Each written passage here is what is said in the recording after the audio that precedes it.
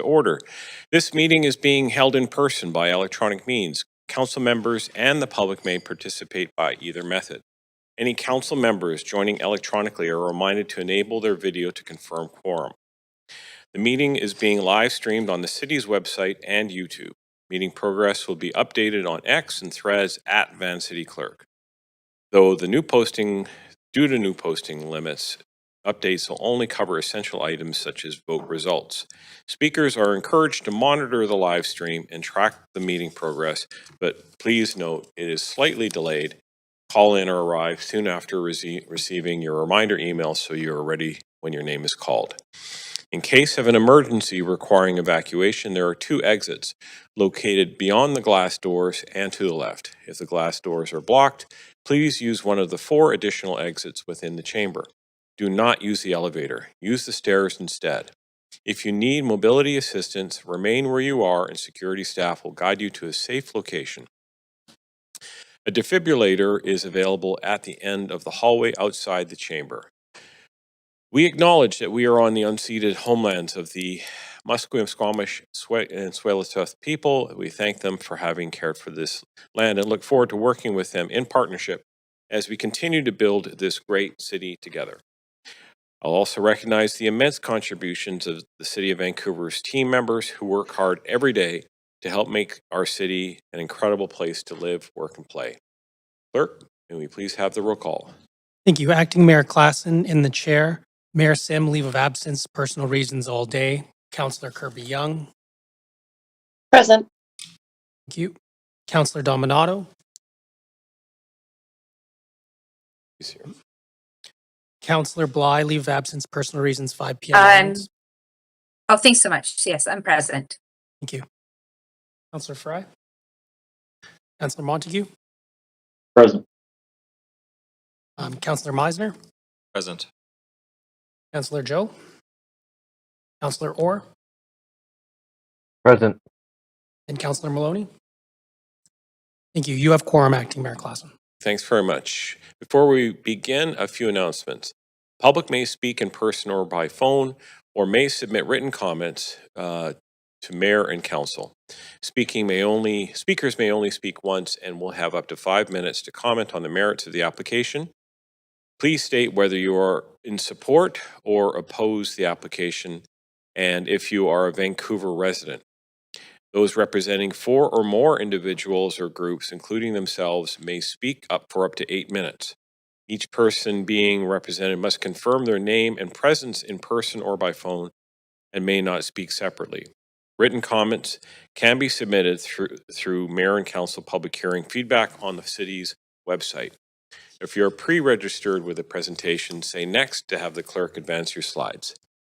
The procedure bylaw prohibits council members from the use of words, tone, or gestures that express negative views of individuals or groups.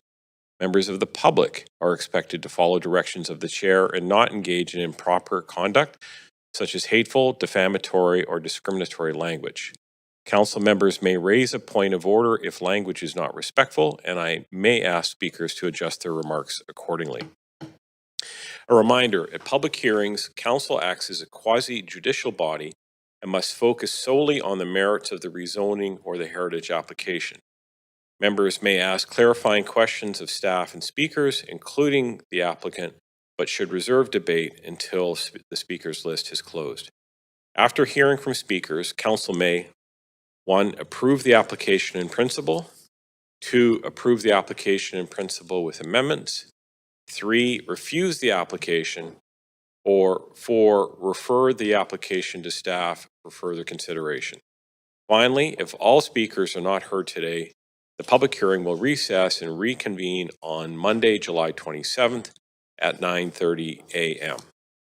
So item 1 is the Villages Planning Program, Villages Plan, City-Initiated Rezoning and Vancouver Official Development Plan Amendments. On July 14th, Council heard the staff presentation and asked questions to staff and began hearing from speakers. Subsequently, on July 20th, 2026, Council continued hearing from speakers. Today, Council will continue to hear the remaining speakers, starting with speaker number 92. Speakers will have up to 5 minutes to make their comments and should limit their comments to the merits of the report being considered. I will emphasize that, and I will making sure that that is what we do here today. Registered speaker 92 is Anthony Clerk. Is Anthony Clerk present? Welcome. You might want to adjust the podium there. It's a little button on your right-hand side, right by to a height that satisfies you. There you go. Chair, members of council, good morning. My name is Anthony Clark. I'm a recently retired academic from UBC. I live just off 33rd Avenue between Fraser and Knight Streets in East Vancouver. I spent the first 30 years of my life in the city of Melbourne and now have spent the remainder of my life in the city of Vancouver for over 30 years. For reasons that I'll explain shortly, I oppose the village's plan. I am fortunate in that nearly every year I return to Melbourne to visit family and friends. I am the envy of my family and friends because I get to live in two cities, Vancouver and Melbourne, that are consistently ranked every year in the top 10 list of most livable cities in the world. Why are they in the top 10? In the past 8 hours of this hearing, the factors listed by those who have encouraged the council to rethink the village's plan are the same factors used to judge Vancouver's place in that top 10 list. So congratulations. What you have been doing and what you continue to do is already an extraordinary success. When you make a decision about the proposed village's plan, I urge you not to throw out the baby with the bathwater. Today, I would like to present a new way of thinking about the village's plan. It has to do with the way we think about phenomena in the world. For the purposes of this hearing, I suggest that there are two broad categories of phenomena in the world: simple phenomena and complex phenomena. Simple phenomena have very few variables and we can isolate and study them independently. On the other hand, complex phenomena have many variables that interact with each other and can only be studied through their interaction. Like you, after listening to all the speakers over the past 8 hours, I noticed a curious feature. For the majority of those speaking in favour of this plan, they typically cite a single factor when presenting their case, whereas the majority of those speaking in opposition to the plan refer to multiple factors in supporting their case. This curiosity prompted me to look into the theories underpinning urban planning to better understand why this might be so. What you will find is that complexity theory or complexity science underpins most, if not all, current theories on urban planning. Why? Because urban planning is a complex phenomenon. Therefore, it is curious that the village's plan opts for a one-size-fits-all approach, which is to be applied across 17 different and distinct communities. The problem with a one-size-fits-all approach to urban planning is that it is an algorithmic approach to problem solving. Algorithms are great for simple, technical, and precise problems. Algorithms are wonderful for simple phenomena. But urban planning is a complex phenomenon. The question then becomes, how did the staff who presented the plan to council manage to reduce it to a one-size-fits-all algorithm?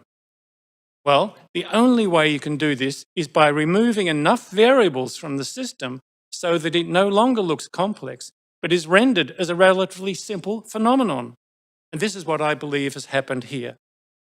As I listened to the presenters of the plan at the beginning of the first meeting, I was struck by how consistently qualified their responses to your question about the absence of key variables by using modifiers like we could consider that in the future, we might have some flexibility later, that might be an amendment down the track, I will get back to you on that. Others who have spoken in opposition to the plan have also pointed out these missing variables. In essence, by deliberately stripping out key variables from the context of the problem you are trying to solve and rendering it as a simple phenomenon does not change the reality of the complexity you are faced with. It only means that the simplistic solution you devise, in this case a one-size-fits-all algorithm, is not only misguided, but it imperils the very things that you argue are most desirable and needed in the city. 2 points in conclusion. I respectfully ask the Council to reject the seductive simplicity of the Villages Plan. As presented, the one-size-fits-all algorithm is a fiction. It does not represent the reality of Vancouver, nor is it based on modern and sound urban planning principles. Our neighbourhoods and communities are complex systems, and that is their strength. I ask that you request your staff to present you with an alternative plan for the growth and development of Vancouver that incorporates the principles of complexity, ensures that Vancouver stays in the top 10 list of most livable cities in the world. Thank you for the opportunity to speak to you. Thank you, Anthony. Thanks for kicking us off today. All right. Speaker 93 is withdrawn. Speaker 94, Kate Cadwell. I'm here. Go right ahead. Thank you so much for your time today. I am a resident of Vancouver, and I oppose the artificially zoned villages proposal. One of the neighborhoods that would be directly affected by this proposal is my neighborhood, so I wanted to take a moment to describe my community to you. In my neighborhood, which is filled with young families, on Halloween I get over 300 kids trick-or-treating at my house, many of whose names I know, accompanied by parents smiling and waving from the sidewalk. In my neighborhood, when families go on vacation, other families water their plants and gather their packages. In my neighborhood, instead of putting our kids in a formal baseball league, some families got together and met at Gray's Park and had a weekly sandlot baseball game. Every kid hit and every kid got to run the bases, while the parents hung out in the outfield catching up and fielding balls. In my neighborhood, there are numerous block parties organized every summer, and all the neighbors are invited. In my neighborhood, when an elderly neighbor's adult son died unexpectedly, the other neighbors gathered cards and flowers and made sure that she had regular visitors. Later, she dropped off baked goods and many of our houses to thank us for our support. I love my neighborhood the way it currently is, and I believe that we can find a way to reach our collective housing goals without taking away the community that exists in my neighborhood and others like it. A community that was created by the people who worked very, very hard to afford to live here and build the kinds of lives that we've dreamed of for ourselves and our children. I invite you to visit our neighborhood. You'll see that 33rd is a one-lane each-way street lined with gorgeous mature trees that provide a lofty canopy all summer and the most brilliant display of colors every fall. You'll see kids running around the neighborhood, knocking on their friends' doors looking for playmates. You'll see parents pushing strollers and walking their dogs and stopping to chat with their friends and neighbors. You'll see people tending their gardens and taking care of their properties. This proposal directly affects my community, and I would also like to take a moment to tell you who we are not and what this proposal jeopardizes. We are not real estate magnates planning to become rich by hoarding acres of prime Vancouver real estate. We are not billionaires. This is East Vancouver. We are nurses and teachers, physiotherapists and firefighters. We are young and old, longtime Canadians and new immigrants. There are folks who have lived in their houses for decades and young families like mine who have just moved in. This proposal jeopardizes what we have worked hard to build. It puts 6-story buildings next to our homes, taking away our mature tree canopy, our light, our small bit of privacy, with strangers staring into our yards and into our children's bedrooms. This proposal turns a lovely, quiet community of neighbors into strangers who live separate lives in the same huge building with the traffic and parking issues that come with it. This proposal is unnecessary for Vancouver to have the kind of density and housing diversity people seek. Instead of thoughtfully building houses, townhomes, and mid-rises where they make sense, this proposal throws them all together unpredictably so that the city is a mishmash of housing where no one gets what they want. There are thousands of condos sitting unsold in Vancouver right now, and the developers who stand to gain from this proposal have privatized their profits and then socialized their losses when they ask taxpayers to bail them out. This proposal is not for the people, and it leaves the question of who it is, if it is instead for the real estate developers. We don't need more developers owning more properties in our neighborhood. We need people who live here to own and care for our community. There remains a strong demand for single-family homes because of the numerous benefits families see in single-family home ownership, and that is not something that should be taken away from hardworking Canadians. I'm not against development, but I think it is reasonable to expect that if you buy a house in a quiet neighborhood several blocks inside a main quadrant, that there won't be 6-story apartment buildings built next door. This proposal creates disarray and uncertainty for homeowners. By trying to make our neighborhood a place that attempts to meet the needs of everyone, it risks making it a place for no one. Instead of allowing us to stay in our communities, as the proposal says it wants to do, this plan risks forcing us from our homes. This plan plays roulette with our futures. Our home prices could plummet, and it is irresponsible to play roulette with the homes, lives, and retirements of hardworking citizens who have poured our life savings into our homes and have been diligently and responsibly paying our mortgages and property taxes so that we can raise our families in our chosen community. Vancouver already has great neighborhoods with amenities that are very accessible. Many families in my neighborhood have one car and rely on Evo Transit. From my house, I can walk to the grocery store, pharmacy, library, doctor, dentist, cafe, bakery, school, park, hardware store, physio and massage therapy, small shops, and restaurants. Having these amenities along corridor arterial streets is fantastic, and we can develop these existing corridors further without destroying neighborhoods within them. Councillor Clausen, you told a previous speaker that you lived in her neighborhood, which is also my neighborhood. But although you and I live just a few blocks apart, my home is within the proposed zone village, and your house is not. And I wonder if you and other councillors would vote for this plan if your home was inside the proposed village zone. I am asking you to vote no on this proposal, a proposal that directly affects my home. My neighborhood does not need an artificially zoned village. We already are a village. Thanks, Thank Kate. you. That's your time. Okay, thank you. Our next speaker is Stephanie Allen. Number 95 is not on the line. Okay. Number 96 is withdrawn. Number 97 is withdrawn. Speaker 98 is Lily Wong.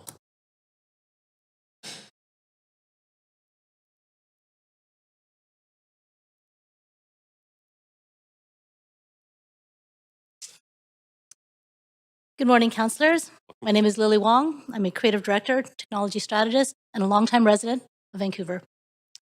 I'm speaking on behalf of the residents near the proposed Fraser, Knight, and East 33rd Village. We're also a neighbor of Councillor Klassen in the Kensington Cedar Cottage neighborhood.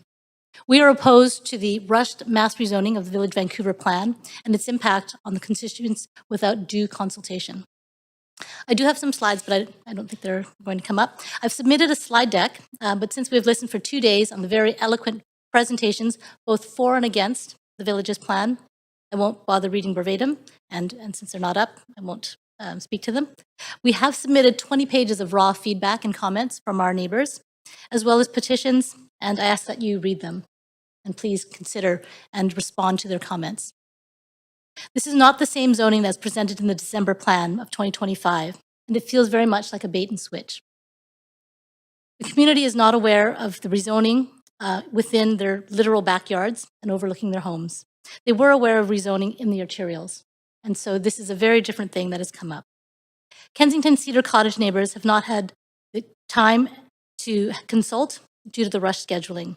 The consensus is anger, frustration, disappointment, fear, chaos, anxiety, and curiosity with the news of the new future developments in their homes. This is our postcard, written in English, that they received. If the council does not know the details of the plan fully, how can the public? The economy is uncertain, and the neighbors have been meeting and venting about this process and the impacts to their lives for additional costs, construction, and disruption. This is having an emotional impact on seniors, renters, and the community. The neighbors have asked for representation and a voice. This is one of the largest single rezonings the city has ever attempted, a pre-zoning in fact. There are no enforceable design standards nor guaranteed east side benefits in face of the rising taxes and disruptive construction, evictions, and redevelopment. We see the council members themselves asking hard questions of the planners as to why we have different regulations from the west side to the east side. Thank you for your due diligence in creating a plan that makes sense for everyone equally. The community is looking to you for protection. Projects in the east side villages do not have mandatory inclusionary housing requirements. We need regulations, not hope. We are concerned because we do not know what happens on the east side. What we do know is what we've seen. Developers are drooling at the open rezoning and plan to pack our lots with ugly monster homes and apartments that are not at scale with the existing homes. We have seen this. This is our history. Look at the ugly, massive, leaky condos that are already dotting our neighborhoods. Fraser and 33rd, Fraser and King Edward, Kingsway, and notoriously at Nanaimo and Broadway. The new building at 33rd and Prince Albert by Fraser Street looks very much like a tenement row housing building. The street has a 5-story prison-looking building with its mass, chunky, plain brick structure and metal bar railings. It's made to maximize the square footage. There are 100 units in this building. It is built touching the existing mature tree canopy and blocking light patterns and ventilation for sunlight. This is a missed opportunity to build well. I shouldn't be able to touch my neighbor's balcony, nor the trees that are right in front of it. and this is built before the pre-zoning. There are no setbacks. We have started the first of our canyon corridors on 33rd. This is a narrow, tree-canopied street, not meant for massive buildings blocking light and ventilation. That is not in the developer renders that were proposed. I encourage you to come and see it in person and see how it impacts you in real life. The worst part is at the back, where you come and see this concrete parking lot. Adjacent to this, the same builders are applying to create a twin of this cheaply designed monolith with no deviation. This is not a village. It is a wall of monotony. The architects across the back lane can't comment due to architectural code of conduct, but I can. It looks ugly. This is what happens when development is unchecked and where possible is given away for amenities and livability.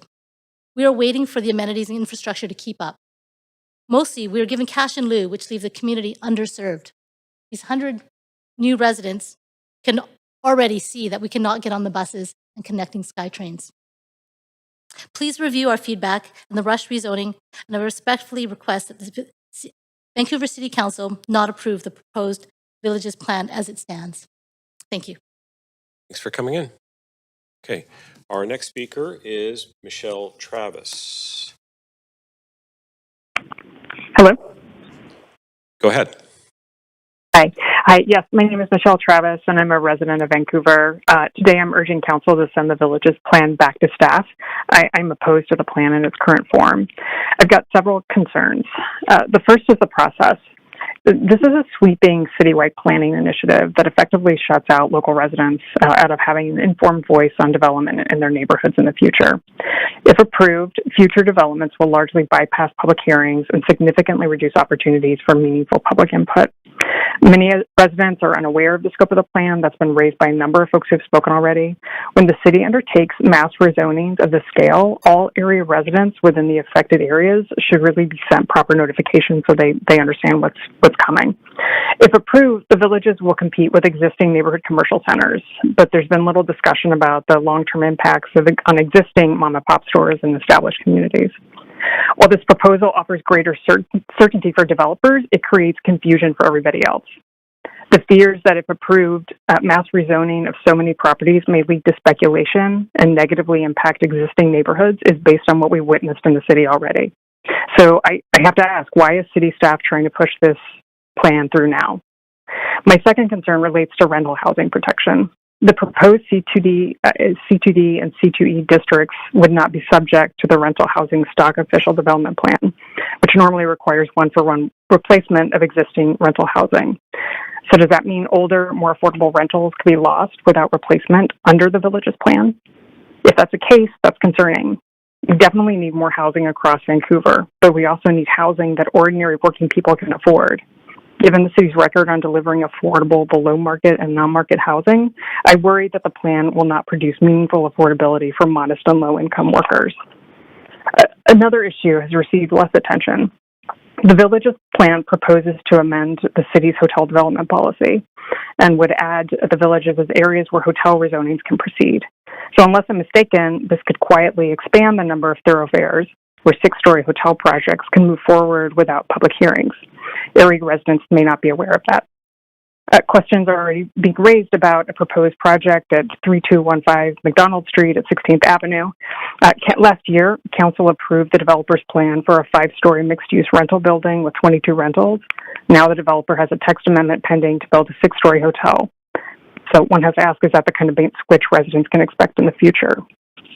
If approved, the villages would be added to Section 3221 of the Hotel Development Policy that can permit future hotel developments to replace existing rental housing in areas covered by recently approved community plans. This is the same policy loophole being used to justify the proposed redevelopment of the purpose-built rental building at 75 East 8th Avenue into an extended stay hotel. If the village's plan is approved, those same exemptions could apply here as well. So taken together, these changes make development easier for developers, but they reduce transparency, weaken public oversight, and leave residents with fewer opportunities to influence decisions that will reshape our neighborhoods. Democracy is slow, it's frustrating, but public engagement is not an obstacle to planning. It's what gives it its legitimacy. If City Hall can't persuade residents that this plan is the right direction, it should not move forward with it in its current scope. I really strongly urge you to send this back to staff. Give residents the time, the information, and the consultation they deserve before making changes of this magnitude. Thank you. Thanks very much. Okay, our next speaker is Stanley Lee.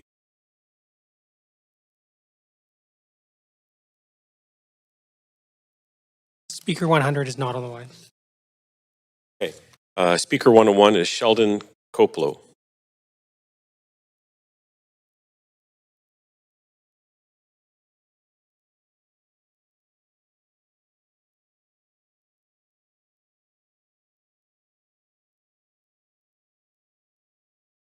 Nope. Okay. Speaker 102 is David Mullen. Okay. Speaker 103 is Sean McEwen.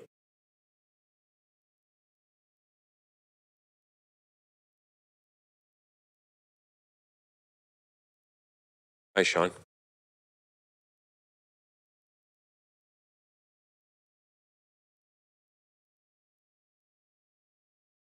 I'm opposed to the village's plan. It represents another in a series of top-down city planning initiatives by this council that propose radical sweeping changes regarding how the city makes land use decisions.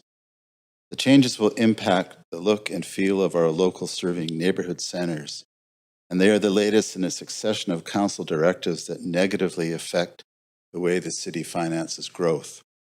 My name is Sean McEwen, and I'm a lifelong resident of Vancouver, who's practiced as an architect in our city for over 50 years, and has served on a number of city advisory committees, including the Finance and Growth Committee that in the past advised council on policies pertaining to finding an equitable balance in sourcing funds to pay for the costs of growth.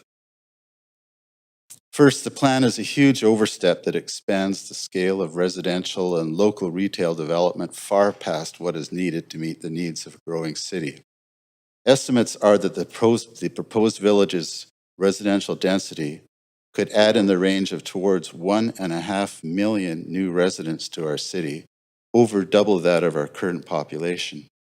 And this number is already in addition to new development, residential development potential that's been put in place by the already approved Broadway plan and the city's new ODP. The village's plan represents a staggering increase in zone capacity, far above what is needed to meet the needs of our city and metropolitan region for many decades to come. And the increase in local retail potential capacity is also immense, adding as much as 4 miles of new local retail storefronts to our commercial areas. I struggle to understand how such new thresholds of development have been arrived at. Change and growth are inevitable, yes, but shouldn't such levels of new growth be tested at a smaller, more incremental level first, including with a comprehensive public engagement process, before wider upzonings are enacted across the whole city? The village's plan is much too ambitious and seems rushed and even foolhardy. Competition with existing neighborhood centers and financing growth. For years, the city progressed based on the principle of growth helping finance growth through carefully calibrated exactions on new development, like development cost charges and community amenity contributions. These dollar exactions from the cost of new development were augmented by property taxes and helped pay for the cost of needed new sewer, water, and road infrastructure, and contribute to delivering new recreational facilities, parks, and social and affordable housing. Recently, though, council has bent to pressures from the development industry and has moved away from these kinds of exactions, leaving property taxation as the main source of revenue to pay for growth. Council may talk about improving the affordability of new housing through eliminating exactions on developers. But the fact is the average Vancouver ratepayer will be asked to make up the shortfalls in public finance by paying higher property tax. Council should be wary of delivering what it calls more affordable housing when it's merely redirecting affordability concerns elsewhere and creating hardship, especially for lower income households and those on fixed incomes. In conclusion, the village's plan is much too overreaching and anticipates a build-out so far in the future that it borders on irrelevance. My strong recommendation is that Council not support the village's plan and set its sights on enhancing the neighborhood centers that we already have, increasing residential density there, and nurturing the businesses that are trying to make a go of it now, not at some theoretical time in the future. Thanks very much. Thanks for coming in. Okay, our next speaker is 104 is Karina Taylor. Okay, here. Speaker 105 is Jing Coco.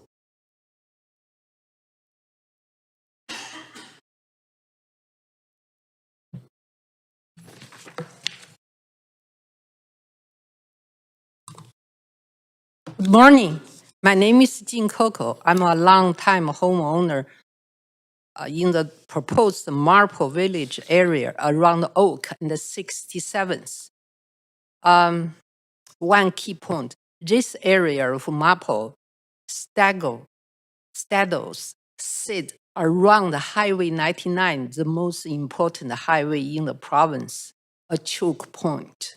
I do believe that for the long term, we need to create a more livable neighborhood, but I do not support this large-scale upzoning, which would make our already serious problem like traffic and parking even worse.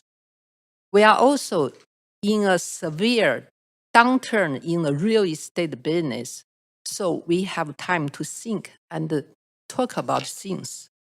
In recent years, many developments have been added on Oak Street, from Park Drive to the bridge, up to 6 and even 10 storage. This had added hundreds of apartments recently, but only a few are actually occupied because they are way too expensive for regular people. So, was this ever about housing for the Marple? Also, I do not agree that one plan can fit all 17 neighborhoods at once. I want to highlight a long-standing problem unique to our Highway 99 part of Marple. Residential streets like Xiangnai, Fremlin, Laurel, and Osler are very close to the Oak Street Bridge, which is the main crossing for commuters returning to the home south of Fraser River.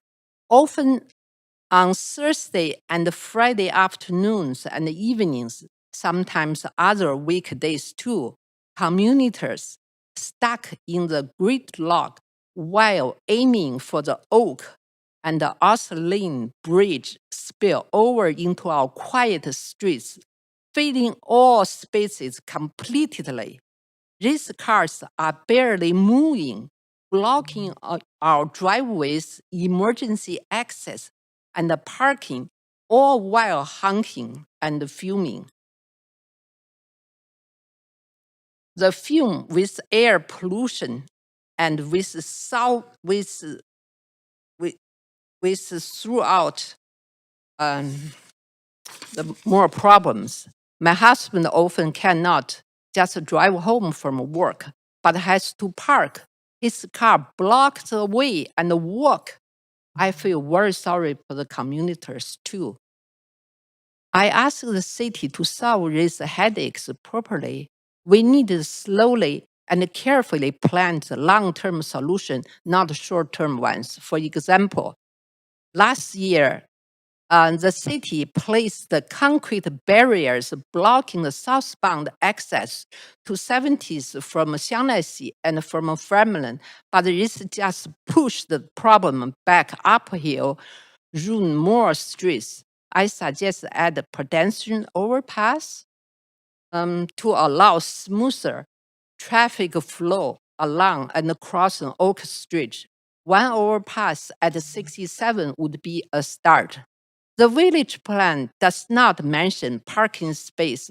Big part of Marpole are duplex zone, mostly older houses on the narrow, slow streets, clogging with parking on both sides. Imagine how bad this situation would become when upzoning and starting construction of large developments.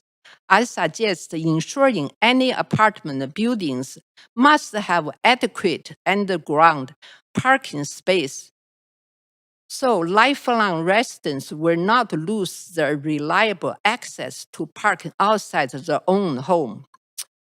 The plan did not mention the tax burden on existing residents after upzoning. Increased property tax will put financial burden on people. We all know that upzoning will automatically increase assessed land value, which will drive sharp property tax increases. The homeowners who choose not to redevelop their land should get protected. I suggest introduce a property tax relief program for them. Most of our residents are seniors relying on fixed retirement income. Capital taxes would allow us to stay in our homes. Thank you. Thank you, Jing. I was in your neighborhood last weekend, and several people told me I had to hear from Jing, so I'm very glad that I got to hear from Jing today. Okay. Thanks very much. Our next speaker is 107, Howard Kalner.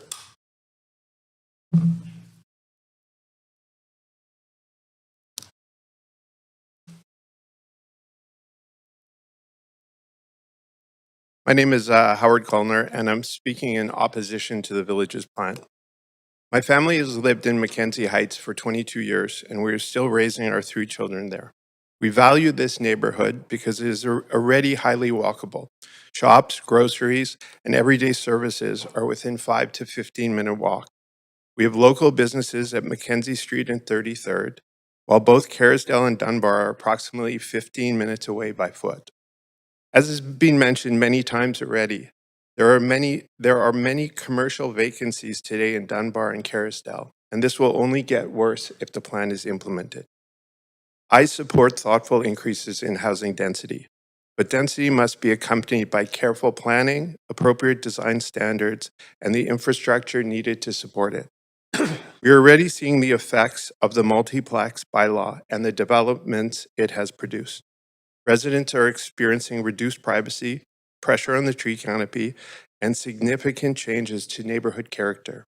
Traffic has also worsened, particularly along West 33rd, where congestion frequently extends for several blocks. This is what a rushed and not thoroughly thought out plan gets you, and I fear the village's plan is more of the same. At the first village's open house at the Dunbar Community Center, we were told that parking would not be required for new apartment buildings in the neighborhood. I asked a straightforward question: where will the additional vehicles go when parking is already close to capacity and a new building adds 50 to 100 homes? The answer was unclear. We were told that a developer would probably provide parking. Probably is not a transportation plan. We were also asked how local schools, many of which are already or near capacity, would accommodate a substantial increase in population. We were told that the education was outside the planning committee's responsibility, and no answer was provided. But schools, traffic, utilities, parks, public services cannot be treated as someone else's responsibility. They are central to whether this plan can succeed. While not affecting my home, I was also astounded to learn about the potential loss of property rights for residents whose homes would be placed within expanded commercial areas. Such significant changes should not be imposed without clear notice, meaningful consultation, and a careful examination of the consequences for affected homeowners. This is simply not reasonable nor fair. My greatest concern is that this proposal is moving forward without a comprehensive plan for infrastructure and services required to support it. Many residents are older adults who have spent decades building their homes, lives, and communities in these neighborhoods. Their interests deserve genuine consideration alongside the city's housing objectives. I've heard and have serious concerns about transportation, schools, parks, utilities, tree canopy, parking, property rights, and neighborhood livability. Each of the 17 villages is different. Each has its own geography, housing patterns, infrastructure, commercial areas, and community needs. They should not be governed by a blanket one-size-fits-all approach. Growth should be thoughtful, evidence-based, and supported by the infrastructure that both current and future residents will depend upon. Vancouver clearly needs more housing of most forms. That makes it even more important that Council gets this right. Proceeding without clear answers does not demonstrate urgency. It demonstrates that the plan is not yet fully developed. And again, we have recently seen up close with the multiplex bylaw what happens when policy is rushed and not thoroughly thought through. Finally, the consultation process for the village's plan fell short of meaningful engagement by giving residents little opportunity to influence decisions before key policy directions were effectively settled. Many community members raised legitimate concerns about infrastructure, traffic, parking, schools, and neighborhood character. Yet there is little evidence that this feedback resulted in substantive changes in the plan. The consultation process should demonstrate that public input shapes outcomes, not simply providing an opportunity to comment after major decisions have already been made. Thank you for your time and consideration. Thanks for coming in. Okay. Speaker 108, Portia Murray. Hello, yes, can you hear me? Go ahead. Okay, my name is Portia Murray. I'm opposed to the Vancouver's Villages plan. I'm a resident and owner in Vancouver and 33rd, and I grew up in Angus Drive and 57th, where my parents have lived for over 40 years, and all of my childhood neighbors still remain in a robust community. My mother is so upset about this plan that she could not even bring herself to speak here due to her rage about the destruction of her lifelong home. Both of my homes stand to be replaced by 4 to 6 story buildings for several blocks radius. At Fraser and 33rd, where I currently live, this is primarily a community of young families. Many of us are already outgrowing our 1 to 2 bedroom apartments to raise our families and hope to upgrade to a 3-bedroom or townhome with the daycare in our community and additional green space. But of course, this is not a part of the Vancouver Villages plan.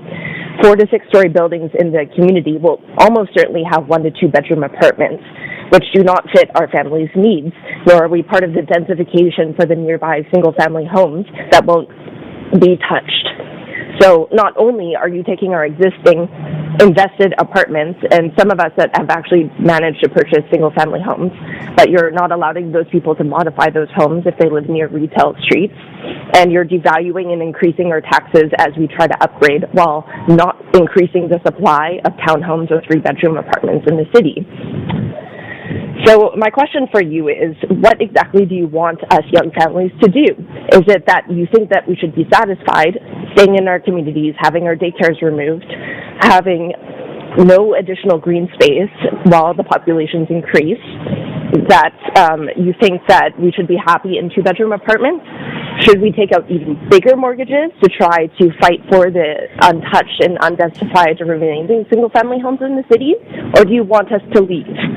This is a serious concern as somebody that owns in the Fraser and 33rd community but would like to remain, and this just isn't an option. And it also is putting the rest of the communities in the city that are not part of the Villages plan even further out of reach for me. So that is basically my concern. Additionally to that, one second, I'm just going through my notes.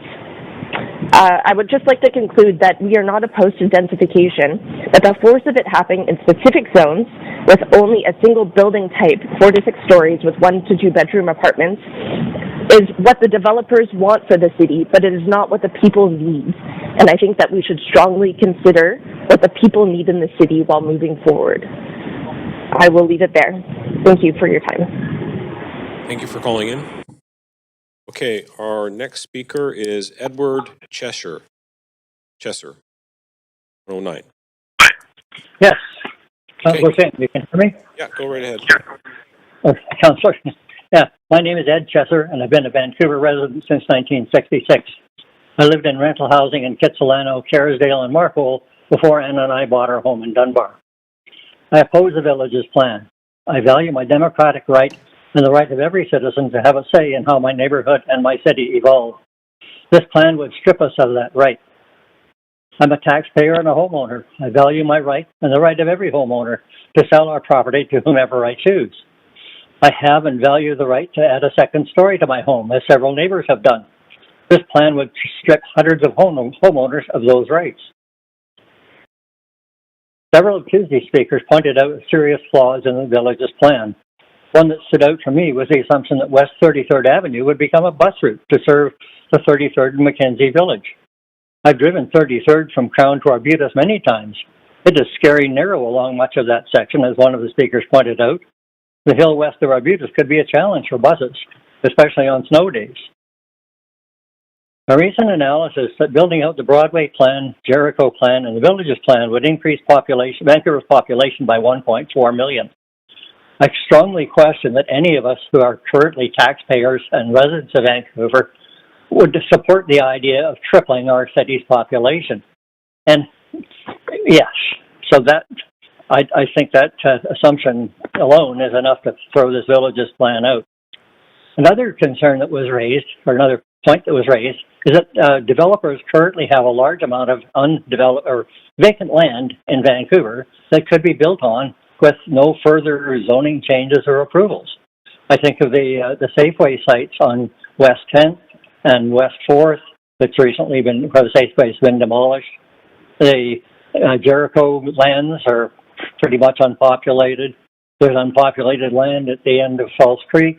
Why not ask our developers to build on those sites and Little Mountain before they come to council to rezone all these villages and give them the opportunity to buy up and force out more Vancouver residents? A recent analysis, I see no provision to expand libraries or community centers, as others have pointed out. If this plan is incomplete, it thinks of us only as people who would buy or rent a condo and live in this cramped space that they like to build because it's profitable for the developers. Our parks are well utilized by the existing population. Would they be swamped if our population triples? Does the village's plan provide more parks to accommodate increased population? Not that I've noticed. Given that our council was elected and paid by today's taxpayers, I submit that council and the mayor need to give much more consideration to our needs and opinions. Developers and their lobbyists should be kept at arm's length. This plan is being promoted as a response to a housing shortage. Newsflash, our federal government responded a couple of years ago by cutting the number of student visas and temporary foreign worker permits. The housing shortage is over. The housing that they could afford has been demolished to make room for new quality housing. We also have 4,000 new unsold condos that are priced well beyond the means of most who would like to buy a home in Vancouver. This situation has been created to a large degree by developers behind the village's plan. I submit they have done a poor job of planning the city I want to live in. They cannot be trusted to create a livable city that I want to live in the future. Our current rezoning process has allowed the construction of many 5- and 6-story condo and rental buildings on Vancouver streets. Too many of these stand on land formerly occupied by affordable 2- and 3-story apartments. They do very little to enhance neighborhoods. Forcing more of these buildings on our city is just wrong. And the real estate developers who supported this plan have profited from rising rents and condo prices. They have shown little interest in producing affordable housing for the last 10 or 15 years. They will continue to build what they perceive to be the most profitable, high-priced housing. They embrace plans developed by the Abundant Housing Organization because they believe they will enable their long-term growth. None of that works for me and my neighbors. I encourage all councillors to vote against the adoption of this village's plan and start over again, looking at ways to accommodate growth in the long-term future for Vancouver. Thank you for your attention. Thanks for calling in. Okay, speaker 110 is Bobo Irich.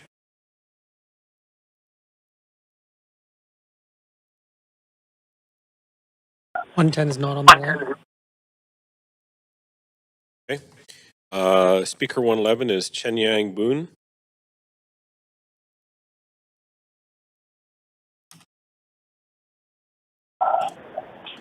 One-11 is not on the line. Okay. Speaker 112 is in person, Christina Marco. Hi. I know you've got a PowerPoint. Yes, I do. Let's get that set up for you.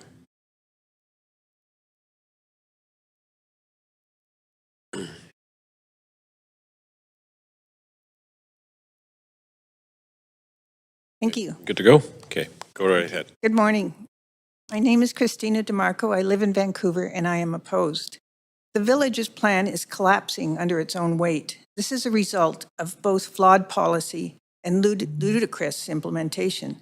I will focus on the promise to create 17 new village high streets, the commercial sprawl aspects of the village's plan. Next slide, please. The official development plan, our established villages are called neighborhood centers. These centers are the principal areas for shops and services and are much more important to neighborhoods than the proposed villages. There are 4 key problems with the village's commercial policy. There is no apparent rationale for the location of the villages. There are too many villages. There is too much proposed commercial capacity in each village, and there is a complete disregard of possible impacts on the city's established retail structure and businesses. On the implementation side, the Vancouver ODP states that area plans would be prepared for neighborhood centers and villages. The ODP promise of delivering area plans will be broken if the village's plan is approved. Blanket rezoning of 13,000 parcels is not area planning nor a phased planning approach. The creation of a single residential zone that allows anything from townhouses to 6-story buildings will not produce the full spectrum of housing mix. Next slide, please. Oh, next slide, please. I'll skip through this for time. Next slide, please. And this has already been well covered by other speakers. So here, I was surprised to see Champlain Heights among the villages. It is a planned community from the 1970s with a lot of missing middle family housing.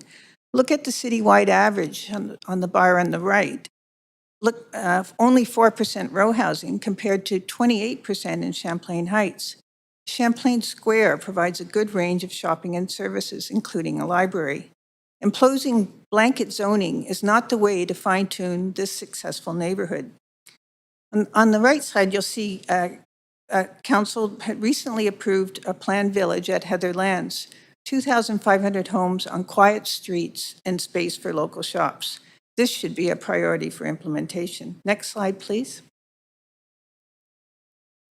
Almost all city residents live within a 15-minute walk of a grocery store. The areas in red are beyond a kilometer. A 15-minute walk is an established planning benchmark for city building, placemaking, retail viability, and transit service. Only one proposed village fills a gap at Victoria and 61st. Next slide, please. Existing population and future population. Let's skip this so I can get everything done. Next slide. Okay, so this is the zone commercial capacity in each of the proposed villages. Councillor Montague asked how these village locations were selected. The answer was that they were located where there is already 40,000 square feet of commercial space. That is true for only 6 out of the 17 villages. What about the other 11 villages? Clarity is needed on selection criteria. Let's go to an example that's been talked about a lot. Next slide, please. Dunbar Village. So the pink areas are the existing village in 3 areas, 168 storefronts. Unfortunately, high vacancy rates. The 17,000, 4 villages you can see are proposed nearby, with 17,000 residents living in these shaded areas. Next slide, please. The village's plan forecasts an additional 4,000 people by 2050 altogether in these 4 villages, but 250,000 feet of additional commercial space is provided in the proposed zoning. Why so much? That's almost as much in the existing 3 locations in Dunbar Village. Next slide, please. So here's where many speakers have talked about, and this brings home the huge oversupply of commercial space in the zoning. Two full blocks in the bottom left-hand corner, 2 full blocks of retail on 600-foot-long blocks, both sides of the streets.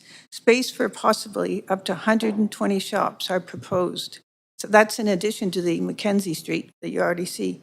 The cookie cutter 2 blocks metric comes from the flawed ODP village policy.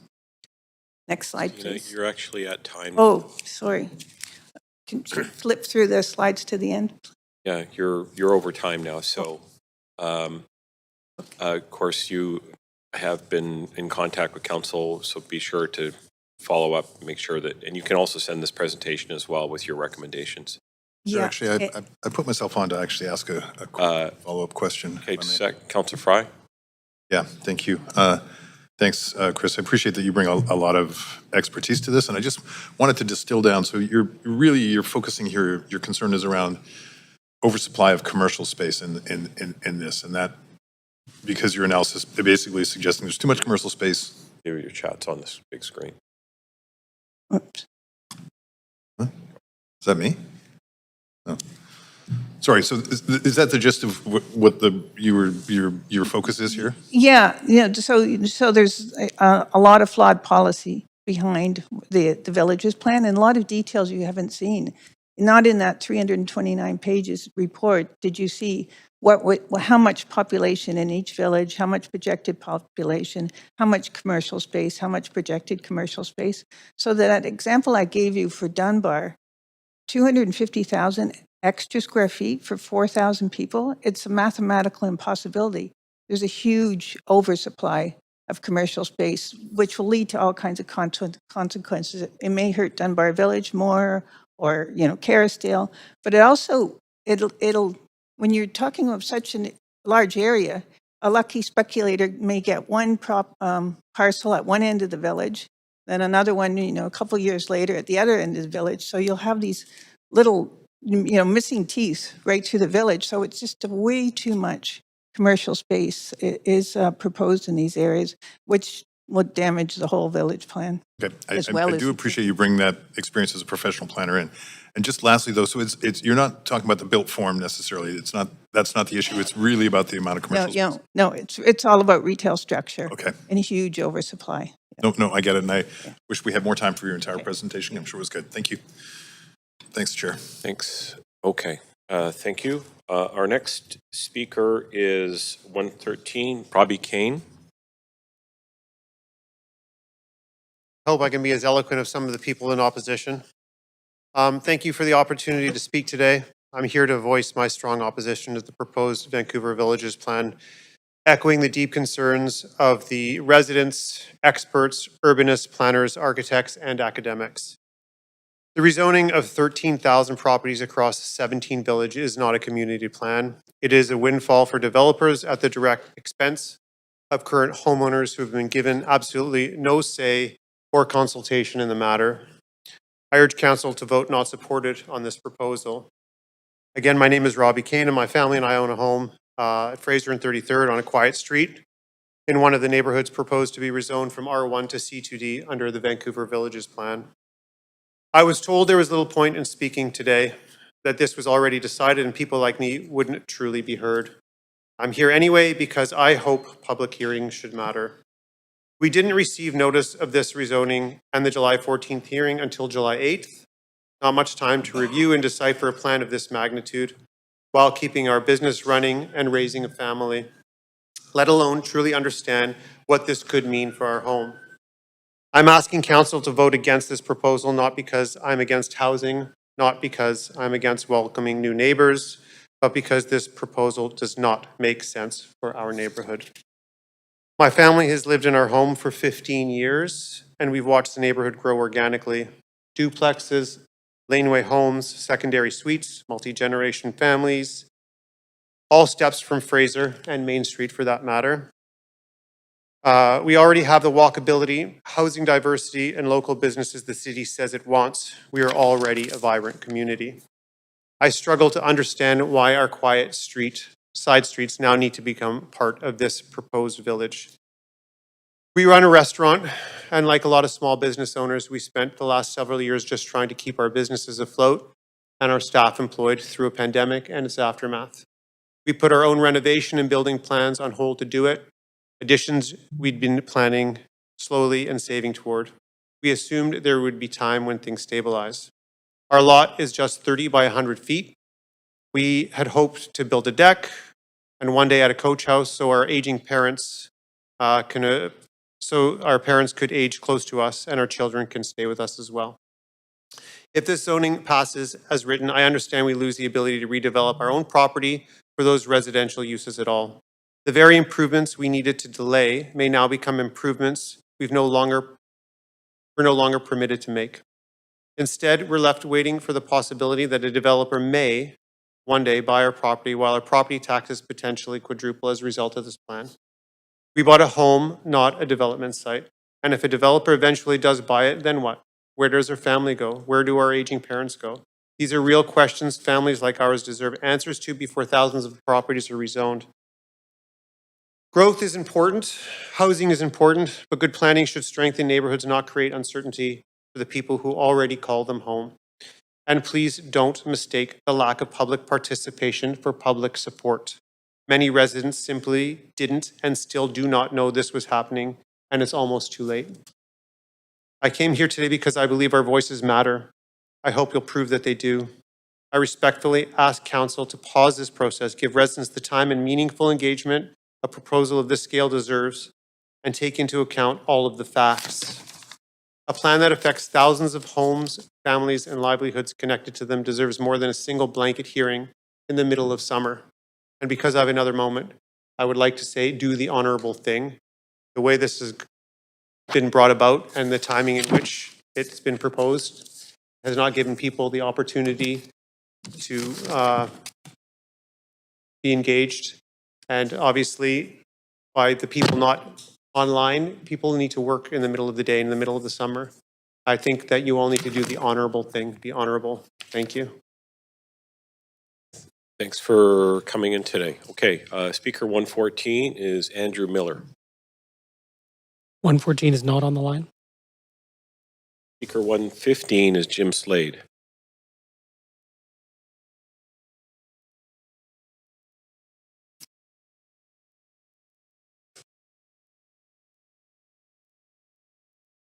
No?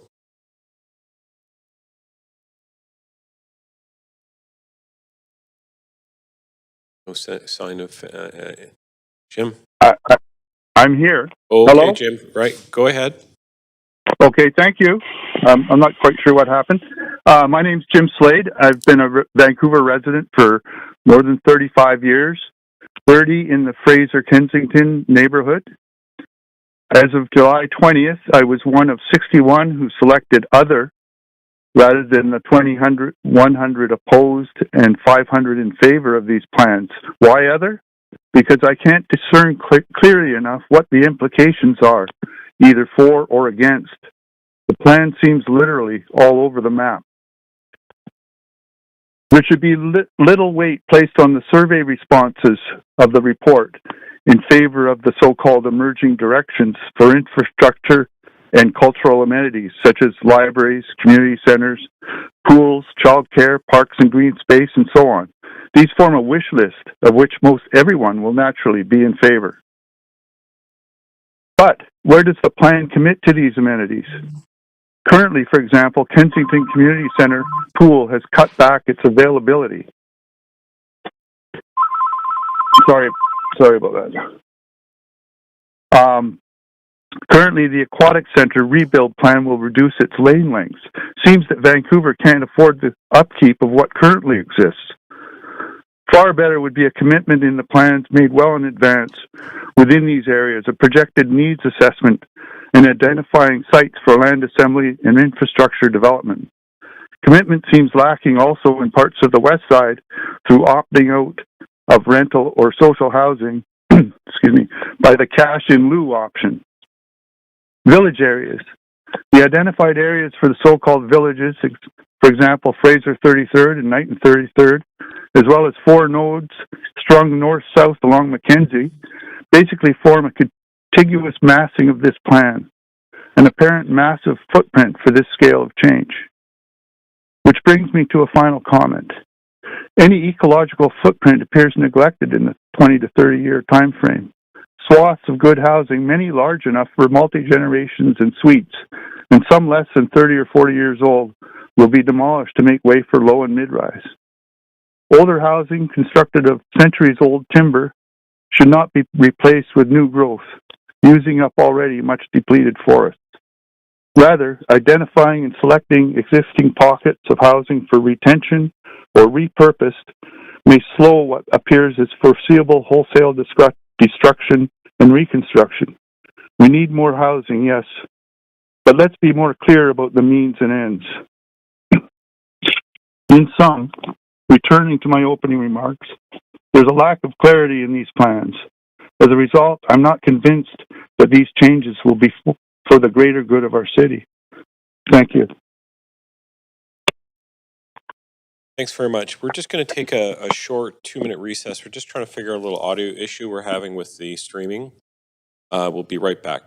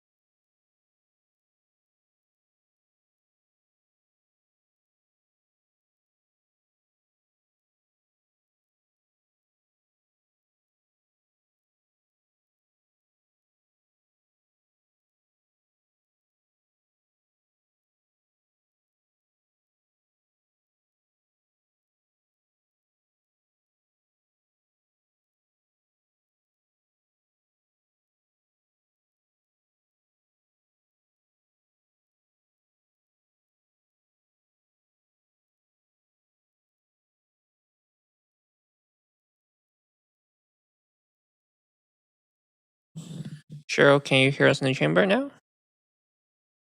Yes, I can. Okay, so earlier you can't hear the speaker, but now you can hear us. I can hear you now, yes. Okay, perfect. Thanks.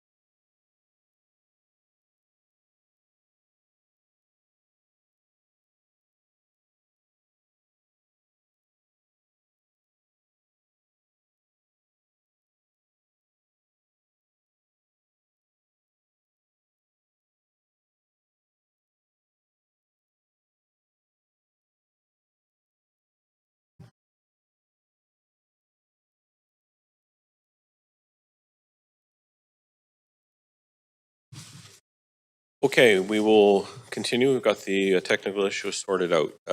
Speaker 116 is withdrawn. Speaker 117 is Arseny Borisov's. Hi there, can you hear me okay? Yes, go right ahead. Okay. My name is Arseny, and I live in the Little Mountain Riley Park neighborhood. I'm here to speak in support of the Villages Plan. I'm a software developer, and my wife is a cancer researcher at BC Cancer.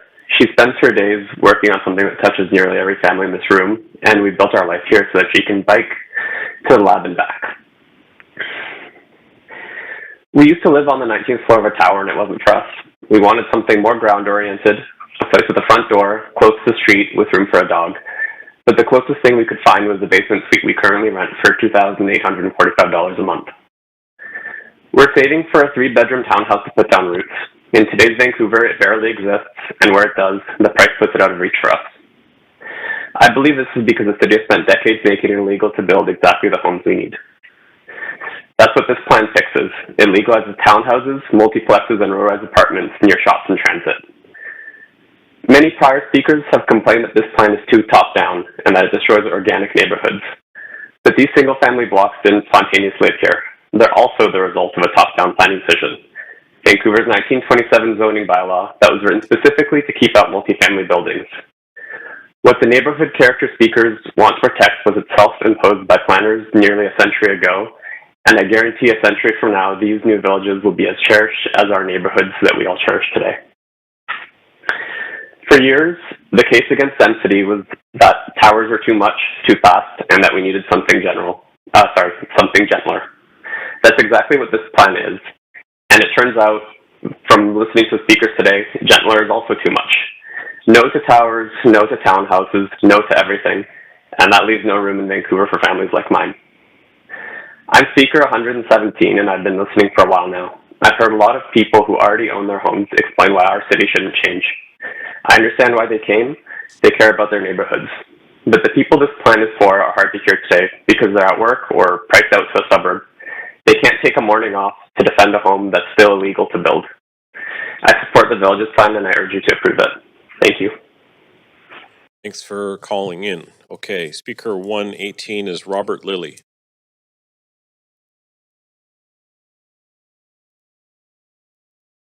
Is this good? Yeah, go ahead.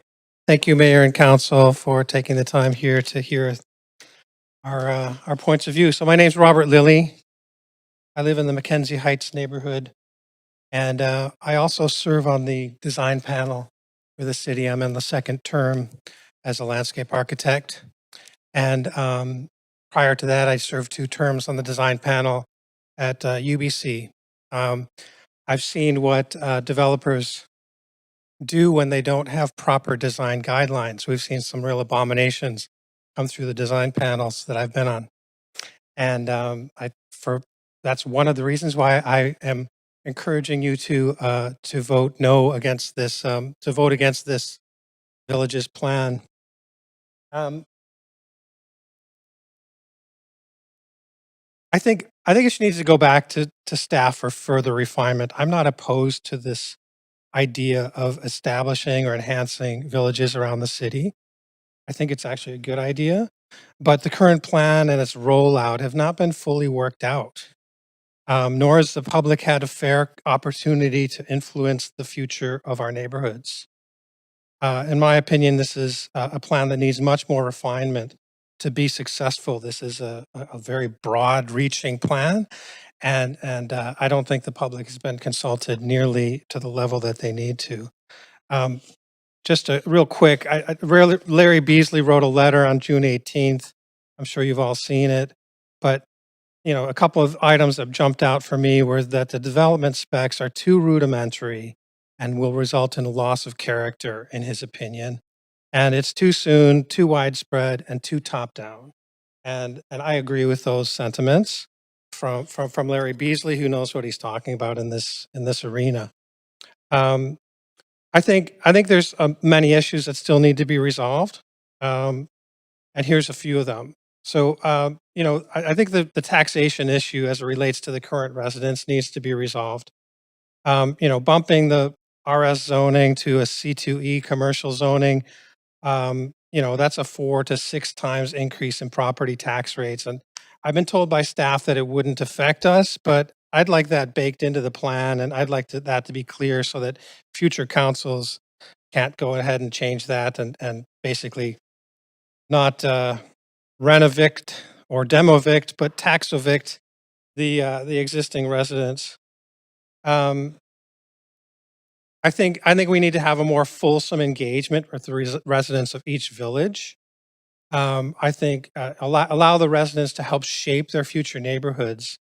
I think that the previous public engagement on this topic was done. It wasn't fully inclusive. A lot of people still don't know what's going on with it. A lot of people never heard about it. I'm involved in this realm, in this world, and I wasn't aware of the engagement that happened a year or 2 years ago. So, I can imagine that there's a lot of voices out there that haven't been heard. I suggest that the planning department meet with and hold at least 17 different workshops with residents, like charrette-style workshops. So, each community can develop their own little village, and rather than kind of a top-down information sessions where we're being spoken at, which has been, I felt, kind of the case prior to this. The third thing I think needs work is, providing unique design guidelines for each of the villages. The current plan does not properly address the unique characteristics and design opportunities of each village.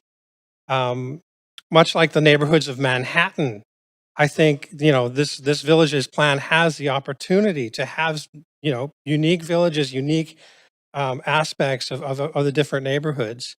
I don't think of having one sort of design guideline that fits all is going to work here. I also would like to see unique commercial focus for each of the villages. I think facilitating multi-generational living is important. And providing lush, leafy, green public realm in the villages. I don't think that's been properly addressed. And the human scale of the villages, 6 stories up to the sidewalk, is not a human scale. And keep the locally owned shops in place.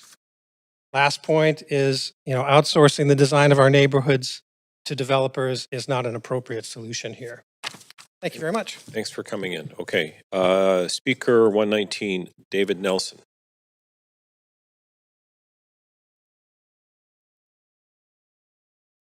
Yeah, hello. Right ahead. You can hear me? Yes. Oh, great. Thank you very much.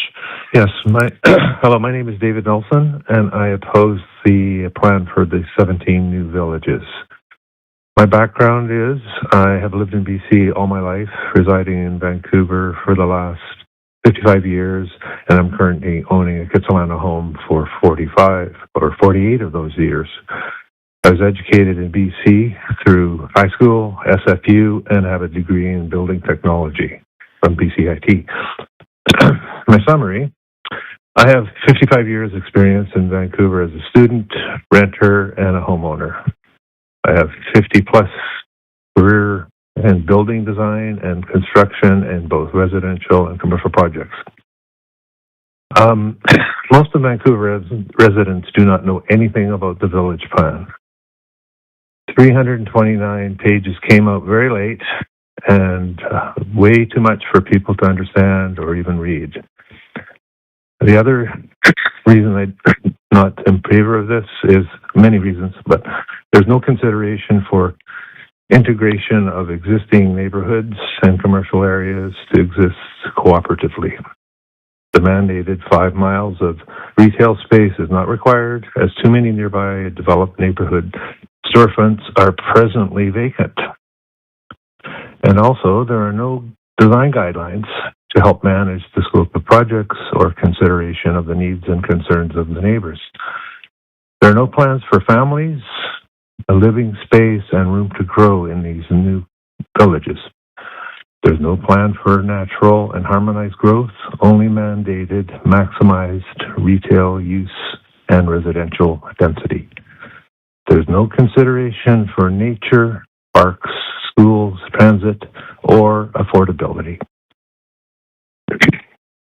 Furthermore, villages do not start with short notice mandates. Villages need time to evolve and grow to become a neighborhood. Although I live outside, but near the proposed village at 16th and McDonald, I'm concerned about these hastily proposed plans throughout Vancouver. These plans would take over and dominate existing citizens' rights. Pardon me, next page.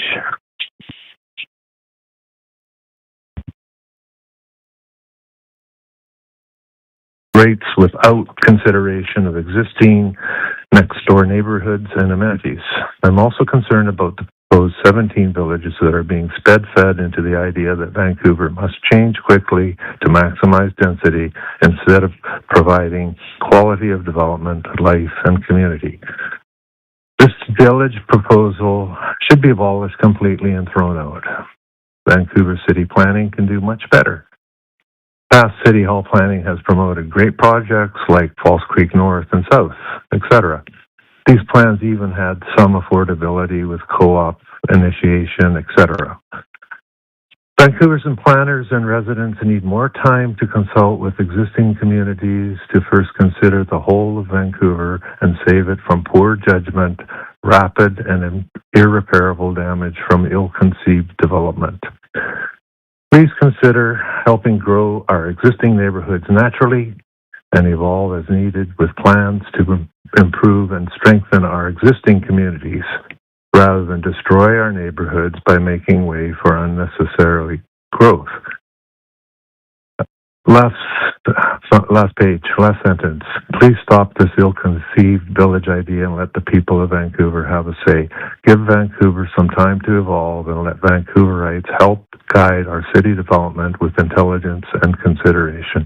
Hopefully, City of Vancouver management, staff, and its residents can promote Vancouver back to a more livable natural city rather than just providing a developer's guide to maximize growth.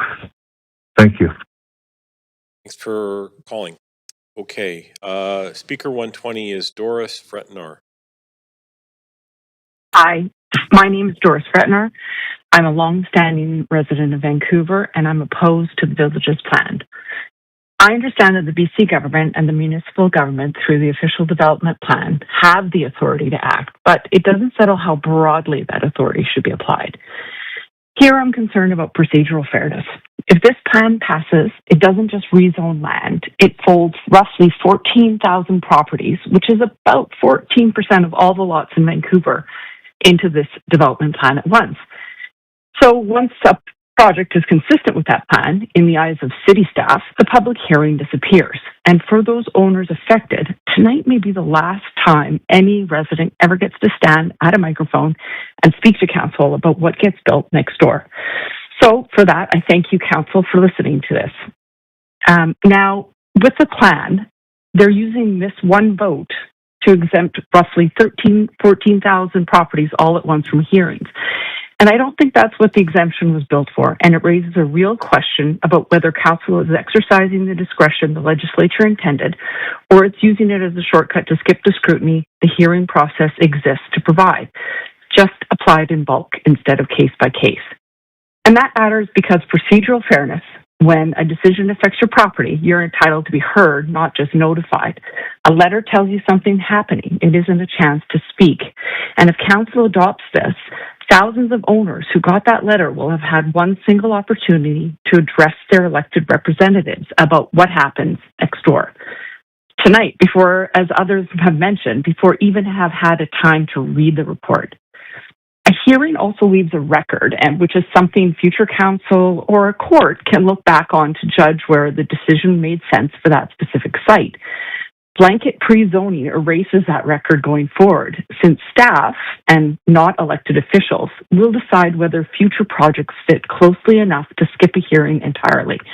And that's a transfer of power from people who answer to voters to people who answer to council. And that might be fine for routine permitting.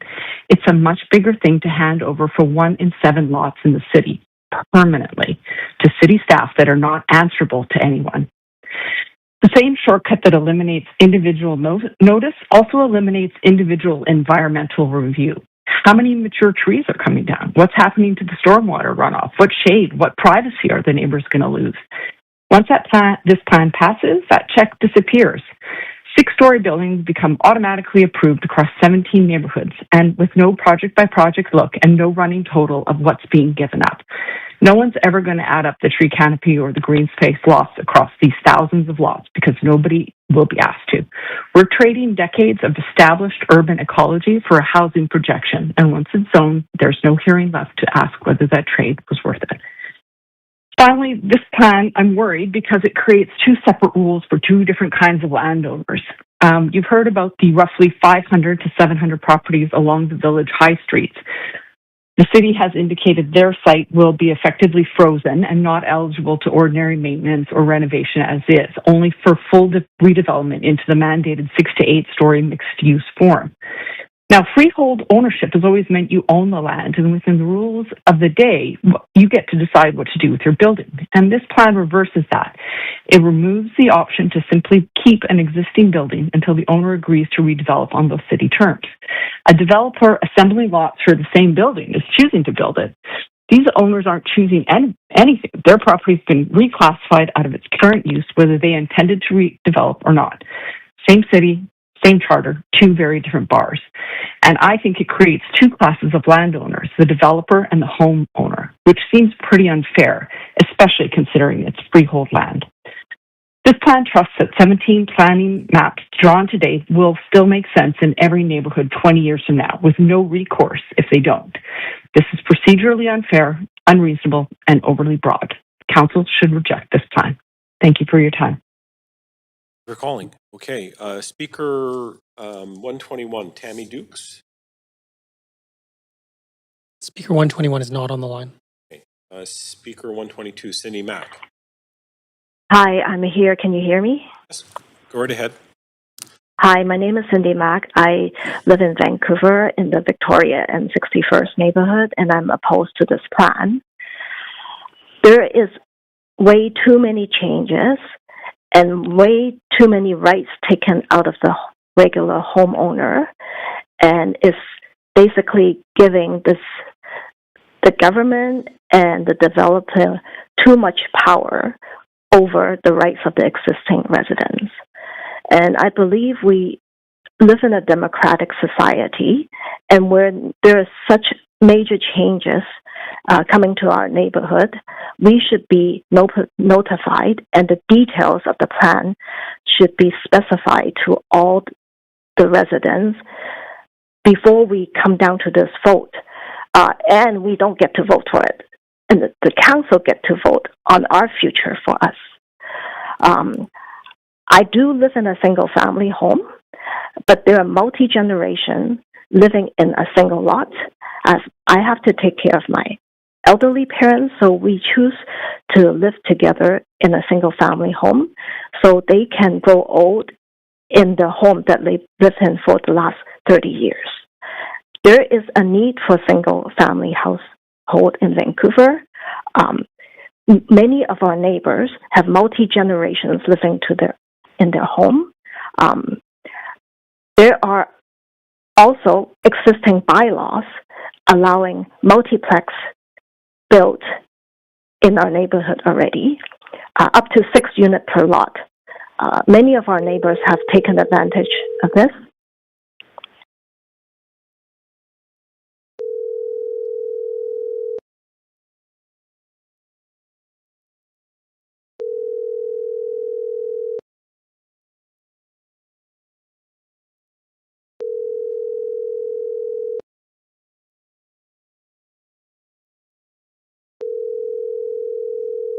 Right here. Okay. Sorry about that. Are you still there, Cindy? I lost her.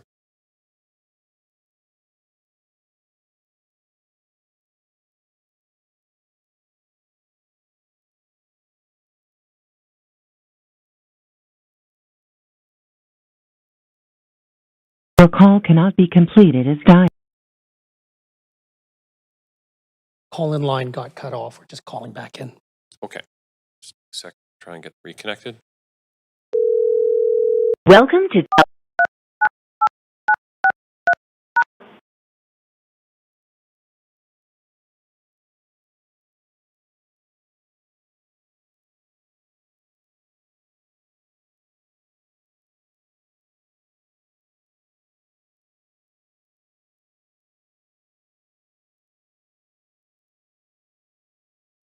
Hi, Cheryl. Can you hear us now in the chamber now?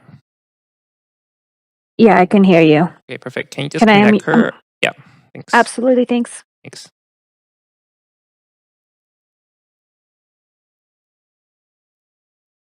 Cindy? Hi. I don't know if you heard my previous conversation. It looks like I was cut off in between. Yeah, you were in a couple of minutes or so in, so you can pick it up from there. I forgot where I stopped. Basically, I think I was talking about many neighbors have multi-generations living in single-family home, and we need single-family homes to support people with many generations living in the household, and to support our aging parents. And also, our infrastructure was not designed for this population in our neighborhood. Right now, there are many neighbors who have laneway housing with renters, and it's hard to get in and out of our streets already when there are cars parked on both sides of the street. So I can't imagine if there's 6 stories building beside us, then there will be more cars going through our neighborhood. And also, if we're going to try to upgrade our infrastructure, water supply, drainage, and also rezone our neighborhood without us consenting to it, I'm sure property tax will definitely increase, and this was not told to our neighborhood. And finally, there's no problem. I know some people are favoring this plan to try to make it more affordable for the young household. But there is no promise by the developer that the townhouse or condos that are eventually built will be affordable. So eventually, we're just giving a blank check for the developer to build any 6 stories condos right beside our home without consulting any residents in our community. And it's giving the developers too much power, and it's taking the rights of too many residents. And I was told that if this law is passed, we're no longer allowed to build a single house in our own lot, even our home become really old, and we're no longer allowed to build laneway housing.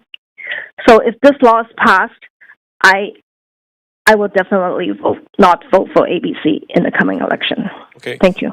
Thanks, Cindy. Thanks for calling in. Speaker 124 is Candace Valentin. Hello. Hi. Hello. Go ahead.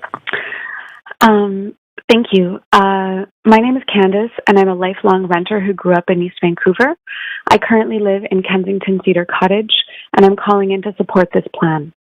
Aside from Vancouver, I've had the privilege of living in 6 cities across 3 continents. These include Calgary, Montreal, Lyon, Madrid, and Addis Ababa. This gave me first-hand knowledge of how urban design shapes our lives.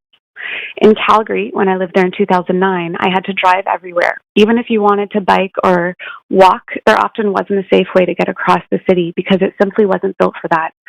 Montreal was the opposite. No matter where you lived, every neighborhood has small shops and amenities within walking distance. In the 3 years I lived there, I never once drove. Even at minus 40 degrees, I walked everywhere.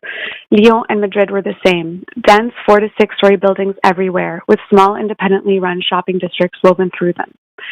In those cities, I always felt safe because there were people around wherever and whenever you were there, and we looked out for each other. I felt less isolated because I knew my neighbors, and I felt like part of the social fabric because walking to places meant running into people and stumbling into things I never expected. I knew that if something happened to me, someone would notice. Meanwhile, much of Vancouver is still one giant suburb. Single-family homes are out of reach for most people, unless if you're lucky enough to rent an overpriced basement suite. My whole life, I've wondered why this missing middle was so elusive here.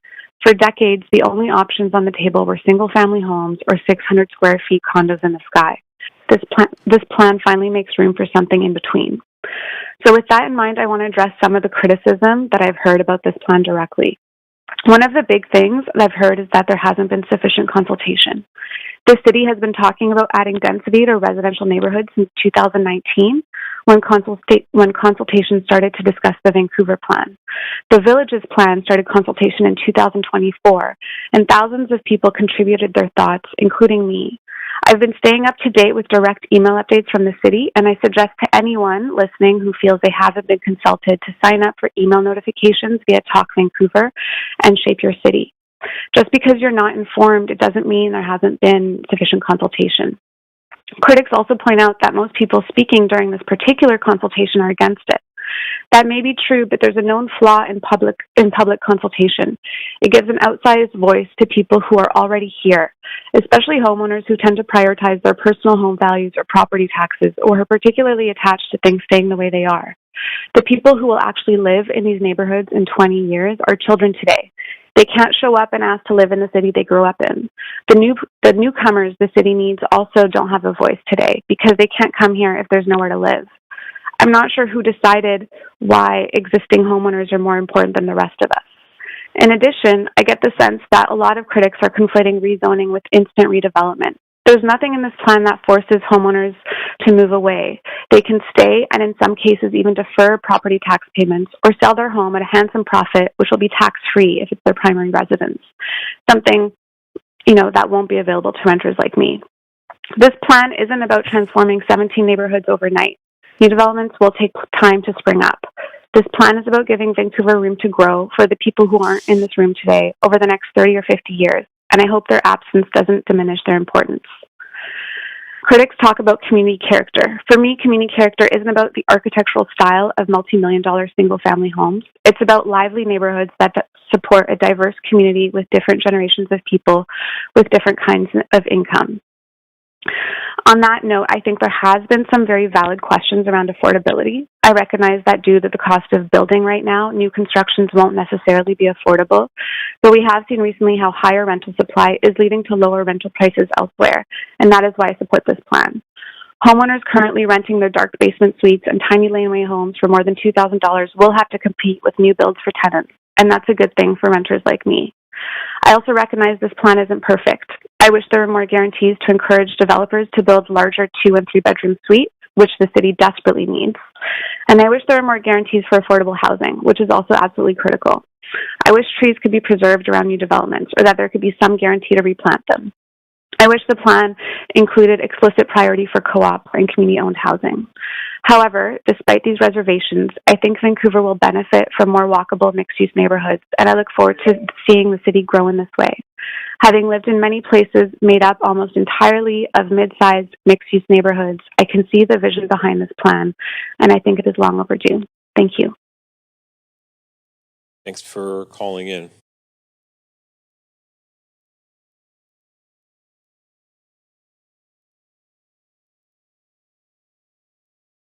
Okay, speaker 125 is Olivia Edwards. This is Olivia Edwards, and I've been a resident of Vancouver for approximately 35 years, with 24 of those years in the Dunbar area. I wish to register my opposition to the proposed villages plan as it stands. First of all, I believe that it's the antithesis of a village. It is unthinkable and unconscionable that you would change the zoning to C2 zoning for those people that bought their homes, thinking and possibly planning that they could build a laneway house on their land in order to allow their children or parents to live in the area that they grew up or that they lived in. It works for them when they grow. It works for them, of course, when they grow older and switch with their children when they have a growing family. It works for anyone that wants to rent a place larger than an apartment. It counts as densification. living just half a block from Dunbar and 29th Avenue, I'm also acutely aware of the closing of businesses on Dunbar. Most blocks have 2 or more empty storefronts. I was fortunate to see Dunbar Street when it was vibrant, which influenced our decision to raise a family there. Of course, we had a variety of businesses, which made us feel very much a part of the neighborhood. So many of these now are memories. Changes began around 2010 with land costs rising exponentially and businesses facing high municipal taxes. The city encouraged development to a minimum of 6 stories on the business street, promising more revenue. But many businesses couldn't afford the costs and closed or relocated to other business-friendly areas. The only new businesses were nail salons or chain stores, including 2 Starbucks within 10 blocks at one point. We wondered if there's a way to choose the type of businesses that enter an area. Neighborhoods should have a say on the kinds of businesses that go in. Based on Dunbar Street's experiences, what will happen to the businesses on, for instance, Mackenzie and 33rd, if the village's plan proceeds? Will they return after the new construction period? Where will they go in the meantime, and what costs will they incur? If you had to move your business, why would you return after 3 years, likely to smaller places? If the 6 to 8 floor building is done. I also would like to backtrack just for a moment to the name of this grand idea, the Villages Plan. First of all, why call it the Villages Plan? It's hardly a village to anyone. It's an insult to those businesses on Dunbar Street that they are not in the village of Dunbar. They are Dunbar. This is one of the reasons to not call it the Villages Plan. I don't know if the Villages Plan intended to create a village feel in Vancouver. Before expanding the population, please consider that we already have a semblance of villages all over. Spending time in areas like Dunbar, Kerrisdale, Little Ildy, or Marpole allows for self-reliance with a variety of shops. You get to know store owners and staff, creating bonds and a sense of belonging. I hope everyone can experience this sense of belonging. Until the issue with closed businesses on the major streets are taken care of, please do not add businesses to any village. It is just competition. Instead of building retail on the first floor with rental apartments above, consider constructing apartment buildings or townhouses where the businesses were and relocate the businesses to Dunbar Street. This would increase the density for even a neighborhood bus route, which could assist in all of the residents getting to go to various other business areas. So in closing, I would like to ask if the council will vote to no and send this idea back to the staff and send it to the Thanks very much, areas. Olivia. Thank you for further discussion. It's your time. Thank you. Okay, speaker 126 is Ray Sangra.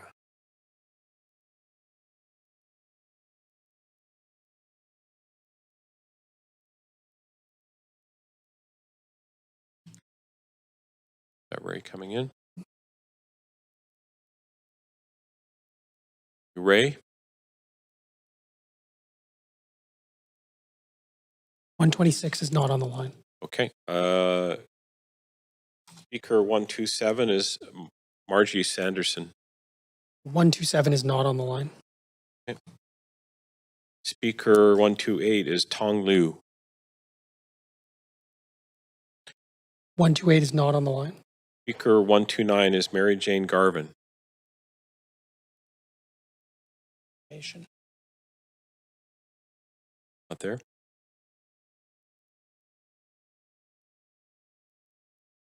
Speaker 130 is Phil Webb.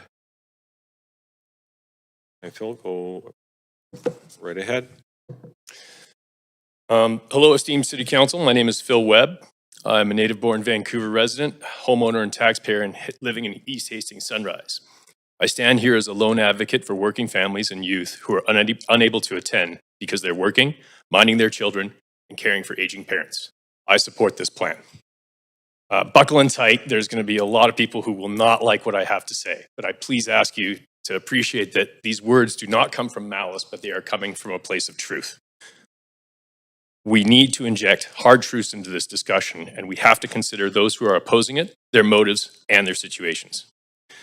Common concerns are the fear of losing their neighborhoods, land lift, overlook, and increasing pressures to sell their homes, which are all understandable. But we cannot ignore that these are selfish motives. We also cannot ignore that many of these opponents are multimillionaires, not because they invented a longer-lasting light bulb or a cure for cancer, but were simply lucky enough to buy a house in Vancouver before 1996. The City of Vancouver champions diversity, equity, and inclusion. Those opposing these plans do not represent the overall community that you have been elected to govern. They are overwhelmingly old, wealthy, and unaware of the challenges we have created for working families, youth, and the future. As one of your consultants noted, in many of these neighborhoods, you need an income exceeding $600,000 in order to buy a detached house. Even most people in the 1% cannot afford this. That is the level of privilege that many of these opponents enjoy today. Many speakers and councillors have spoken of land lift, where increasing home values make property taxes unaffordable. Now, I understand there's some nuance to this, but this narrative needs to face some hard truths. Vancouver has some of the lowest property tax rates in all of North America at 0.33%. This is literally a rounding error compared to the value of your home. Why are we indulging someone with a multi-bedroom $3 million house griping over $15,000 in property taxes? The private market has numerous ways to tap your housing equity. But if you cannot afford your property taxes, the economic reality is you cannot afford your home. It is time to sell and cash in your millions of tax-free gains. To advocate for taxpayer subsidy for people to remain housed in such privilege is a slap in the face to the 30-somethings living in their parents' basements and working families who pay too much for crappy apartments or raising their kids in cramped condos. These opponents claim to be protecting their neighborhood, and that may be true, but in turn they are standing in the way of development and shutting out the next generations from the basic middle-class goals of owning a home and raising a family, goals that were far easier for them to achieve. I understand it's unnerving to think of someone spying from above while you garden, but that is not a legitimate reason to deny someone the opportunity of owning a home. We have created immense challenges for working families and youth today: prohibitively high taxes, low economic growth, and absurdly high housing costs. These people made immense sacrifices in the pandemic and took on enormous public debts to benefit our older citizens. And this is our thanks? I stand here as an example. Despite exceeding $400,000 in income last year, my family lives in a crappy 2-bedroom condo where my wife and I share one bathroom with our teenage daughters. Yeah, it's fun. Last year, we paid over $180,000 in total taxes. Meanwhile, the Vancouver housing crisis has minted a generation of multimillionaires. And yet, despite their fortunes, many of the older homeowners opposing development receive multiple income tax breaks and cash handouts from Ottawa simply due to their age. Closer to home, many receive housing subsidies, such as the Senior Homeowners Grant and property tax deferrals. Consider the experience of youth like me. We work hard and pay a lot of taxes, only to see our governments overspend vastly and act against our interests for the benefit of older, wealthy homeowners, leaving a large unpaid bill for me and my kids. And again, this is our thanks. These opponents deserve a voice. I've heard some very, very worthy criticisms. We need more 3- and 4-bedroom homes, not more dog crate condos. Affordability will require more than increased condo supply. We need to slash development fees, remove red tape, and most crucially, freed up new land for housing development. These are all worthy criticisms raised by the opponents. However, The wealthy, entrenched incumbents should not be given a greater voice than the working families and youth who are paying the taxes that fund their health care, their pensions, and subsidize their housing. I urge you to vote in favor of this development, vote in favor of our youth, and vote in favor of our future. Thank you. Okay, thanks very much. We'll go back to 128, Speaker Tong Lu.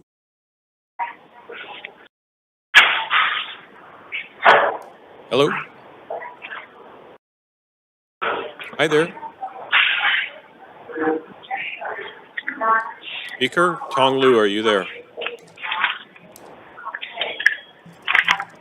Hello, Speaker, are you there? Okay. Go on to Speaker 131. Alice Balai, Najiswaran. Speaker 131 there. 131 is not on the line. Okay. Speaker 132, Nettie Adams. Hello, Nettie.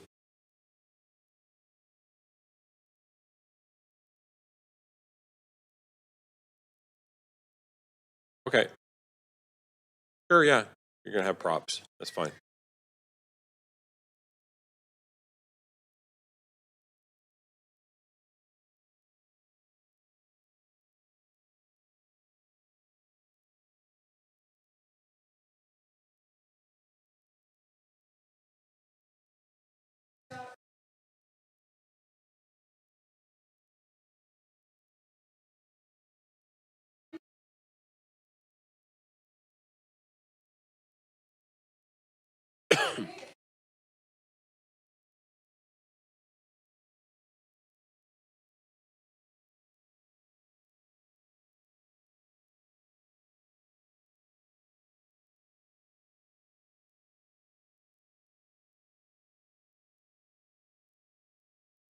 Slide.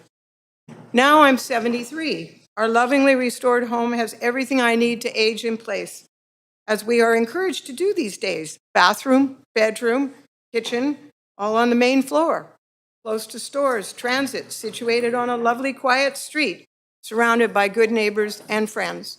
Slide 3 if they're there. There are mature gardens and trees, and now all of this is at risk, and I'm furious because it seems no one cares except for money. No one's lives matter. I'm terrified that everything I worked for and saved for and scrimped for will vanish.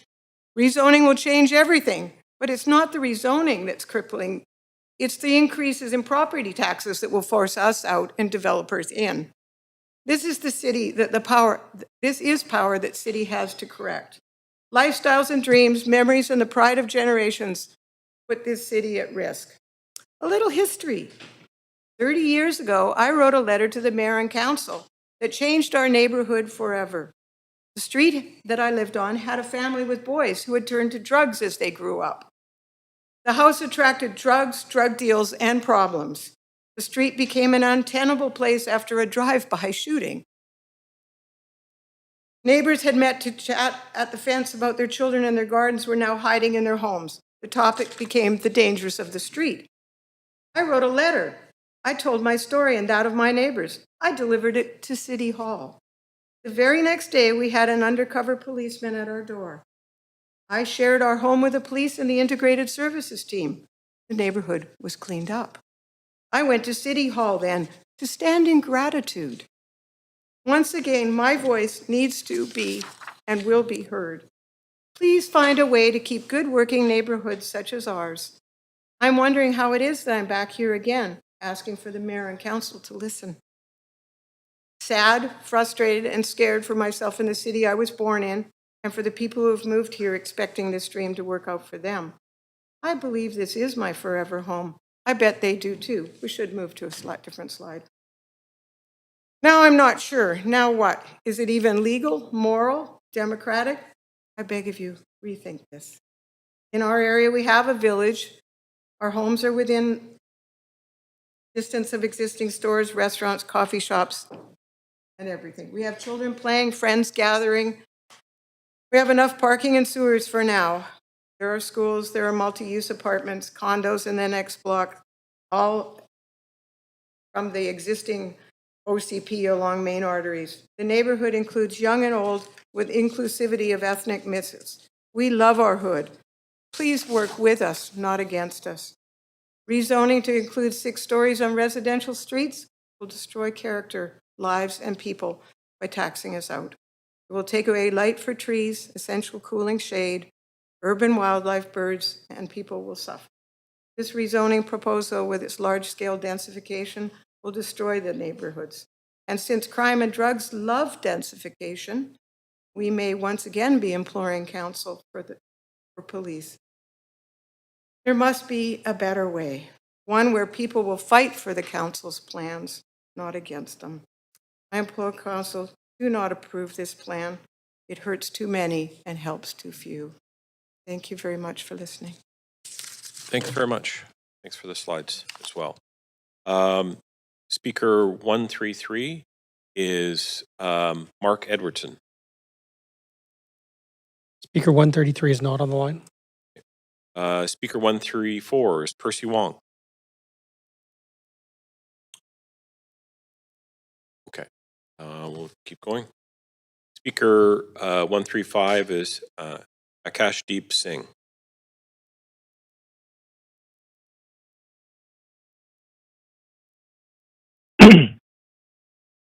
Hello, are you there? Hi, can you hear me? Yeah, go right ahead.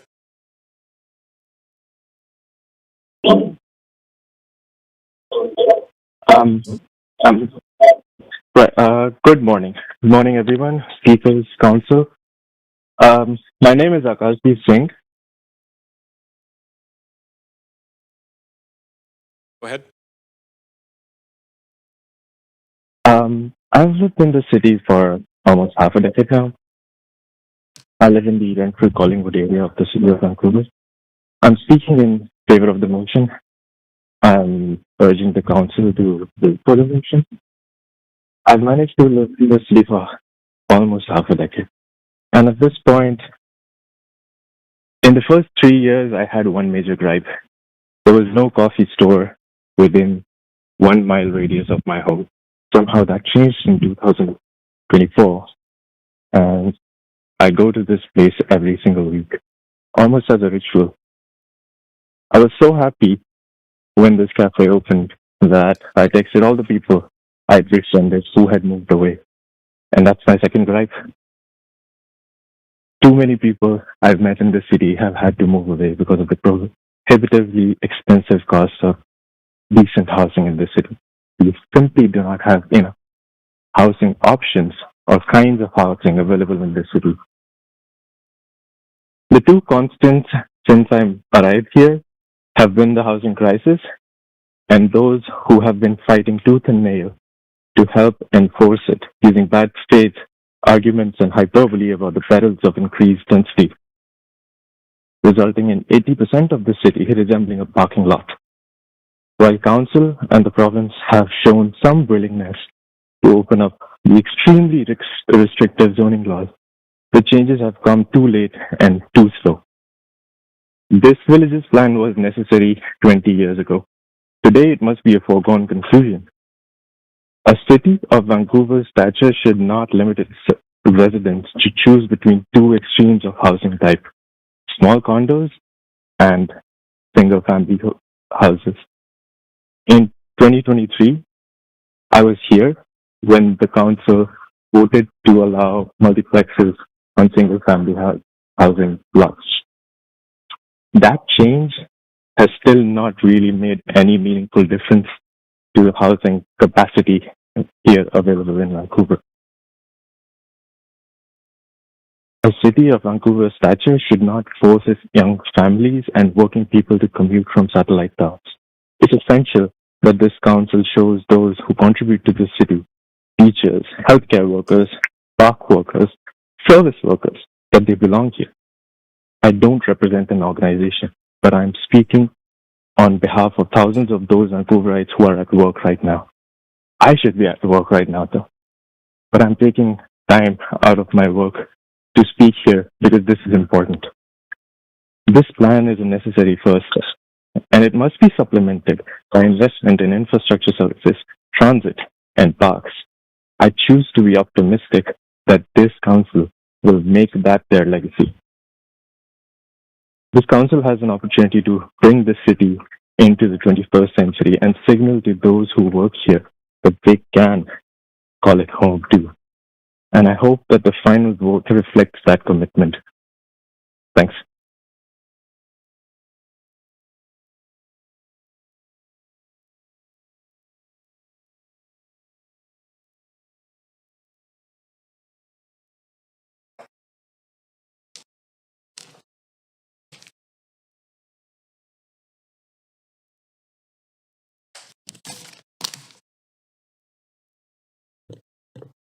Hi, my name is Olive Yu, and I'm one of the residents of Vancouver.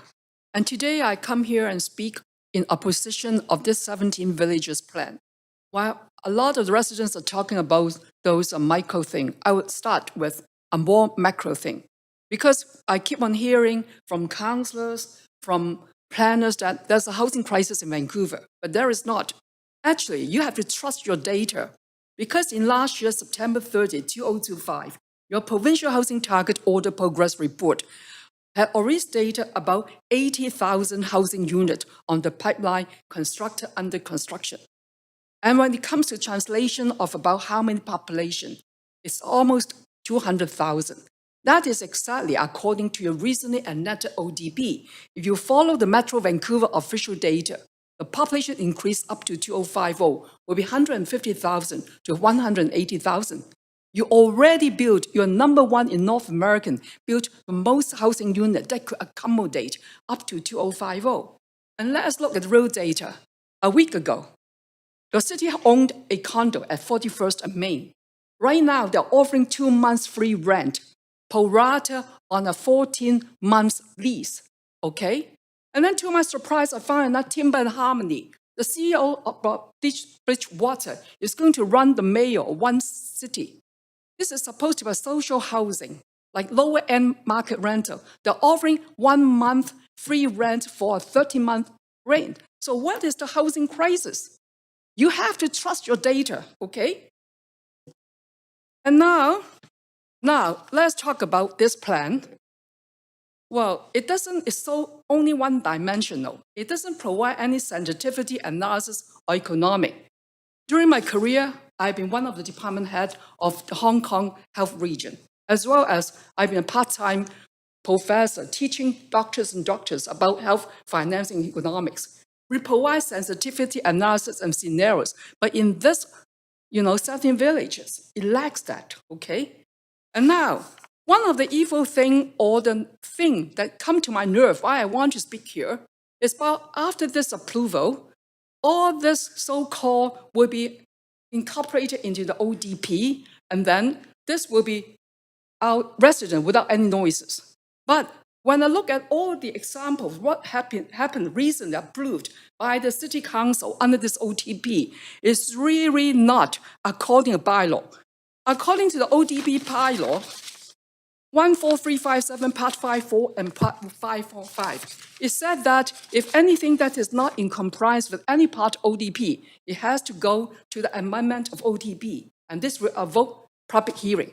This ODP, according to page 189 of ODP, it said this is umbrella of the existing plans policy, and it's only until 2030 that it will become one ODP. So anything that is not in compliance with existing TOA or secure rental policy is still not compliant. Look at one example. Recently in my neighborhood, 2 projects all asked for 6-story market rental without the below market according to TOA. But in TOA, the requirement is 20% BMR. In one of the reports, the planner said it's a deviation from a TOA. Certain deviation, it should go to public hearing, it should go to amendment ODP. And then another one is compliance. It's to my surprise and my neighbors, how can in 1 minute, in a few days, one is deviation, one is compliance? And then the planning department said, okay, it's all in compliance. And it's my first time to look at how a city, a government governance, can interpret a bylaw as expectation of the future. General consistent, this is a bylaw. So that means in the future, after this approval, if this is continued to be this way, all our mouth will be shut. And even you, councillor, we honor your work. That means you will be also shut from being our decision maker to help us to bring, and all the decision will be just on the hands of a few planners. They will say, oh, this is okay, this is according future expectation, so we pass it.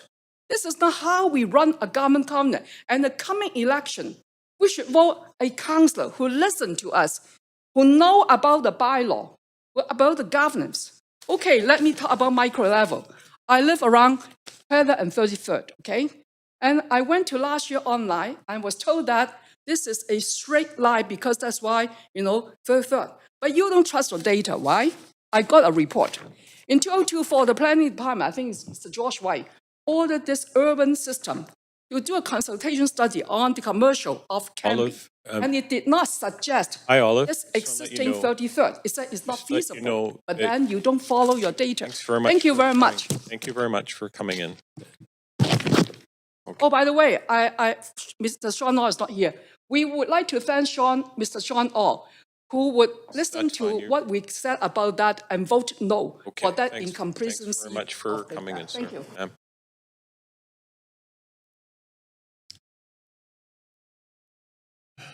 Okay.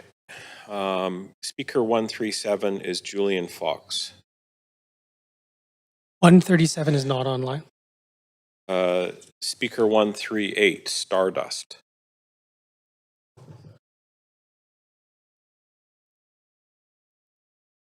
Speaker 139 is Julia Stewart on the phone.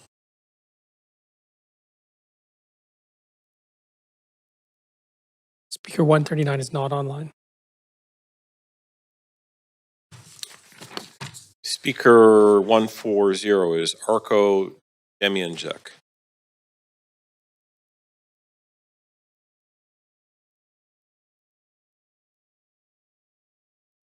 Hello? Hello, hello, hello? Hi, Arko, is that you? Arko?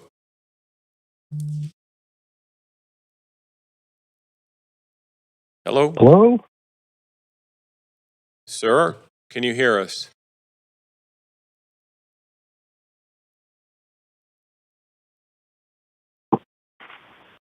Hello? Hi, is this Arko? Hello, Mayor and Council. My name is Arko Demianchuk. I'm a resident of Vancouver, and I urge you to reject the village's plan. You've already heard from countless members of the public about protecting Vancouver neighborhoods, protecting the green canopy, and a lack of infrastructure. However, when a profound change in policy is suggested, I always ask, who is most likely to benefit from this plan? And in other words, follow the money. This project is the brainchild of the Seattle-based Sightline Institute, which openly promotes its land use prescriptions through what it calls Cascadia. Its own website is actively promoting Vancouver's villages plans. Vancouver should not be treated as a Canadian branch office of an American think tank. Some of the plan's most prominent advocates have direct Sightline connections. Mr. Daniel Oleksiuk is identified as a Sightline Fellow, while Bryn Davidson serves on its board. Mr. Davidson's Sightline article promoting the village's plan also features projects designed by his own Sorry firm. to interrupt, That Chair. creates an obvious conflict of interest. Chair. All right, Needs just one to be moment. disclosed and Speaker, scrutinized. could you just hold And on this for a sec? matters because the Speaker? plan asks Vancouverites to adopt a massive rezoning experiment on the promise. I'm sorry to interrupt. If you could remind speakers that it's very helpful if they stick to their critiques or otherwise of the plan rather than making disparaging comments about other people that hold opposing views to them or staff or councillors or anybody. For democratic consent. Thanks very much, Councillor. Yes, just a reminder to all of our speakers to speak to the plan itself and not to make comment about individuals in regard to this. Thank you. Marco, you can Newly continue. affordable housing. Council works for Vancouverites, not foreign think tanks, ideological networks, and development advocates, or anyone positioned to benefit commercially from redevelopment. I ask that you send this plan back. Demand transparent modeling, enforceable affordability, and independent conflict disclosures. I ask you to reject the village's plan and to give Vancouverites a housing policy of its own. We do not want to participate in an American experiment. Thank you very much. Thanks very much. Okay. Just 1 second here. Speaker 141 is Austin Howe.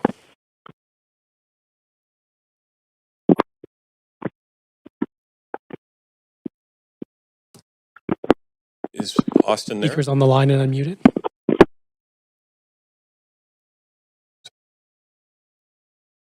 Speaker's on the line and unmuted. Speaker, are you there? Speaker Austin Howe?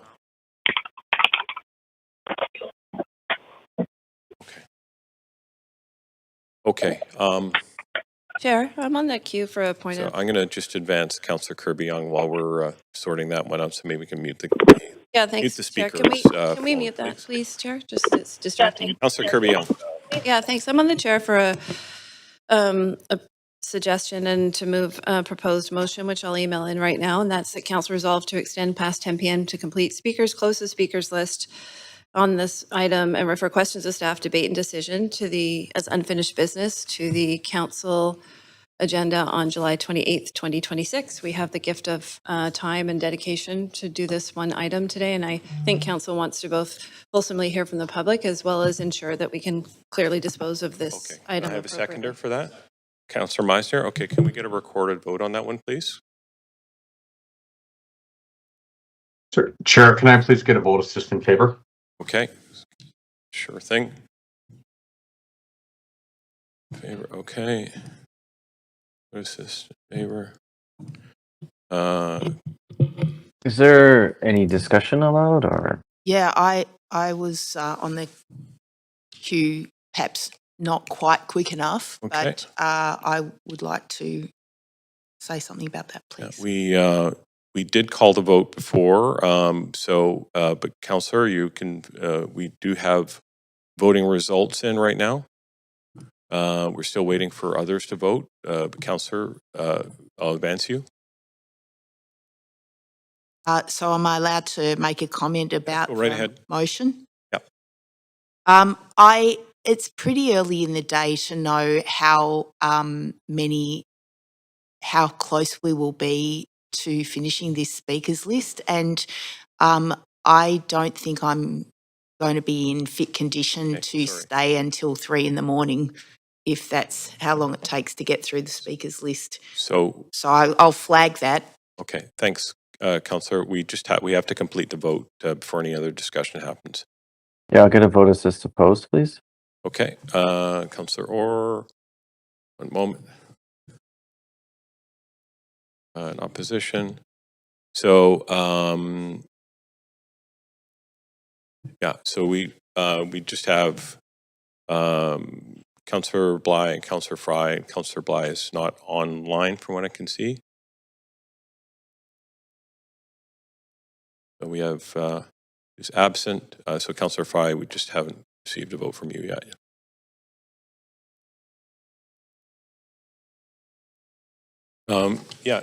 That's the motion has been sent. It says, and Councillor Kirby-Young read it aloud.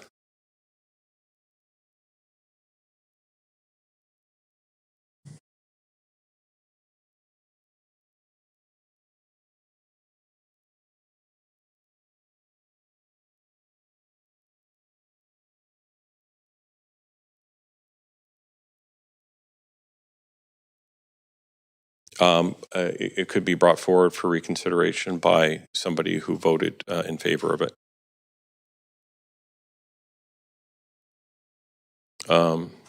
Reconsideration is usually from somebody.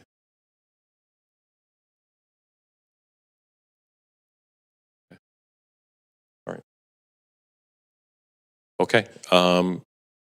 Thanks very much. Okay, so that passes with Councillors Fry, Orr, and Maloney in opposition, and Councillor Bly absent. All right, so we'll go back to the speaking queue, and we had Austin Howe that we were trying to get online. Did we get him, or do we want to go to speaker 142? Just getting advice. Okay. So speaker 141, Austin Howe, are you there?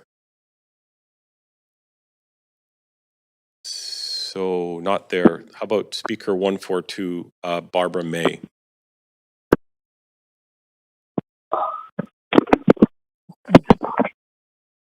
Okay, 141 unmuted. We're moving on to 142. 142 is? What? Barbara May, are you there? Speaker 142, Barbara May? Okay. Let's just mute that one, please. Okay. Speaker 143, Jovita Marquez, are you there? 142 is coming up. Hello? Hi, is this Barbara May? Hello? Hi. Can you hear me? Yes, this is Barbara. Yes. Hello? Barbara, can you hear me? This is Barbara May. Okay, go right Hello? ahead. Hello? I can hear. Can you hear me? Hello? Okay. Good afternoon, everyone. Thank you for listening to me speak. In 224, the NDP passed Bill 18, which made public hearing illegal in Vancouver, except under exceptional circumstances once the official development plan was passed. On March 12, 226, the City Council approved the 30-year official development plan unanimously, which came into effect on March 31st, 2026, despite the fact there were 294 who wrote that they were opposed to the ODP in its current format, 51 in support, and 11 under the subheading Other. Although the ODP would have a major impact on Vancouver properties, there was no mail-out from the city to notify the 100,000 Vancouver properties affected by the ODP scheduled public hearing on March 10th. The ODP replaces the 2022 Vancouver plan as the guide to how Vancouver will develop over the next 30 years. In the report, the ODP completely ignores well-established neighborhoods and now classifies Vancouver into several designations based on the type, scale, intensity of change in vision: Metro Core, Broadway, Municipal Town Hall, Rapid Transit Area, Neighborhood Center Towers, Multiplex, Rapid Transit Overlap, and the Villages. Calling these the Villages is a complete misnomer, as what is primarily expected to be built are 4 to 6 story large bulky apartment buildings which can go up to 8 stories if located close to a transit zone in any residential area that is pre-zoned. Homeowners who reside in the pink pre-zoned areas where the city is trying to create new shopping centers where only a few scattered stores currently exist received a May 22nd letter from the city informing them that their properties would be frozen and would be restricted to only 4 to 6 story apartments with ground floor retail if the Villages plan is approved. They would not be allowed to make any changes to their house whatsoever or add a laneway house. These new retail businesses would compete with small businesses located in established high streets that are already struggling. The CHMC's Housing Acceleration Fund is a $30 million dark horse in Vancouver's village planning program. The city staff mentioned the loss of $30 million several times during their village planning proposal presentation. Why was the public not informed? Is this a big push behind the villages program? In the big scheme of things, $30 million is not that much money. The proposed village plan is initiated. If approved, the village planning proposal would impact some 346 city blocks, or 14% of the properties in the city, many of them in well-established neighborhoods such as Kitsilano, Dunbar, Cedar Cottage, and Grandview Woodlands, to name a few. People are terrified about having their neighborhoods destroyed where they have established strong ties to their respective communities. This plan was formulated with next to no genuine public input. The Talk Vancouver surveys are considered by many to be totally useless or designed for manufactured consent, so they don't fill them out. The open houses that the city held were poorly attended. The staff present were not particularly well informed and were pushing the city line. They appear to have no interest whatsoever in public input about what they wanted in their neighborhoods. This plan is strictly about densification and totally ignores the community amenities that are necessary to create livable and friendly communities. There is already sufficient approval housing in the development pipeline that takes the city up to 250. Currently, there are approximately 5,849 completed but empty apartments for sale across BC that are not moving for whatever reason. This density proposal for the village's plan far exceeds estimated population growth over the next 30 years, so why is the city planners pushing it? Brick and mortar retail is already competing with online sales, so why is the city pushing for more retail? Much of Vancouver is already organized around 15-minute neighborhoods where this planned pre-zoning is recommended. This plan is poorly thought out currently and needs to go back to the drawing board with a focus on genuine citizen input. Why is a public hearing of such magnitude being held in the middle of the summer when so many families are on holiday and are not aware of it? Like so many things with the ODP and now the village's planning proposal, it almost looks like the city is trying to slip this through without letting their voters know about it and for whose benefits. Thank you. Thanks for calling in. Okay, we're going to go back Hello? Hi, we're going to speaker 141. Is this Austin? Austin?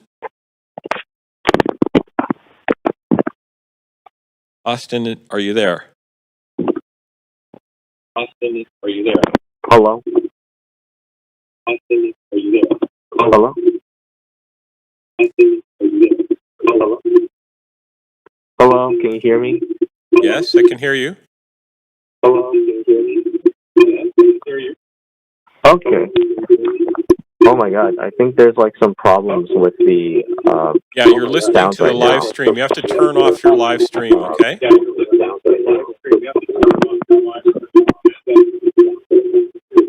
Turn off the live stream. Okay.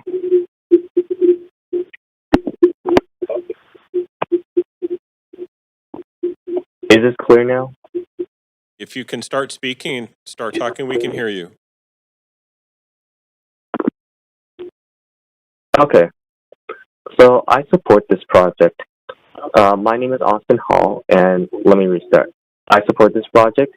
Listening to the people introducing the project and to the opposition comments that I've seen, I think this is responsible growth because that's what a lot of opposition comments are talking about. What Vancouver has been building for decades now is high-rises in the very few places that permit them. This means that they're adding tons of new housing over and over again in places that already have their resources strained, relatively speaking. Right now, the only places that new residents are permitted are downtown, Kearsdale, and Oak Ridge. But the thing is, not everyone wants to live in those places. You could say that that's an even more unreasonable growth. But here, this plan gives those areas a break and instead focuses on places where there aren't as much development. This will evenly balance out the resources and population and gives people more freedom of where to find a new place to live. Also, a lot of neighborhoods that have condos right now used to be single-family homes. And guess what? The homeowners back then had those same problems. So are we stopping because it was a bad idea? Well, to be honest, not everyone wants to live near giant malls. This plan also includes missing middle houses, which is up to 6 stories tall. And what Vancouver has always been doing is permitting buildings over about 10 stories tall, or something like skyscrapers. This is extremely unpopular, so a 6-story building would get relatively more support. I live in a condo, and I just think it was the right thing that they did this, because that means I get to live in Vancouver, and we don't have to fight over who gets to live there, like as if it was only a few houses. Another thing I like is that building housing farther away from main roads. people have said that they should build housing on major roads, which I strongly disagree, and I say that only stores and commercial should be allowed on major roads. Building homes there exposes them of noise and air pollution, and I think because everyone needs to live in a quiet residential area. And just because you have more people living there doesn't mean it'll no longer have a quiet and family-friendly feeling. I hope that it'll stay. What makes big city vibes happen is because of malls and amenities that people from all different municipalities and neighborhoods all use, not because of how much homes there are. Granville Strip in downtown or Kitsilano Beach, neither of which have that much housing, but you see tons of people there because they're world-class destinations. A dense neighborhood isn't a destination, so there's really no reason that tons of people would hang out there. In the village's plan, I assume the stores that they put there are just for more local vibes, so people who live in the neighborhood would use them. Furthermore, I believe it's actually counterintuitive the village's plan causes traffic because this means people want to naturally find a place to live closest to their jobs and amenities, and they can just simply walk there. And also, these villages plan, if they do include amenities, they're also within walking distances. What I do suggest is that they should build the new buildings in the same aesthetic and architecture so that they fit in. The next thing is green space. This is a concern that I feel like people do have. I think this is a really valid concern because I do want the trees preserved. But what I do like to see is that is planting more trees all over the places. The next thing I would suggest is I like to see if the rooftops of these new buildings are used like a rooftop patio. So that means you could use the top for like parties, barbecues, kids playing sports. So you can actually create some green spaces while you build new housing. I think it would be nice if the people who don't live in that building are allowed to access the rooftops, because otherwise only the people who live in the buildings can see it. Because natural light is a real concern for these people, and it's nice to have a view of the city higher up because you can see the mountains again. So in the end, I think a lot of people treat neighborhoods like decoration first and housing after, when it should be the other way around. I'm going to be honest, I don't think that single-family homes has ever been the point of these neighborhoods. Thanks, Austin. That's your time. Thanks for calling in today. But when Thanks a lot. Yeah, our next speaker. Thank you. Bye. Our next speaker. Oh, we're at 12 o'clock. There you go. We will now take a lunch break and we'll resume at 1 p.m.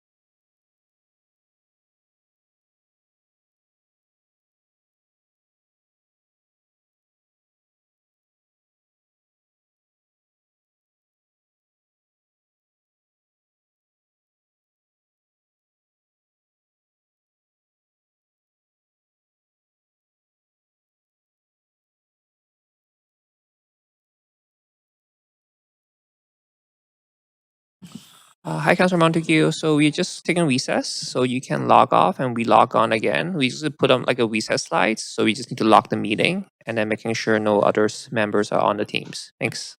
Great. Thanks. I was just doing emails at the same time here. Okay, great.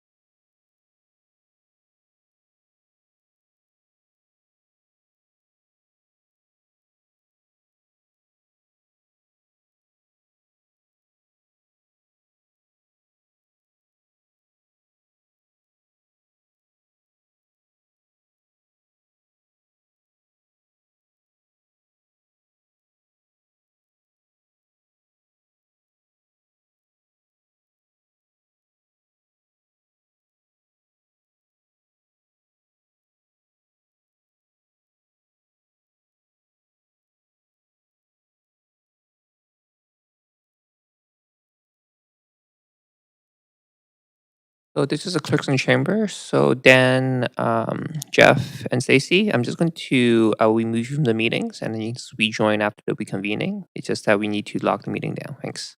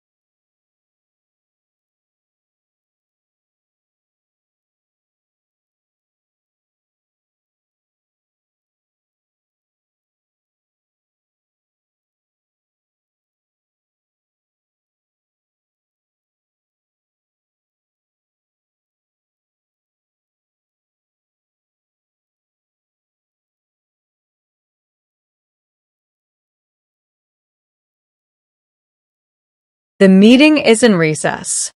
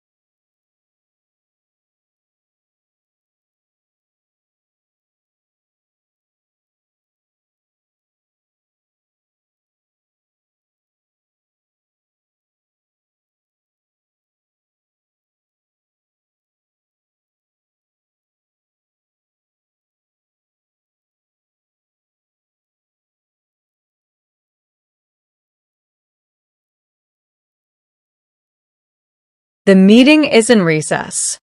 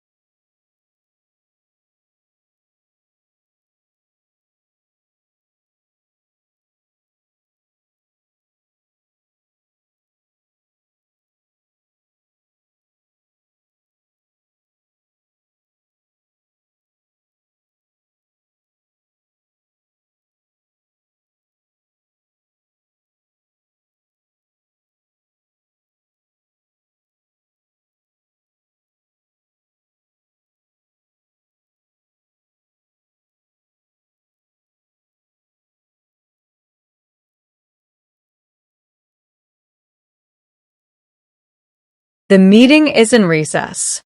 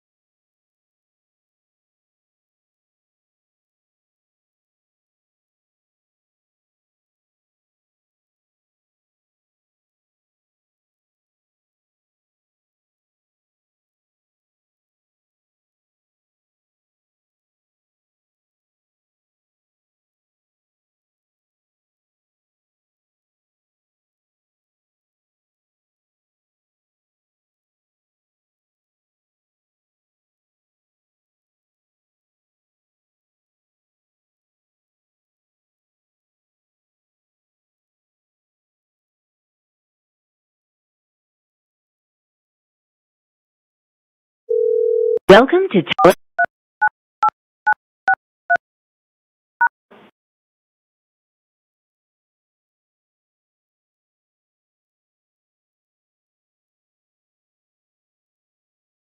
Hey Cheryl, can you hear me?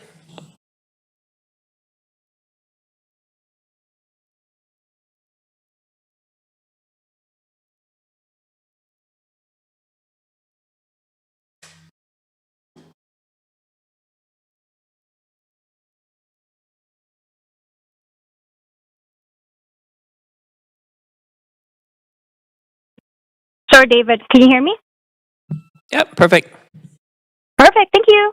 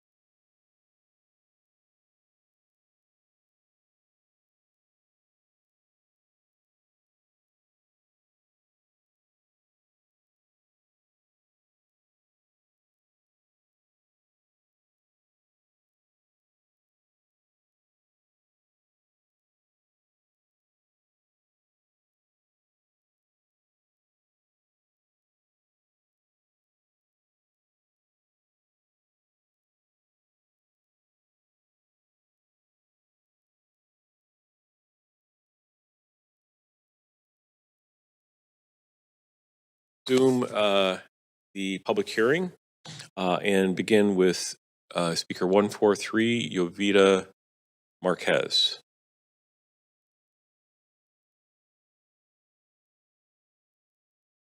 Speaker 143 is not on the line. Is speaker 144, Susan Zonello, there? Oh, you're in person. Very good.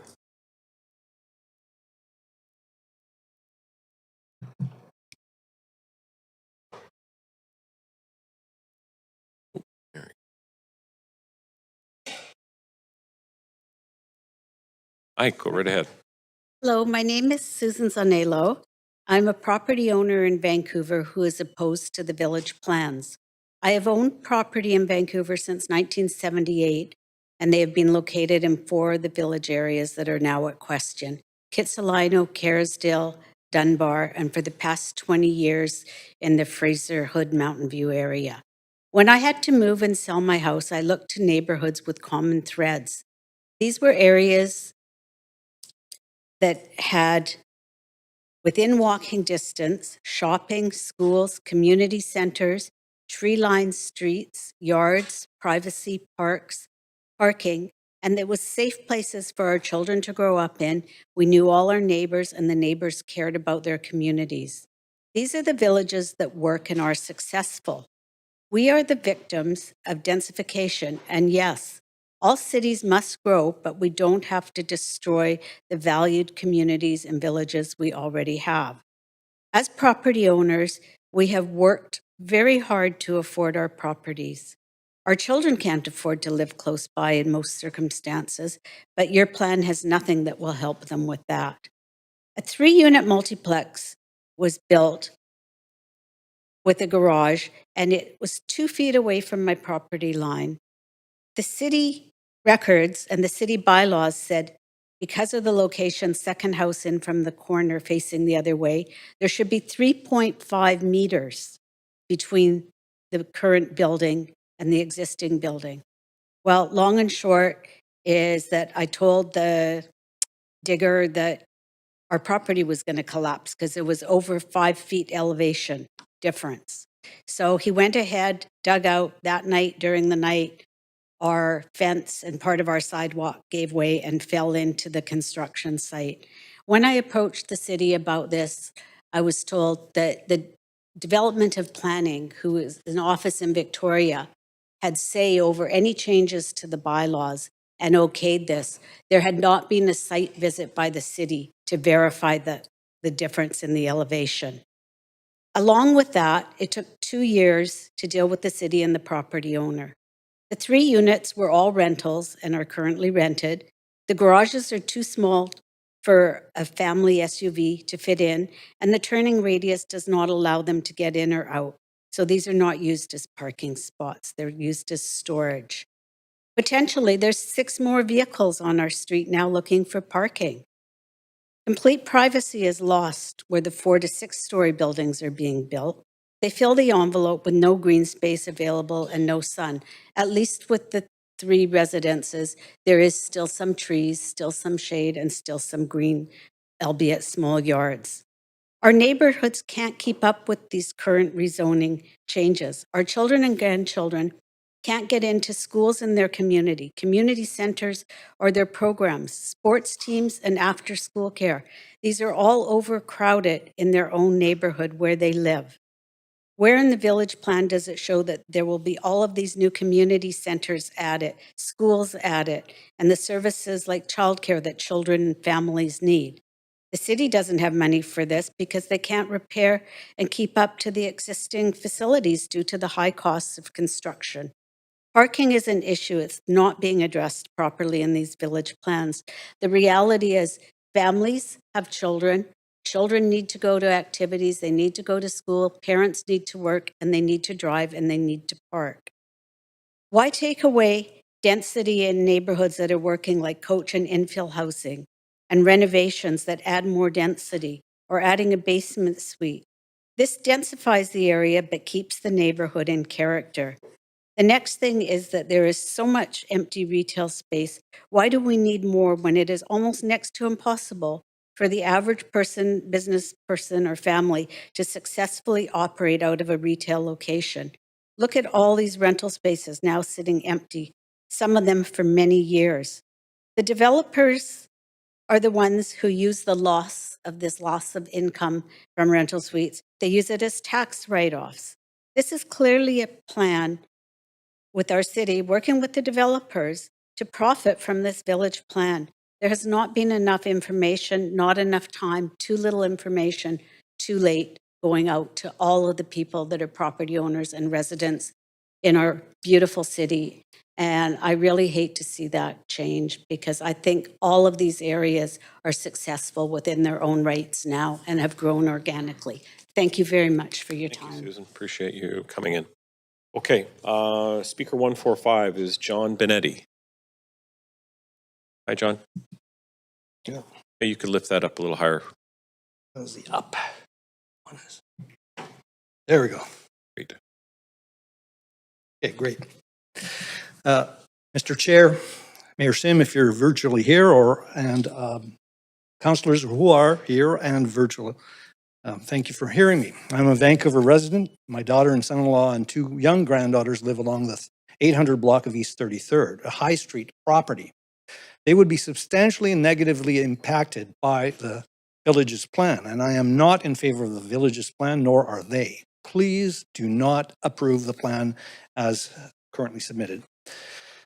By mayor and council not allowing existing R1-1 zoning along high streets, owners effectively lose the ability to do their own future redevelopment if they should choose to do that route, or effectively lose the ability to sell to their respective homes to a normal real estate customer. That is to say, someone other than a developer. 6-story developments are done by well-financed developers. What the future holds for those high street residents is increasing prevalence of owners becoming unenthusiastic with their homes, and accordingly, their properties falling into disrepair. Developers will acquire the properties, and as typically the case, disrepair will worsen and the properties will become even more derelict, pending throwdown. The neighborhood would go to pot. Does this make for community? Property tax, and this is a significant one in my mind. Any of the folks who've bought less than 10 years ago will be taxed at highest best use rates, a quadrupling of property taxes. What's more, if they try to sell, the property taxes at issue will become evident to any non-developer buyer, and they would just absolutely shy away from the purchase of the property.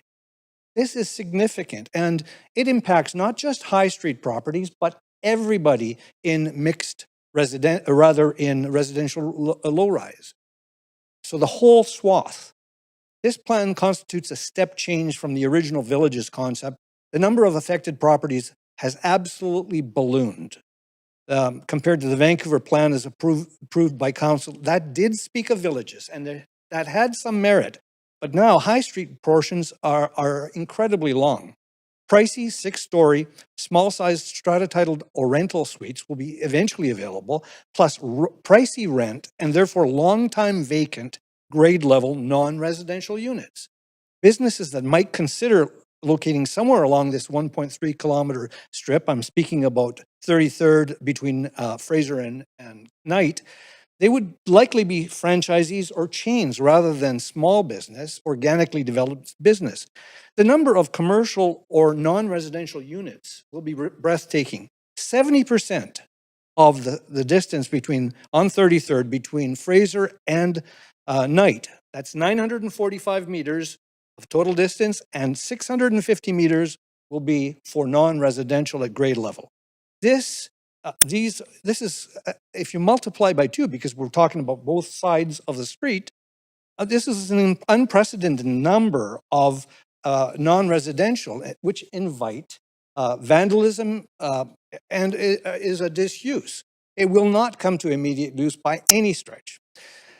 Intergenerational. Any notion of redevelopment by my daughter and son-in-law, possibly along with me, to create a multiplex that would cater for 3 resulting families, or maybe catering for elder care, me particularly, is impossible. It's shut down by this plan. This does not make for neighborhood continuity. My daughter's son-in-law, 2 preschool-aged granddaughters, would be devastated if this plan should be approved as submitted. Lastly here, broad brush strokes. A number of the properties along 33rd are very, very shallow.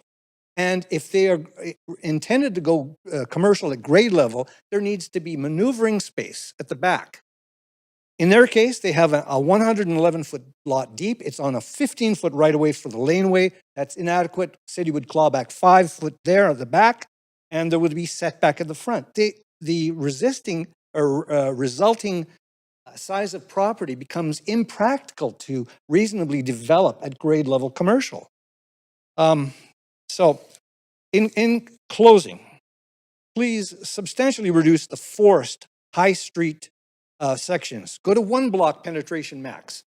View the specifics of the lots to see whether mixed residential low-rise is practical. Continue with our zoning R1-1 for the balance. And then finally, properly notify residents of this plan. Beyond a postcard that just looks after Main Street or High Street. Thank you. Thanks for coming in, John. Okay, good stuff. Speaker 146 is Car Shields on the phone. 146 is not on the line. 147 is Michael Weeb on the phone. Speaker 147 is not on the line. Speaker 148, Roberta Olenek is on the phone. Yes, I'm here. Can you hear me? Yes, go right ahead. Go ahead. Thank you. I live in Vancouver and I vehemently oppose the village's plan. My strongest objection is the absolute unfairness to the owners of the 500 or more properties that can only be redeveloped as 6 to 8 story residential with ground level retail. Mandating such restriction bars these people from ever adding more space, no laneway addition, multiplex. They would be stuck exactly where they are until a developer finally adds their lot to a land assembly, because who else would ever be interested? Those unfortunate homeowners may have to wait a long time to find such a buyer. While they wait, they would not have the financial resources to buy and move elsewhere, be it for work, to care for family, or to evade the impending density coming to their neighborhood. And in the meantime, what happens to their property taxes? Will these soar to unaffordable levels, reflecting the new highest and best use?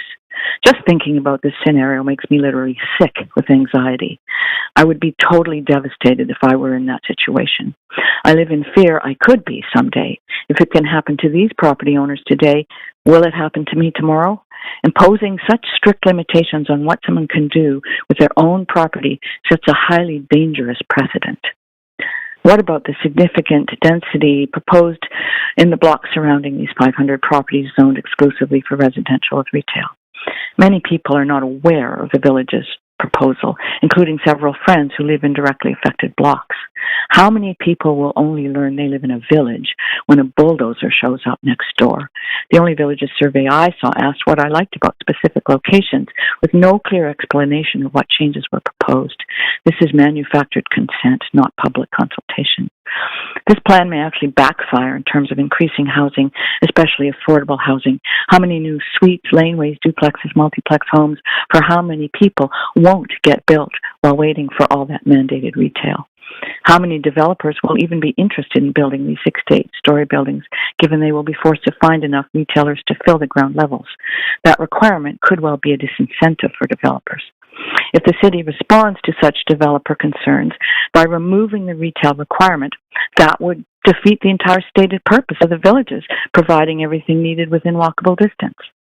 We have already seen how readily this council kowtows to developers when it whittled away the requirement for 20% below market rental that was used to justify allowing so much increased height and density.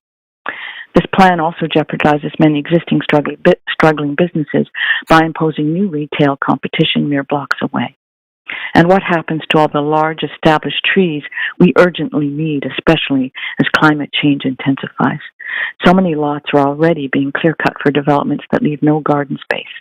More than 60% of Vancouver's tree canopy is on private land. We need to protect that. There is already enough approved development to meet housing demand to 2050. We must not destroy the urban forest along green, leafy streets for villages we don't even need. This is yet another of the city's top-down, one-size-fits-all blanket rezoning schemes that replace proper urban planning with yet more tedious cookie-cutter uniformity. This villages plan is a particularly poorly conceived example of such schemes, punitively unfair to the owners of 500 targeted properties, detrimental to existing businesses, destructive of green space, and degrading to livability with no clear mandate for affordability. Where did this illegitimate expropriative scheme even originate? Clearly not from Vancouverites themselves. What, yes, in your backyard marionettes and their wealthy developer puppeteers, hell-bent on manipulating Vancouver for their bottom line, whispered or shouted their dreams and Speaker, desires. can I just ask you to sort of keep your comments to the merits of the application instead of casting any aspersions? Appreciate it. Carry on. Dreams and desires gussied up with false promises of affordability designed to silence opposition from the very citizens most negatively affected. After all the consultation with the likes of UDI and Abundant Housing, how is it that just one single public hearing is allocated for public input on the upzoning of 14,000 lots, 14% of all those in this entire city? As for the connection between Villages Plan and the Housing Accelerator Fund, the fact that thousands of participants in this public hearing have expressed such impassioned and well-reasoned objections indicates that no amount of potential funding from HAF is any justification for supporting this plan. These villages deserve unqualified rejection with no second thought, no backward glance. In the next election, I will not vote for anyone who supports this indefensible plan. Thank you. Thanks. Okay, Speaker 149 is Patrick Condon. Hello, members of council. My name is Patrick Condon. I am a UBC professor in the School of Architecture and Landscape Architecture. I have taught there for over 30 years on the subject of sustainable and equitable community design, and have published a number of books on the subject. There's been many comments made, both for and against.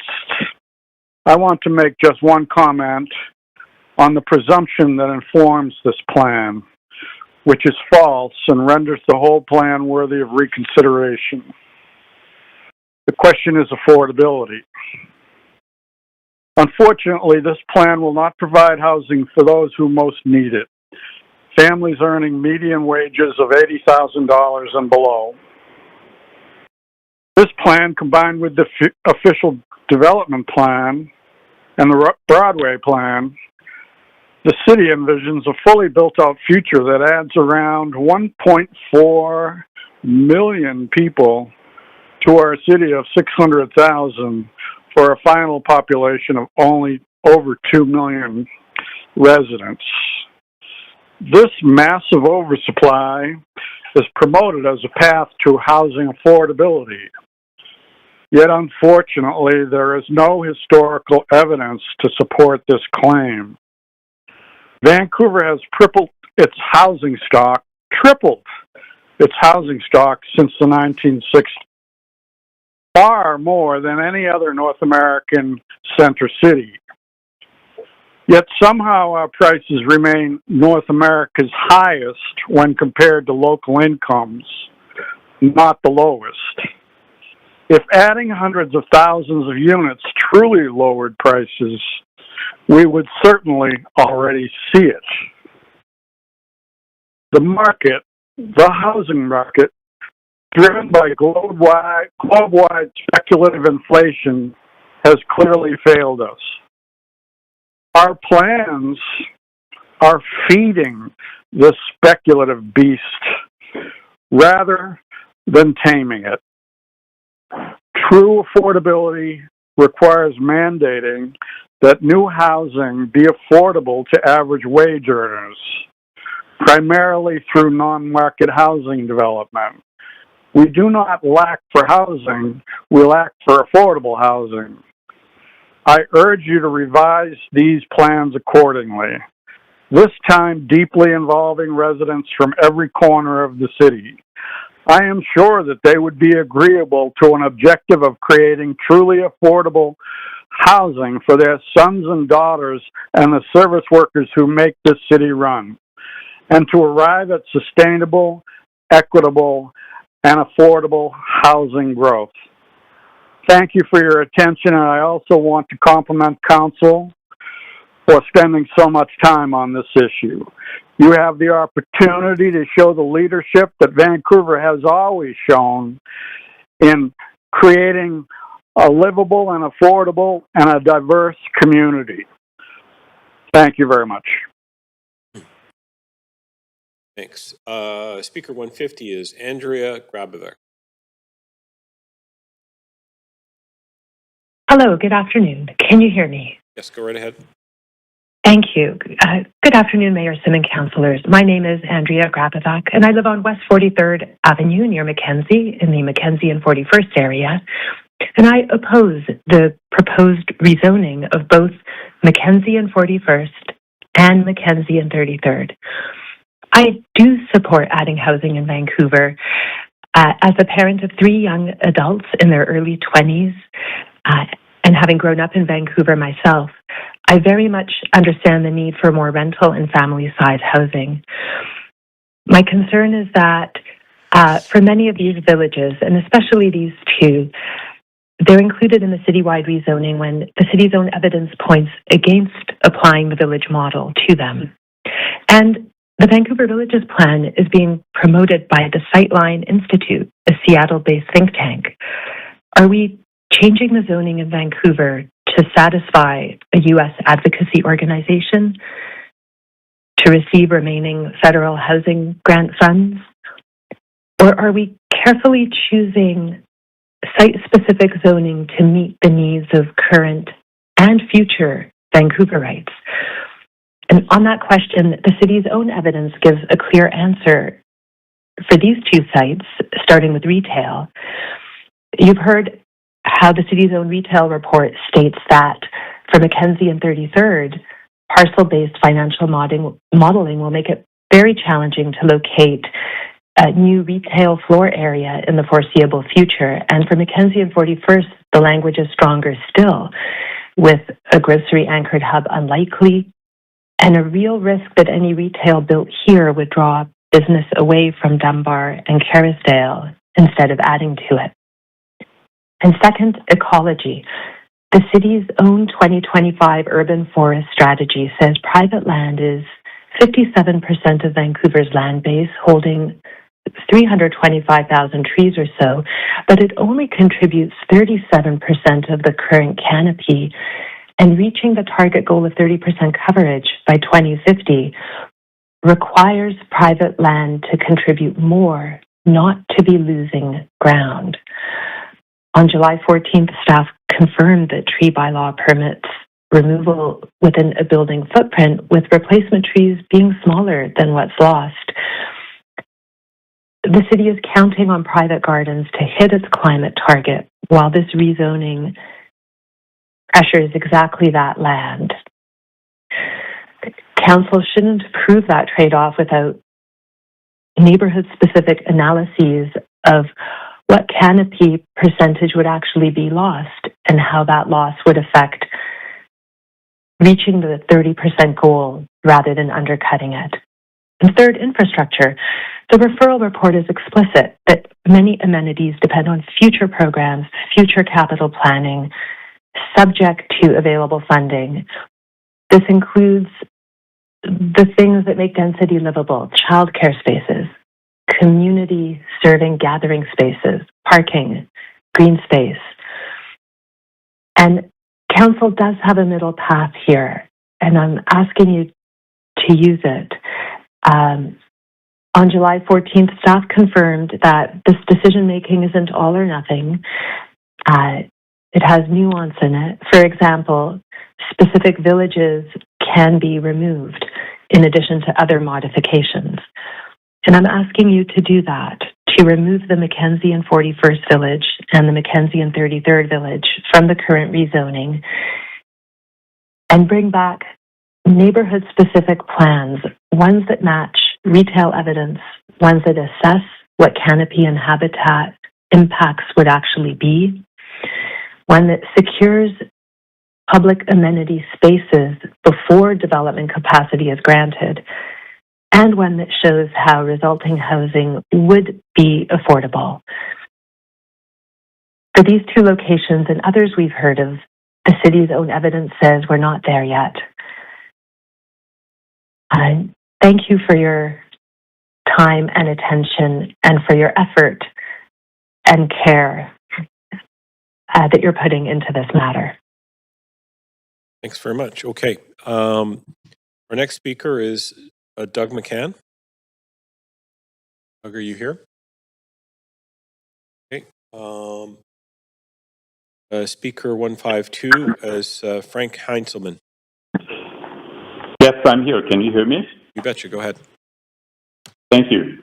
Mr. Mayor and Councillors, my name is Frank Heinzelman, and I'm a Vancouver resident. I'm opposed to the village's plan.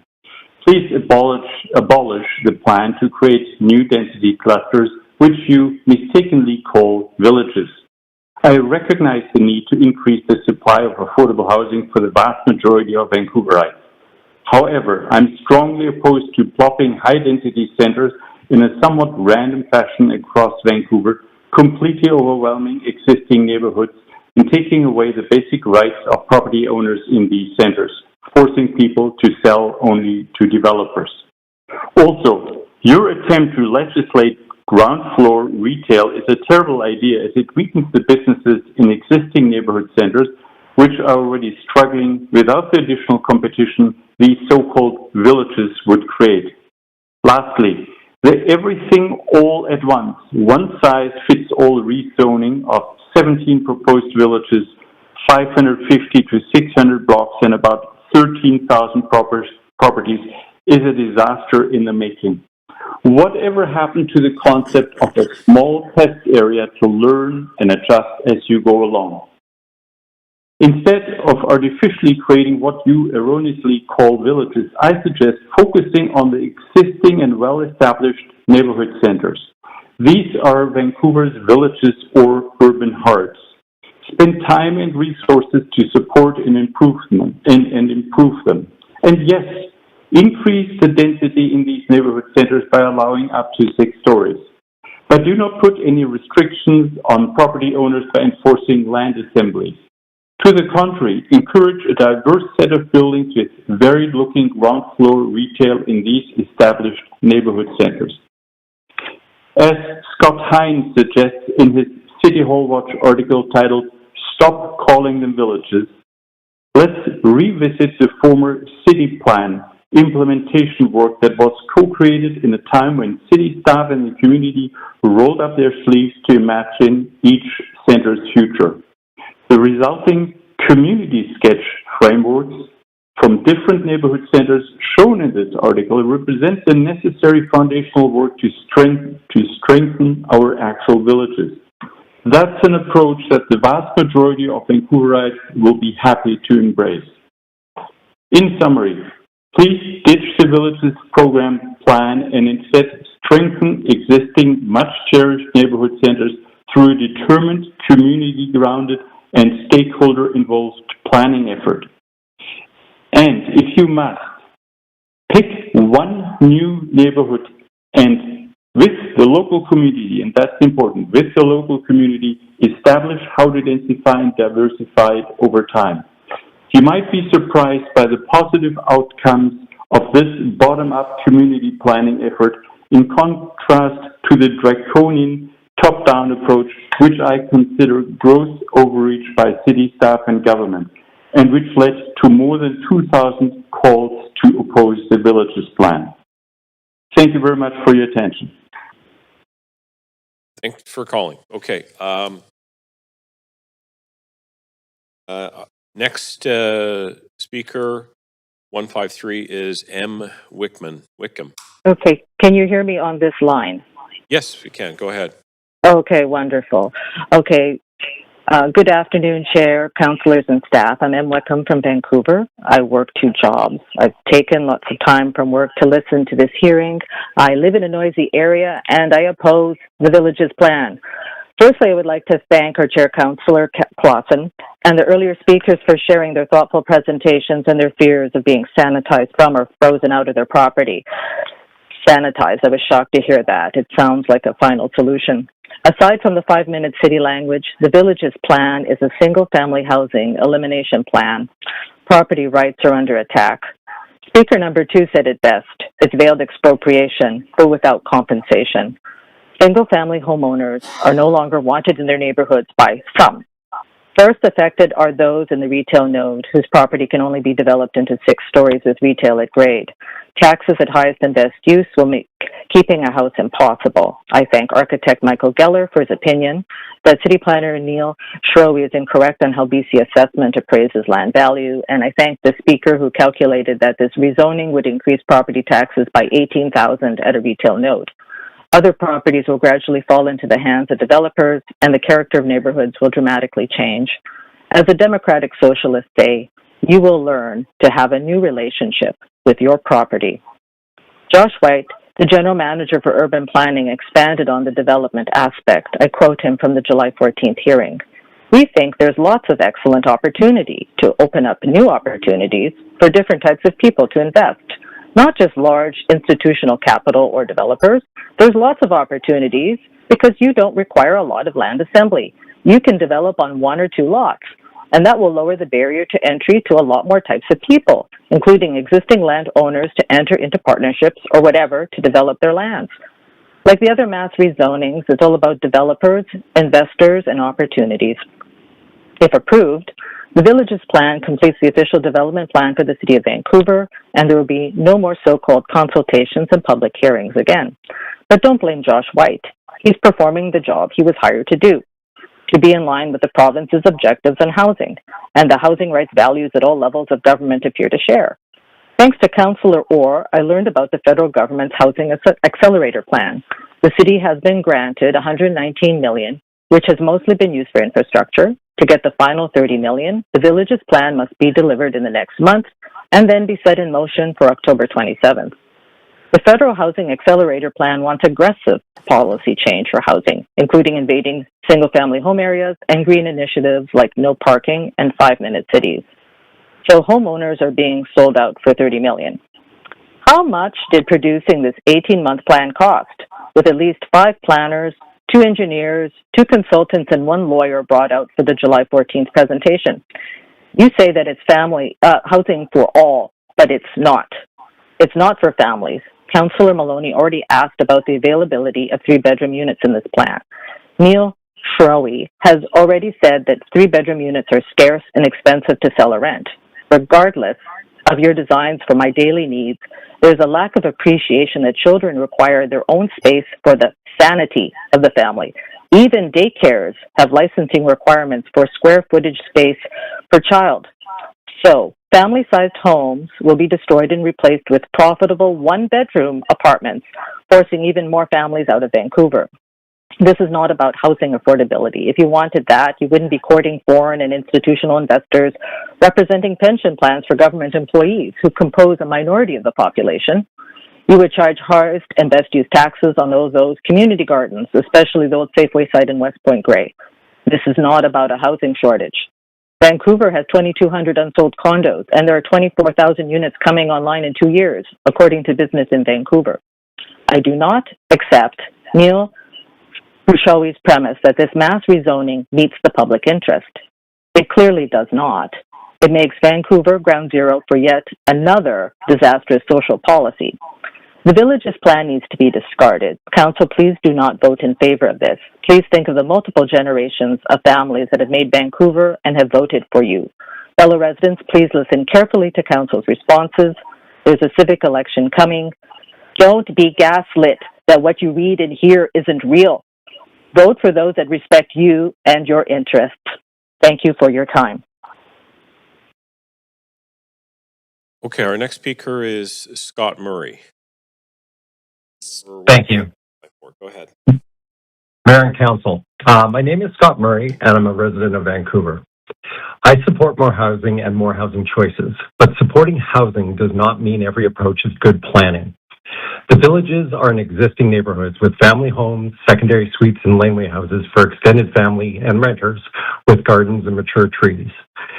We already know how pre-zoning works because we are seeing it with multiplexes today.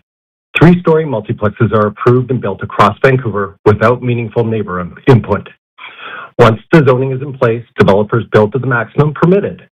And when there are poor solutions proposed, many have seen this happen in their neighborhoods of late. There is no longer an effective check and balance in the process. The Villages Plan extends that same process to much larger buildings. Once council approves the zoning, residents will have no meaningful opportunity to point out later that a particular 4- or 6-story building is inappropriate. Yet these impacts are inherently neighborhood-specific and, in many cases, site-specific. The Villages Plan and associated process prioritizes expediency over a more thorough and thoughtful plan that ensures the quality of housing and neighborhoods for citizens. It's unacceptable. The city says it wants to protect and expand Vancouver's tree canopy, but residents are already watching mature trees disappear through redevelopment. A replacement sapling is not equivalent to a mature tree and will not provide the same shade, air quality, and cooling benefits to residents for decades. I've seen no analysis demonstrating that pre-zoning thousands of additional redevelopment sites across 17 villages is consistent with the city's tree canopy objectives. Council should require this analysis from staff. There's a similar contradiction with the city's environmental policies. The city encourages homeowners to invest in renewable energy, including solar. But why would homeowners invest tens of thousands of dollars in rooftop solar when a 4- or 6-story building could later be built beside them and substantially reduce their solar exposure? The uncertainty itself discourages the environmental investment the city says it wants to encourage. I am also concerned about the new commercial zoning. Many properties being rezoned are existing homes. While those homes may continue to exist, their future development options fundamentally change. Instead of evolving as residential properties to meet a family's changing needs, their highest future value increasingly becomes commercial mixed-use redevelopment. That removes residential choices homeowners have today and may discourage long-term investment in their properties. These are complex and interconnected consequences, yet council is being asked to implement this approach across 17 established neighborhoods simultaneously. At a recent city information session, it was asked what population growth projections were driving the Villages Plan. Planning staff responded that growth wasn't the driver and referred us to mayor and council for an explanation. I have not heard a clear explanation, and more importantly, no measures of success. A plan should tell council and citizens how success will be evaluated, how many homes are projected to be built over what time, not theoretical capacity on a zoning map, and what will that visually look like across neighborhoods. How much of that housing will be affordable rather than replaced by cash in lieu contributions? How mature tree canopy is preserved or the expected loss over time? How infrastructure keeps pace? Why the new commercial spaces are viable? And what council will do if those objectives are not achieved? Without measurable outcomes, this is not a complete plan. It is a citywide rezoning proposal without an accountability framework for the city staff, council, or developers. There is also a municipal election this fall. This is a major change to Vancouver's established neighborhoods that's being pushed in the middle of summer. Despite this, approximately 80% of the written submissions taking a position on this proposal are opposed. That does not mean every resident is opposed, but it should tell council something. Please do not dismiss these concerns as opposition to housing or opposition to change. The question before council is not whether Vancouver should grow, it is whether this proposal is sufficiently complete, evidence-based, and accountable to justifying pre-zoning 17 established neighborhoods all at once. I'm opposed to the Villages Plan as currently proposed, and I respectfully ask you to vote against it. Thank you. Great, thanks for calling. Speaker 156, Christine Bryan. Is on the phone. Hi. We've confirmed the representative parties. Okay, we just need to, Clerk, are we confirming we have current? Okay, great. All right, Christine, you have 8 minutes. Okay. I have two procedural questions before my time starts. The first one, I missed what that motion was. There was a motion just before the break, and I didn't hear what that one was about. The motion was to hear speakers after 10 p.m. Oh, okay, just extending this session. Okay. And then my other question is, because this is a quasi-judicial process, and the mayor has now been on leave for personal reasons for the entirety of 2 consecutive sessions, is there a formal process where the mayor or any councillors who are unable to attend the full sessions, will they review what is missed before casting the vote? Now, I just want to understand how that works, and I know we may not be able to answer this at this moment. I've started your time, and the short answer is that all members of council have the ability to be briefed on the proceedings, and provided they have done that review, they can vote. Go right ahead. Okay. Well, I'm missing some time there. That's not fair. I'm going for 8 minutes. I'm finishing my speech because it's 7 minutes and 35 seconds. Okay. My name is Christine Ryan. I'm a resident of Vancouver, speaking on the village's plan, and I'm not speaking to argue against growth, density, missing middle, or affordable housing. I do have a fundamental opposition to how this plan is drafted, and what it proposes, not why it exists. So I'll start with my main thing. The city's own planning department, the ODP, says that the amount of public engagement should match how big the changes. It also says the biggest engagement should happen for changes for something called the urban structure strategy. The villages are part of that urban structure strategy, as stated on page 70 of the ODP. This isn't some small tweak that we were talking about. It's over 13,000 properties in one sweeping motion. So when I look to see how much real public engagement actually happened compared to how big this change is, it does not add up. And this is not an outside standard I'm imposing. This is the standard that the very council adopted in writing less than 4 months ago. And I'm simply asking that it be applied with the same seriousness the council expects when enforcing its other policies. There have been so many other issues raised: property rights, losing trees, commercial vacancies, de facto forced sales on C2 zones, and the list goes on. All of these issues deserve to be weighed heavily by this council. Now, I want to raise 3 points because I think they point to whether this council actually followed its own rules. And I do not think this plan should move forward as written because of the following contradictions. The first one being lack of consultation. Previous speakers have already touched on this, and I feel it's necessary because it reflects on the real failure to meet the ODP's own standard. This council should be held to the standard it sets for itself. And I'm speaking to Part 6 of the implementation of the ODP on page 193 under a section called the process for amending the plan. It says the public should be, quote, scaled to a level appropriate to the change being considered, unquote.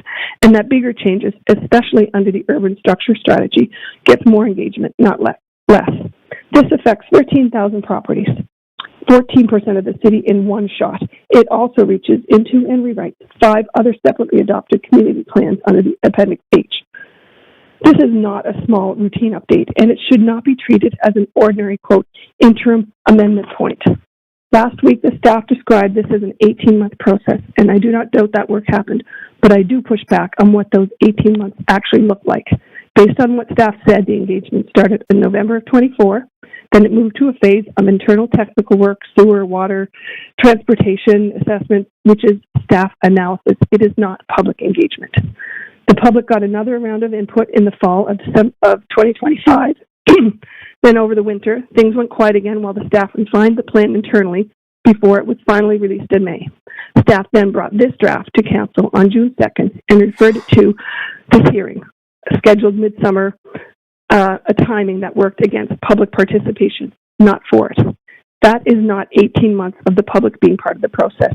That is a handful of touch points separated by long internal stretches stretched across a calendar that happens to add up to 18 months. Duration on a timeline is not the same thing as sustained engagement. And when the plan itself says engagement should scale to the size of the change, I do not think what happened here in any way clears that bar. My second point is bylaw 14357. There is an absolute imbalance in how this bylaw treats residents versus developers. Section 4.9 gives developers the exclusive right to ask council to reconsider a decision. There is no equivalent like that for residents. And once this passes and becomes part of the ODP, provincial rules mean most future rezonings that fit within it will not even get a public hearing. So this public hearing right now is the only real chance residents have to speak, while developers get a standing invitation to come back to the table at any time. If that is not a clear indication of who this plan was written to appease, I don't know what is. My third one is the HAF. This council should not let federally funded deadlines dictate permanent citywide change.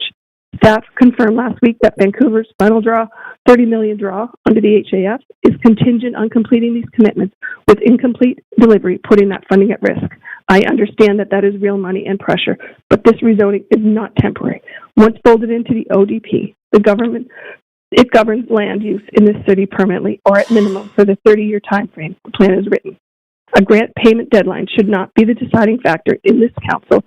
This council cannot easily undo. If the only reason this draft plan needs to pass in this form is to protect the funding installment, that is a reason to separate the funding question from the zoning question, not a reason to lock in permanent change on an artificial timeline. I do not think a plan built on an engagement process that A, does not meet its own stated standard, locks in a permanent asymmetry between residents and developer applicants, and C, appears driven in part by federal funding, that it should ever be approved in its current form.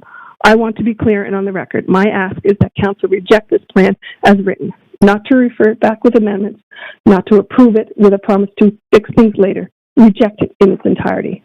And before a new plan comes back to this table, require that any future version meet the engagement standards of the ODP, equalizes appeal rights under Section 4.9, stands fully on its own merits, separate from any federally funded deadline, and separates whatever timing pressures exist ahead of this October's lesson. One last thing briefly. This was only released in June, and over 6,000 people signed an online petition. Over 2,000 more wrote in through the city's own correspondence process. Yes, there's some overlap, but even being considered, we are talking about thousands of residents to this plan, opposing this plan in a matter of weeks. In the end, this entire draft comes down to 11 people in this chamber. 11 of you, each of you holding a powerful vote that will shape this city for decades, affecting tens of thousands of residents permanently. That is your vote at the end of this public hearing. Ours will be in October, and I ask you to take what residents are telling you seriously. Just a note in today's the motion that you spoke about, that all remaining speakers in one sitting rather recessing again may look like an accommodation, but for residents watching or waiting to speak, a single marathon session running late into the night isn't about more access, it's less. Fatigue affects both speakers and the council members who have to listen carefully to all of them. If anything, this reinforces my first point. Engagement that's technically available isn't the same as engagement that's genuinely accessible. And it's a pattern that has shown up repeatedly over the course of this whole process. That's it. I'm done. Thanks for calling in. Okay, our next speaker is Stuart Smith. We've not been able to confirm attendance.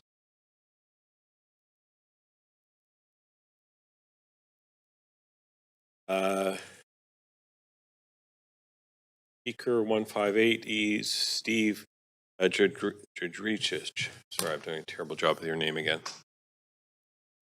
Steve, are you there? You appear to be here. Okay, Speaker 159 is Norm Zottenberg.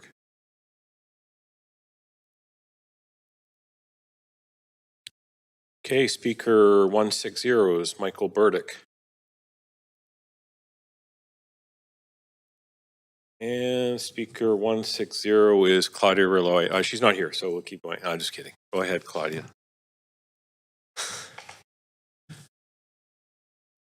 Thank you very much, Chair Clausen, and thank you for the opportunity to speak to you, councilors, today. And there was absolutely no coordination between Norm, Michael, and myself. I'm actually here as a resident of Vancouver. I'm not here in my official capacity as the executive director of the Marpole BIA. However, given the fact that you have received correspondence from us regarding the village's plan that was written and emailed to you in December of 2025, in relation to the draft that was available at the time, I did want to mention the fact that you are in receipt of that draft. We were clear in our opposition to the village's plan on behalf of the Marpole BIA for the reasons stated in the letter due to the cannibalization of the existing Marpole plan, a copy of which I still have, approved by council in 2014, 5 pages of which are dedicated to Oak Street built form guidelines. and repetition of the work that had already been done. As we indicated in that correspondence, we are not, nor have we ever been, against densification or business competition. We participated for 2 years, 24 months in support of those objectives in the MARPO plan process and point to it still as a model of a successful community-based planning exercise. I'm here as a 25-year resident of Kitsilano, and I'm speaking to the particulars of the village's plan process with reference to the one closest to me, for which I received a notification postcard, the McDonald Street and West 16th Avenue proposed village's plan. I do not support it, and I request that you reject it. I've listened to many of the presentations you've been also listening to over the past few days, and credit to you for your work in that regard. I am struck by the thoughtful points expressed by residents, citizens, and professionals. I hope you will take them into account.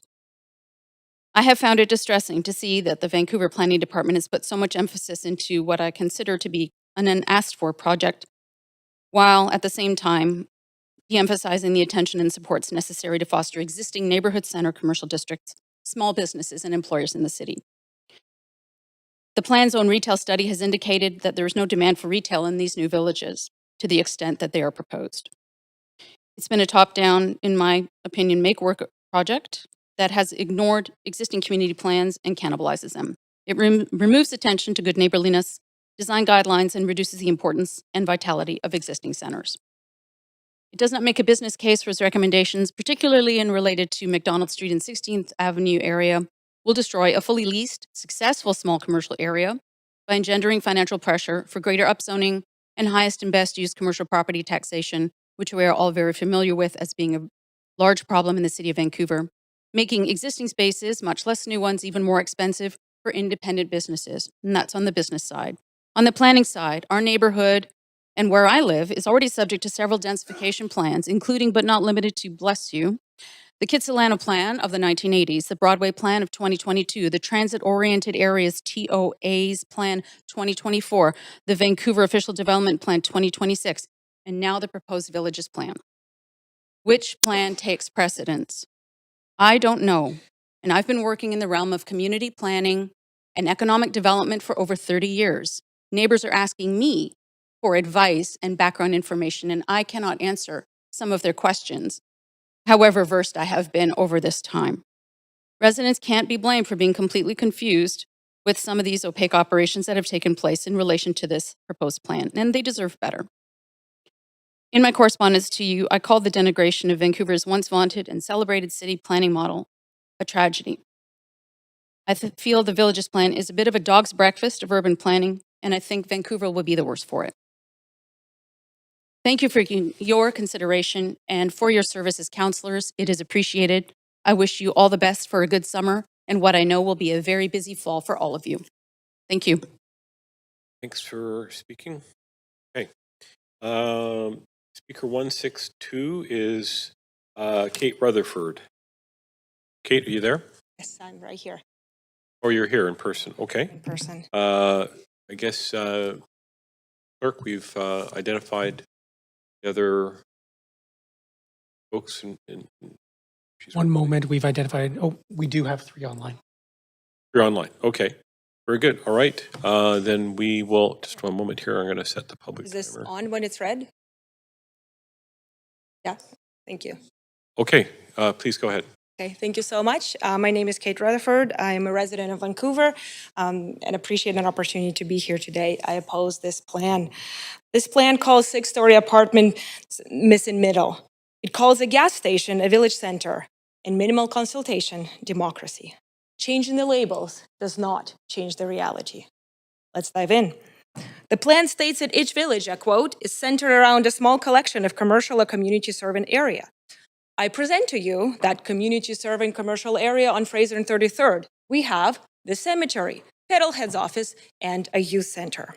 Next slide, please. Further down along 33rd, the next commercial area that's serving the community is a 7-Eleven, which is now closed, a park, a gas station, mostly closed flower shop, and a rotation of businesses that haven't been able to make it work at this intersection. Not exactly a thriving anchor to build upon. Commercial viability of adding more retail along this stretch is questionable. and likely will not be welcomed by already struggling businesses on Fraser Street. Next slide, please. Urban planning best practice generally says transit and infrastructure first, housing second. This specific neighborhood does not meet some of the basic requirements to become a village. There's no proximity to rapid transit. Bus 33 is slow and unreliable. No fault of TransLinks. It's a very small, congested, narrow one-lane street that gets really congested between Main and Nanaimo. It's one of the worst performance metrics for the buses. Another criteria, and then on my slide as well, is as the Grace Park is small and below average of all the community hub parks. It's a fraction of what the Douglas Park is. And the Kensington Community Center's old major need of renovations, as has been highlighted by the city, and it's not even a full-size pool, no rink. A lot to build first.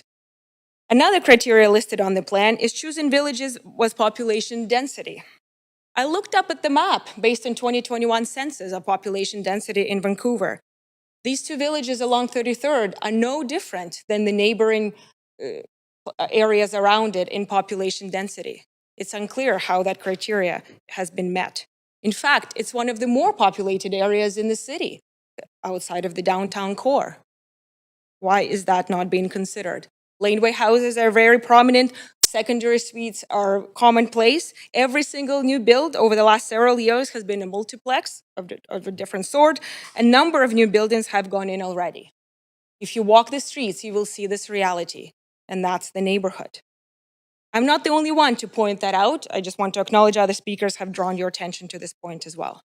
When residents repeatedly tell you that a plan does not reflect their neighborhood, democracy requires more than recording their objections. It requires responding.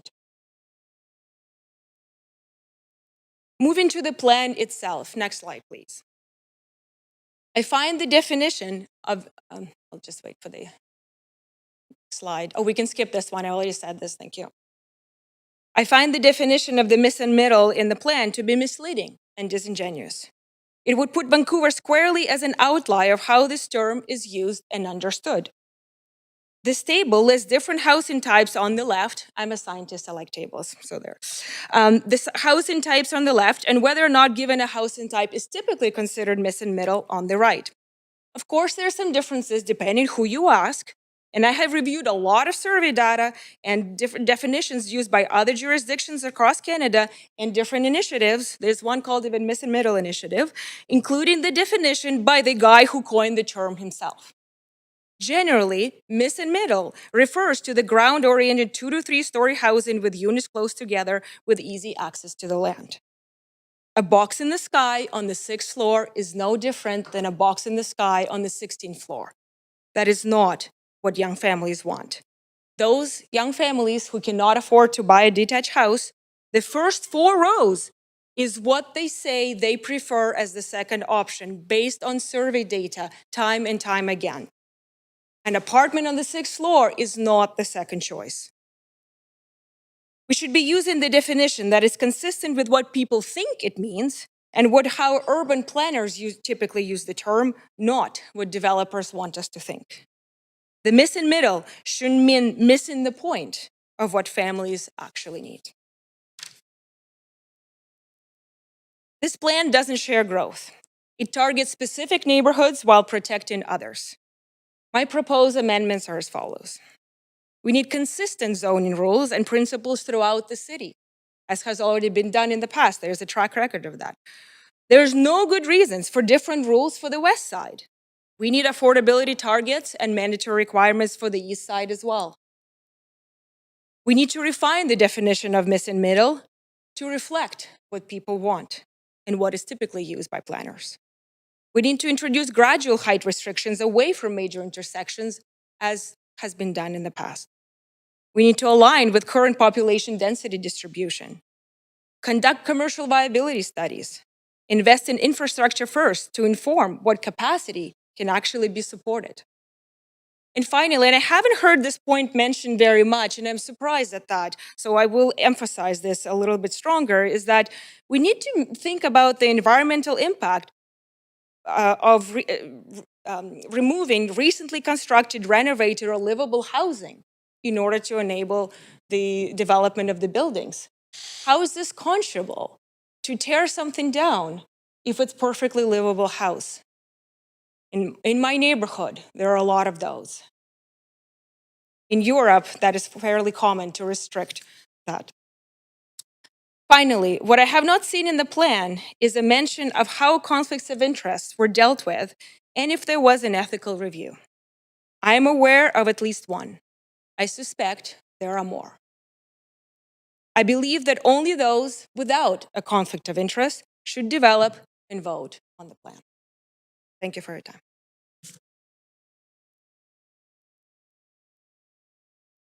Our next speaker is Pat Fellman.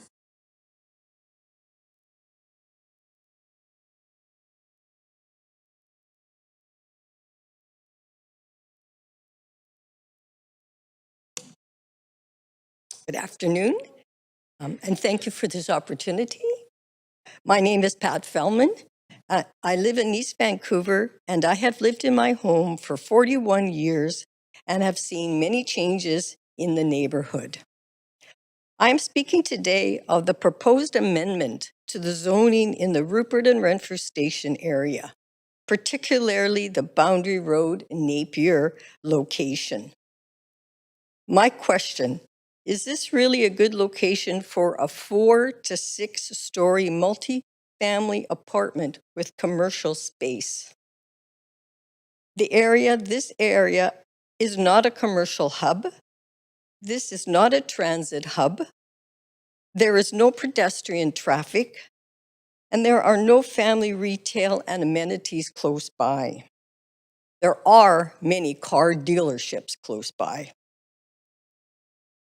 My concern today also is what will add to the neighborhood is the car population, as there is limited parking because of the Highway number 1 cutoff. I am sure Burnaby will not be pleased if we start parking our cars in their municipality.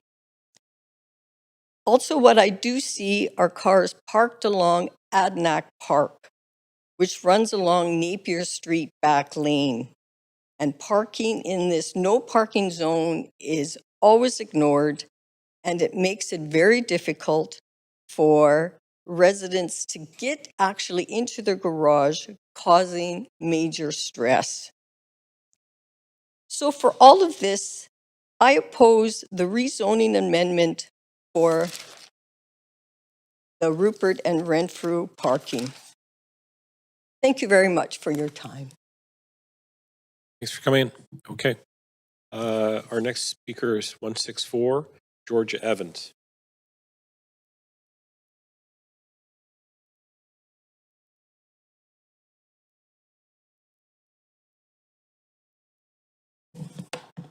Hello, I'm Georgia Evans, and I presently live in Canby Phase 3. However, I'm renting back from the developer that purchased my property. I would not have done this, but I would have been the orphan house on the block. So I'm paying close attention to these villages, and I'm totally opposed. I look at what's happened to Canby Street, and it's horrifying. More than half of the development that was promised has dramatically changed. I'm in the 500 block of West 27th. We were told when this development was initially proposed that along Canby it would be 6-story apartments, along King Edward it would be 4-story apartments, and the 2 blocks in from Canby Street on either side would be townhouses to accommodate families. The result, 16 years later, is that there have been very, very few townhouses built, and the majority of the properties are now going to 6-story apartments. An example is 29th Avenue, 500 block. 75 trees were removed off that block. They're now building a 6-story apartment building, and there will be no trees replaced on that property. When my husband and I sold, we purchased a property at 38th and Marguerite, an old-time Tudor that we are totally restoring. We chose not to knock it down. We removed the mahogany paneling. We put it in storage. We raised the house. We did a new foundation. We've lowered the house. It's taken 4.5 years. The reason being is the city would not let us remove one tree in the back. So 3.5 years later, we finally get the tree removed and we're moving forward. Our property requires replacement trees of 14, which I am more than happy to replant. As well, my husband and I have made a decision to plant an additional 6 trees so that our property will hold 22 trees. What you're proposing right now is that all of these established neighborhoods, the tree canopy will be gone. I look at what's happened on Cambie Street. Hundreds and hundreds of trees have been removed. And when these new projects go in, no trees go in. You get shrubs or you get trees that are put in by the developers and they die a year later and they just take them out and there's no replacement. These projects are a developer's dream. When the Cambie development went in, 2 years before it was approved, developers started going in and buying the properties. How did they know 2 years before it was approved that they should start buying? Well, the same thing has happened in my neighborhood around 38th and Marguerite. Shortly after my husband and I purchased our property in 2022, my realtor was approached by another realtor saying that they had a buyer who would offer $2 million more than what my husband paid for it. We said absolutely not. We had plans for this. We wanted to live in an established neighborhood. I looked to almost 1.5 years to find this property, and now I'm finding that everything around me is going to become the Granville and 41st Village. I'll give you an example of what's happened in my neighborhood. So 5583 Angus Street, which is going to be part of the village, sold on September 12th, 2024 for $4,940,000. The lot is 85 by 135. 4 units are going to be built on that lot. The demo cost was $40,000. Unit 5583, the development costs are $1,265,761. 5589, $1,265,761. 5585, $647,526. Unit 5587, $647,526. Those development costs, $3,866,574. With the purchase price, $8,806,574 before a shovel has gone in the ground. There is absolutely no way any of these villages will provide affordable housing for young families. Georgia, that's your time. Thanks very much. Appreciate it. Okay. Speaker 165 is withdrawn. Speaker 166, Kelly Quinn.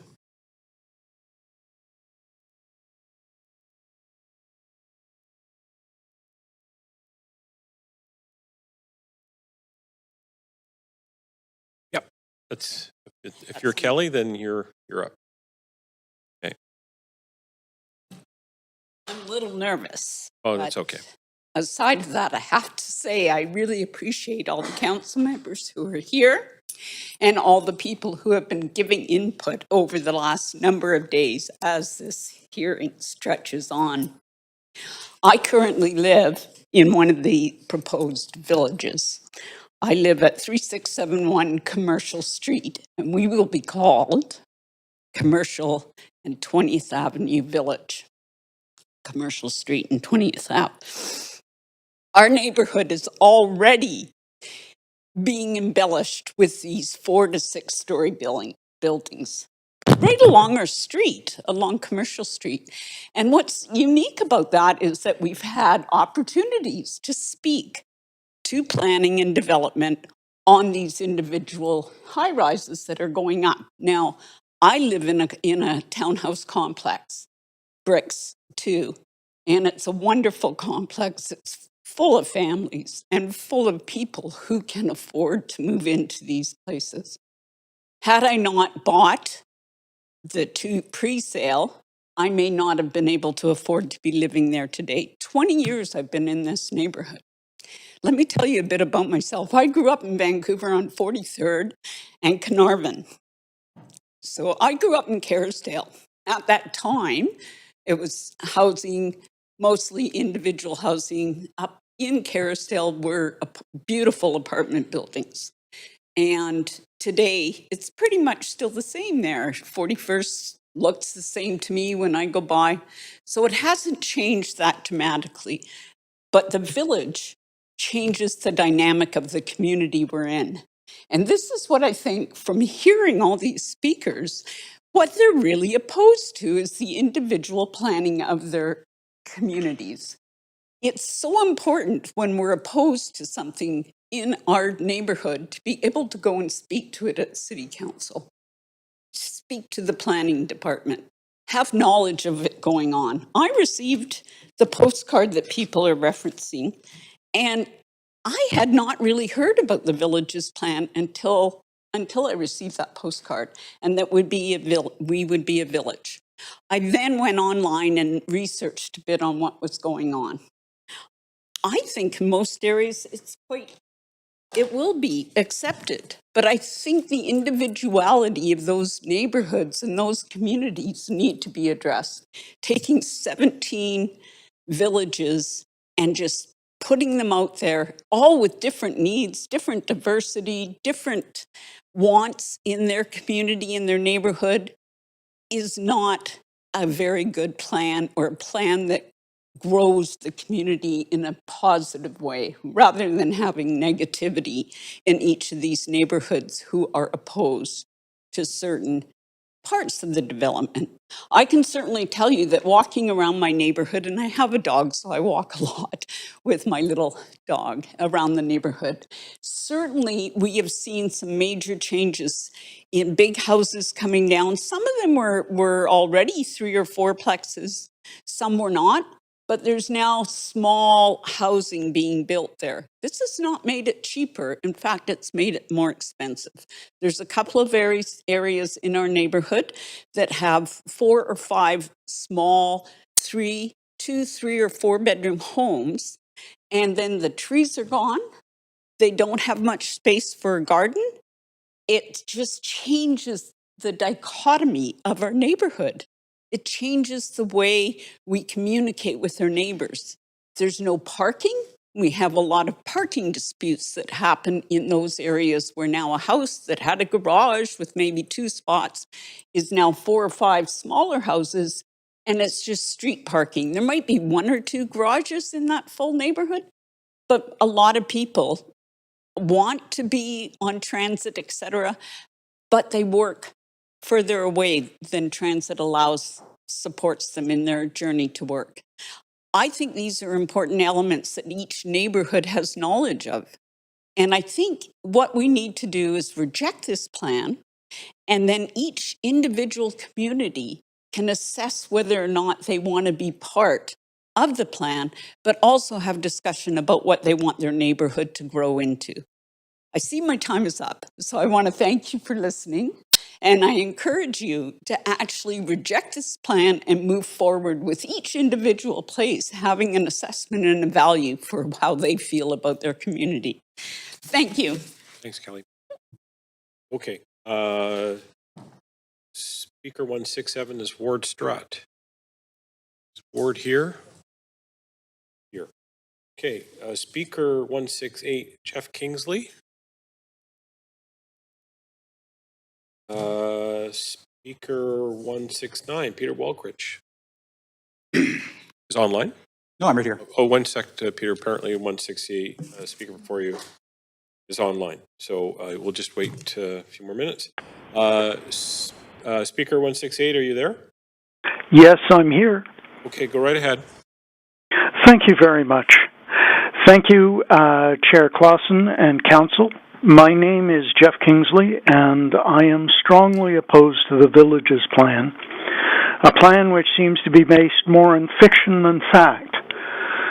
But we need to focus on the facts, facts that developers would prefer we ignore. Online retail monopolies, big box stores, and international franchises have done more to destroy local small businesses than anything else. Building new retail spaces, big or small, won't change that. Similarly, the student and youth accommodation problem has nothing to do with the condo supply market, and far more. Oh, yeah. Yeah. Hello? Somebody cut into my... anyway, it is... The student and youth accommodation problem has nothing to do with the condo supply market, and far more with the lack of living wages on top of the crippling cost of tuition. Another fact that developers would have us ignore is that neighbors, people, make up neighborhoods. The city's recently adopted zoning changes are good.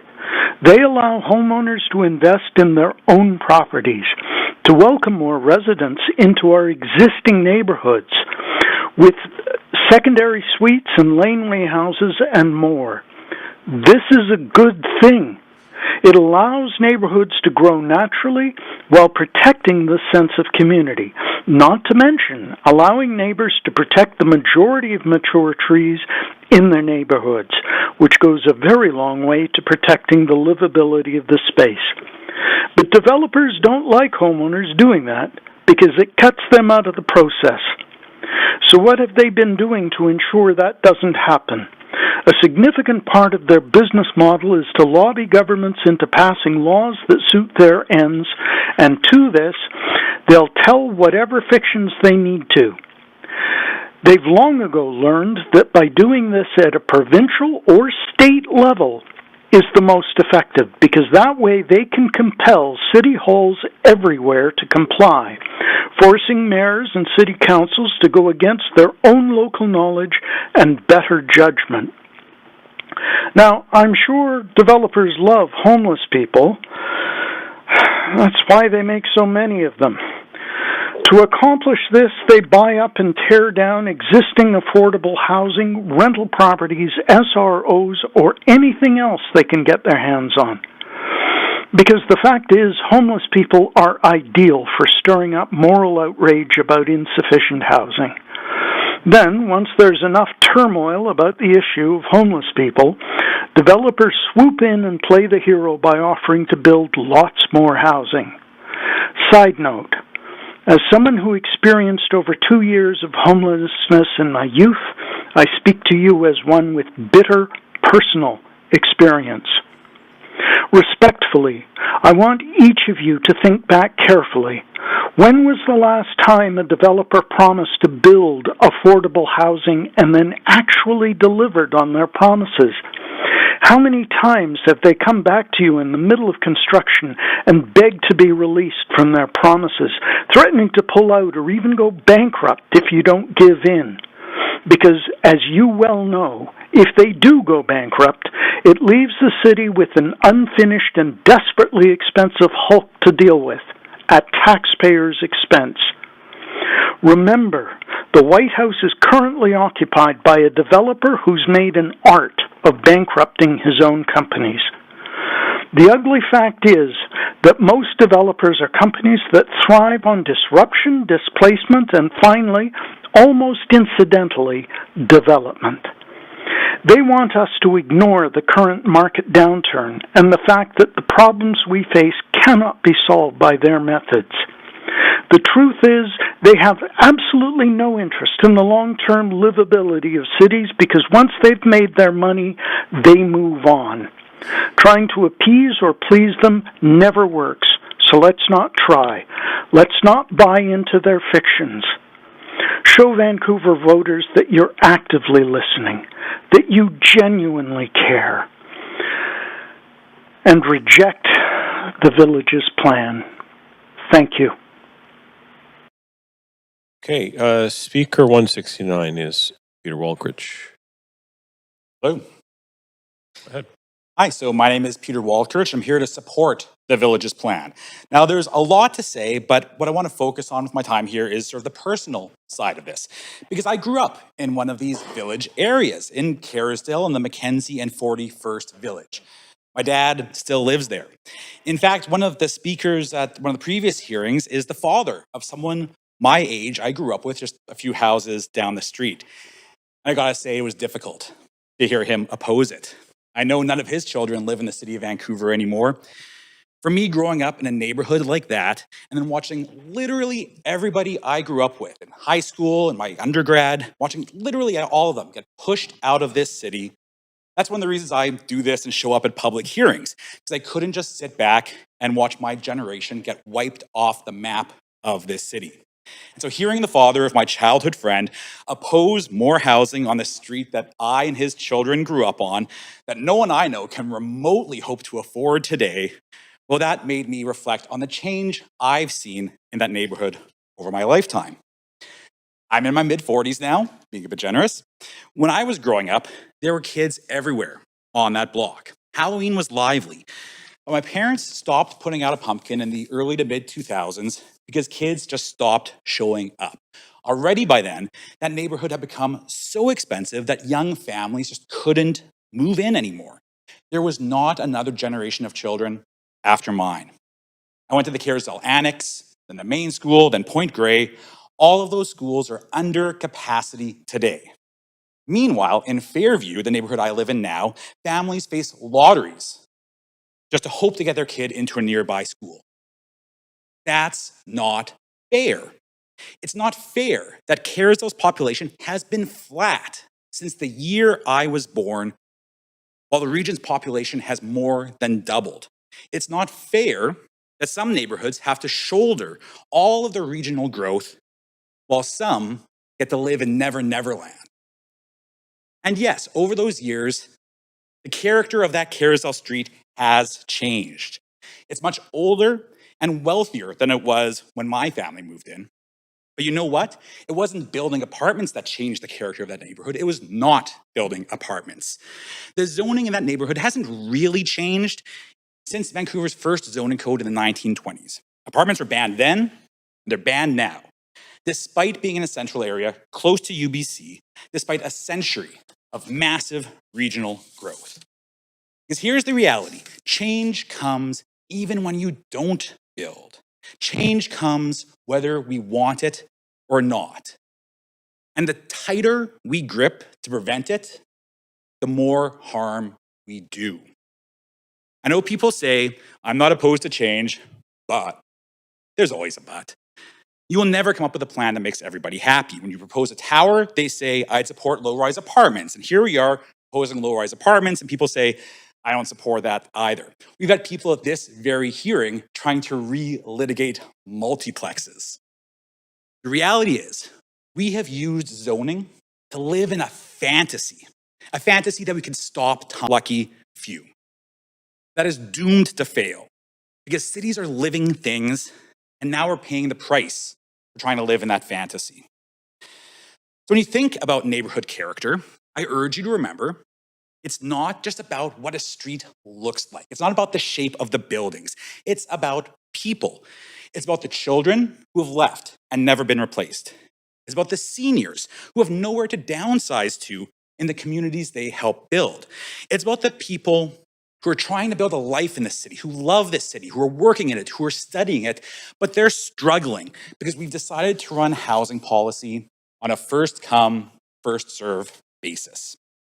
So please think about what's good for the city as a whole, including the people who don't have time to show up on a weekday afternoon to beg the city to allow a home for them to maybe live in one day. We know that the planning status quo has failed entire generations of Canadians, and it's time to do something different. I spoke earlier about my generation being wiped off the map. There is a lot of anger and disillusionment out there. It's so much tougher for young people. People in their 30s, in their 20s, they know they will never be able to afford to live in this city, and that should shock the conscience of every single one of us. So I urge you to approve this plan because it's time to put away fantasy. Vancouver needs housing. We need low-rise apartments on off-arterial streets. We need walkable communities. We need change. Thank you. Thanks. Okay, speaker 170 is Nicole Borgal. 170 is not online. Okay. Speaker 171 is Elizabeth Kirkland.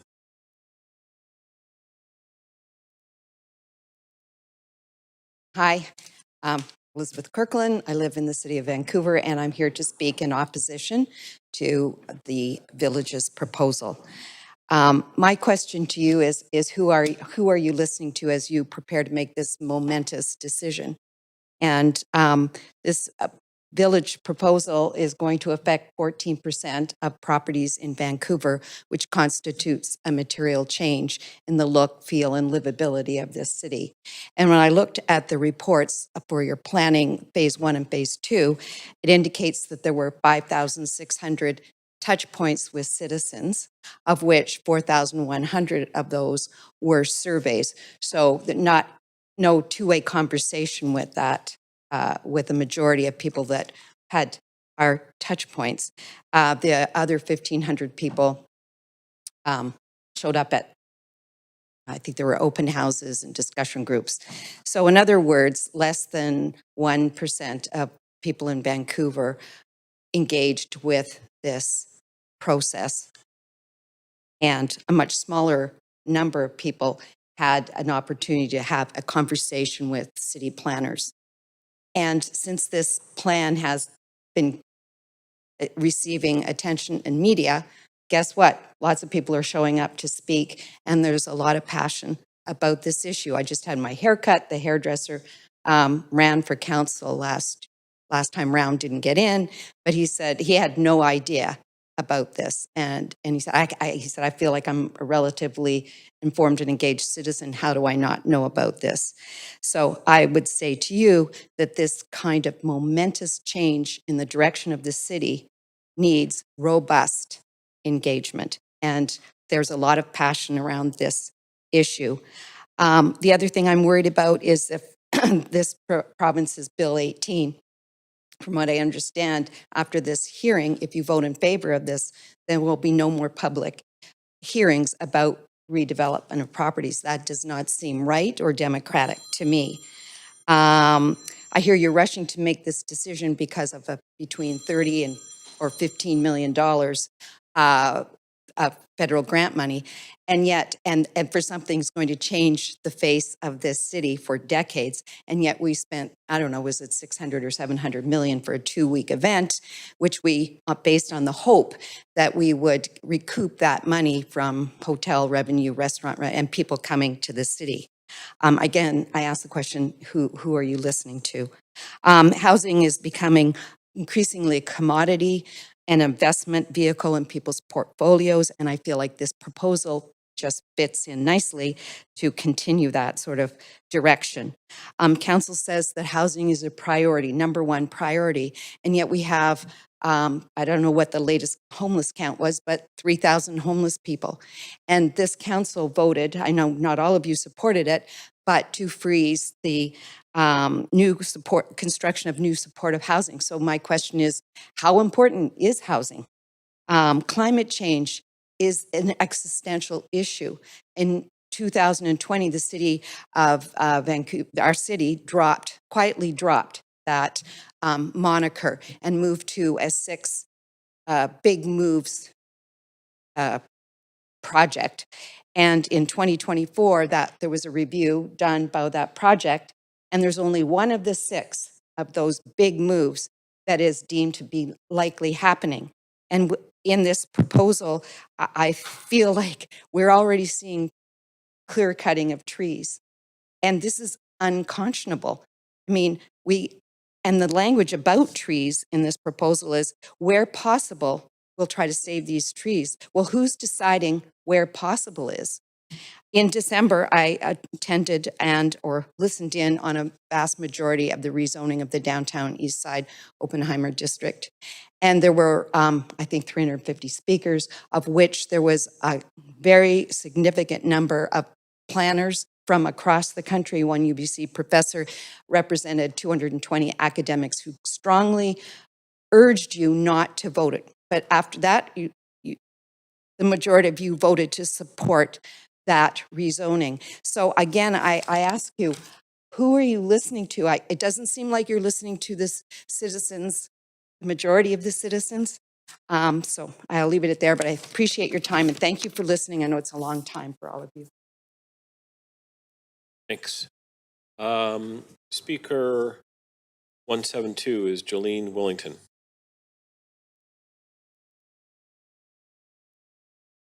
Speaker 173 is Kathy Yaknis.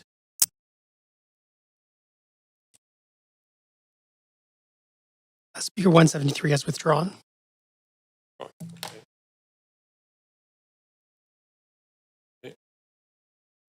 Speaker 174, Nancy Newman.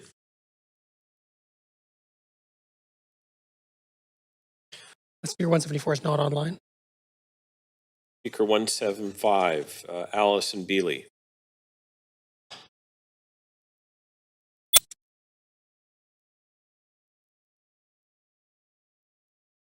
Speaker 175 is not online.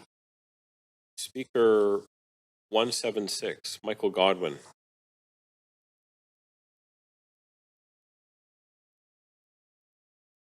Speaker 177, Sharon Saunders. Speaker 177 has withdrawn. Okay. 178, withdrawn. Speaker 179, Mark B.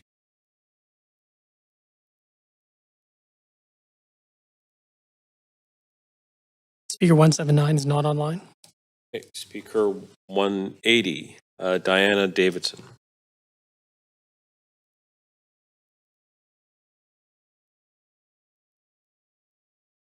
Speaker 180 is not online. Speaker 181, Annie Cassells.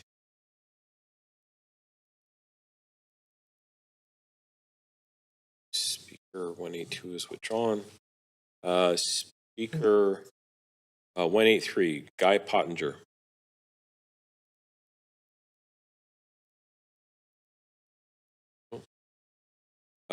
Speaker 184 is withdrawn. Speaker 185, Jean Shapiro.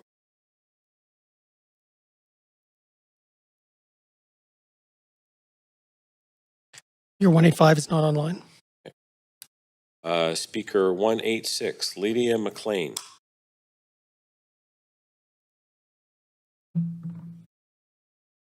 Okay. Speaker 186 is not online. 187, Hitesh Neb. 187 is not online and 188 has withdrawn.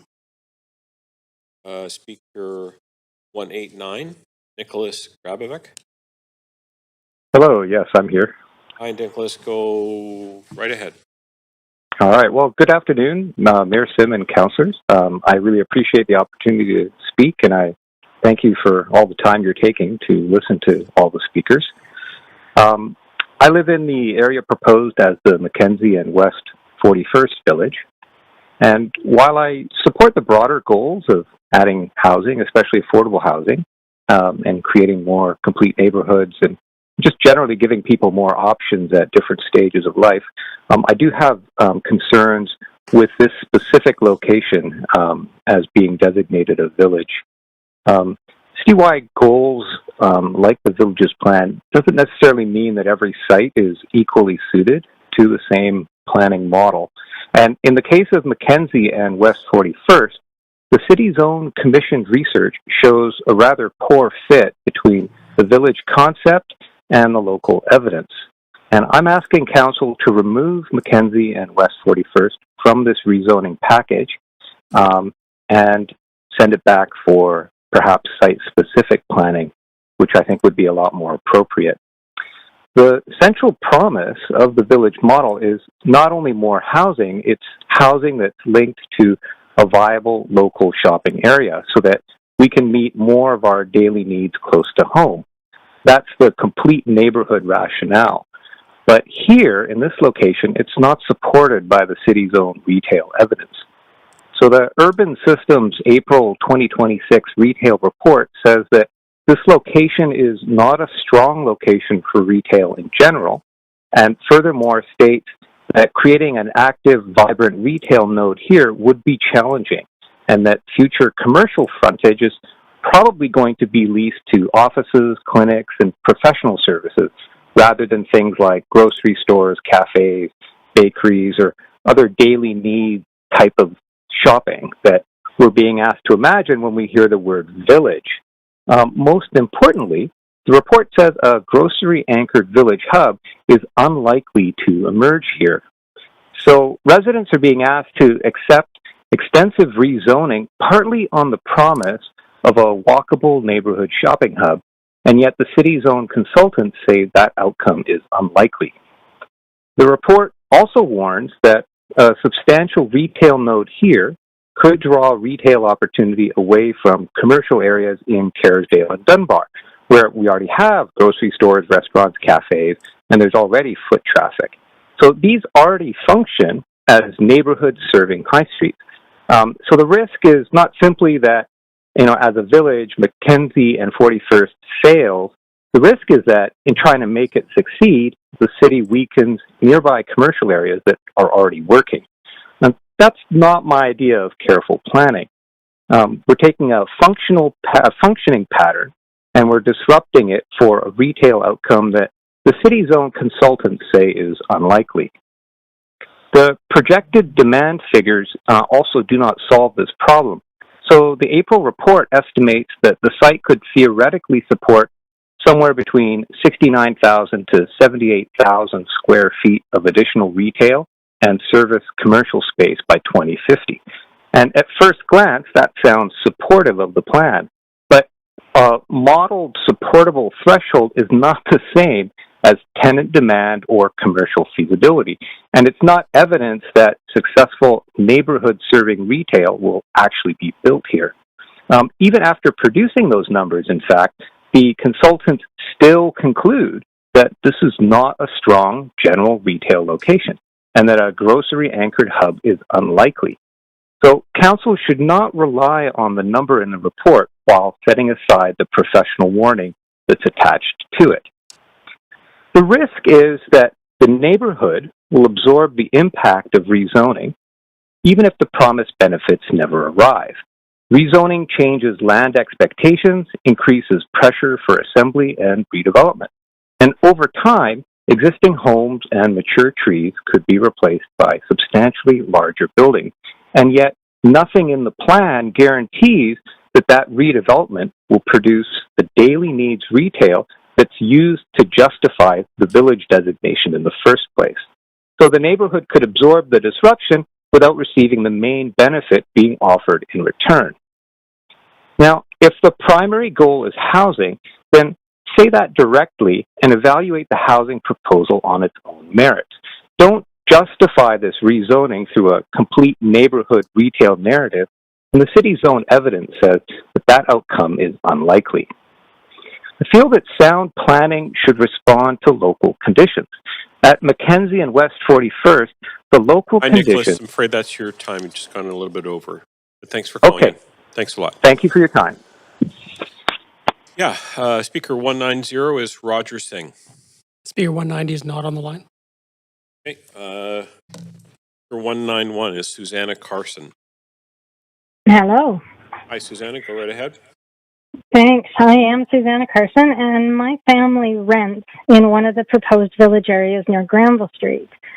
I, like a lot of speakers, I agree in principle with the goal of diverse housing, and I'm kind of grooving on a low-rise cap of 6 stories for future apartments in most city neighborhoods. If I have to go to a dense, overcrowded, congested big city, 6-story Paris is one of my favorites, but I don't think I could live there. I oppose the path presented for Vancouver, and I think council should decline the application. The start of my engagement in this project and 3 days of listening to all of this is, as Councillor Fry put it, the leafy green. Lost mature canopy and to-the-sidewalk building footprint will cause the loss of ecosystem services that Vancouver currently benefits from. Our residential canopy and our green spaces on private land, they provide reduced air pollution, reduce noise pollution, heat regulation, increase biodiversity, better mental health, and reduce water pollution as our soils naturally clean groundwater. There is a real cost for these built-in free services.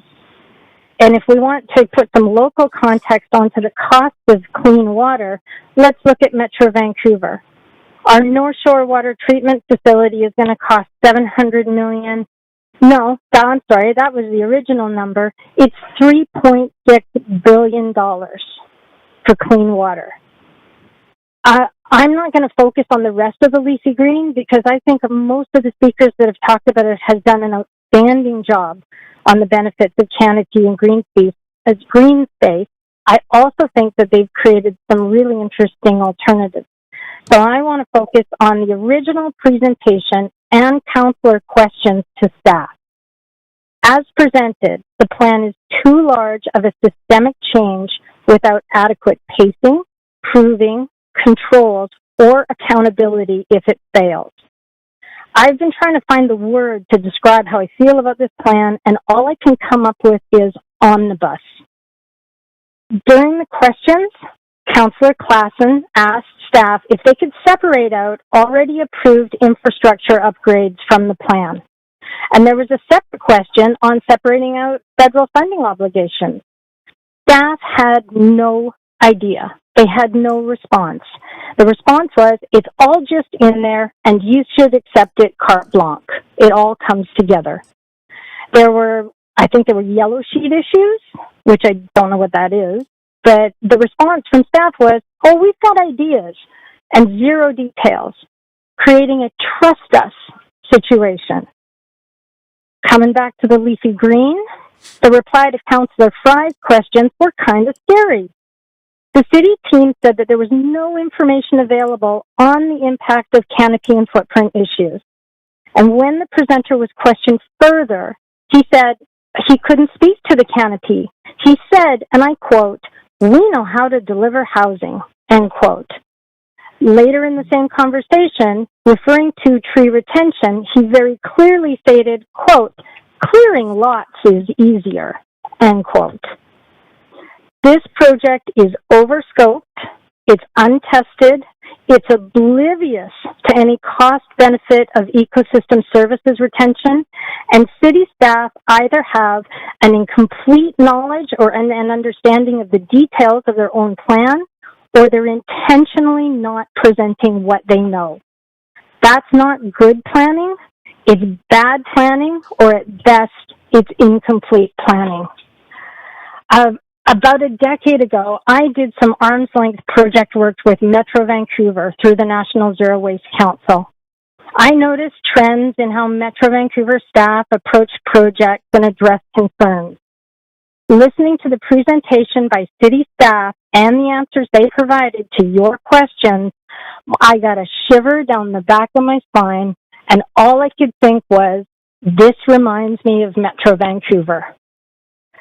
I am a small business owner in this city, and if my staff presented me with a plan that they were unable to answer essential questions, I would send them back to work, and I think you should too. Thanks very much for calling in. Speaker 192, Sandra Ho.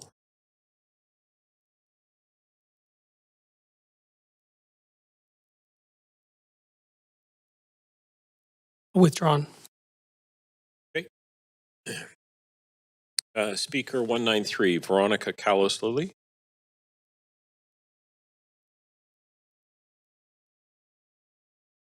Okay. Speaker 194, Arife Ruhi.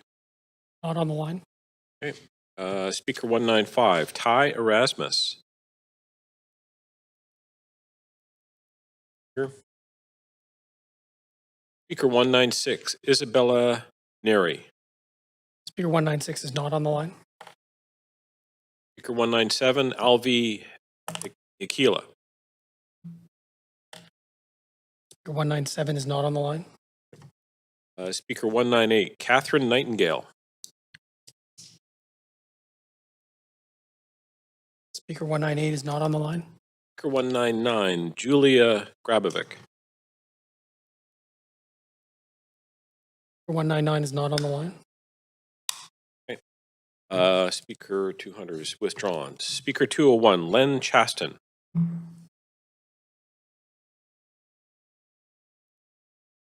It's not him.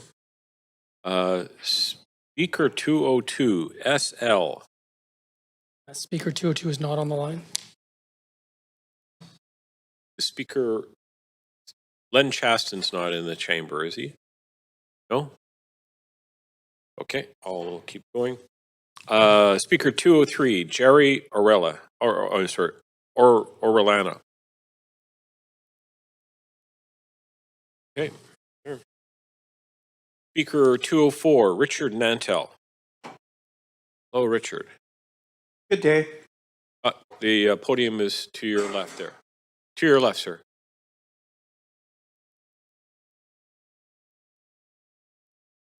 Used to be that one. Yeah, you can adjust it higher. It's this. It's on the right hand side by your right hand below. Oh. I'm an analog guy. Oops, I'm going the wrong way. Maybe someone can help me.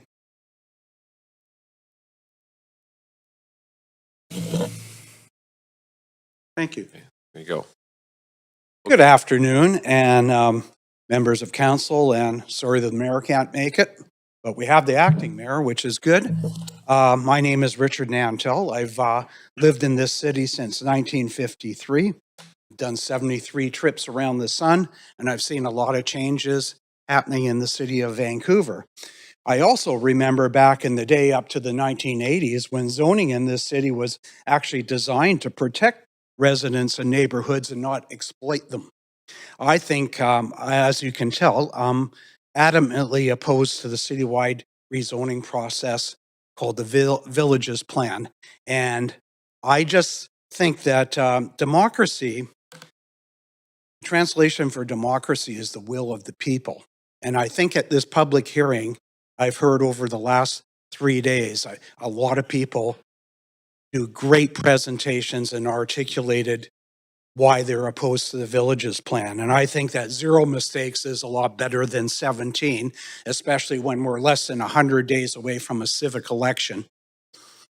I think that the proposal, I must say that I'm adamantly against citywide rezoning initiatives. I think it's lazy planning, it's a one-size-fits-all thing, and it basically circumvents the public opinion about what's happening in this city through the process that you basically bury it and get it behind you. I was taken back today, and I'm going to digress because I just came from a doctor's appointment and I didn't bring my presentation, so I'm ad-libbing here. But how many people have dropped out of this public hearing process because they're at work, and we have a public hearing process that's being exercised during business hours when people are working and have commitments. I actually pulled back from my summer vacations to come and speak here today. But anyways, I will get back to that in a second. But I live in the Fraserview area, which was a neighborhood back in the day that was built for the war veterans of the city that lived here. And that whole neighborhood and Renfrew Heights was actually built for the veterans, which my father was, and I bought a house there back in 1983. But I think the 61st and Victoria location is a terrible location. It's almost like the planning department got some darts out and started throwing them around the city and seeing where they would stick, right? At 61st and Victoria, there's 3 tiny little small existing businesses and a boys and girls club and basically nothing else. And what you're doing by putting a village there, you're destroying Fraserview and that existing neighborhood. And a lot of the people there didn't know what was going on, except for the high streets. A few people got letters, but the majority of the people, and I'd like to ask the planning department, that area goes all the way up to the Nanaimo Street on the east side and Argyle almost on the other side. And none of those people back there have no idea what you're trying to do, because I went around and I talked to a lot of neighbors. But anyways, it's a bad place for a village too, because there is no east-west connections in terms of a transit route, because on the west side of Victoria Drive, you have circular streets that both empty and start on Victoria Drive. So basically, you could never get a commuter route going through there. I don't think we need a village there, because we have Champlain Heights, we have East Fraser Lands, we have lots of areas that I've walked to if I have to get commercial. I think a lot of people have brought up a lot of different things about gutting existing commercial, like along Victoria Drive. My biggest concern for me is, is the uplift on property values. Like right now in my house, I have a 1,700 square foot original Fraserview home in this neighborhood. And basically, over 95% of my value is associated to land. Every time you rezone something, what you do is you're uplifting property values. And I have the feeling, and so do my neighbors, is that if you can't rezone me out of my neighborhood, you're going to tax me out of my neighborhood. So I would strongly urge you to not approve this plan. And there's a million other things I'd like to talk about, but I think a lot of people have brought up all these issues. I think that the other problem is, and I'm glad I just remembered this, between Victoria Drive and Nanaimo Street, which is the eastern side of that village, it's one solid block of 35 houses in a row going up to Nanaimo Street. So you got a 22-foot wide street, and if you got cars on both sides and two cars come together, no one is ever going to get through there. Richard, it's madness what you're doing. And please leave this to another council. Thank you. Thanks for coming in today. Okay, Speaker 205 is... We used to have community newspapers in this city, the Vancouver Echo and the Vancouver Courier. That's how you do engagements. And just give me one brief other point. Richard, if you really wanted to do this rezoning, what you should have done is put an 8-by sign right in the epicenter of those stories that actually really engage people and let them know what.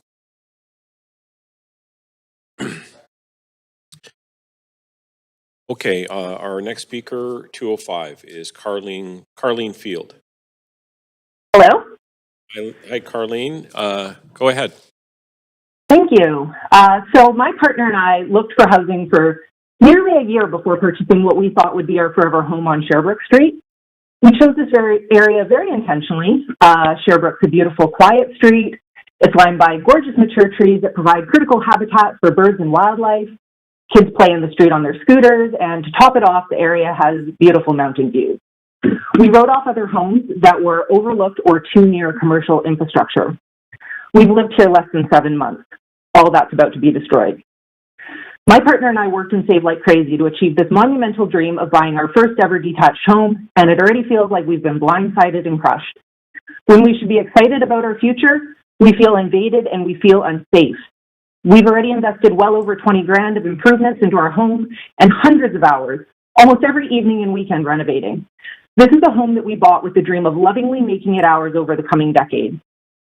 Now I struggle to envision my future here with the possibility of a towering 6-story high-density building next door, and this plan is making thousands of residents feel like this. Why would we continue to invest in our homes and communities, not knowing if we'll like our neighborhoods in a few years? Neighborhoods thrive when people can see their futures there. They get to know their neighbors, they beautify their streets, they plant gardens, they renovate and maintain their homes. But now everyone who makes these existing neighborhoods great are no longer on solid ground. It's no exaggeration to say that this plan risks destroying our city as we know it. Here's a few more reasons why I strongly oppose. I believe my area was called out last week by the planners as not being walkable near Knight and 33rd. I actually have 3 distinct areas where I can walk and do my shopping. 2 different areas on Fraser Street and Knight and Kingsway, and I also frequent Main Street and Victoria Drive. The notion that we all want shops within 500 meters of us is completely arbitrary and untrue. Vancouver already has villages that we all love, and I echo the concerns others have raised about existing shopping streets already struggling. With grocery delivery services and online shopping, we need to be ensuring that our existing villages survive, and we should be investing in their vibrancy. I also want to point out that most of us are not single-family homes. Many of us have suites and offer affordable housing, which could all get displaced by this plan. I'm renting out my basement suite for $1,300 a month. My neighbor has roommates. They pay $700 a month all in. Tell me, is any new condo going to provide affordable housing like that? There's a rental building on 33rd, a few other people have mentioned. The cheapest rental unit in that building, a studio, is $2,125 a month. In my area, houses are increasingly becoming duplexes with laneways. This is the missing middle that people are actually after, as a lot of other people have mentioned. I think most of us accept our neighborhoods evolving, and if this plan had just proposed 2- and 3-story townhouses, people wouldn't feel pushed out the same way and would be creating more desirable and beautiful neighborhoods and homes. This plan also feels truly impossible to understand when our government currently has a plan to buy up a surplus of condos right now. There's also just been a mass rezoning around SkyTrain stations, allowing 8, 12, and 20-story buildings yet to be built. I know a critique of us in opposition is that we're all NIMBYs, but until recently, I actually lived at Main and Broadway. There was construction all around me, and I never opposed it because I recognize that's where high density should go.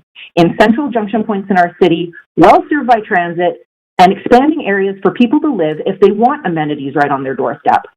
With these thousands of potential residential units already rezoned in our city, I'm very unclear why another widespread rezoning is even on the table in areas that are far less appropriate. This plan is also just spread far too thin. There's not going to suddenly be 17 new villages and high streets.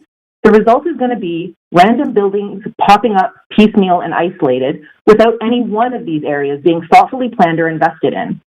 Risks include neighborhoods feeling disjointed, buildings feeling out of place, homes being orphaned between towering buildings, the mandatory retail and services struggling because they're too isolated, and all the other necessary infrastructure such as parking and transit not coming in lockstep. I just want to say point blank what I heard from the planners last week, and that's that this plan commits nothing to the city or its citizens. It doesn't commit parks, rec centers, schools, libraries, parking, mature trees, affordability, bike lanes, or even transit. It's insulting how the planners described everyone hanging out outside, meeting their neighbors in green spaces when my area doesn't even show a green space. Everything that a city should be working on for its citizens is completely vacant from this plan. This plan is very transparently just letting developers have at our neighborhood lot by lot. So I oppose this plan because it's aggressive, it's unjustifiably sweeping, and it's shockingly reckless. It risks the identity and heart of so many neighborhoods, and I urge you to please listen to the dozens of experts that have voiced their opposition to this plan because it's simply terrible urban planning. And I really urge you to listen to us because we're the overwhelming majority that oppose this plan. Appreciate Thank you you. calling in. Thanks a lot. Speaker 206 is Aaron Berghofer.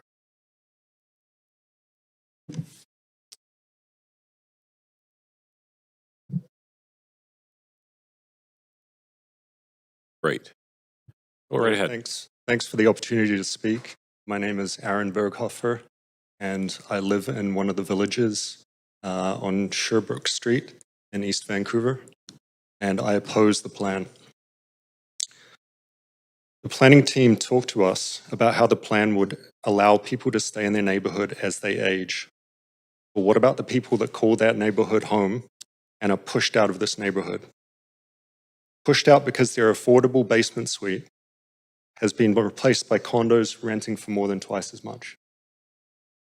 Pushed out because a 6-story building is built next door to them, to their small house, and they lose all of their privacy, their sunlight, and their views. Pushed out because busy streets would cause fragmentation of the neighborhood and not allow them to go to their amenities like parks. Pushed out because they need more space for their growing family and they're not able to renovate under this zoning. And all of the people that leave because the character of the neighborhood is completely lost. I believe this number to be much greater than the number that could stay. Basement suites are true affordable housing, not expensive luxury type condos. Density should be centered around transit hubs like SkyTrain stations and Broadway. The planning team told us that no utilities upgrades would be needed, aside from some water upgrades. I asked for, where is there evidence of that? Where is their analysis of the sewers? that they are taking that from. I analyzed the sanitary sewer and the catchment of my house, and under this zoning, it would be at 115% of capacity. There are many other sewers around Vancouver and those neighborhoods that were designed more than 50 years ago. They were not designed for this kind of capacity, the increase in population and the increase in stormwater runoff. That is 21% as calculated by the Vancouver Engineering Design Manual.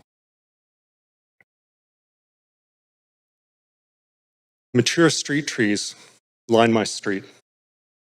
Their roots extend over the property line and their branches extend over the property line. All of these trees would be lost if you build towers to the property line, like the zoning says. Narrow streets where two cars cannot pass by. They cannot stand this kind of increase in population.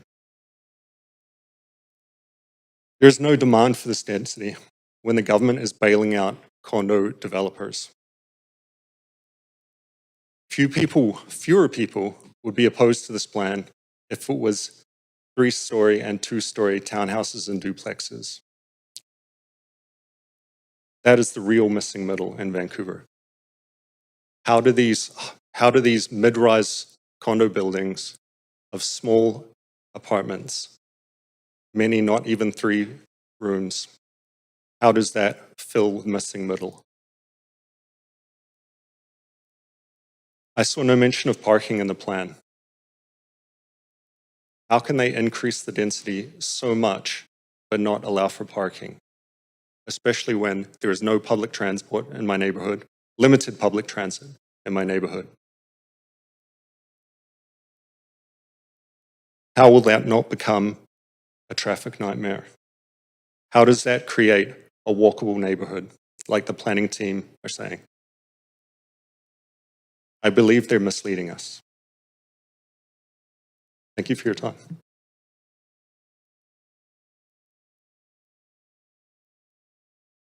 Question. Councillor Fry. Yeah, Mr. Berghofer, I did look you up and see that you're a civil engineering technician. How did you analyze the sewer capacity? I think this is the first time we've had anybody bring that up. Obviously, you have some expertise. I've submitted the calculations in the comments. Oh, so you submitted that to us? Yeah, I submitted the Excel file for you to review. Oh, okay, I'll take a look for that. Could you just give a Sure, it's very designed light, by, not technical, but it's designed by the Vancouver Engineering Design Manual. They have an Excel spreadsheet that they use to calculate the sanitary sewers, and it takes into account zoning, population, and infiltration from stormwater. okay. Well, that's interesting. Thank you for sharing that tidbit. Thank you. I'll look in the Excel. Thank you. Thanks, Councillor. Okay.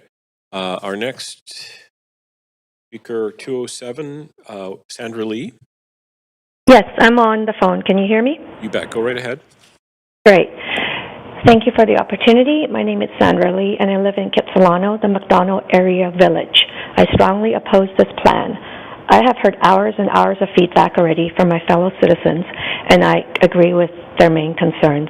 It's incredulous that a plan of this magnitude to change the city is riddled with lack of sound research, contradictions, and data produced by our own city staff, no design plans, no provisions for community services and green spaces, and sloppy language like the only tree protection is that the words are where possible. A speaker earlier talked about Montreal and how the density there is very commendable for living and village-like. I actually was just in Montreal, and I took a special attention to looking at their neighborhoods where this idyllic vision that our own city is proposing looks like in real life. Montreal, actually, in the neighborhoods where, there is this utopic vision of villages, all the buildings are actually mostly 3 stories, very mature neighborhoods, grown organically over many, many decades. And on all these streets, there are actually front yards and large mature trees. And the shopping and retail is only concentrated on a few other streets and nodes where these citizens can walk to. But again, these are very old neighborhoods, and most of these three-story buildings are walk-ups with no provision for parking. And then I walked around Montreal with six-story neighborhoods with retail that were much more sterile, no families gathering around, no front yard, and no green space. It looks like what's been happening around Cambie Street and King Edward area, where there's these 6- and 8-story buildings sprouting up. So I think with the current plan, with 6 stories being approved, we're not going to get the vision of the village where I think it's being sold to us. My daughter is a teenager, very concerned about climate change and what we are leaving for their generation. She and her friends are appalled at the thought of all the mature, precious trees that will be clear-cut in our neighborhood if the plan goes ahead. She's already upset about the 6-story buildings sprouting out along West 16th Avenue and the trees being cut. She, at 16, already understands that these new buildings will still be totally unaffordable for her and her friends when they become adults. As smart and wise teenagers, they already call this as the city gaslighting us. They don't want the trees, which are irreplaceable, sacrificed for a false goal. She has been engaged in this process, and with listening to all the opposition, she can't believe the council members could possibly vote yes. She asked, isn't this what democracy is, listening to the citizens? I really hope that the final vote will reflect the democratic process and the citizen engagement that we still believe in. The October election will be our next chance to make ourselves heard, and all the council members and political parties voting yes will be remembered. Thank you for the opportunity.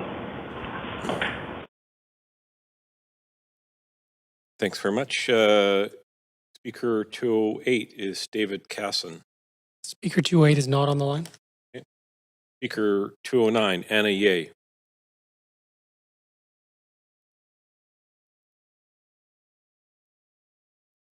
Nine.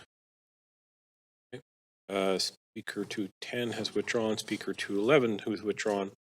Speaker 212, Meyer Deutsch.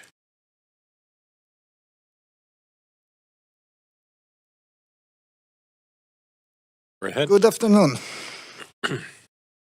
Chair and Council. My name is Mayor Deutsch. I live in Angus and 15th Avenue proposed village for the past 18 years. I oppose this plan. My village is already extremely walkable. Every shop I need is either in the village or a short walk along the Arbutus Greenway towards 49 in Carysdale or Marpole. There is already very significant multiplex construction underway throughout the neighborhood. Although being Speaker 212, I do have few important issues that have not yet been raised in this hearing. So I thank you for your attention to my speech. On July 17th, staff warned this council that not approving the village plan may result in clawback of the $119 million of federal funding the city received from Ottawa. Staff appeared to suggest that the contribution agreement was conditional on approving this rezoning. I sincerely hope it's a misrepresentation, because council members are surely aware of their obligation under the Vancouver Charter not to fetter their statutory discretion. Committing in advance to approving a specific rezoning in exchange for federal money would be exactly that. And if the commitment exists in writing, any decision made at this hearing would be straightforward to strike down in court. The contribution agreement has not been disclosed to public, but the announcement at the time spoke clearly about the federal funding to advance the village planning program. Advance, not approve. That is an important distinction.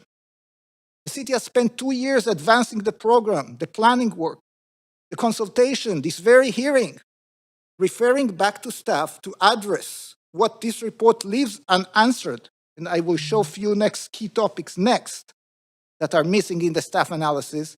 It is also an advancement. Any CHMC funding agreement must include terms allowing them to alter or reduce funding at their discretion. This is a standard federal program language and not a gun to the council's head.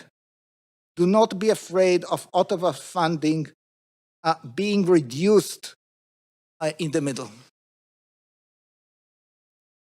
When I attended one of the first public hearing sessions, staff were already locked in, 6 stories throughout all villages, no negotiable. At this session, the presenting staff confirmed directly when asked that 6 stories height and the core concept were not open for discussion. I now understand that I may have misread the contribution agreement as well with CHMC, the same way staff were misleading us when they spoke here on July 19th. Council, Ottawa cannot compel you to make decisions that your residents are telling you they are wrong. Exercise your discretion. That's what the Vancouver Charter requires. This report made by staff is 350 pages long. BC Hydro appears exactly twice, both times confirming the city asked them to respond to the official development plan amendment. The report then lists every agency that replied as of May 6. BC Hydro is not on the list. They said nothing. Staff told council that there are no infrastructure concerns and that BC Hydro was consulted. That's incorrect. Silence from the utility is not clearance. It is a huge red flag. I have a master in electrical engineering, and I work in the field of electrical infrastructure for increasing densification. Dozens of new multiplexes in my village alone are already struggling to get adequate electrical service. A 6-story all-electric building with heat pumps, hot water tanks, electric hot water tanks, EV charger with minimal gas, it is completely a different category of demand. What the report does not mention at all is the cost and lead time for power service upgrade that rise dramatically as you go away from the arterial streets. There are in my village, only in my village, over almost 800 lots that are assigned for apartments. That's 400 apartments. The BC Hydro infrastructure will not support it. You must reject the plan and send staff to get all these things addressed and gaps addressed before you continue. Thank you very much. And if you have questions on the BC Hydro, I'll be happy to answer. Thanks very much for coming in today. Okay, Speaker 213 is Janice Douglas. Speaker 213 is not on the line. Okay, Speaker 214 is withdrawn. Speaker 215, Jillian McGuire. Speaker 215 is not on the line. Speaker 219, Robert Marsh.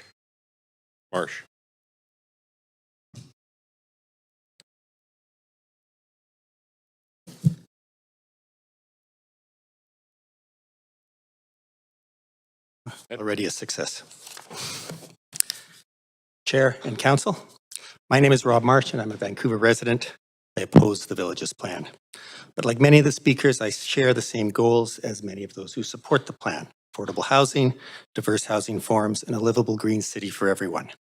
I don't believe, however, that the village's plan will deliver any of these outcomes. In contrast, it will deliver undesirable outcomes. As we've heard, the plan includes minimum requirements and incentives for below-market housing. They're restricted to the west side, and they're unlikely to be effective. It's also been suggested that the plan will result in somewhat less expensive housing that would be more affordable to a slightly larger cohort of high-income earners. However, there's been no evidence offered that this housing would actually be attractive or suitable to many of those who could afford it, and in fact, the experience with unsold condos and multiplexes suggests strongly that it won't be. It's also been suggested that mass rezoning will somehow prevent the increases in land value that have historically accompanied upzoning. But there's been no real evidence for this either. Even if true, it's not known whether the particular magnitude of rezoning under the village's plan is either sufficient or necessary. So when it comes to the impact on land lift, the village's plan is really just an experiment being imposed on the city. The economics of the various forms allowed under the plan are likely to incentivize the building of 6-story apartments instead of the laneways, multiplexes, and other diverse forms of housing already allowed. Not only does this encourage the form of housing most damaging to the tree canopy, but it will encourage reduced housing diversity, not increased diversity. And that is just a sampling from the list of uncertainties, unconsidered negative impacts, and undersupported claims that you've already heard. But one of the things that we do know for sure is that the village's plan undermines the possibility that the vast changes it allows will ever be subject to healthy public consultation and vigorous democratic scrutiny. It thus hands power over the future shape of our city to developers and unelected officials. The public consultation process leading up to this point has been radically inadequate. Open houses were poorly advertised and thus sparsely attended. The Phase 2 survey was biased and non-representative, with only a tiny percentage of those living in the proposed village boundaries responding. Mailed notices about this public hearing were not received by some residents until less than a week before it was scheduled, and as you've noticed, it is the middle of July. I know from raising awareness in the community that many, many residents found out about the village's plan, not from the city, but from their neighbors. That's a testament to the strength of our neighborhoods, but an indictment of the process undertaken by the city. The multitude of speakers at this public hearing is because of community efforts, not because of city efforts. Nevertheless, the referral report mischaracterizes the public engagement and consultation process as robust. Furthermore, by jamming 17 villages into one omnibus mass rezoning proposal, the city has made it much more difficult for the merits of the individual villages to be properly assessed by the public. And perhaps most ominously, as you've heard, there will be little, if any, chance to remedy this lack of public oversight in the future. If the village's plan is passed, any further public input will be severely curtailed. Under the changes to the Vancouver Charter resulting from Bill 18, virtually all public hearings for developments under the village's plan will be prohibited. I know that some people are concerned that public consultation impedes needed development. Well, democracy is messy, but done properly and in good faith, public consultation results in better solutions and saves us from terrible decisions. Indeed, this hearing is a demonstration of that usefulness of public consultation by illuminating some of the many flaws in the village's plan. This is not to claim that there aren't problems with public hearings like this one. As the city itself notes, while they're crucial for community input, they often occur too late in the rezoning process to significantly influence outcomes. I hope that's not the case here. I've also noticed that the final vote often occurs too quickly after this information gathering stage to really allow proper deliberation. But these are reasons for better, more timely public hearings and more, not less, public consultation. Residents' concerns about the village's plan are specific, detailed, well-supported, and raised in good faith. Many of these were provided early in the hearing. Don't let them fade from your memory as this hearing drags on. On May 21st, at the Standing Committee meeting, Councillor Meisner noted that councillors have a responsibility to listen to Vancouverites about their neighborhoods, and that we need to take care of our neighborhoods when we are adding housing density. The village's plan does not take care of our neighborhoods. Listen to Vancouverites and kill it. Thank you. Thanks very much. Speaker 220, Sean Nightingale.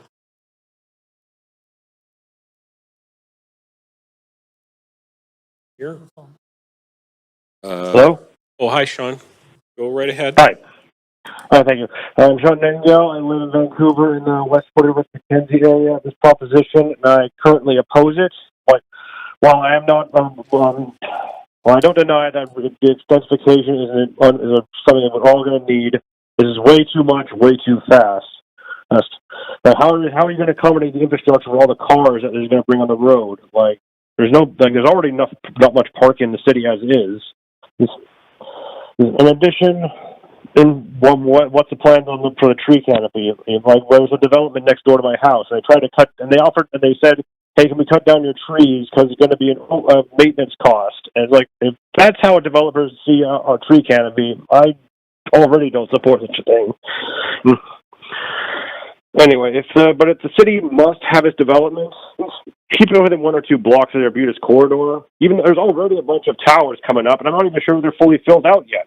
Why do we need this much densification so quickly? We already got densification. Anyway, that's all I needed to say on that. Thank you for your time. Okay, thanks very much. Speaker 221, Vince Locke.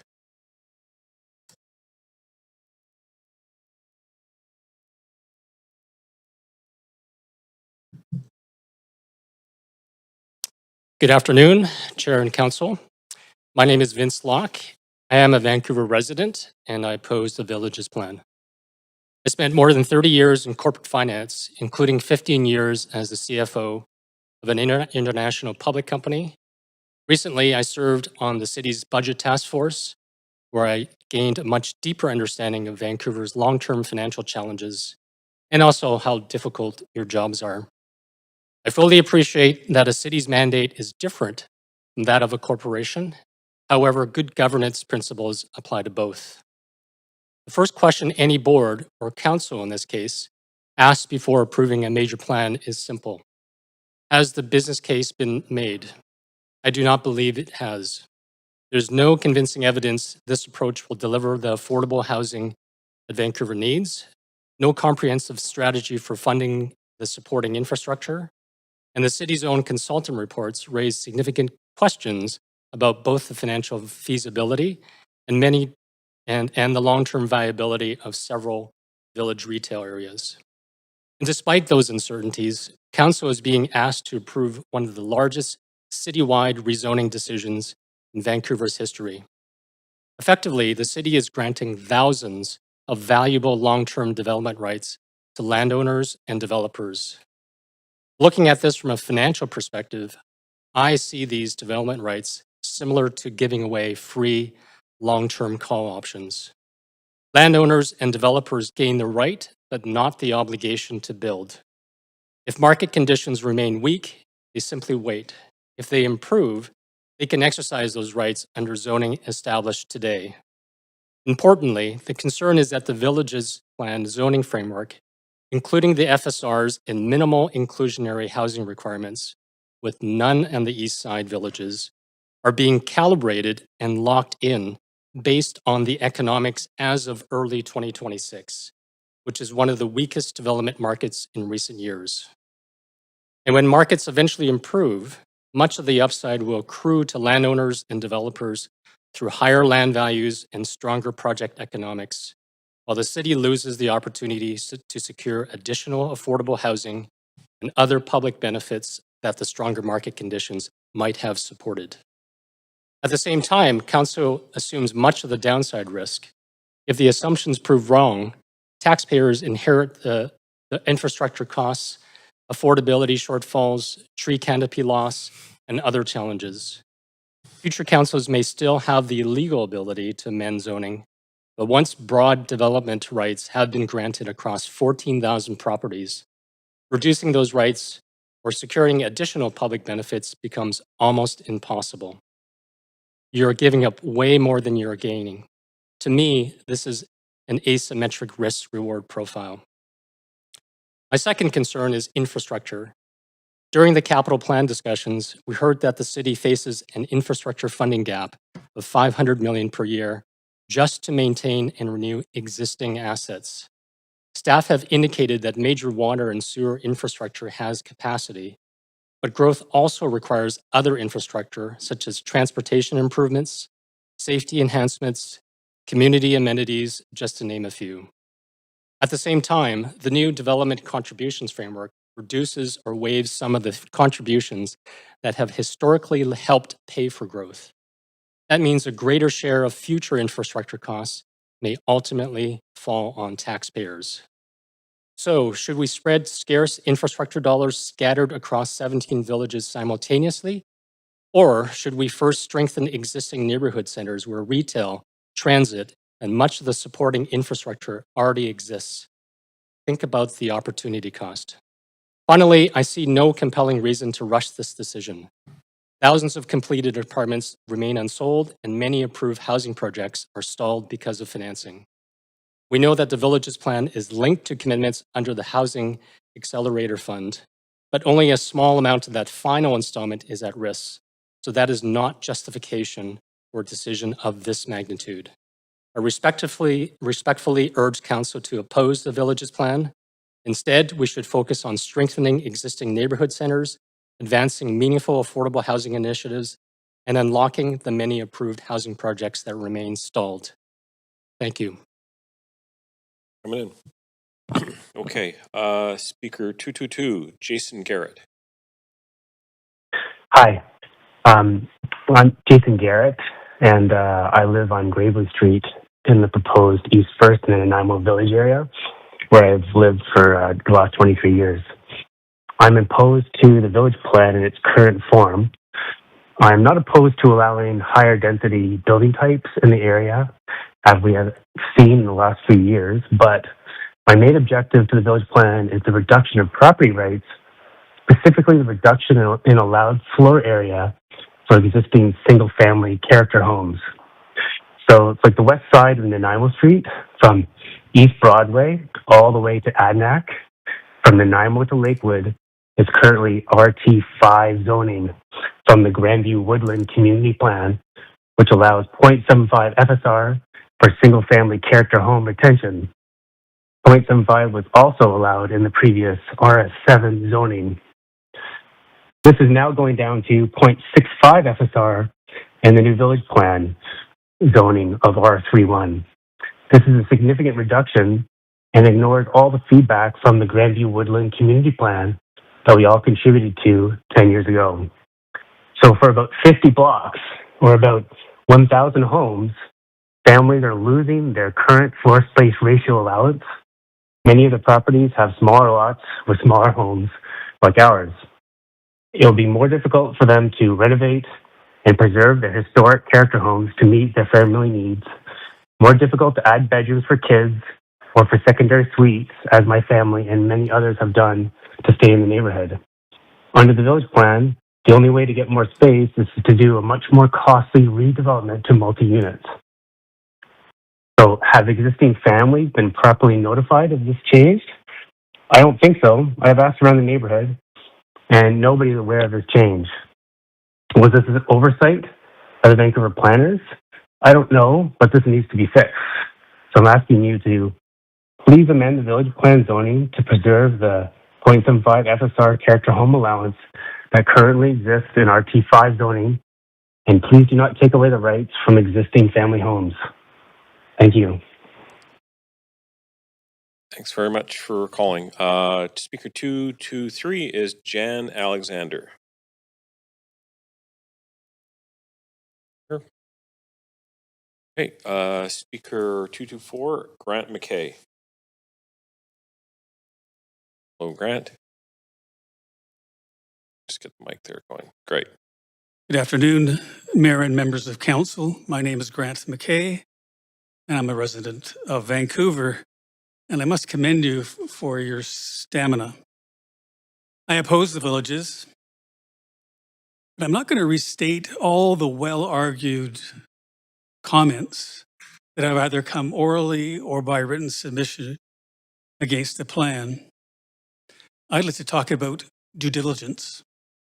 I've done my best to be informed and tried to read all the materials the city has published.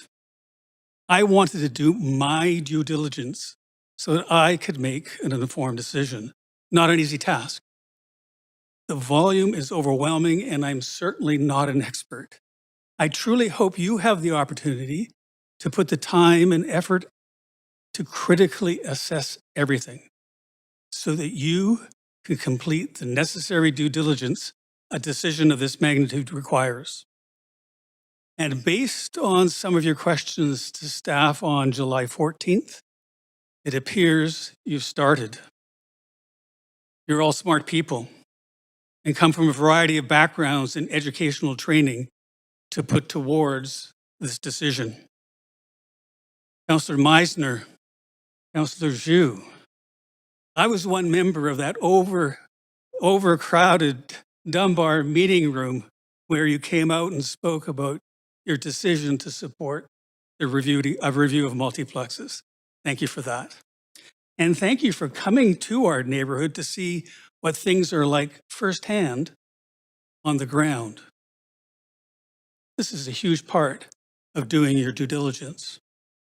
You became aware of just how narrow West 33rd Residential Street is, and that there's no bus that goes along West 33rd.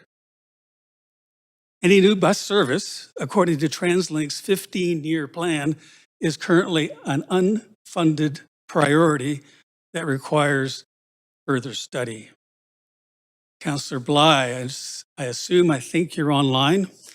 But your comment during the July 14th meeting struck a chord with me when you said, and I quote, "We don't live in a terribly large city. I can't picture anywhere in the city where you can't walk 15 to 20 minutes to get to a store." Others have pointed out it's easy to access a full format grocery store and other services on a 5-minute bike ride. So if you change the primary construct of the plan, then strengthening neighborhood centers is where you should focus your effort, not inventing 17 new competitive village nodes with unnecessary and most likely and certainly unaffordable housing and no guarantee of what type of retailer would locate there if there ever would be. I see Councillor Kirby-Young has left, so I'll say it anyway. I know Councillor Kirby-Young is a strong marketer, business person, and great communicator with an MBA. Through that experience and training, Councillor Kirby-Young knows how to evaluate the merits of a business case and the risks of a decision of this magnitude. Everything all at once, all the same way, and all at the same time is not a good strategy. No businesses and no cities with limited human and financial capital would ever have this as a strategy. Councillor Maloney, I understand you have an MBA and a law degree. With those types of credentials, you're in the best position to evaluate financial and legal risk. What are the risks of doing it, and not just the risks of not doing it? If you want affordable housing, then double your efforts on developing publicly owned land to create new housing models that are truly affordable. I don't believe this plan accomplishes that goal. And Mayor Sim, I think you are online as well. You're a well-educated entrepreneur and risk taker. In your case, I hope the analytical side overwhelms the risk taker as you assess all the risks of approving this plan. I know I'm running out of time, and I apologize for not addressing every one of the council members. I did have something for each of you. All I ask is you do your due diligence so you can stand up and be accountable for your decision. As I said at the outset, you're all smart people. Please come together, regardless of your background, and make a smart decision by unanimously not supporting the village's plan. Thank you for your time. Thanks very much for speaking. Give you extra 15 seconds for all the flattery that you were doling out there. Okay. All right. Speaker 225, Greg McCormick. Speaker 225 is not on the line. Okay. 226, Goretti Mack. Okay. Speaker 227, David Hollins. Speaker 227 is not online. Okay. Speaker 228, Nathan Davidovitz.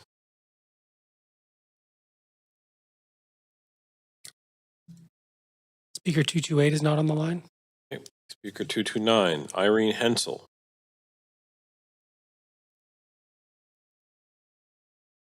Speaker 229 is not on the line. Okay. Speaker 230, Robert McLean.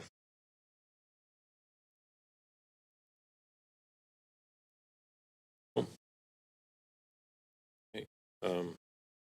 Speaker 231, Clive Bottomley.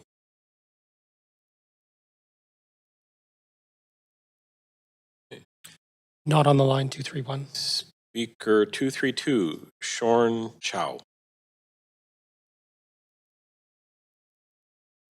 Speaker 233, Guvi Singh. Speaker 232 is not on the line. Is not online. On the line, give me one moment. I'm just confirming. Oh, is on the line. Is not. Is not. Is not. Okay, very good. Thanks. Speaker 234, Gregory Marion. Okay. Speaker 235, David Joseph. Oh. Speaker 236, Victor.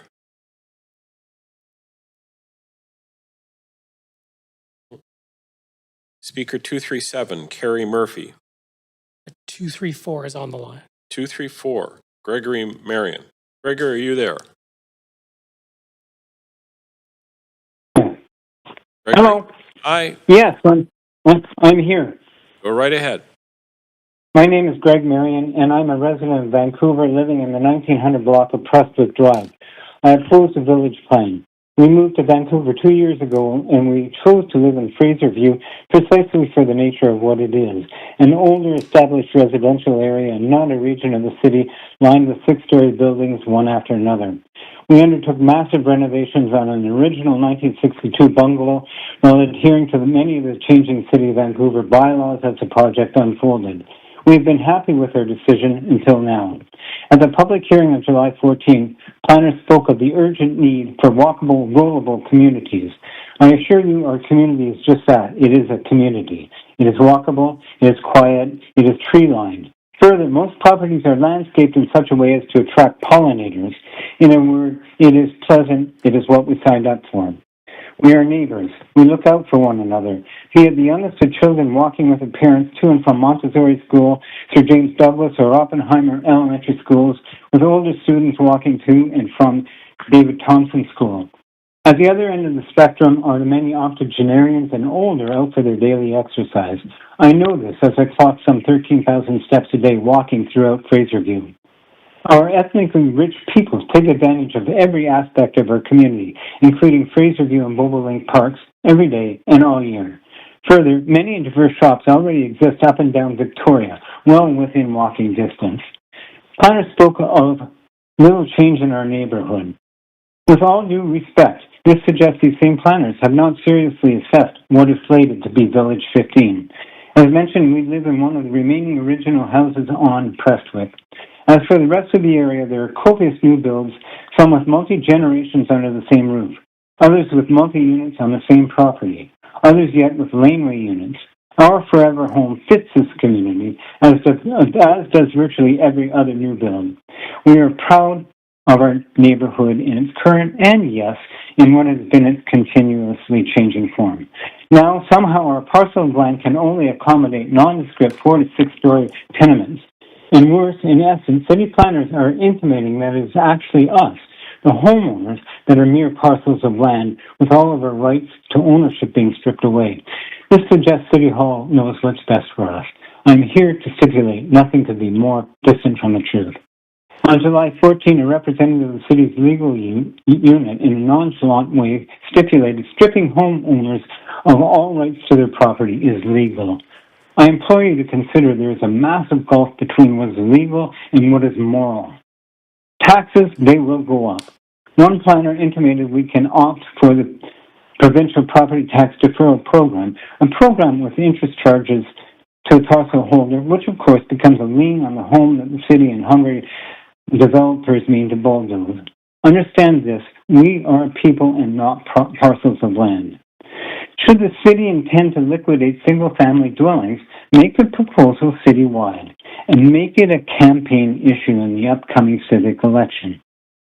Better yet, submit the residential portion of, say, Shaughnessy and West Point Grey to the same village plan. One residential property in Shaughnessy, perhaps a home that has not changed in nearly a century, such a parcel of land ought to be able to accommodate numerous six-story buildings with affordable housing for all. Well, not for all. As part of the village plan, buyout options exist intended to keep the poor out of the mythically utopian affordable market. If I am a parcel of land in the city planner's eyes, then the poor are worse off, for they are equated with something like $6,000 per meter squared.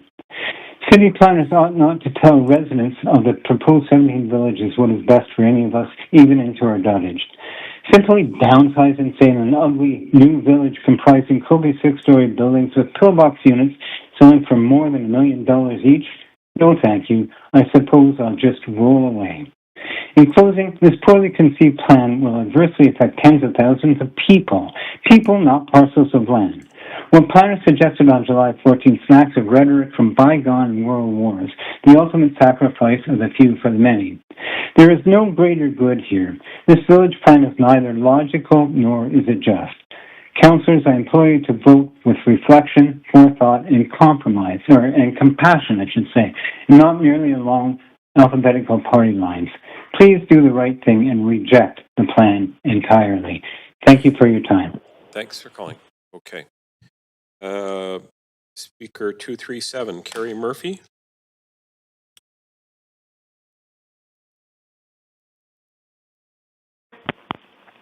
Hi, you there? I'm here. Yeah, Carrie, go right ahead. Okay, thank you. My name is Carrie Murphy. I'm a Vancouver resident. Good afternoon, Council. So many great speakers. Thank you for the opportunity to speak. I am very, very alarmed about the pre-zoning of approximately 750 properties to be rezoned to commercial only. No other option. Initially, when I heard about this, I thought it was possibly an exaggeration or a misunderstanding. Then last week, I finally saw a photo of the letter sent, and let me say, I was in complete shock. I could not believe this was actually happening. Panic set in. I was panicking. I am panicking. I'm not even in the village's planning, but I worry about the slippery slope syndrome.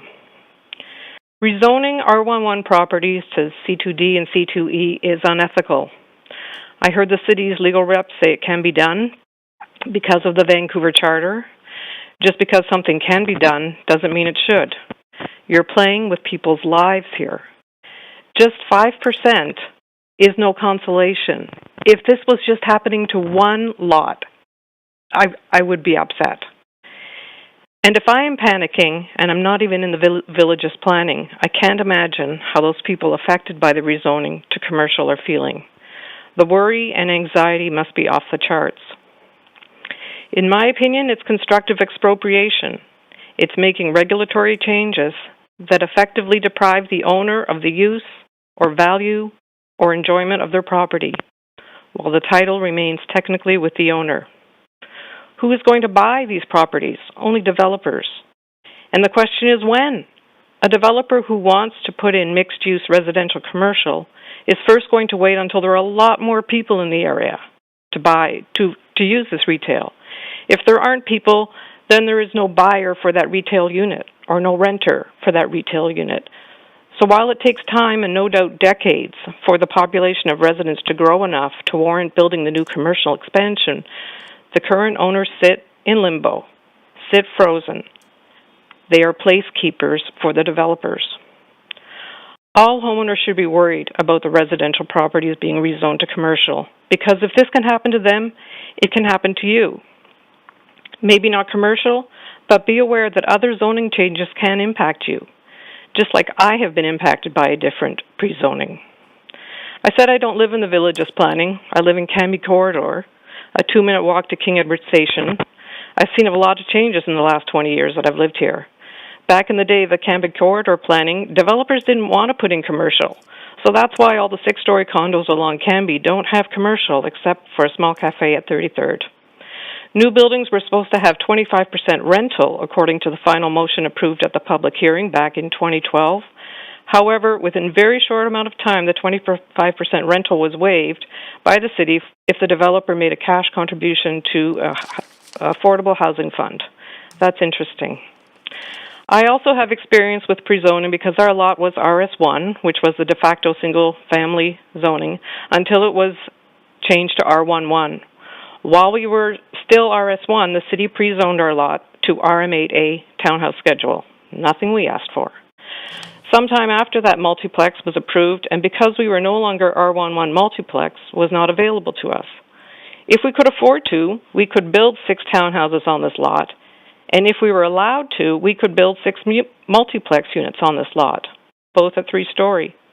However, townhouses under RM8A are much more complex under different sections of the building code, which means more money, more time. multiplex would be a much better option. With all the talk about more housing, not making it as easy as possible to build leaves me believing it's not about more housing. It's about slowly, and maybe not so slowly with the Villages plan, taking options away from homeowners, removing their right to build a new home or a laneway house, basement suite, renovations, instead leaving them to wait for developers to buy. Also, finally, an interesting point about townhouses. A consultant report for another public hearing I spoke at last September for an area of Cambie Corridor around 35th and Cambie, the consultant report showed townhouses are no longer viable. If they are currently viable in these villages area, it probably won't be long until they aren't. Please vote against this plan. Thank you. Thanks very much. Okay. Speaker 238, Holly Fong.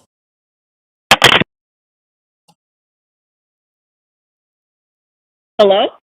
Hi, go right Hello? ahead. Okay, so thank you for the opportunity to speak about the Villages plan.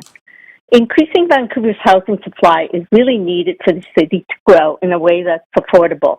As a parent of three 20-something-year-old daughters and a resident of one of the proposed villages, I have seen the city become more expensive to live in.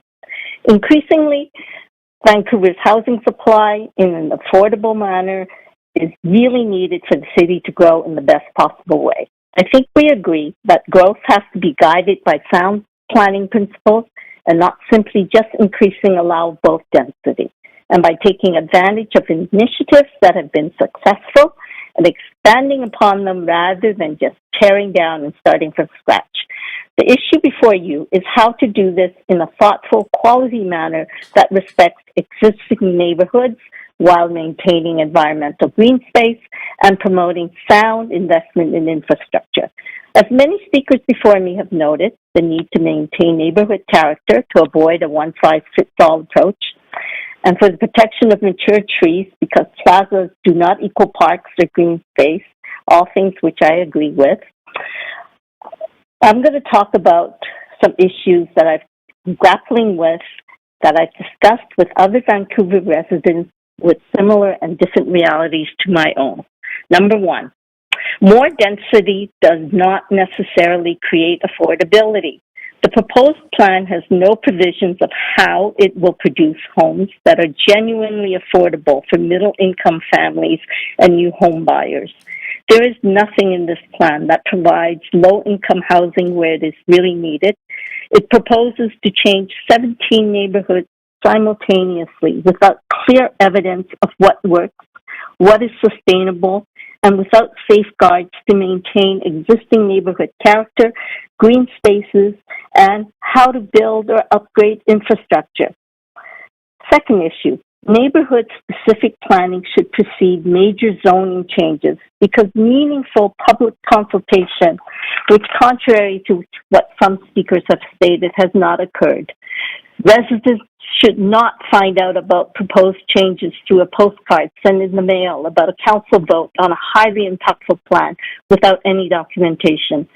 Previous speakers have pointed out successful consultations in planning neighborhoods such as False Creek and Olympic Village, which improved proposed plans and maximized community buy-in.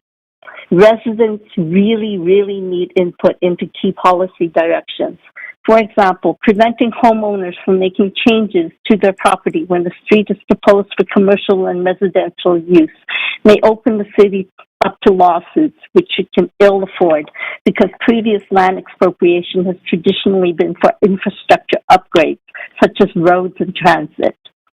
Third issue, approving the proposed plan towards the end of this council's mandate removes accountability and opens the plan to be discarded by a potential new administration. This plan is not an overnight plan.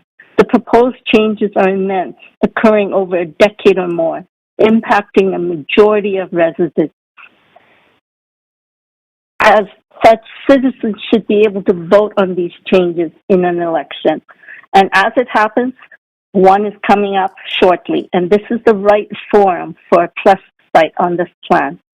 Thus, I respectfully ask Council to reject the Villages plan in its current form and direct staff to prepare a revised approach that emphasizes neighborhood-specific planning, infrastructure investment, protection of our urban forests, and context-sensitive, well-designed housing that enhances rather than risk diminishing our communities. And most importantly, please delay any definitive approval of this plan until after the upcoming civic election, which would give all Vancouverites the right to express their opinion on this plan, a right that is essential in a true democracy. Thank you. So Hello? Speaker 239 is Joanne McConaughey.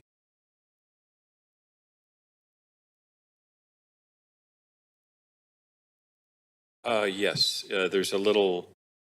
Respect. Thank you. Thank you for your help. Council members, good afternoon. I'm Joanne McConaughey. I've been a resident of Vancouver for over 50 years, half a century, seems shorter. We came here to go to school and we never left. We built our lives and our families here in Vancouver. Why am I speaking today? I always ask myself that question.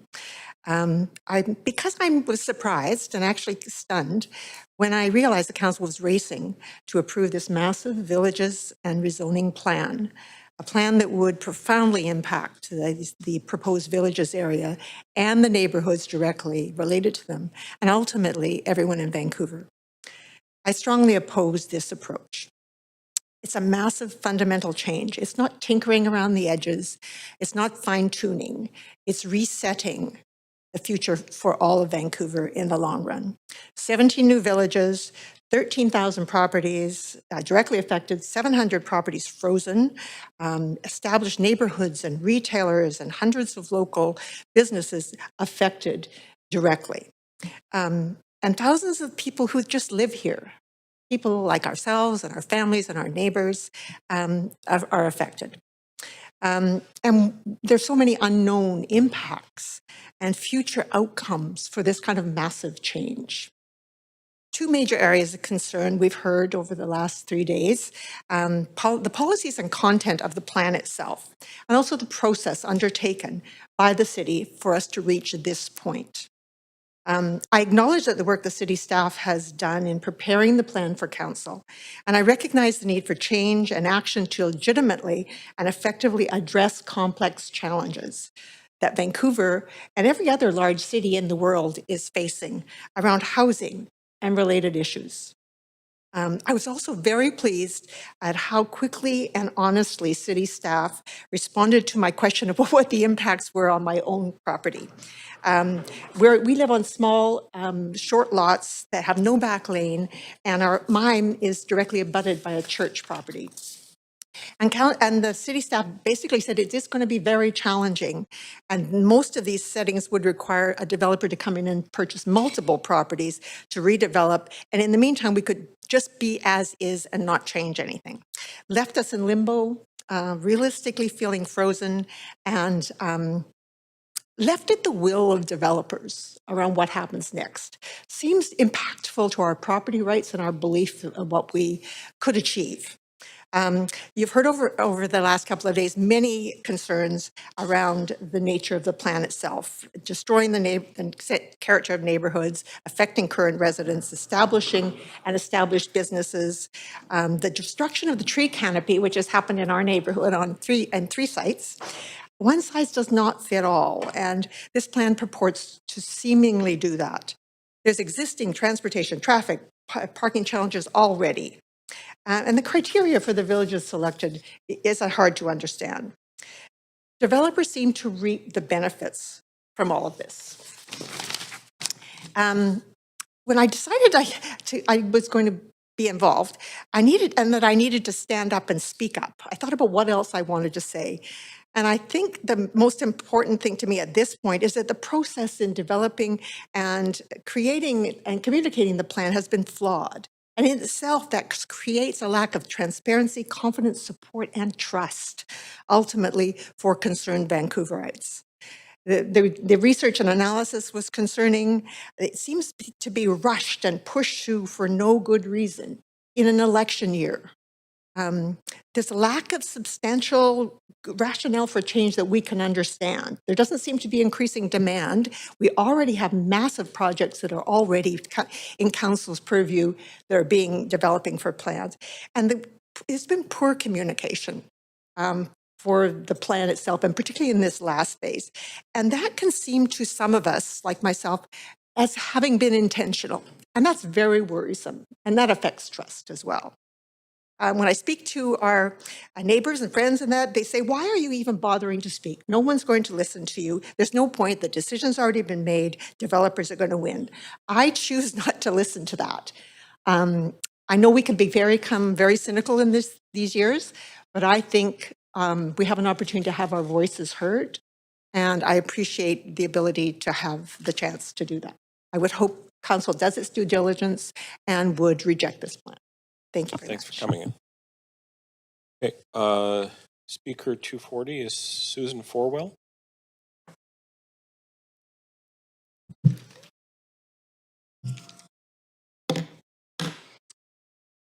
Councillors, my name is Susan Forwell, and I am a 40-year resident of the west side of Vancouver, first as a renter and then as an owner. I'm opposed to this village plan for many reasons, but I'd like to first start by saying that the overwhelming message that the residents of Vancouver have given this body is heartwarming, that there is a real commitment to making this and preserving the wonderful reputation that Vancouver has locally, but also globally.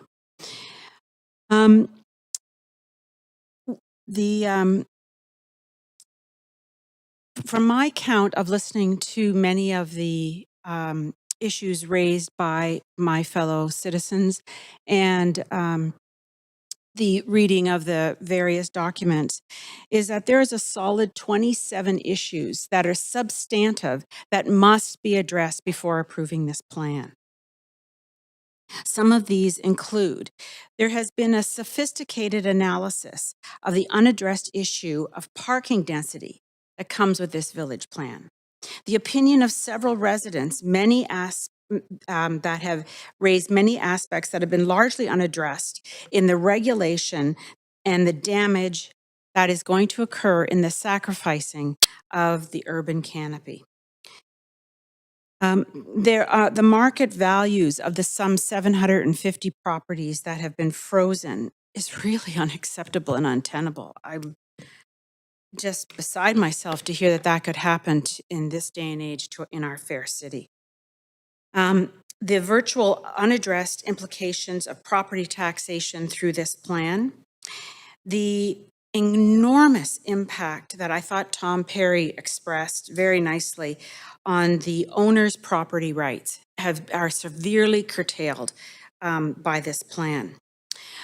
The other point about the glut of condos that are currently on the market suggests that housing is not needed in the near future, but in fact, better planning is needed to deal with this glut. So my seventh point here is none or any meaningful contribution has this plan made to the plight of housing of university students and persons with disabilities. Complaints about the lack of consultation, and here I thought I was the only one that had just got the postcard. But no, apparently all my neighbors had just received a postcard and learned more about this plan. 2 weeks is simply not enough notice. And is certainly insufficient time to make meaningful, to try to give meaningful feedback. There is limited to no affordable housing. The ideal of affordable housing is part of the plan, but is not enacted or described. And also the threat of the plan to current homeowners is wholly and entirely unacceptable. I urge you to defeat the approval of this huge disruption to the population in the city of Vancouver and move to a more organic approach where land assembly does not disrupt current residences and in doing so, that neighborhoods in our beautiful city are preserved. Thank you. Thank you. Okay, speaker 241 is Laura Rosenthal. Nope. Okay.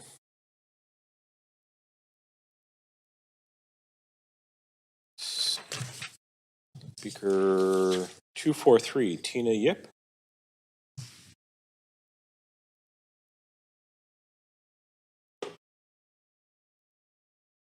Okay.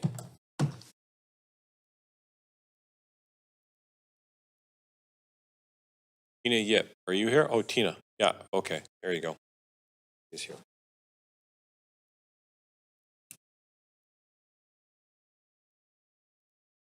Right ahead. Hi, Vancouver Mayor and Councillors of City Hall. My name is Tina Yip, and I vote for other as a resident of Vancouver, BC. But I do not live within the parameters of the proposed rezoning villages plan. I'm an investment managing director, founder, and CEO of a health company, and a master's of ceremonies for weddings and events. In addition, I was the president of Strata Council Board from 2023 to 2025. I grew up in Vancouver and graduated from Point Grey Secondary School in Vancouver. Bachelor's from University of Toronto, graduate school from Centennial College, Cornell University, and Harvard University. I met one of the speakers on the second week of July while running errands, and she told me about the Villages Plan. I read the Villages Plan and support new job creations that are very much needed in Vancouver, and half of the Villages Plan for the redevelopment east of Ontario Street. But I oppose the Villages Plan west of Ontario Street. It is important to consider how new residents of social housing could incorporate into the West Side area, as the standard of living, including the price of groceries and daily essential products, are so much higher than the rest of Greater Vancouver. How are they able to participate and afford purchasing high-end or luxury goods predominantly available on the West Side? Moreover, I am convinced that the safety of West Side's children cannot be missed. Are we able to justify the amount of property taxes paid at each area? As councillors of Vancouver, we need to seriously evaluate if the Villages Plan is a healthy decision for both of the West Side and the social housing community, if there is such a huge gap between the two. I heard many voices of Vancouver residents on July 14th and 20th, 2016's public hearing. The majority of homeowners disapprove of the Villages Plan concerning the disappearance of big trees, not able to afford a new home nearby, and not finding a place to live during the transition period as one of the factors. Whereas renters are the ones trying to find affordable living, therefore approving the Villages Plan regardless of the new proposal developing smaller sized trees. They're like youth in our community, needing time to grow. I agree with one of our speakers today, July 22nd, 2026, in regards to adding a pedestrian crosswalk on Southwest Marine Drive between Oak Street Bridge and Fleming Street to cross the loop.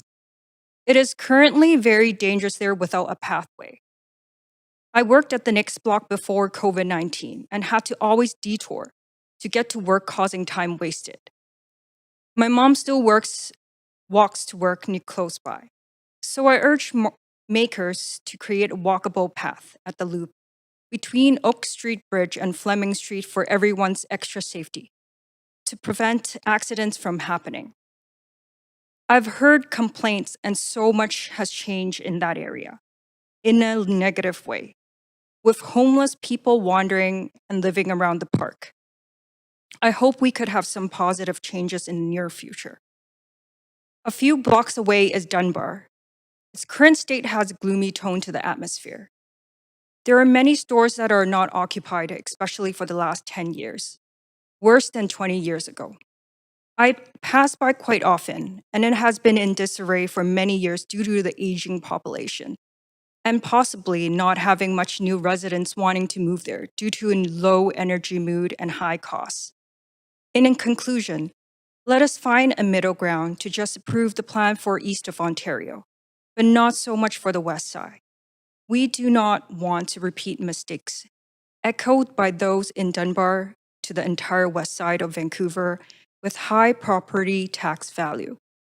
The west side should not become like downtown East Hastings. Thank you for reconsideration of changing the village's plan and listening to us all. Thanks again, and I'm Tina. Yep, thank you. Thank you, Tina. Okay, next speaker is 244, Patrick Soriol.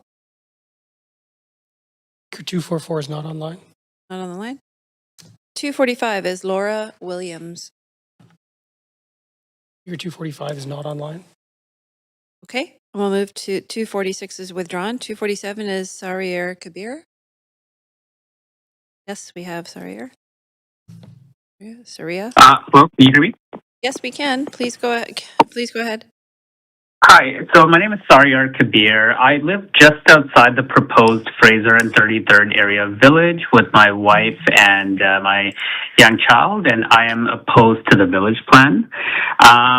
We, the residents of Vancouver, did not ask for this, and there was no mention of a plan like this during the last election. And it was not in ABC's platform to make such massive changes to city zoning. This is a major and sudden departure from previous plans for our neighborhood, and changes like this that are so drastic make it impossible for families like mine to plan for the future. We already have densification along the major arterials in our neighborhood, including a large nearby townhouse complex. I think what's being proposed is too much density too quickly without the adequate infrastructure throughout the city. There have also been multiple other large initiatives to increase density, and I think it's wrong to proceed with this when we haven't even seen the results of projects that have already been approved, including things like the Broadway and Cambie corridors and the citywide rezoning to allow multiplexes on all lots.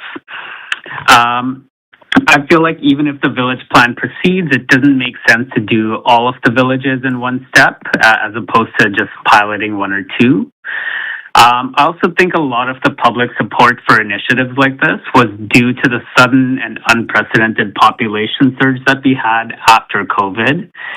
And the federal government has already taken steps to address that and set new targets for population growth. And in fact, we've actually had historic declines in population over the last few months. I also think our neighborhood, in particular, Fraser 33rd, is not well connected to transit to support what's being proposed.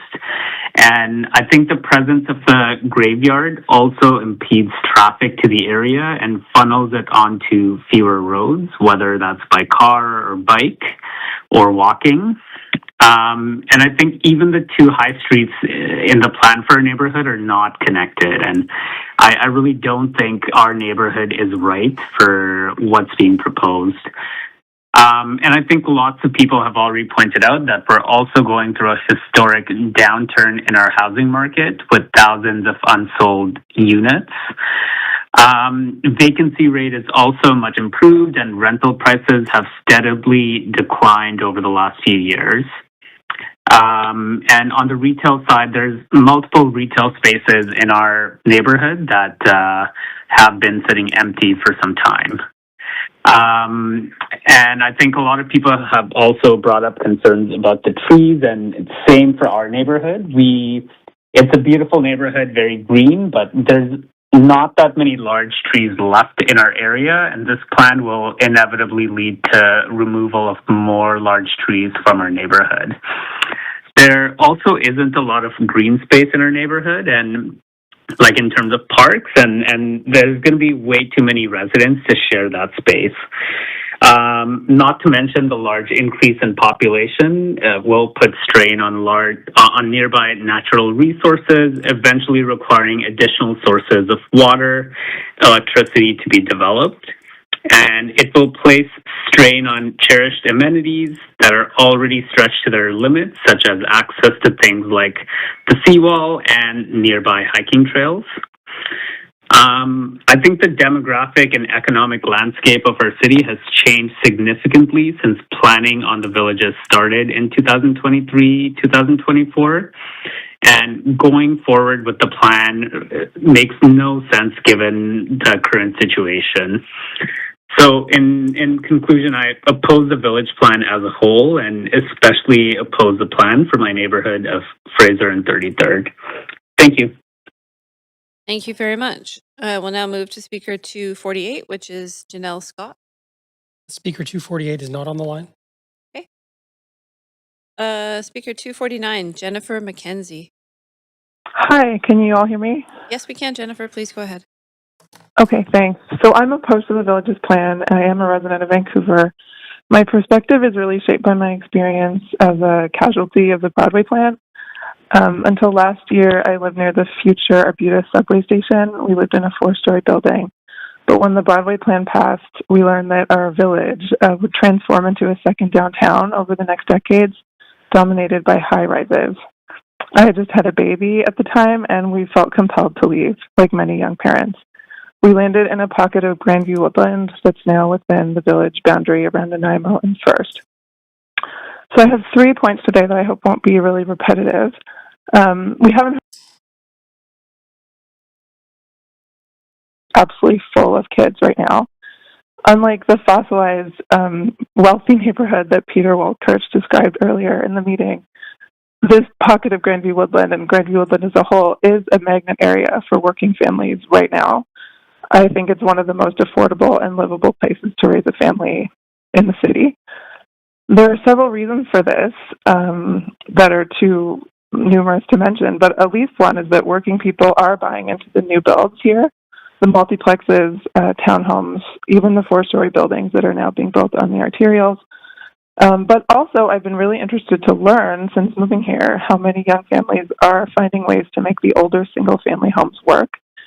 We kept hearing on July 14th that single families are the most expensive housing type and therefore an obstacle to affordability. But only West Side prices were mentioned. We kept hearing about the $3 million bungalows, right? But on the East Side, the math is very different. Livable detached homes that are not teardowns are currently listed for $1.6 million in my area, whereas the new 3-bedroom condos, the largest that can be found, can be had for $1.2. These offer far less than 1,000 square feet plus strata fees.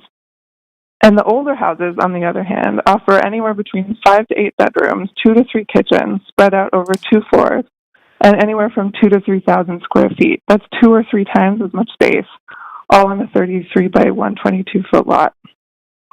So it's been really encouraging and beautiful to see since I came here that young families are actually making these properties work, both as renters and owners.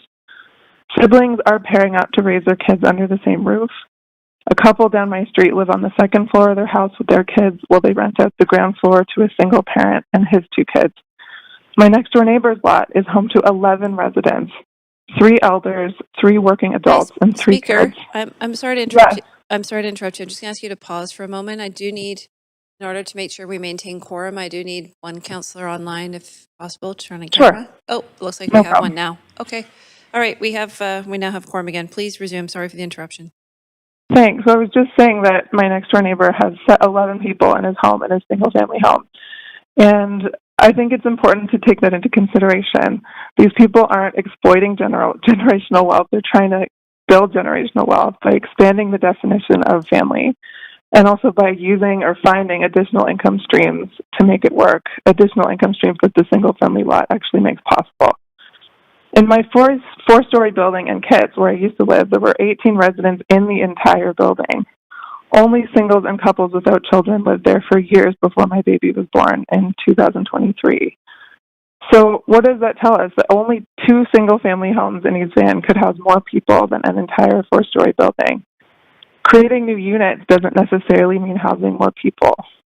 Not every family fits a newly built unit. And I believe that if we keep putting development pressure on older, low-rise, ground-oriented neighborhoods, especially the most affordable ones, I do believe we'll be pushing people and families out of the city rather than bringing them in. Okay, the last point I just want to make is I just want to dwell on something that the chief planner said on July 14th. Mr. White said that the village's plan, and I quote, opens up the only viable form of development at scale right now in the city of Vancouver, low-rise wood frame construction. I don't know how everyone else heard this, but to me this was the most astonishing statement of that first meeting, because his planning department with this council just passed a transformative ODP, including plans for the Jericho and Heatherlands, Broadway, Renfrew, Rupert, and more. And during all those processes, residents tried tirelessly to advocate for low-rise wood frame buildings. However, that wasn't the direction taken. Built on transit-oriented principles, your plans, prioritize concrete towers. So now, what a paradoxical situation we're in. The transit-oriented planners are telling us that the only viable form of development right now has to occur in the interstitial spaces not close to major transit corridors. Thank you, Jennifer. I did give you a few extra seconds because I had to jump in there, but you are at time. Thank you. Thank you for speaking. Speaker number 250 is Jean Christopher Logan. No? Okay. Now 251, Angie Toy. We have Angie? It's like 251 is not on the line. Not on the line? Okay. 252, Randy Hilton.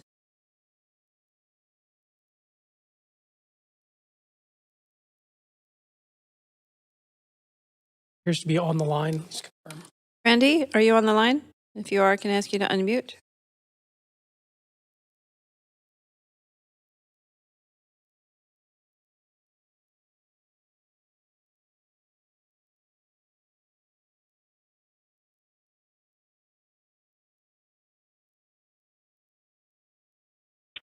Clerk, please let me in.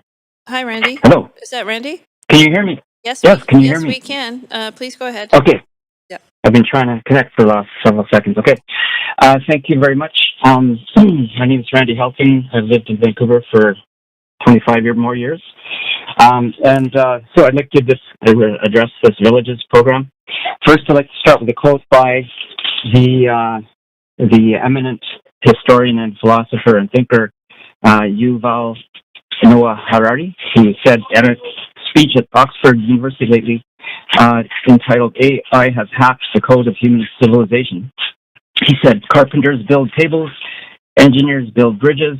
What do bankers and other bureaucrats build? Well, bankers and other bureaucrats are busy all day building trust. And this is an important matter for municipal government, which is the closest to the people of all the levels of government. And from my observation, I think that with this Villages plan to pre-zone about 14% of all land parcels in the city of Vancouver is an abject failure of trust, planning, and process. You've heard from many, many speakers who are very concerned, many people who were surprised to hear even about the plan's existence. But even today, you've heard from professional engineers regarding the sewer capacity, electricians, and you've heard from many planners about the concerns with the Villages plan as well. So I just don't think it's ready. It was not ready for public hearing, and if council feels frustrated by listening to all these voices, you brought it upon yourself by going forward, even though with the public hearing, even though the plan wasn't ready. I would say that looking at all of the history of this development, this plan, I'd say it's basically rezoning by stealth. And I think the opinions of many people who spoke reflects that. Part of the problem is that the plan does not really reflect the reality of the city of Vancouver and its history. You've got a chief planner who's only been here a few years with no previous knowledge of the history of the city of Vancouver. City manager has been here for less than 1 year.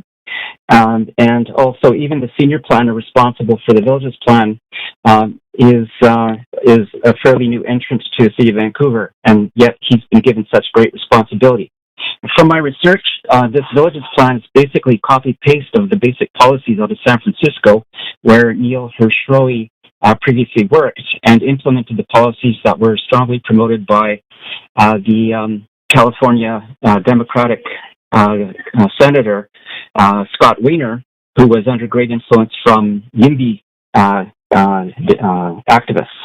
the basic plan from that he implemented in San Francisco is now being applied to Vancouver here. And I think that's part of the problem, is that it's just so out of touch with the reality of the city of Vancouver.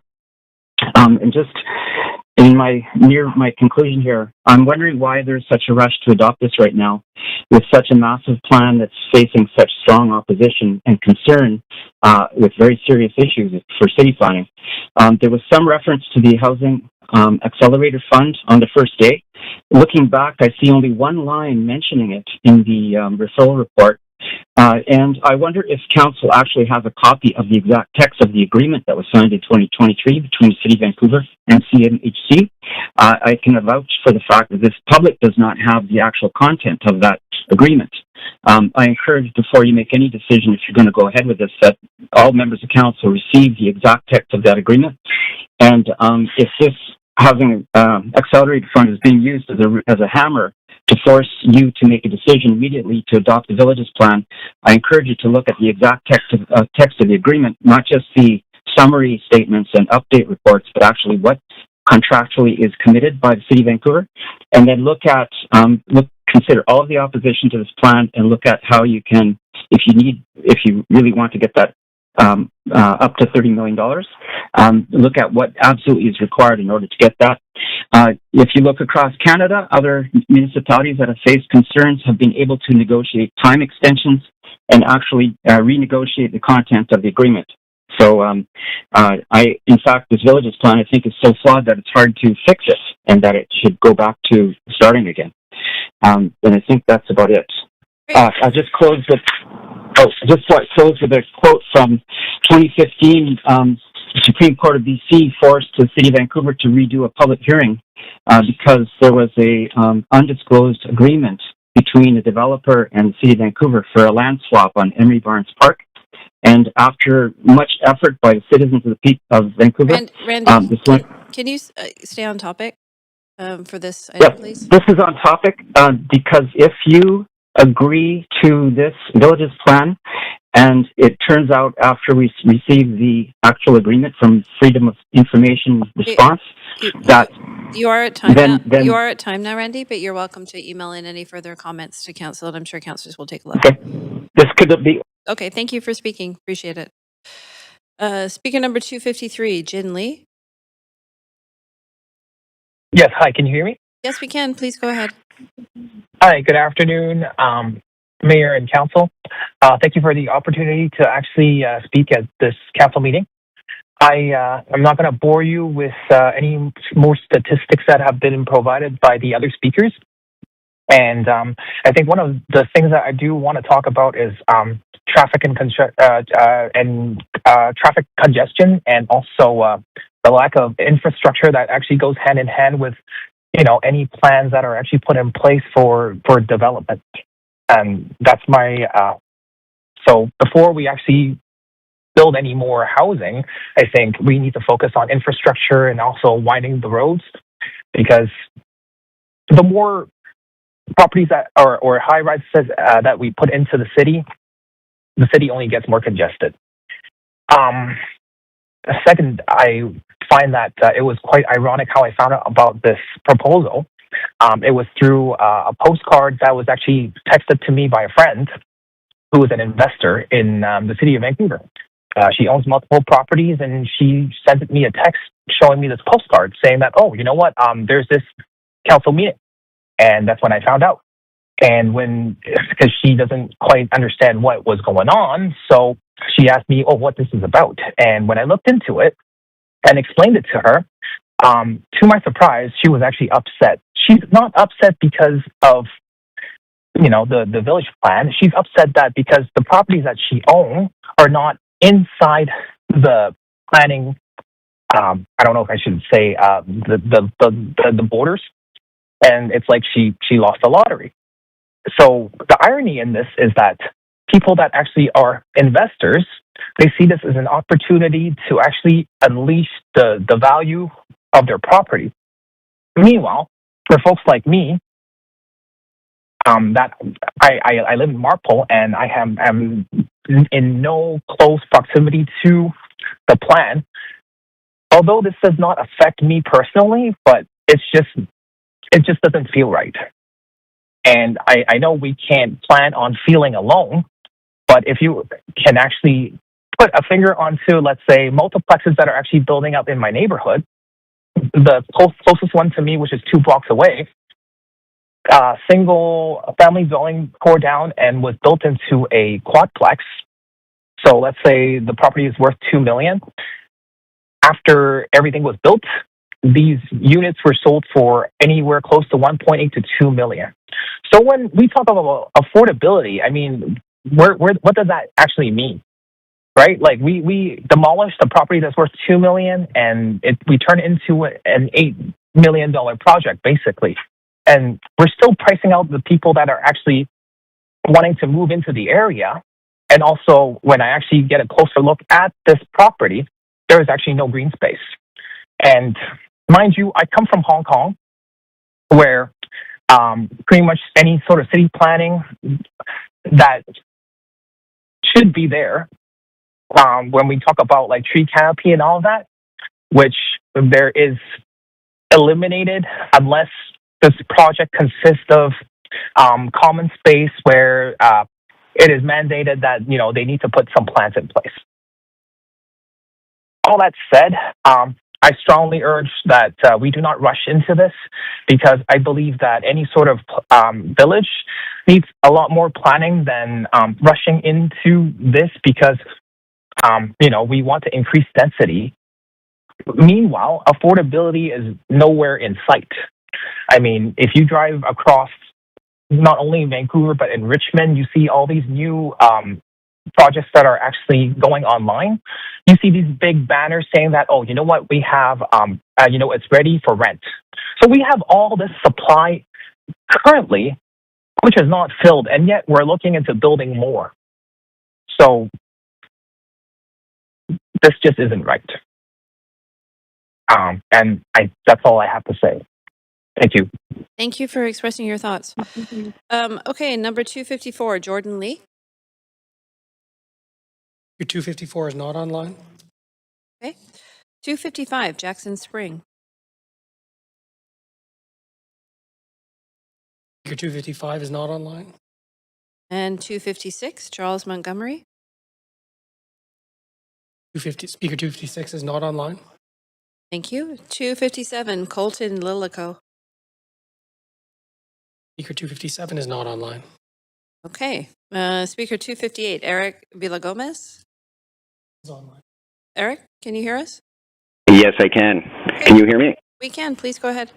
Lovely. Thank you. And thank you, everyone, for having me. Really appreciate it. My name is Eric Villagomez. I teach at the School of Community and Regional Planning, specifically around settlements and the evolution of cities. I'm also a Vancouver resident. I know you've heard quite a bit today and over the past 3 days, so I'm going to try and keep things tight. And it's going to be focused around 5 key points. Starting with number 1, I support the goal, but oppose the method. Of course, I support more housing, complete communities, neighborhood evolution, but oppose blanket rezoning as a substitute for planning. The issue isn't necessarily whether neighborhoods should change, but how best to guide that change. Number 2, village is an ecosystem, not a zoning designation. Now, villages as they exist have emerged over decades of countless relationships between housing, tenants, residents, businesses, institutions, etc. And they can't simply be zoned into existence. Every proposed village has a different history, but is being forced into the same template. This plan, to my mind, uses a chainsaw where neighborhood planning requires a scalpel. The approach should be acupunctural, targeted, strategic, and responsive to local conditions. Number 3, the economic case has not been demonstrated at all. Vancouver already has storefront vacancy of roughly 10%. That's about 1,000 vacant storefronts. But the plan creates capacity for about 1 million additional square feet of commercial space. Commercial capacity is not the same as commercial demand, and residential density alone can't guarantee thriving shops or complete communities, for that matter. Any new retail space may compete with existing neighborhood centers or businesses rather than strengthen them. Ultimately, retail retention should take priority over retail recruitment, so retention over recruitment. Also, staff has suggested that substantial upzoning may not produce land value lift. Now, this counters basic land economics. If added developer rights don't change value, why would owners sell or assemblies occur at all, or developers take on redevelopment risk for that matter? Zoning ultimately changes expectations and, by definition, therefore changes land economics. Those consequences should be openly modeled rather than dismissed, as should the affordability aspects of the proposal that pretty much remain negligible. Number 4, the process has not earned sufficient legitimacy. The city appears to have tied this initiative to the Housing Accelerator Fund, as some have already stated. If that is the case, the framing biases the decision toward approval because of what might be lost, rather than because the planning itself is sound. So funding deadlines are not the same as planning principles, and a major city building decision should stand on its own merits. Staff has also repeatedly relied on the phrase extensive consultation, but consultation is not measured by the number of contacts, but the quality of the conversation. So counting quote-unquote touch points is not the same as building public understanding. Receiving a postcard or completing a survey or deliberating with neighbors are not equivalent democratic experiences. Democratic legitimacy comes from meaningful engagement with trade-offs, not simply quote-unquote, again, touch point totals. So the final one, and if you remember anyone, it would be this one: pause, reassess, and plan properly. Pause the proposal, reassess the method, right-size the housing, commercial capacity for each location, undertake neighborhood-based planning before blanket rezoning. Area-specific planning is explicitly cited in the Vancouver ODP that was accepted in March, I believe on page 188. So bypassing that process breaks the public planning agreement the ODP was meant to establish. So the plan asks council to accept ultimately unproven economics, uncertain outcomes, and weak democratic legitimacy in exchange for speed. That's not planning. That is permission without understanding. So please pause the plan, model what it will take to actually produce and strengthen neighborhood centers and businesses and affordability, and undertake place-specific planning promised in the ODP. Thank you so much. Thanks. Okay, Speaker 259 is Nicole Barrett. Speaker 259 is not on the line. Okay. Speaker 260 is Aaron McGuire. Aaron McGuire is here. Okay, thanks very much. If we can confirm to the group that you're representing, just checking with the clerk.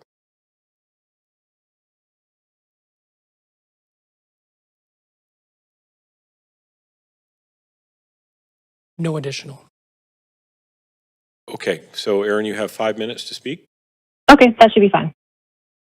Okay, good afternoon. My name is Aaron McGuire, and I'm a born and raised Vancouver resident, and I oppose the Villages Plan for many of the reasons others have already raised. I'll rattle off those concerns quickly and then add a few specific points with regard to my specific neighborhood.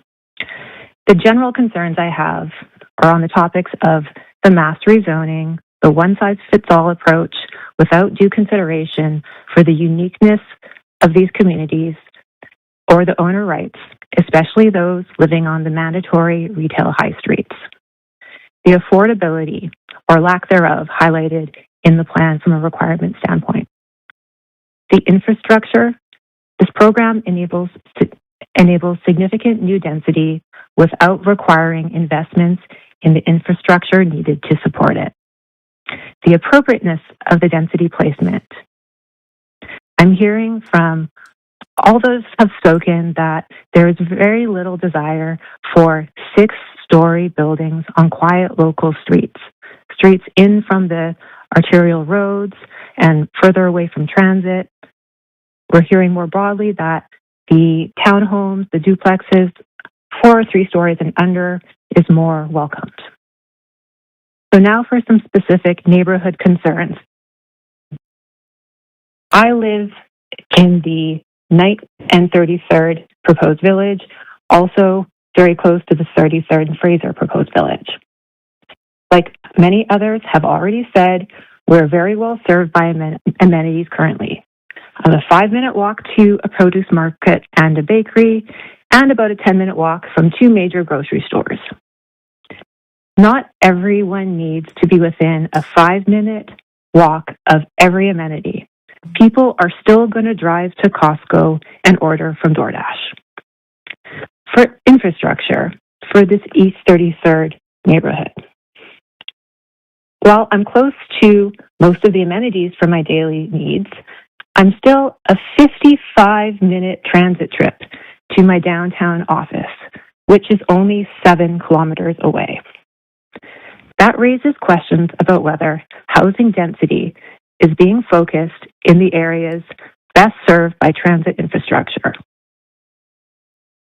East 33rd is also a single lane in each direction and is already congested daily between Fraser and King Edward. For kilometers, it gets backed up. This represents an emergency vehicle access concern as well. Additionally, for public safety, please recall that Knight Street is a major truck route to the Port of Vancouver. This heavy commercial traffic, narrow sidewalks with limited setbacks, clearly a plan to improve pedestrian safety needs to be addressed for this to be a viable plan. To wrap things up, I'll finish on a point which was also just brought up by a recent speaker. My East 33rd neighborhood is home to some of the city's last relatively affordable single-family homes. These are largely Vancouver specials built from the 60s through 90s to address prior housing shortages. Many of the homes in my neighborhood already provide affordable rental housing through mortgage helping suites, laneway houses, and basement apartments. They also support multi-generational living. I live in a 1981 Vancouver special with my husband and kids, and we spent the last 3 years remodeling it to add a legal suite for my elderly in-laws, keeping our family together without demolishing a perfectly good home. I ask that Council please pause on accelerating the loss of housing that already serves families well. Please reject the Village's plan. Thank you. Okay, thanks very much. The speaker 261 is Aaron Caldwell.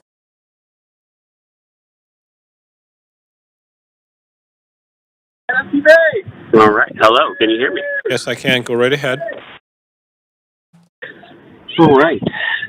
My name is Aaron Caldwell, and I'd like to call in to say I'm opposed to the Village's plan. I do have to admit I am not really very organized or prepared for this call. In fact, I'm interrupting my vacation right now and ignoring my kids as we play on the beach. And I believe I'm not alone in this. I've just been listening to the call, trying to figure out when my turn would be. And we heard many, many speakers get passed over because they were not on the line. I don't blame them. This is a work day. There was no way to plan for this. This is the peak vacation season of the year. And it is very hard to set aside your entire day last week, and then on Monday, and then again today, to await your turn to be able to speak. So based on the number of people we've heard opposing the plan and the number of people supporting the plan, it seems clear there is an overwhelming majority opposed to the plan. And I think it is fairly safe to assume that the people who plan to speak and were not on the line when their number was called were also opposed to the plan.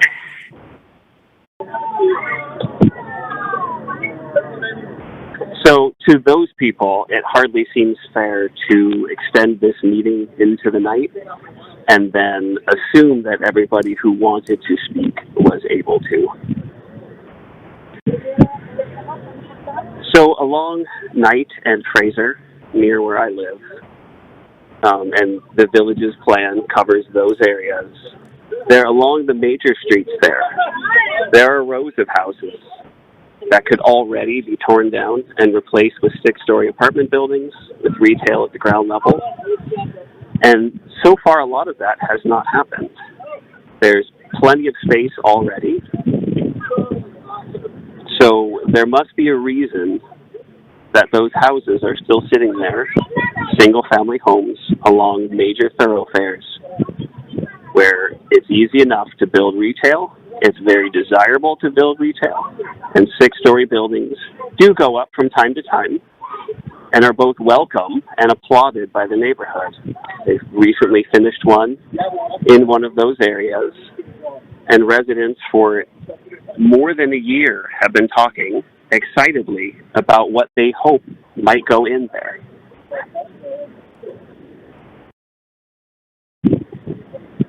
So of all the people I've spoken to about this plan, exactly one person is in favor of it. And they defended it by simply saying that the big developments in our neighborhood would be likely to happen slowly.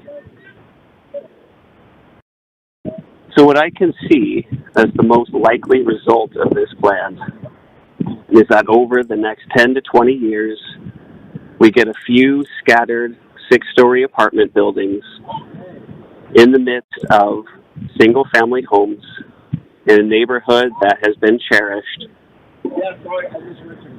Buildings that stick out like a sore thumb, shade and invade the privacy of the houses around them.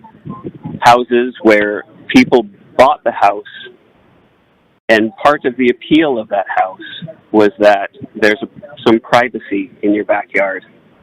And now you have a 6-story building, countless apartments staring down into your backyard. Your sense of privacy is gone. Your morning sun is gone.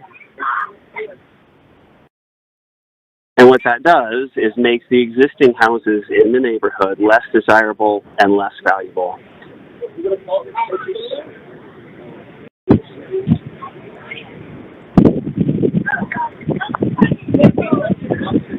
So the house that we bought, again, with that in mind, we looked all over Vancouver before deciding on this neighborhood. And one of the appeals was a quiet neighborhood, some privacy with a yard, people around us who are neighbors, a sense of community, people we would know, where the place we moved from was mainly rentals going on.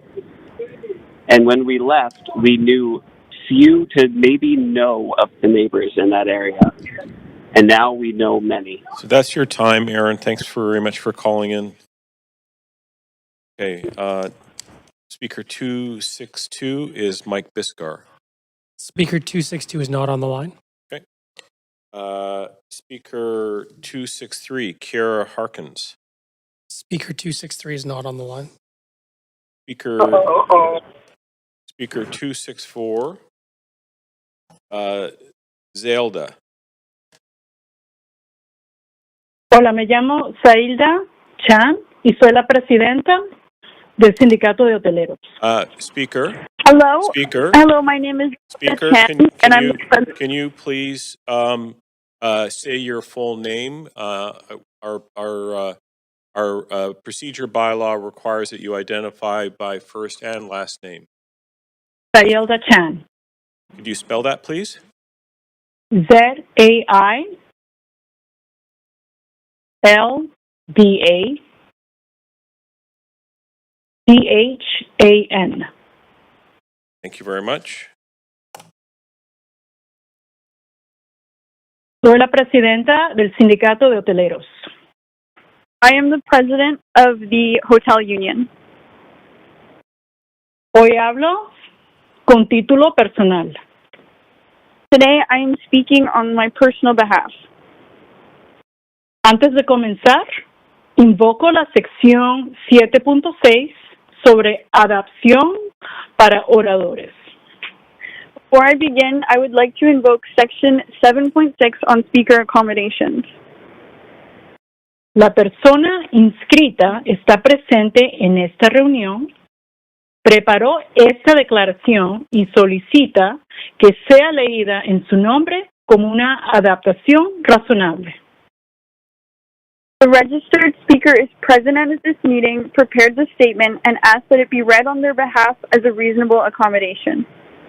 Speaker, can I just ask if the translator that you've brought speaks the language that you are planning to speak in and is able to translate in every detail? Thank you.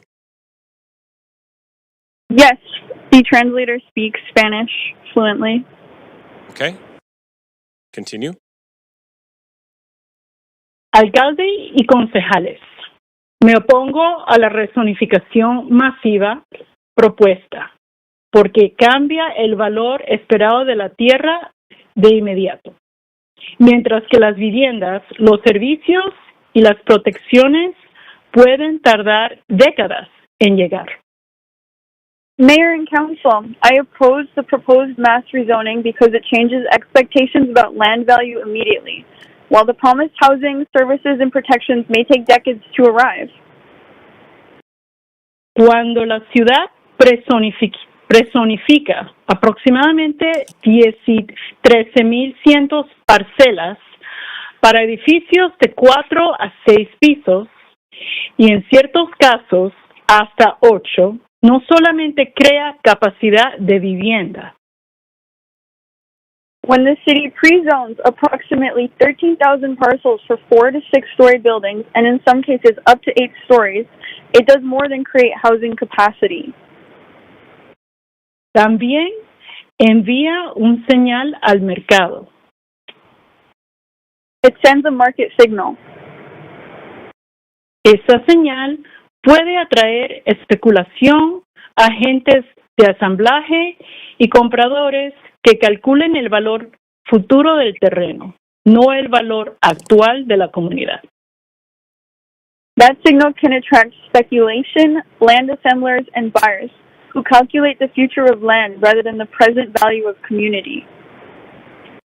¿Qué análisis ha hecho la ciudad sobre aumentos en las evaluaciones de propiedad?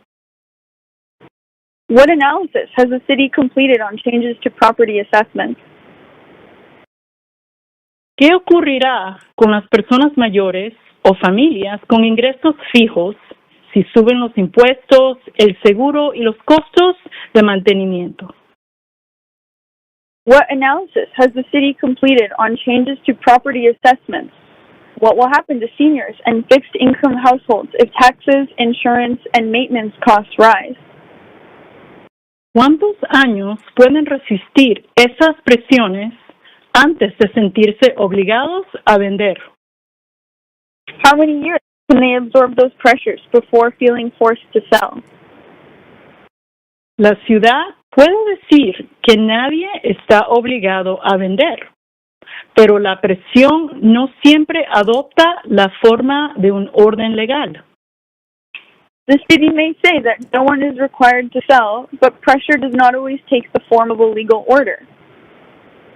Puede llegar con llamadas repetidas, cartas de desarrolladores, propiedades vacías al lado, jardines descuidados, obras prolongadas y la sensación de ser el último hogar de una cuadra.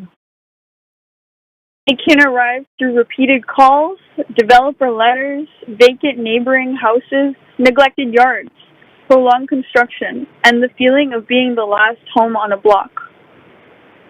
¿Habrá reglas contra el acoso y las tácticas de presión? Will there be rules against harassment and pressure tactics? ¿Habrá asesoría independiente para propietarios vulnerables? Will vulnerable owners receive independent advice? La ciudad rastreará compras múltiples realizadas por la misma empresa o por empresas relacionadas? Will the city track multiple purchases by the same company or related companies? También debemos preguntar qué sucede durante el largo periodo entre la personificación y la construcción. We must also ask what happens during the long periods between pre-zoning and construction. Si un ensamblaje queda incompleto, ¿se mantendrán las cosas ocupadas o en bien estado? If a land assembly remains incomplete, will the homes be occupied and properly maintained? ¿Quién inspeccionará propiedades vacías? Who will inspect vacant properties? ¿Cómo se evitarán incendios, vandalismo y deterioro? How will the city prevent fire risks, vandalism, and deterioration? ¿Habrá límites al tiempo de una propiedad? ¿Puede permanecer vacía mientras un comprador espera adquirir los lotes vecinos? Will there be a limit on how long a property can remain empty while a purchaser waits to acquire neighboring lots? Muchos propietarios no desean construir un edificio ni vender su casa. Quizás, continúa. Many owners do not want to construct an apartment building or sell their home. Quizás quieren añadir un suite, una casa de callejón, una rampa accesible o una pequeña ampliación para sus hijos. They may want to add a suite, laneway house, accessible ramp, or modest addition for their children. ¿Seguirán tendiendo opciones razonables y asequibles? Will those options remain practical and affordable? ¿O la nueva expectativa de un proyecto grande hará que las mejores pequeñas sean financieramente o administrativamente menos viables? Or will the expectation of a larger project make small improvements less financially or administratively viable? ¿Se informará claramente a cada propietario sobre lo que todavía puede hacer sin ensamblar terrenos? Will every owner receive clear information what can still be built without assembling land? Antes de aprobar el plan, solicito un análisis independiente de especulación y evaluación fiscal, un programa de asesoría gratuita, reglas de mantenimiento para propiedades de ensamblaje, monitoreo de compras corporativas y una estrategia para proteger a residentes con ingresos fijos. Before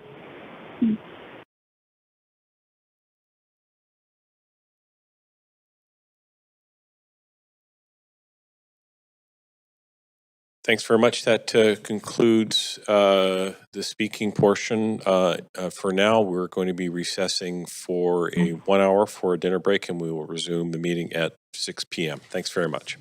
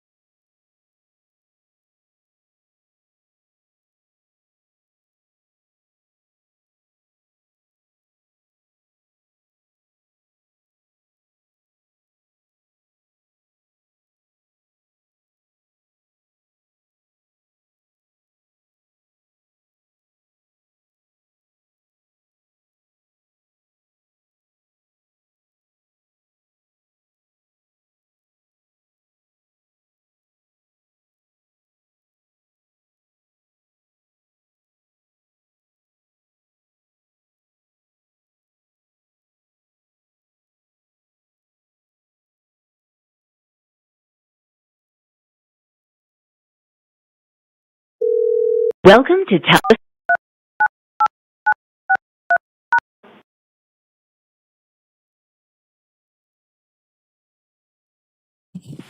Hi, Cheryl. Can you hear us? I can hear you. Thank you. Great.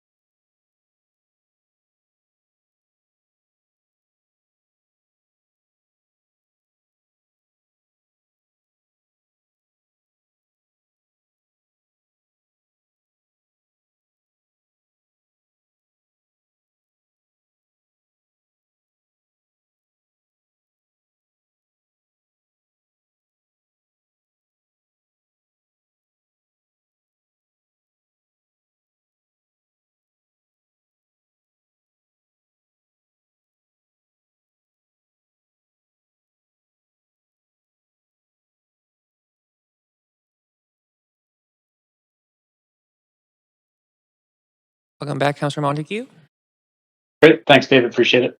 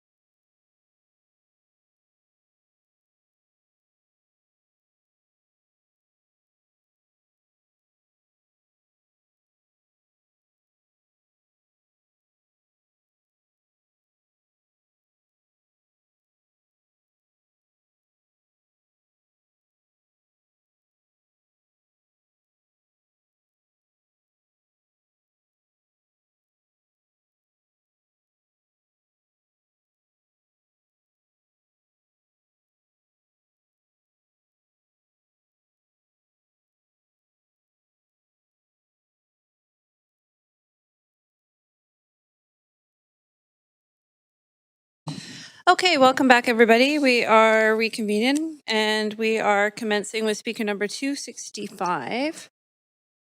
Botchman. Do we have Botchman?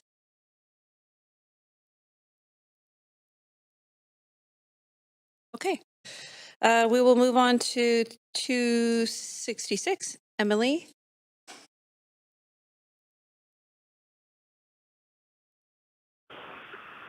Okay, Hello? Emily. Hi, Emily. I'm going to need your full name, please, and spelling for the record. Emily Armitage. I think it was already provided when I registered to speak. So, sorry, do you say your last name is Armitage? Armitage. I think it was already provided when I registered to speak. Yeah, no, we only have first name, so we need to ask for your full name. Okay. Please go ahead. Your timer's going. Okay. Mayor and council, thanks for hearing me. So I'm speaking to oppose the village's plan for a couple different reasons. First of all, I think this is yet another example of, a massive upzoning plan that is marketed as being a way to deliver more affordable housing. But at the end of the day, what it really is an opportunity for developers to make more money off of, the speculative housing that they're going to be building across the city should this plan pass. I think we've seen this thing before at different levels of government. For example, a couple of years ago when the province passed regulations around transit, upzoning around SkyTrain stations, that was also pitched as a way to, increase the quantity of affordable housing in areas accessible to transit in our communities. However, in practice, what actually happened in a lot of communities is that existing affordable low-rise rental buildings were demolished to make way for, condo developments that in many cases, because of the more recent market downturn, have not even been completed. So I worry this is yet another example of, developers' profits being put at the forefront, and then only afterwards the angle of, this will be good for affordable housing is being chosen as like the marketing for this plan. I am definitely in favor of more affordable housing, more dense affordable housing being built in the city of Vancouver. I just do not think that this plan is what is actually going to achieve that. I know that there are, provisions in this plan that allow for or encourage in some ways, below market housing. However, 10% under, the CMHC average rent is far from affordable given how expensive rents are in Vancouver. I'm guessing that nobody on this Vancouver City Council is actually a renter themselves, but I will tell you, as a renter and as someone who has, who most of my family and friends and coworkers are renters, that rents are so unaffordable and 10% under the average is nowhere close to what most people can comfortably afford.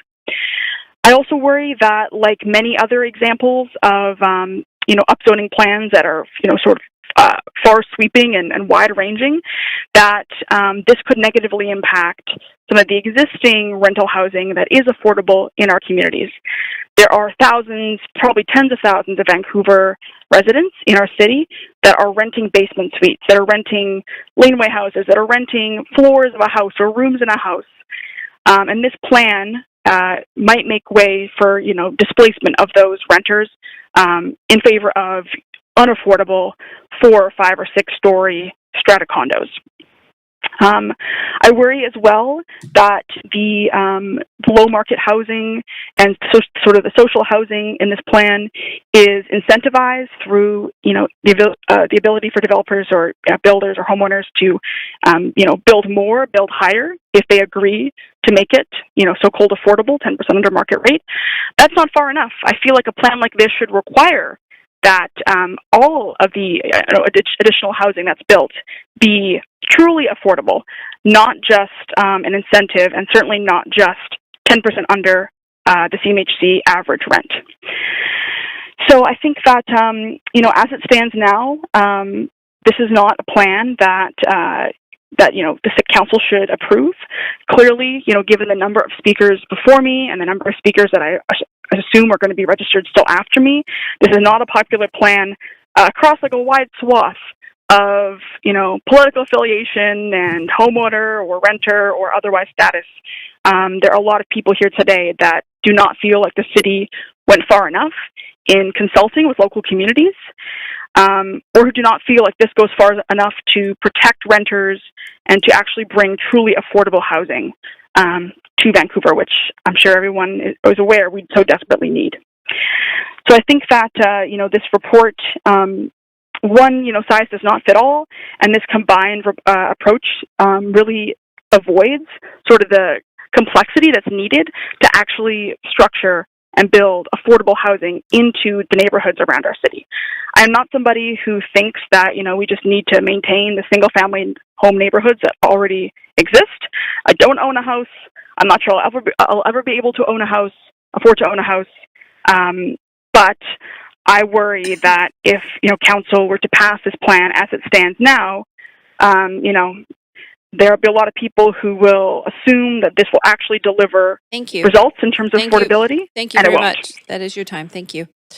Speaker 267, David. Speaker 267 is not on the line. Okay, we'll move to 268, Felicia. Hello? Hi, Felicia. We're going to need your full name for the record, please. Felicia Perry? I'm sorry. Can you say that? Felicia Perry? Perry? Okay. Yeah. Please go ahead. Mayor and council, thank you for the opportunity to let me speak. I oppose the village's plan in its current form because of environmental protections is presented mainly as a policy intention, while the rezoning rights are concrete and immediate.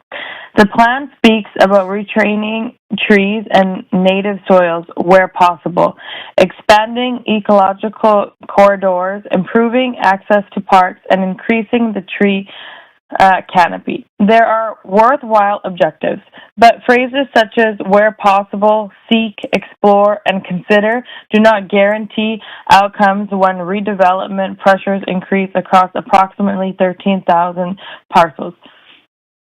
Low-rise apartments and mixed-use buildings can provide needed homes, but they can also remove mature trees, increase hard surfaces, reduce soil volume, and place pressure on parks and public spaces. A newly planted sapling does not replace the shade, habitated cooling, storm water absorption, and neighborhood character provided by a mature tree. Climate resilience requires binding standards, not only replacement counts. The report also says the planned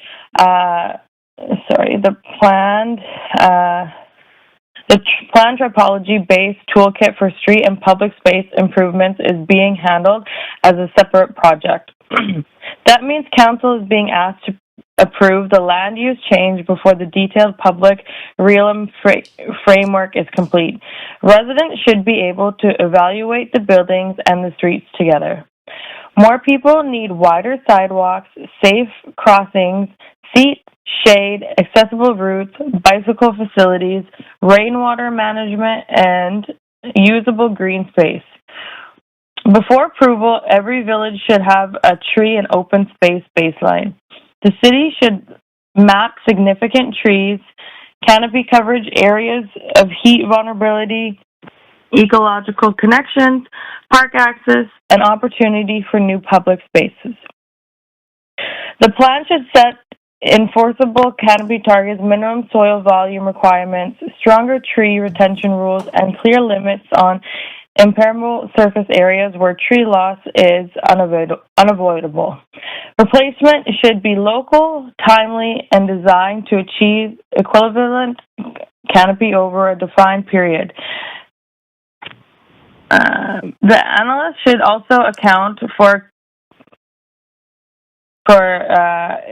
cumulative shadowing, summer heat, stormwater runoff, and additional use of nearby parks as pollution grows and population grows. Public plazas and social street corners should also be secured through clear ownership, maintenance, access, and delivery requirements. A privately owned space that looks public but can be restricted is not the same as a permanent public park or plaza. Growth must include places where children can play, seniors can rest, and neighbors can meet without having to purchase anything. Those spaces should be accessible, shaded, safe at night, and designed for year-round use rather than added as leftover space around a building. I support compact housing as part of a climate action, but density is not automatically sustainable. Sustainability depends on building performances, low carbon transportation, green infrastructure, tree retention, and access to parks and daily services. Please defer or amend the village plan until It sounds like you might. Are you having trouble reading the notes that you've been given, Speaker? Sounds like you might be having difficulty. You can feel free to speak in your own words. So do not approve thousands of parcels based on promises that are detailed, street design, and greening will follow later. The city should protect the natural assets that already make these neighborhoods healthy while planning the homes they need for the future. And overall, it should be a very green plan, and accessible for everybody around to use, whether they're have any sort of disability. Thank you very much for your comments. You are at time. Thank you for speaking. Our next speaker is 269, Gabby. ¿Aló? Hi, Gabby. We need your full name, please, for the record. Sí. Hola, me llamo Gabriela Macua. Can you say the last name again, please, so we can make sure we have that? Macua. Macua? Okay, please go ahead. Ok, gracias. Chris, ¿todo bien? ¿Puedo seguir? Sí. Gabby, we do need to know, are you requesting to use the translator? Perdón, ¿qué estás diciendo? Gaby, te están preguntando si necesitas translación. Sí, por favor. Okay. Yeah, she needs a translator. So I'm hearing if that's a yes. And translator, can you please make sure that you translate in real time what Gabby is saying? You can go ahead now. Dale. Ok, gracias. Consejo, buenas tardes. Me opongo a aprobar el plan de Villages antes de que exista un programa financiado y vinculante para guardias, escuelas, bibliotecas, centros comunitarios y servicios de salud.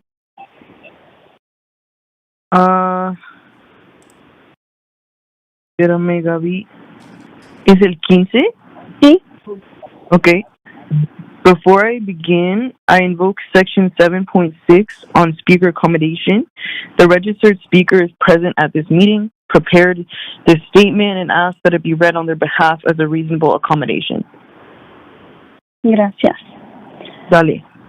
El plan habla de buscar espacios comunitarios y explorar maneras de apoyar guardas a escala de village. So just to be clear, the plan. So when you're asking for reasonable accommodation, are you just reading a statement, or are you speaking to the item and then having real-time translation?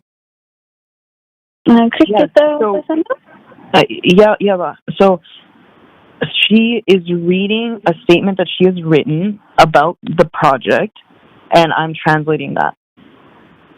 Okay, but you're reading from your own script. Well, I've written out, like, I translated it and wrote it out so that I don't lose any of her points. ¿Qué está pasando? ¿Qué están diciendo? Okay. Están diciendo que... Okay, continúa. Okay. Estas palabras expresan una intención, no una obligación. Those words express an intention, not an obligation. La zonificación, en cambio, sería inmediata y legalmente utilizable. The zoning, however, would be immediate and legally usable. Porque la capacidad de desarrollo es cierta mientras los servicios para las familias son opcionales. Why is development capacity certain while services for families remain optional? ¿Cuántas nuevas viviendas familiares se esperan en cada village? How many new family homes are expected in every village? ¿Cuántos niños adicionales podrían vivir allá? How many additional children may live there? ¿Cuántas plazas de guardia y aulas serán necesarias? ¿Y en qué año? How many child care spaces and classrooms will be needed and in what year? La Junta Escolar indicó que el cambio guardial permitía planificar la matrícula futura. The school board said gradual change would allow planning for future enrollment.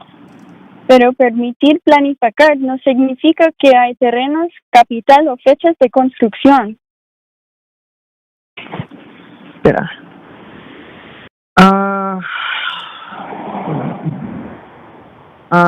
Repetí. Pero permite planificar no significa que haya terrenos, capital o fechas de construcción. But the ability to plan does not mean that land, capital funding, or construction dates exist. ¿Qué escuelas ya están cerca de su capacidad? Which schools are already close to capacity? ¿Qué distancia deberían recorrer los estudiantes si su escuela local no puede recibirlos? How far will students travel when their local school cannot accept them? ¿Se reservan sitios para nuevas escuelas antes de que el precio del terreno aguante? Will sites for new schools be reserved before land prices increase? ¿Quién pagará esos sitios? Who will pay for those sites? La misma pregunta se aplica a las guardias. The same question applied to childcare. Una familia no puede esperar 10 años a que aparezca una plaza. A family cannot wait 10 years for a space to appear. ¿Habrá un requisito mínimo de espacios de ciudad infantil por cada cierto número de viviendas? Will there be a minimum number of child care spaces for each number of new homes? ¿Se exigirán instalaciones a nivel de calle con áreas exteriores seguras? Will facilities be required at ground level with safe outdoor areas? ¿Serán accesibles para trabajadores de ingreso bajos o medios? Usualmente para quienes pueden pagar tarifas privadas altas. Will they be affordable to low and moderate income workers or only to families able to pay high private fees? También faltan garantías para las bibliotecas, centros comunitarios y atención primera. There are also no firm guarantees for libraries, community centers, or primary health care. ¿Qué village recibirá inversiones primero y cuál espera? Which village will receive investment first and which will wait? ¿Qué indicadores activan una nueva instalación, provisión, lista de espera, distancia o nivel de ingresos? What indicators will trigger a new facility? Population, waiting list, distance, or income? ¿Habrá servicios en varios idiomas para recién llegados? Will services be available in multiple languages for newcomers? Si diseñaran espacios accesibles para personas con movilidad reducida, discapacidades sensoriales y adultos mayores? Will spaces be accessible to people with mobility limitations, sensory disabilities, and other adults? El informe señala que muchos beneficios públicos se entregan mediante el desarrollo. The report says many public benefits will be delivered through development, city programs, and capital planning, subject to priorities and available funding. Programas municipales y planificación de capital, sujetos y prioridades y fondos disponibles. Eso crea un riesgo evidente. Los edificios pueden aprobarse uno por uno. That creates an obvious risk. Buildings may be approved one by one while a community center remains on a future list. Se negarían permisos cuando los servicios están...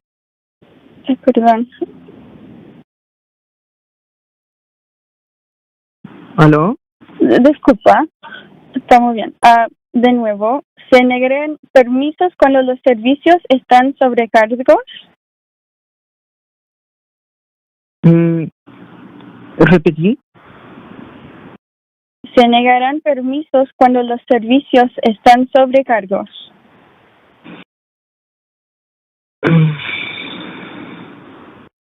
Will permits be refused when services are overloaded? Habrá fondos reservados por village. Se publicará anualmente cuánto dinero se recuerdó. Will funds be reserved for each village? Will the city publish every year how much was collected? ¿Dónde se gastó y qué proyecto sigue pendiente? Where it was spent and which promised project remains outstanding? Solicitó un plan de infraestructura social para cada village. Council should require a social infrastructure plan for every village. Con proyecciones de población, estándares por ambiente, terrenos identificados, costos, fuentes de financiamiento y fechas. Including population projections, per capita standards, identification sites, costs, funding sources, and dates. También solicitó límites de crecimiento o fases que se activen solamente cuando los servicios están listos. Growth limits or phases should activate only when services are ready. Una comunidad completa no se crea únicamente autorizando apartamentos y tiendas. A complete community is not created only by authorizing apartments and shops. Se crea Thanks very garantizando que las much. personas... That's your time. Appreciate you calling in. Thanks very much. Buenas tardes, Okay, gracias. so, sorry, that's it. Very good. So the next speaker, I believe, has already spoken. 270 Emily Armitage. Speaker appears to be registered with a telephone number that has already spoken. Okay, so we're going to move on now. Thanks very much. We're going to speaker 271, Prat Hamesh. Speaker 271 is not on the line. Okay, speaker 272, Gulls. Speaker 2 is online and unmuted. Speaker, is this Gulzar? Hello? Speaker, I need your first name, your last name, and whether you are a resident of Vancouver.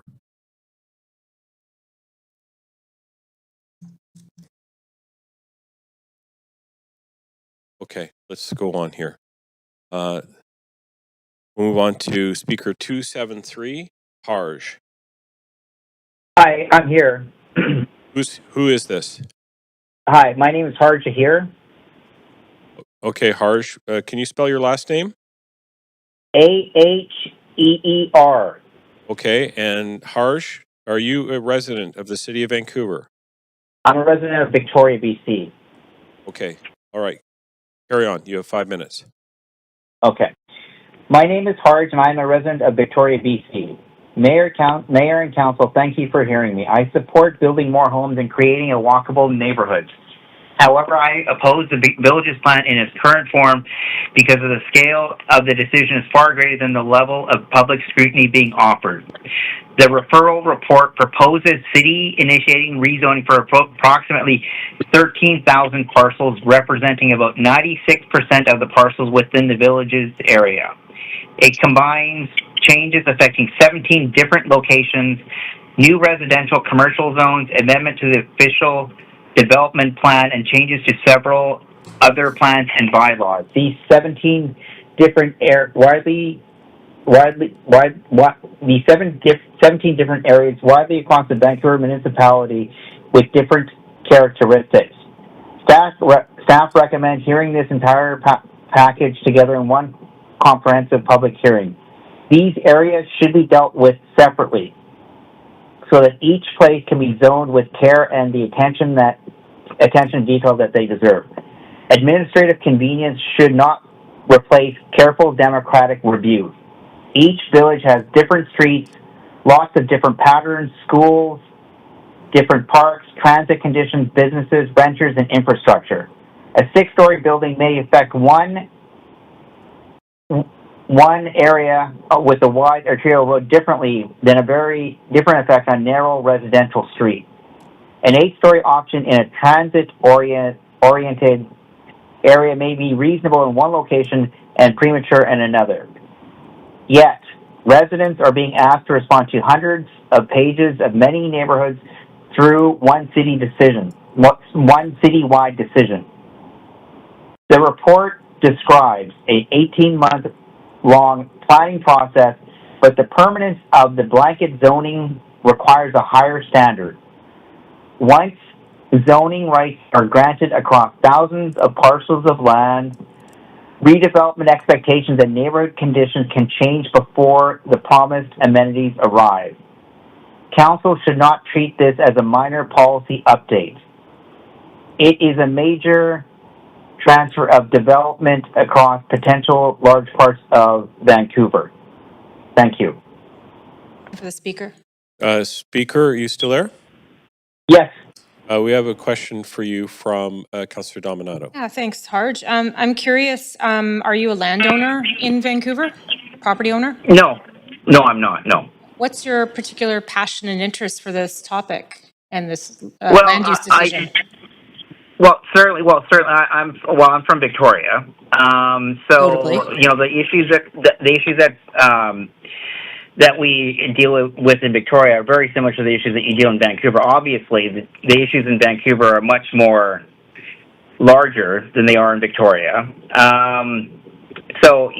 The issues that I see happening there are the exact same ones that are happening there in Vancouver. The fact that people's rights as renters and seem to be not as important as developers' interests. Well, thanks for sharing that perspective. Okay. Thanks. Okay. Our next speaker 274 is Michelle. Speaker 274 is not on the line. Speaker 275 is Mike. Yes. Can you hear me? Yes, Mike, can you give me your last name and spell it for me? Yes. Viskar, B as in boy, I-S-K-A-R. Resident of Vancouver, 10 years. Okay. Got it. Okay. Okay, go ahead. Well, I'm calling in opposition to this plan. I'll try to summarize quickly a number of the points that have already been made. It's been, I think, really overwhelming and helpful to hear so many of the insightful comments from people over these last few days of the hearing. So just kind of saying quickly some of the points that have been made by previous speakers, probably more articulate than me. I think that, the council, there's been significant opposition, obviously, to this plan, and I think that's something that the council has to consider. I don't know that it's unprecedented, but it's massive to have hundreds of people speaking in opposition and the thousands that wrote in comments that I think others have talked about.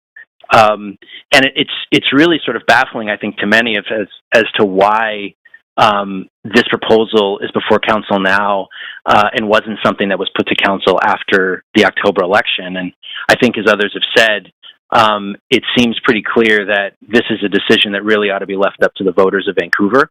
I also think that, one of the real fundamental issues with the democratic process, it seems to be under this particular council, is that these plans are coming from developers and then are being brought to citizens of the city to comment on. But plans like this that are going to drastically change neighborhoods, they should be coming from us. They should be coming from the people who live here. There should be neighborhood conversations that we're having and discussions that we're having and proposals that we're having that then lead to council coming and trying to decide how to best deal with those suggestions. But this seems to be completely done in reverse. There clearly, and again, as many have said, has not been proper consultation on a plan and of this magnitude and size. And I think that that's something that needs to be considered when council is deciding whether to approve this plan in its current form or not. My wife and I, we have 3 children living in the city of Vancouver. I do want to touch a little bit on the impact of a plan like this would have on what's already a crisis in the city around schools and childcare. As you know, we're in the midst of a childcare and school space crisis in the city of Vancouver. There isn't enough space in after school or before school, full-time care for families. We live in downtown, and it seems to me that the Villages plan is going to have a very similar effect in those neighborhoods as I think downtown families have. I think families in downtown feel discriminated against.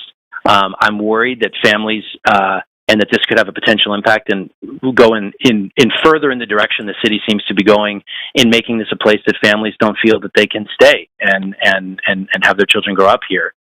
We should be finding ways to welcome more families to Vancouver. And I don't know how we're going to do that if people can't find childcare anywhere and have to wait in lotteries every February to find out where their kids are going to school. It seems to be backwards that the council is continuing to approve more density without any infrastructure in place to accommodate families.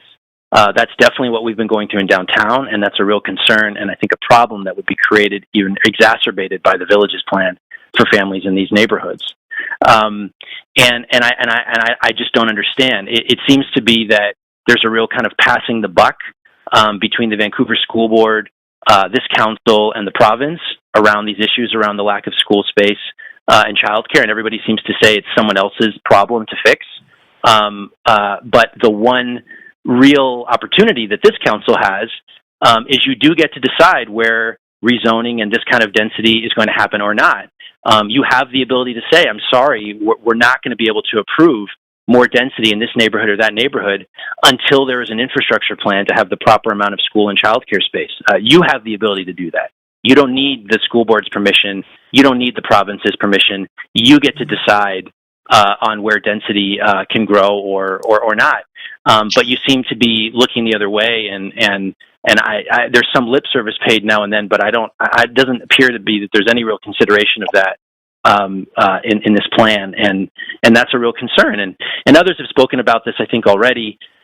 You know, when we're looking and the school board's making these decisions and they're looking at enrollment figures over the next few years and the impact that that's going to have on families in the city, I don't know where that is factored into this plan. And so I think that's something that the council ought to look at. And I really don't understand. I mean, the school space and childcare is one of the issues, but it's sort of baffling that there would be a plan of this size that would impact this many different families and citizens. You're at time, but you have questions. I do have a question for the speaker, if I might, but my I'll put you on the queue as well. I got Councillor Meisner. If you just hang on a sec, Mike. Councillor Meisner. Yes, thanks, Chair, and thanks to the speaker. I'm a downtown resident as well, and I was just listening to what you were saying around some of the concerns you had around things like childcare and different amenities. And I just want to ask the speaker if you're comfortable sharing what neighborhood in downtown Vancouver do you live in? Oh, I already shared. I live in downtown. That wasn't quite my question. I was just curious, what neighborhood in downtown Vancouver do you live in? Oh, I just think of it as downtown, but I live in Yaletown. I live on the Burrard side. I mean, it's changed names. I think it's now the Beach District, and I don't know. The names of the neighborhoods are changing. I wish that we had more of a kind of a feel to it, but yeah. Thank you. Appreciate that. Mm-hmm. Got a question from Councillor Kirby-Young. Councillor Kirby-Young. Yeah, thanks very much. I was listening intently to your comments, and I noted your comment that council should be listening to the people who live here. So I'm deducing from that you think we should give weight to people who actually live in the city of Vancouver, not all the folks that are calling in from around the province, Victoria, other municipalities. Because you're talking about being in downtown. I'm not sure where the Beach District is, but you're suggesting that we should put weight on the folks that actually live in the city. Is that what I'm hearing? That's just reflecting back what you said. Yeah, Councillor, I'm kind of curious. What was the motivation behind you voting to cancel the July 29 motions from some of your colleagues on council? We are focusing on the matter at hand tonight. We are precluded from discussing other matters. Oh, I'm sorry. I thought we were exchanging passive aggressive questions. That's why I figured I would ask you that. So. No, I'm just responding to your comment where you said we should be listening to the folks that live here, and so I'm just asking you to expand on that. Is that in your mind, should we just be listening to people that live in the city of Vancouver? And I believe that there's a malicious intent behind your question, so that's why I'm asking you the question of what was your interest in deciding to cancel the July 28th meeting. Speaker, Again, a question of the speaker. If they don't want to participate in the hearing, then perhaps you'd like to move on. Yeah. Okay. Thanks very Oh, much. I'm very welcome to participate. Thanks very Yeah, much. that's why I'm asking. So our Okay. next Thanks for your time. 27. Thank you for calling in. Thanks. Speaker 276 is Preet. Hello. Hi, Preet. I need to know your last name and whether you're a resident of the city of Vancouver. And go ahead. Preet? Preet will be using translation. Preet, go ahead with your name, and they'd like to know if you're a resident. Sorry, Preet Chair, Sangha? just a point of order. Just 1 second. Councillor Montague? Yeah, I'm assuming this is Preet Sangha. She spoke yesterday as caller speaker number 17. I think it was determined that she actually went to public high school in province of BC, and that the translator didn't actually speak the language that she's translating. So I'm wondering if the chair, and I guess maybe confer with the clerks or the city manager on, again, the rules around translation and translators and the use of them, and whether or not we just allow anyone to speak any language to be translated, or whether they actually, if they require translation. Okay. I will follow that up with the, so while the speaker is waiting, Clerk, we should get some clarification on translation requirements and how. Yeah, sorry. How to best If I go by. may, my Excuse me, understanding. Speaker. 1 moment. I'm addressing the clerk. Just 1 moment. Yes, section 13.18 of the procedure bylaw says if a speaker requires and provides a translator, they're entitled to 10 minutes. So, Chair, it's within your discretion to determine whether the speaker requires and is providing a translator. So my question for the speaker, Preet, do you require a translator because of your lack of fluency in English? Yes, Preet requires a translator. Punjabi is Maybe, the Chair, language if we that could she's ask the most comfortable translator speaking. to actually, Chair, I'm sorry, if we could ask the translator to ask the speaker the question, have the speaker respond rather than the translator respond, please. Yeah, it would actually. I think it's important that we hear from the speaker with regards to that question, if you don't mind. And Sure, not Preet, would you like to do Yeah, this in yeah. English? Okay. Okay. Preet, again, sort of. Could you repeat your name for me, please? I'm sorry, you already asked her name, did you not? There was a lot of back and forth there. It's not clear to me because you were speaking as well. So can I just get the name so we can write it down again? Yeah, it's Preet Sangha. Okay. And you clarified that you are or not a resident of the city of Vancouver? Nope, I'm not. You're not a resident of the city of Vancouver. All right. Please continue. And again, it would be ideal if this was a real-time translation as opposed to reading off a sheet of paper. Sure. Speaker, go ahead. ਮੇਰਾ ਨਾਮ ਹੈਗਾ ਪ੍ਰੀਤ ਤੇ ਮੈਂ ਇੱਥੇ ਆਈ ਹੈਗੀ ਅੱਜ oppose ਕਰਨ ਨੂੰ ਇਹ ਵਿਲੇजेस ਵਾਲਾ plan. Good evening, Mayor, Council, and staff. My name is Preet. I'm here tonight to speak in opposition to the Villages Plan. ਇਸ ਕਰਕੇ ਨਹੀਂ ਕਰਕੇ ਮੈਂ ਇਸ ਦੇ ਖਿਲਾਫ ਹੈਗੀ ਆ ਪਰ ਇਸ ਕਰਕੇ ਇਸ ਕਾਉਂਸਲ ਨੇ ਦੁਬਾਰਾ ਸਾਨੂੰ ਇਹ ਸਾਬਤ ਕਰ ਦਿੱਤਾ ਹੈਗਾ ਆ ਕਿ ਅਫੋਰਡੇਬਲ ਹਾਊਸਿੰਗ ਦਾ ਇੱਕ ਵੀ ਇਹਦੇ ਵਿੱਚ ਹਿੱਸਾ ਨਹੀਂ ਹੈਗਾ। Not because I'm against housing, but because this plan proves once again that this council will rezone the entire city before you will guarantee a single affordable home. ਇਹ ਉੱਪਰੋਂ ਥੱਲੇ ਵਾਲੀ ਪਲੈਨਿੰਗ ਆ। ਤੁਸੀਂ 17 ਨੇਬਰਹੁਡਾਂ ਨੂੰ ਚੁਣ ਲਿਆ, ਉਹਨਾਂ ਨੂੰ ਸਿਲੈਕਟ ਕਰ ਲਿਆ ਤੇ ਸਾਨੂੰ ਬਸ ਦੱਸ ਦਿੱਤਾ ਕਿ ਇਹਨਾਂ ਨੇਬਰਹੁਡਾਂ ਵਿੱਚ ਅਸੀਂ ਆਹ ਕੁਛ ਕਰਦੇ ਆ। ਇਹ ਪਬਲਿਕ ਨੂੰ ਪੁੱਛਿਆ ਨਹੀਂ ਗਿਆ ਸੀ, ਇਹ ਸਾਨੂੰ ਬਸ ਦੱਸਿਆ ਗਿਆ ਸੀ। First, this is top-down planning. You drew circles on a map for 17 neighborhoods and told us what they will become. That's not engagement, that's notification. And it's why City Hall has been packed. People feel this is being done to them, not with them. ਦੂਸਰੀ ਗੱਲ ਆ ਇਹ ਜਿਹੜਾ plan ਹੈਗਾ ਇਹ ਜੋ ਆਪਾਂ English ਦੇ ਵਿੱਚ ਸਪੈਕੂਲੇਸ਼ਨ ਕਹਿੰਦੇ ਆ ਉਹ ਵਧਾਊਗਾ ਨਾ ਕਿ ਅਫੋਰਡੇਬਿਲਿਟੀ ਬਣਾਊਗਾ ਜਦੋਂ ਵੀ ਤੁਸੀਂ ਇਦਾਂ ਦੀ ਅਪਜ਼ੋਨਿੰਗ ਅਨਾਉਂਸ ਕਰਦੇ ਆ ਲੈਂਡ ਦੀ ਕੀਮਤ ਬਹੁਤ ਵੱਧ ਜਾਂਦੀ ਆ 2 ਮਿਲੀਅਨ ਤੋਂ ਲੈ ਕੇ ਉਹੀ ਲਾਟਾ 10 ਮਿਲੀਅਨ ਰਾਤੋਂ ਰਾਤ ਹੋ ਜਾਊਗਾ ਇਹਦੇ ਵਿੱਚ ਕਿਹਦਾ ਫਾਇਦਾ ਹੋਣਾ ਸਪੈਕੂਲੇਟਰ ਤੇ ਡਿਵੈਲਪਰਾਂ ਦਾ ਸਿਰਫ Second, this plan will drive land speculation, not affordability. The moment you announce upzoning, land values jump. A 2 million lot becomes 3 million overnight. Who benefits? Speculators and developers. Apologies.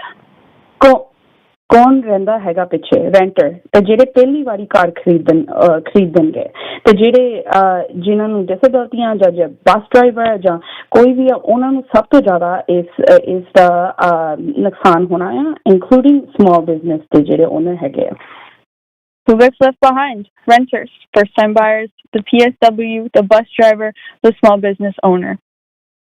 ਮੈਂ ਕਾਉਂਸਲ ਨੂੰ ਪੁੱਛਣਾ ਚਾਹੂੰਗੀ ਕਿ ਕਿੱਥੇ ਇਹਦੇ ਵਿੱਚ ਗਾਰੰਟੀ ਲਿਖੀ ਹੈਗੀ ਅਫੋਰਡੇਬਿਲਿਟੀ ਦੀ ਕਿਤੇ ਵੀ ਨਹੀਂ ਮੈਨੂੰ ਤਾਂ ਨਹੀਂ ਦੱਸ ਰਹੀ ਆਪਾਂ ਨੂੰ ਇਦਾਂ ਲੱਗਦਾ ਆ ਕਿ ਜਿਹੜਾ 20% ਜਿਹੜੇ ਟਾਰਗੇਟ ਆਪਾਂ ਨੂੰ ਫੇਲ ਕੀਤੇ ਆ ਪਿਛਲੇ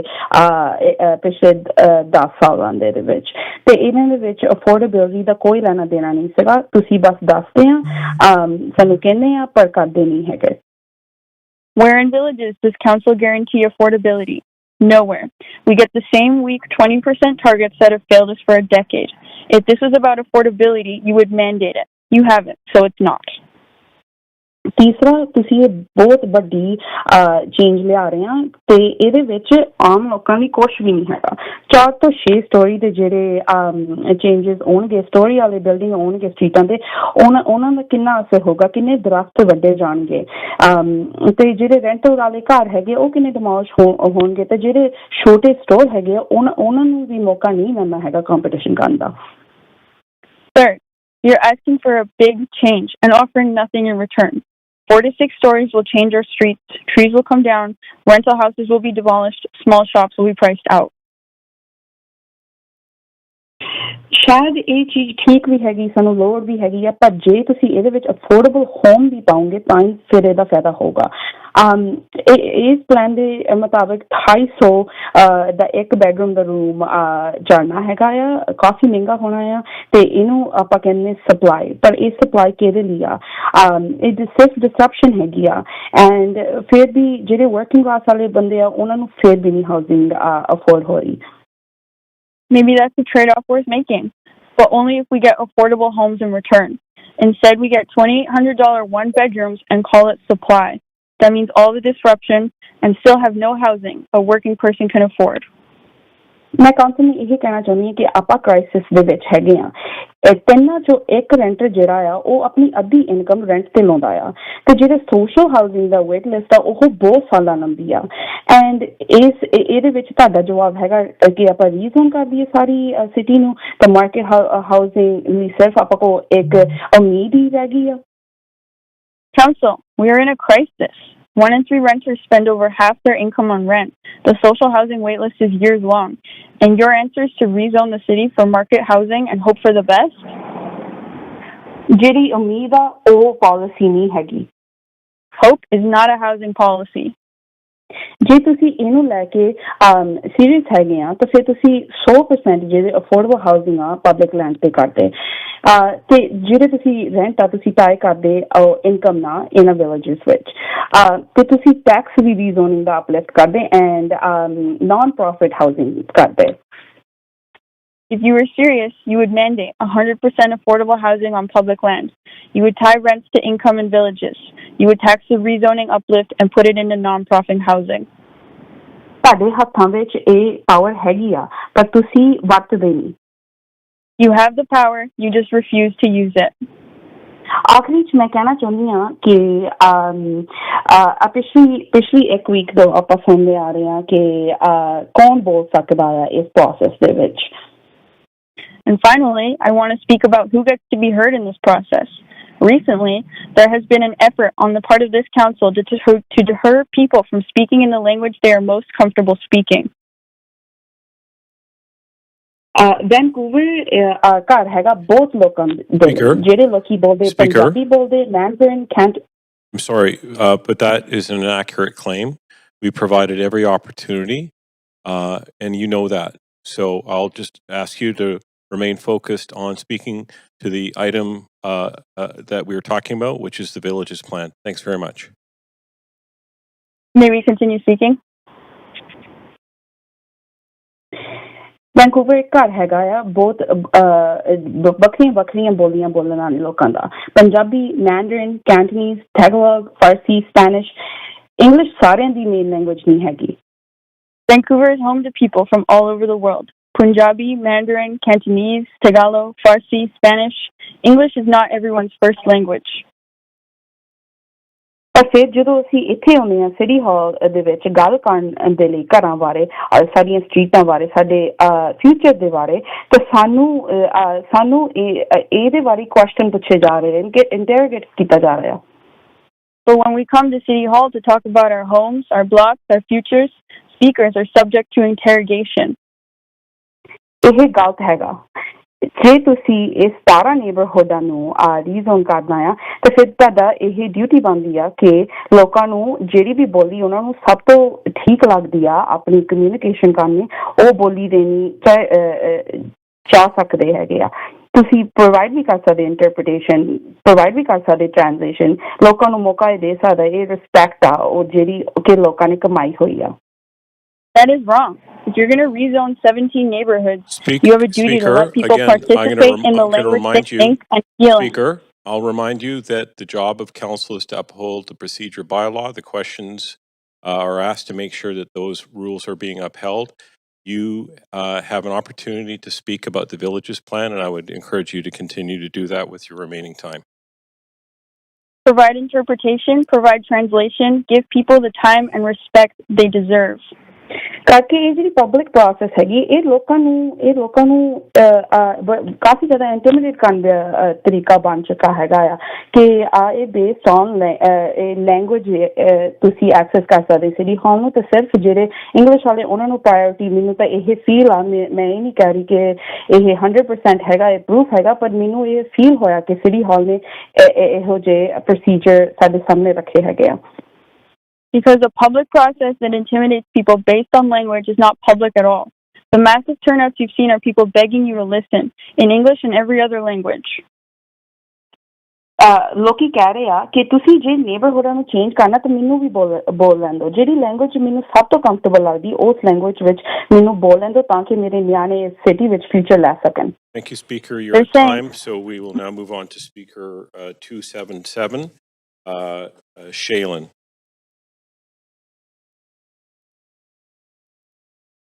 Speaker 277 is not online. Thanks very much. Speaker 278 is Rowena. Speaker 278 is not online. Speaker 279, B. Speaker 279 is not online. Speaker 280 is Matt. Is that, hello? Hi, is this Matt? Yes, this is Matt speaking. Matt, can I have your last name, please? It's DeMurkey. Is this the right Matt? Speaker 280. I think that's me. Yeah. Okay. Okay, great. Just to be clear, It's DeMurkey. so just to be clear, and are you a resident of the city of Vancouver? Yes, I am from Renfrew, Collingwood. And just for clarification purposes, have you registered under earlier in this meeting? Or is this the first time that you've spoken? This is the first time I've spoken on this topic. Yeah. This is the villages. Yeah. Great. Wonderful. You have 5 minutes. Great. Thank you very much. So, council, once again, another long day for you guys. So I wanted to thank you guys for hearing all of us and, considering what people's opinions are on this hot summer day. So I am calling in against the villages plan. I think the city does not need this. There are already too many commercial areas in Vancouver that are struggling. I see it every day in my neighborhood of Collingwood and Renfrew. Spreading out the local customer base amongst more and more villages doesn't make a lot of sense to me. Additionally, what I'm really concerned about is the cost for a small business to lease a space in these new commercial units that are tied to apartments. I have some questions like, is there no ability for council to restrict how fast commercial rentals can increase the rent? Can council ask staff to study how to better regulate the cost of new commercial units? I talk to people. I enjoy going to the small businesses in Vancouver, and obviously I talk to, the owners of these small businesses, and what they say is, yes, obviously the taxes in Canada and everything, but the number one thing is just the cost. The sheer cost of leasing the space is too much, and the costs are unpredictable, and I think council should look and ask staff to look into ways to make these leases more predictable, these costs more predictable for these small businesses. We need deep affordability, and I'm afraid the Village's plan does not go far enough for both renters and commercial leaseholders. I think that city staff should be asked to look at this from a different angle. Too many beloved businesses are closing down. Too many entrepreneurs can't pencil how to pay the commercial lease. Renters and even many homeowners can't afford to support the inflated costs that come with these high rents. It's driving up the cost of our products in these small businesses, making them increasingly uncompetitive with big box stores.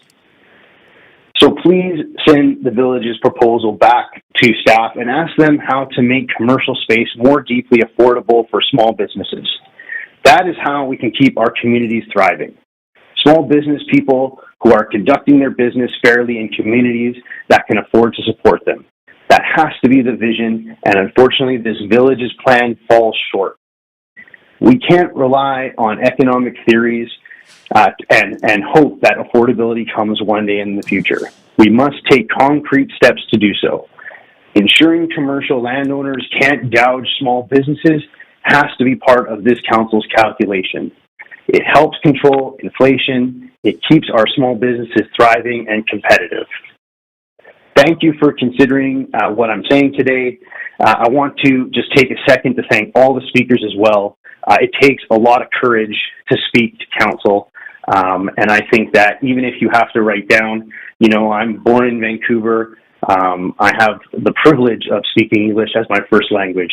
And even I write down what I say to council in my notes on my iPhone.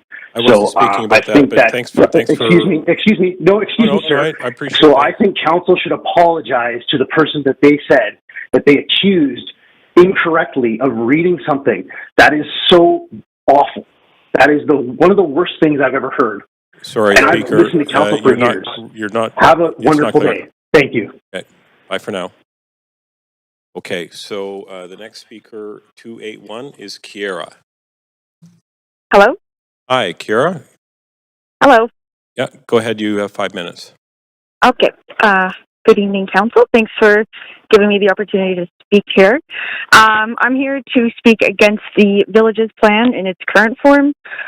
Just because a housing plan should be judged, not only by how many units may be permitted, but by who can actually afford to live in them. The report repeatedly speaks about housing opportunities for low and moderate income households. However, it also states that most new apartments and townhouse options would not be subject to the proposed inclusionary housing requirements. Those requirements apply only in specific circumstances, mainly on certain larger sites in Westside villages. So in several cases, a developer may provide cash in lieu instead of on-site social housing. So for some rental projects, the proposed below-market homes would be discounted by a minimum of only 10% from CMHC citywide average rents. That's just not a strong affordability guarantee for a city where many working households already struggle with rent.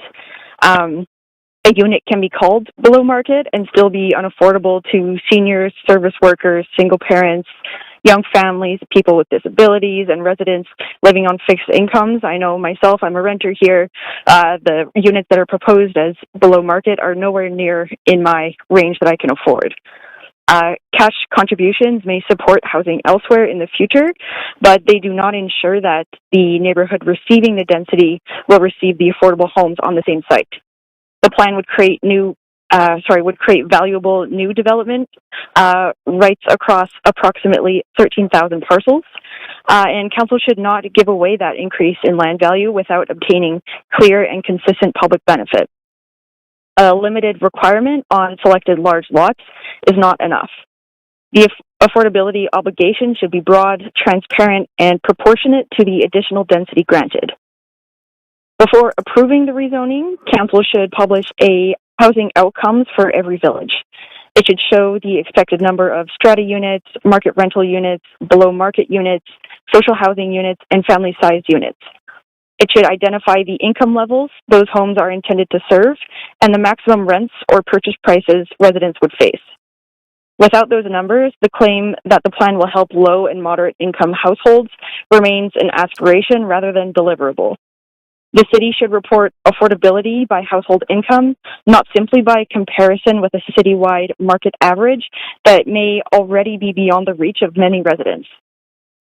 Council should also require on-site affordable housing wherever feasible, strengthen the depth of rent discounts, secure affordability for the life of the building, and prevent cash in lieu payments from becoming the normal alternative.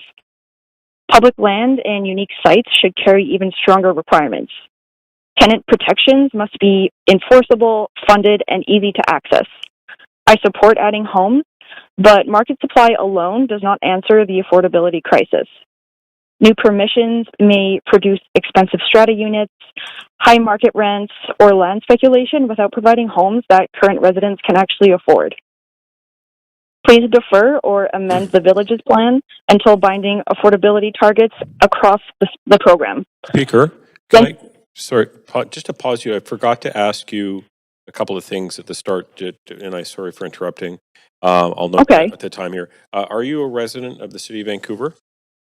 Yes, I am. Okay, great. And can you provide your last name as well? I only have Kiera. Yep, it's Harkins. Harkins. Okay, thanks for carry on. Yes. All right, thanks. Okay, please defer or amend the village's plan until binding affordability targets across the program. Density should be exchanged for lasting public value, not simply faster approvals. Vancouver needs more homes, but the success of this plan has to be measured by affordable homes delivered, not development capacity announced. Thank you. Thanks very much. Okay, our next speaker, 282, is Robert.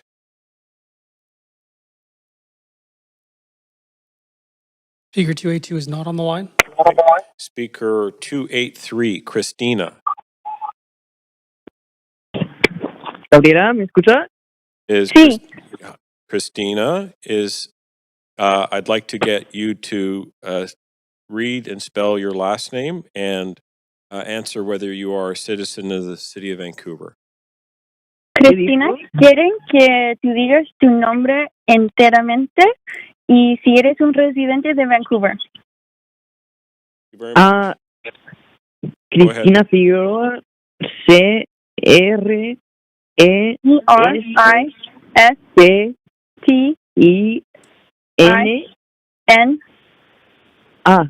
Okay, go ahead. That's great. Thanks very much. Cristina, y sí vivo en Vancouver. Oh, sí, y también quieren tu apellido. F I J J U U E R O A. And she is a resident of Vancouver. Yeah, please continue. Okay, sigue con tu cosa. Bueno, antes de comenzar, invoco la selección 7.6 sobre adopción para oradores. Before I begin, I would like to invoke Section 7.6 on speaker accommodations. La persona inscrita está presente en esta reunión. Preparo esta declaración y solicita que sea leída en su nombre como una adopción razonable. The registered speaker is present at this meeting, prepared this statement, and has asked that I read it on their behalf as a reasonable accommodation. Mira, ok. Alcalde y concejales, apoyo la construcción de más viviendas, pero me opongo al plan de Villages en su forma actual porque no protege de manera uniforme a todas las personas que ya alquilan en estas comunidades. Council, I support building more homes, but I oppose the Villages plan in its current form because it does not protect all existing renters in these communities equally. El informe explica que las nuevas zonas comerciales C2D y C2E se aplicarían a terrenos actualmente destinados a usos residenciales de menor densidad y que por esa razón no estarían sujetas a los recursos de reemplazo de vivienda de alquilar que se aplican en otras áreas. The report explains that the new C2D and C2E commercial zones will be applied to land now zoned for lower density residential uses, and for that reason would not be subject to the rental replacement requirements that apply in other areas. That distinction may sound technical, but its consequences are human. ¿Cuántas suites secundarias, habitaciones alquiladas, casas compartidas y acuerdos informales existen hoy dentro de los aproximadamente 13,000 lotes? How many secondary suites, rented rooms, shared houses, and informal rental arrangements exist today within the approximately 13,000 parcels? ¿Cuántos inquilinos no aparecen en los registros de la ciudad? How many tenants are invisible in city records? ¿Cómo puede el Consejo afirmar que el desplazamiento será bajo sin un inventario público y verificable? How can council conclude that displacement will be low without a public and verifiable inventory? Una casa unifamiliar puede contener 2 o 3 hogares. A detached home may contain 2 or 3 households. Una suite en sótano puede ser la única vivienda que una persona mayor, un recién llegado o una familia con bajos ingresos puede pagar. A basement suite may be the only home a senior, newcomer, or low-income family can afford. Si esa propiedad se vende para un ensamble y luego se demole, ¿quién garantiza que esos hogares reciben compensación, asistencia para mudarse y el derecho real de regresar? When that property is sold for a land assembly and demolished, who guarantees that those households receive compensation, moving assistance, and a meaningful right to return? El derecho de regresar será a una renta comparable con la renta anterior o solamente a una unidad nueva cuyo precio está fuera de su alcance. Will the right to return be at a rent comparable to the former rent or only to new unit price beyond their reach?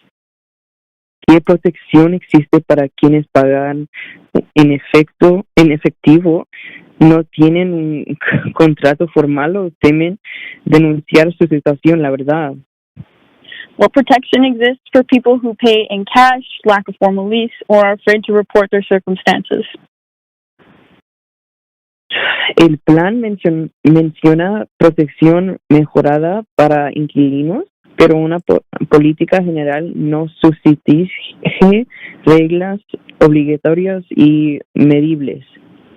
The plan refers to enhanced tenant protection, but a broad policy is not suitable for mandatory and measurable rules. Habrá un registro de todos los hogares desplazados. Will there be a registry of every displaced household? Se publicarán informes por village. Will reports be published for each village? Se exigirían a cada proyecto demostrar que ningún inquilino ha quedado sin apoyo. Will each project have to prove that no renter was left without support? ¿Qué sanción enfrentará un propietario o desarrollado a quien no declara una suite ocupada? Will reports be published for each village? Will each project have to prove, my apologies, what penalty will apply when an owner or developer fails to disclose an occupied suite? Why should protection depending on a zoning label instead of the real existence of a home? También me preocupa que la desigualdad geográfica. I'm also concerned about geographic inequality. Las obligaciones de vivienda asequible se concentran en ciertas circunstancias y principalmente en sitios grandes del oeste. Affordable housing obligations apply only in limited circumstances and mainly to certain large west side sites. ¿Por qué un inquilino vulnerable del este merece menos protección? Why should a vulnerable east side renter receive less protection? ¿Por qué la ciudad facilita el desarrollo en todo Vancouver, pero no exige estándares de reemplazo y asequibilidad a equilibrios en todo Vancouver? Why is the city streamlining development across Vancouver without requiring equivalent replacement and affordability standards across Vancouver? Antes de aprobar esta rezonificación, solicito una auditoría independiente de suites secundarias y alquileres informales, riesgos universales de reubicación, un derecho de regreso con renta verdaderamente comprable, asesoría legal financiada y reportes públicos anuales. Before approving this rezoning, council should require an independent audit of secondary suites and informal rentals, universal relocation rights, a right to return at a genuinely comparable rent, funded legal assistance, and annual public reporting. Hasta que esas garantías existen, escritas en la regulación, no debemos suponer que el desplazamiento es mínimo. Until those guarantees are written into regulation, council should not assume displacement will be minimal. Por favor, devuelven el plan al personal o diseñarlo. De construir más viviendas no debe significar borrar a los hogares que ya existen. Please return the plan to staff or defer it. Building more housing must not mean erasing the households that already exist. Thank you. También le quisiera preguntar, como no hemos terminado aquí, preguntarle si cree en democracia este señor. She would also like to ask if your council believes in democracy. Speaker, I have two councillors on the queue here. Councillor Montague, do you have a question?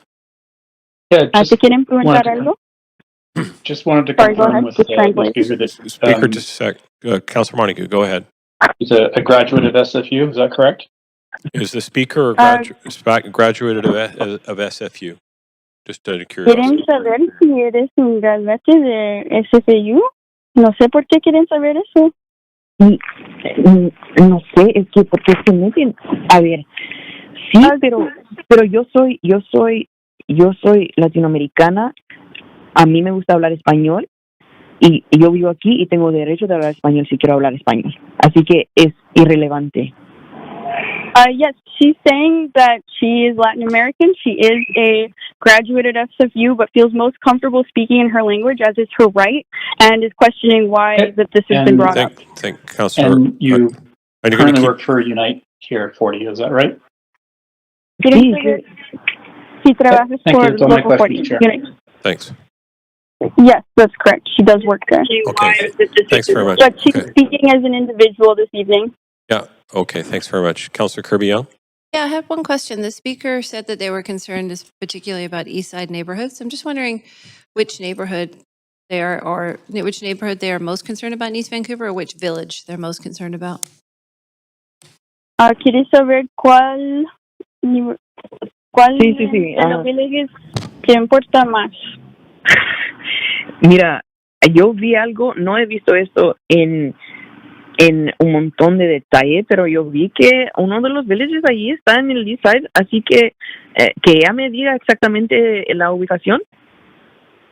Yeah, so sorry, she's saying she's not 100% sure which one of the villages is on the east side, but she knows there's a lot of east side villages that will be affected, so there's no specific neighborhood in particular that she can name. Does that answer your question? Is there one? Y preguntarle, Just a follow. espera. Preguntarle si ella me puede decir exactamente el address, si ella lo tiene. Sorry, she's asking if you have the exact address. No, I was just in response to her comment when she said she was concerned especially about east side neighborhoods. Just wondering which neighborhood is she especially I concerned believe she about? referenced west and east side neighborhoods. So was there something in particular that you had in mind? No, You're asking this? I just wanted to better understand her comment when she said she was concerned the most about east side neighborhoods and which neighborhood she's most concerned about. Yeah, she referenced both west and east side, so I'm not sure what exactly you're trying to get at with this question. I'm just trying to better understand where her biggest concerns are. Thank you. Okay, thanks very much. All right, so the next speaker, 284, is Aaron.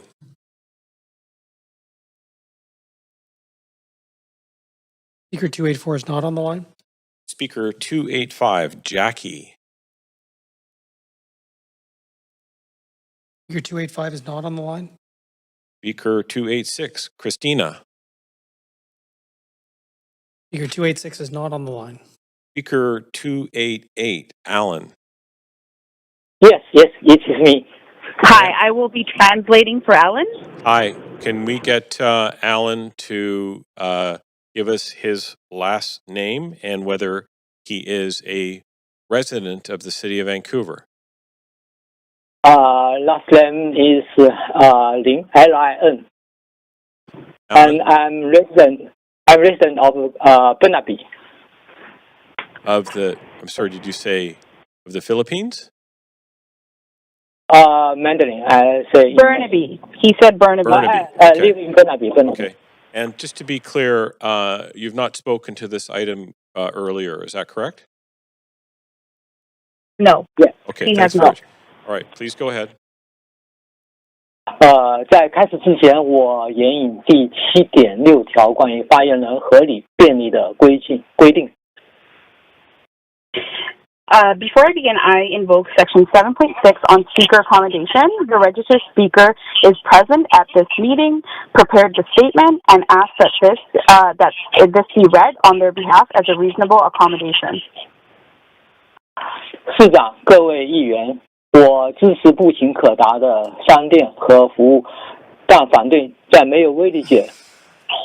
Mayor and Council, I support shops and services within walking distance, but I oppose this large pre-zoning.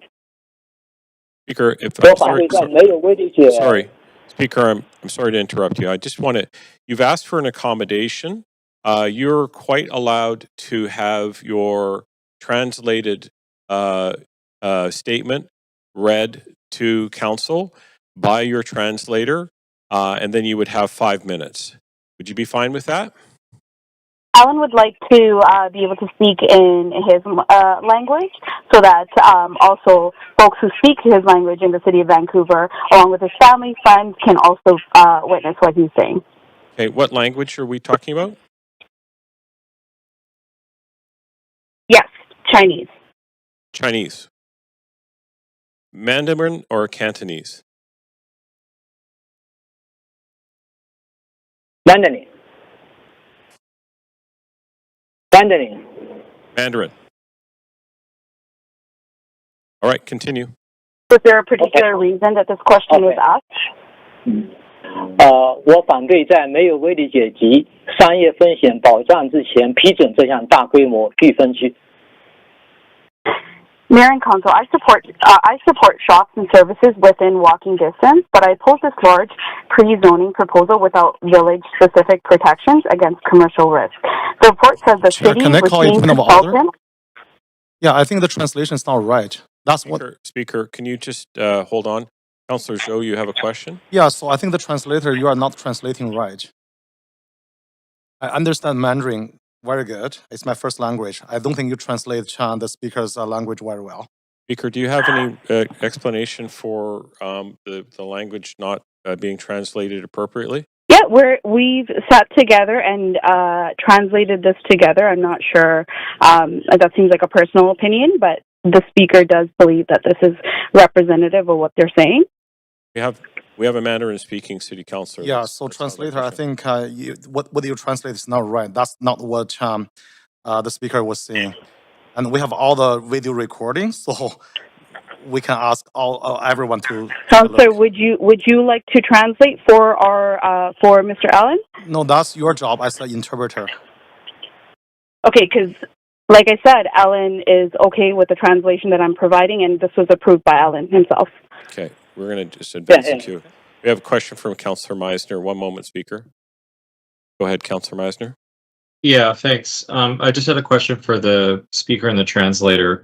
Is the translation that you're providing a live translation? So the speaker is speaking in Mandarin and then you're translating that and relaying it back to us in English? Is that what is occurring right now? Can you confirm? So, Councillor, I'm not certain. I'm not sure if you were paying attention, but the first sentence that I said when I started translating and what Alan had said is that I invoke Section 7.6 on speaker accommodation. The registered speaker is present at this meeting, prepared the statement, and asked that it be read on their behalf as a reasonable accommodation.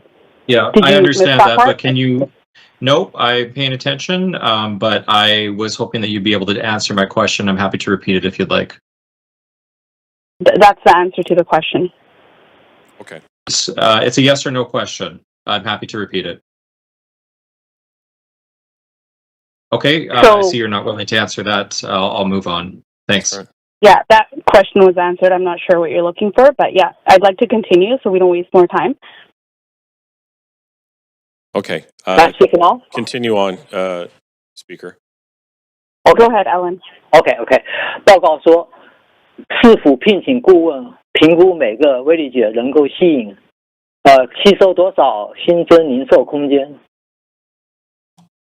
The report says that city retained consultants to estimate how much new retail space each village could absorb and to balance added daily services with the need to avoid harming existing high streets. What rents, population growth rates, vacancy levels, and consumer behavior were assumed in those models? Are the assumptions public? If interest rates, construction costs, or online shopping continue to change, how quickly will the models become updated? 新的系2 和系2 E 区域要求首层面向街道的非住宅面积达到一定比例，请问这些空间会是什么样的？是否适合小型杂货店、诊所、托儿服务和独立商户？ The new C2D and C2E area require a minimum amount of non-residential space on the street-facing ground floor. What kind of space will be produced? Will it work for small grocery stores, clinics, childcare services, or independent operators, or only for chain able to pay high rent? Will there be a requirement for small storefronts, affordable rents, or longer leases? Without them, local serving commercial spaces may become expensive and empty glass frontage. 现有商业中心已经面临空置和成本压力，新威力姐会不会把有限的顾客和投资从附近成熟商业街分流？是否对每一个新商业区与现有商业街之间的距离和重叠进行过分析？如果一个社区无法同时支持2组商店，谁承担失败成本？空置店面会不会削弱街道安全，增加涂鸦并减少社区活力？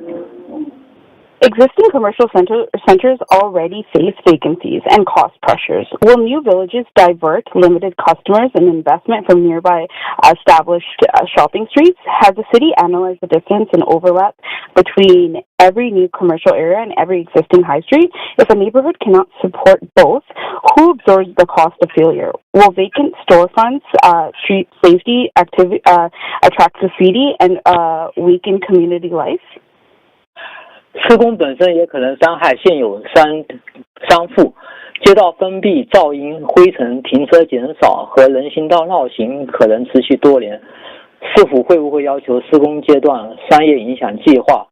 是否提供租金、援助、标识、临时装卸区和小企业补偿？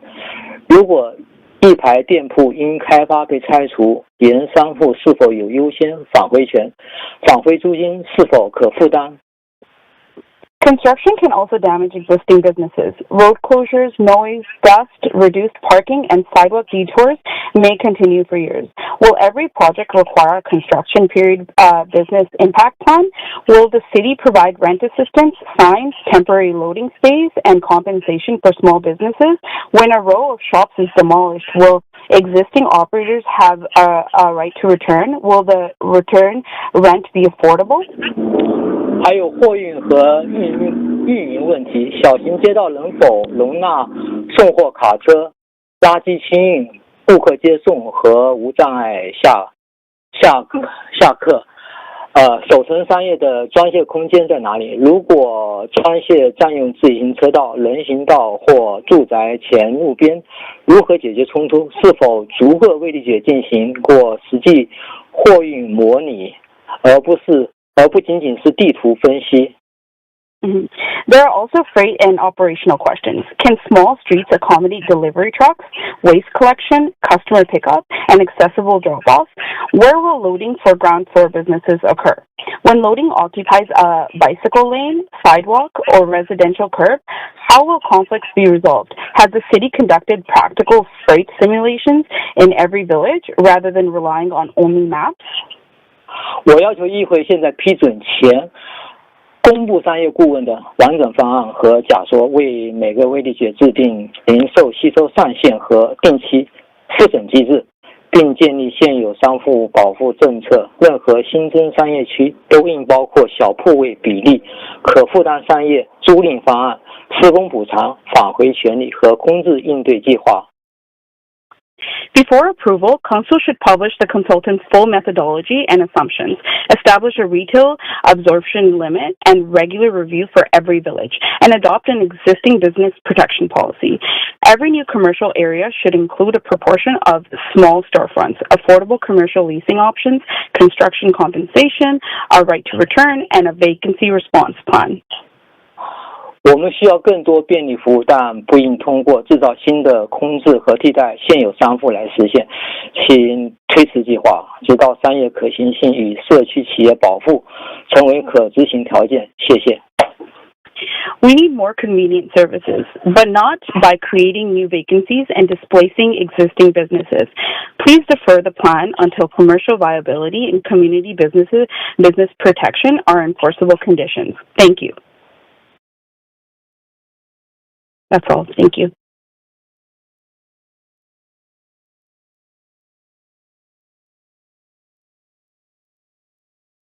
Thanks very much. Is 289 Connie Chan?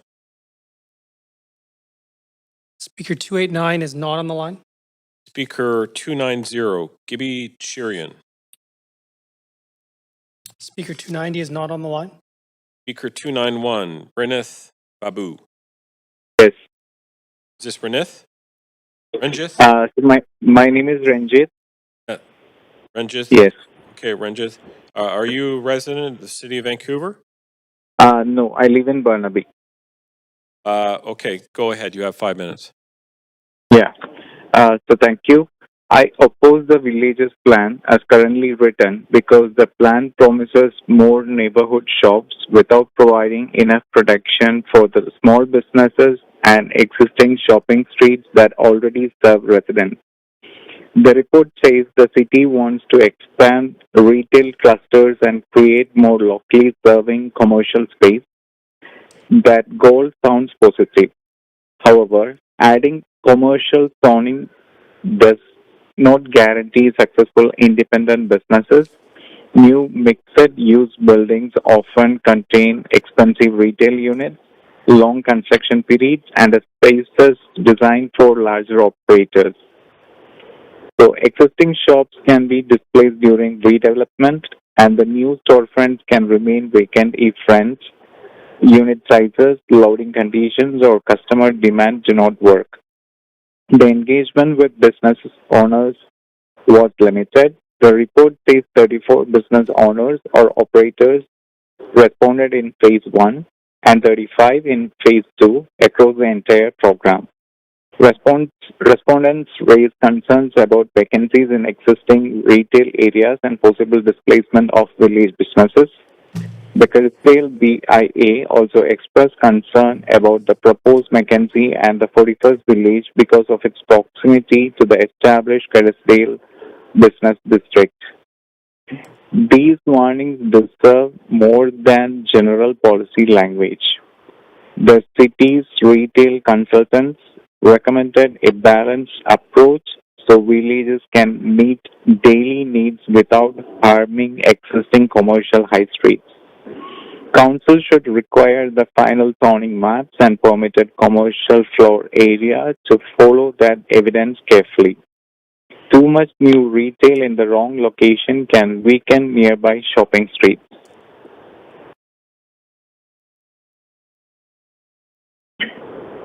Too little suitable space can produce token storefronts that do not support a real local economy. Before rezoning, each village should have a detailed commercial strategy. It should identify the type and amount of retail demand, existing vacancy rates, business mix, suitable storefront sizes, loading needs, construction impacts, and the relationship to nearby commercial districts. The city should also establish a small business retention and relocation program, including early notice, moving assistance, temporary locations, right of first offer for replacement space, and support for culturally significant businesses. Construction management should maintain safe access, visibility, deliveries, and customer parking or loading so neighboring shops are not unintentionally damaged while a project is built. Ground floor commercial requirements should be flexible enough to support practical local uses such as grocery stores, pharmacies, childcare, clinics, cafes, repair services, and community organizations. The city should discourage oversized or poorly configured units that remain empty. Affordable commercial space should be treated as a public benefit, not as an optional design feature. I support more services within walking distance. But the character of a village comes from people who know their customers, employ local residents, and contribute to community life. New buildings alone do not create that character. Please defer the plan until Council receives village-specific retail impact studies and binding small business protections. Do not risk replacing established useful shops with construction hoarding, vacant storefronts, or unaffordable commercial rents. Growth should strengthen local business ecosystems, not treat existing business as temporary occupants waiting for redevelopment. Thank you. Okay, thanks very much. Okay, next speaker is 292 is Justin Passes.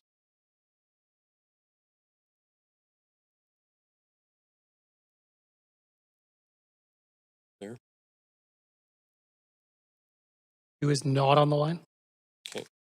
Speaker 293 is Sheila May Bulisser. Speaker 293 is not on the list.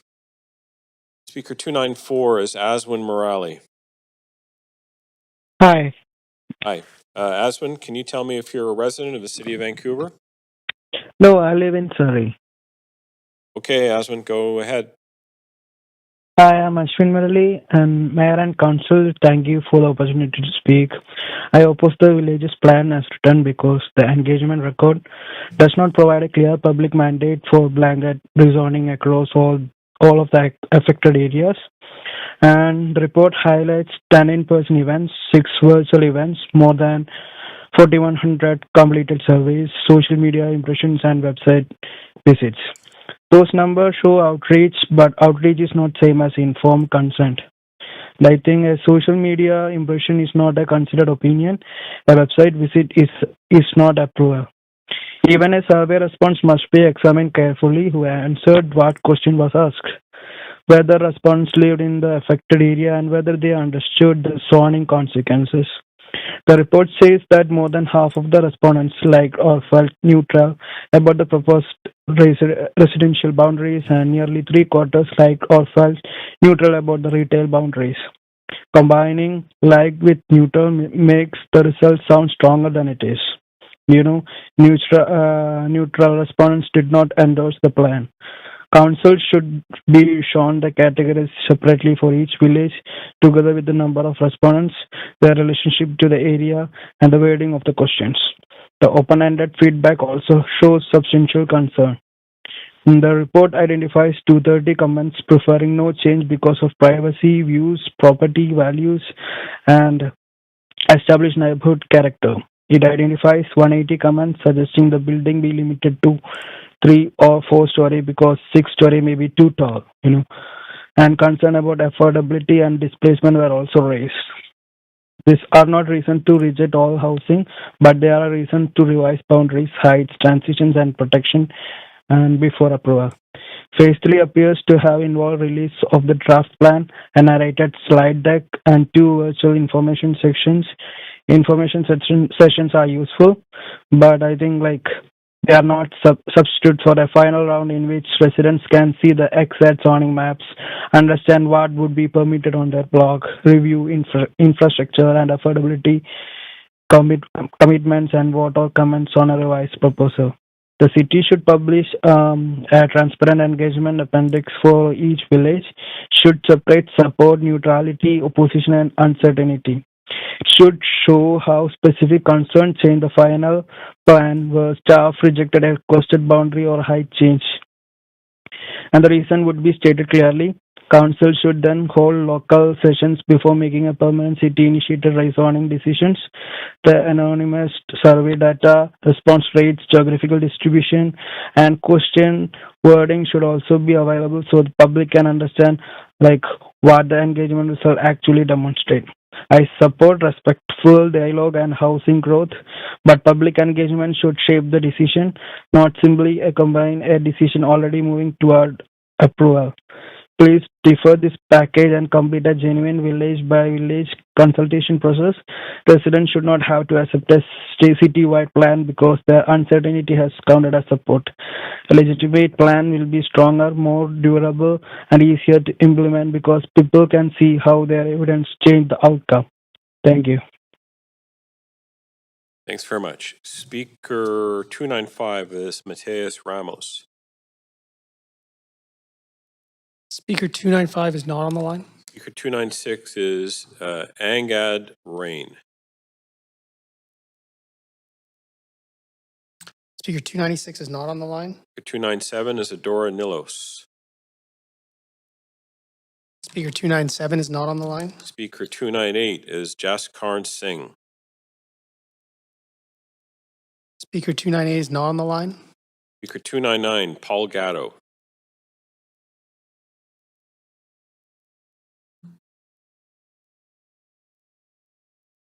Speaker 299 is not on the line. Speaker 300, Pinderjeet Kaur. Speaker 300 is not on the line. Speaker 301, Lovepreet Kaur.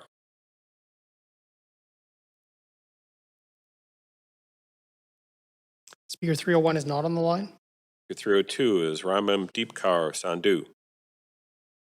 Speaker 302 is not on the line. Speaker 303 is Margaret Oakey. I believe I do have Speaker 303 on the line. Speaker 303, Margaret, go right ahead. My name's Margaret Oak, and I'm also speaking on behalf of my husband, Timothy Oak. We've been residents of Vancouver since 1970. My husband was an urban climatologist at UBC and has written several books on the topic with relevance to urban planning. We oppose the village's plan.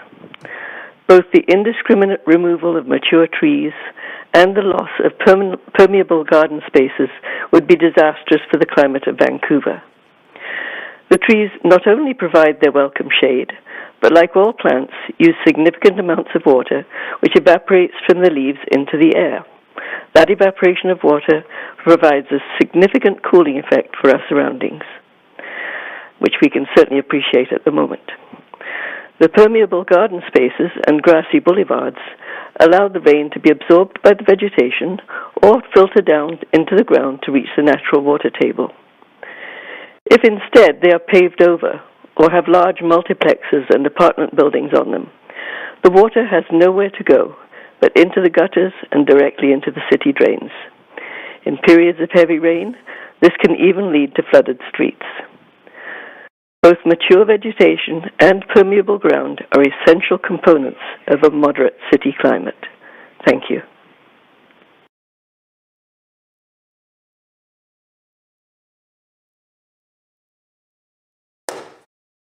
Thank you for calling in. Our next speaker 304 is Leo Goldberg.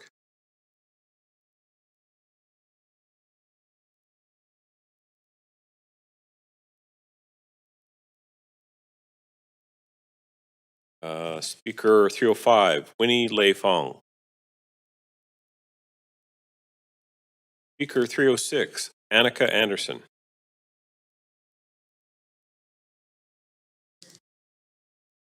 Speaker 307, Alyssa Myshok. Hello, Alyssa.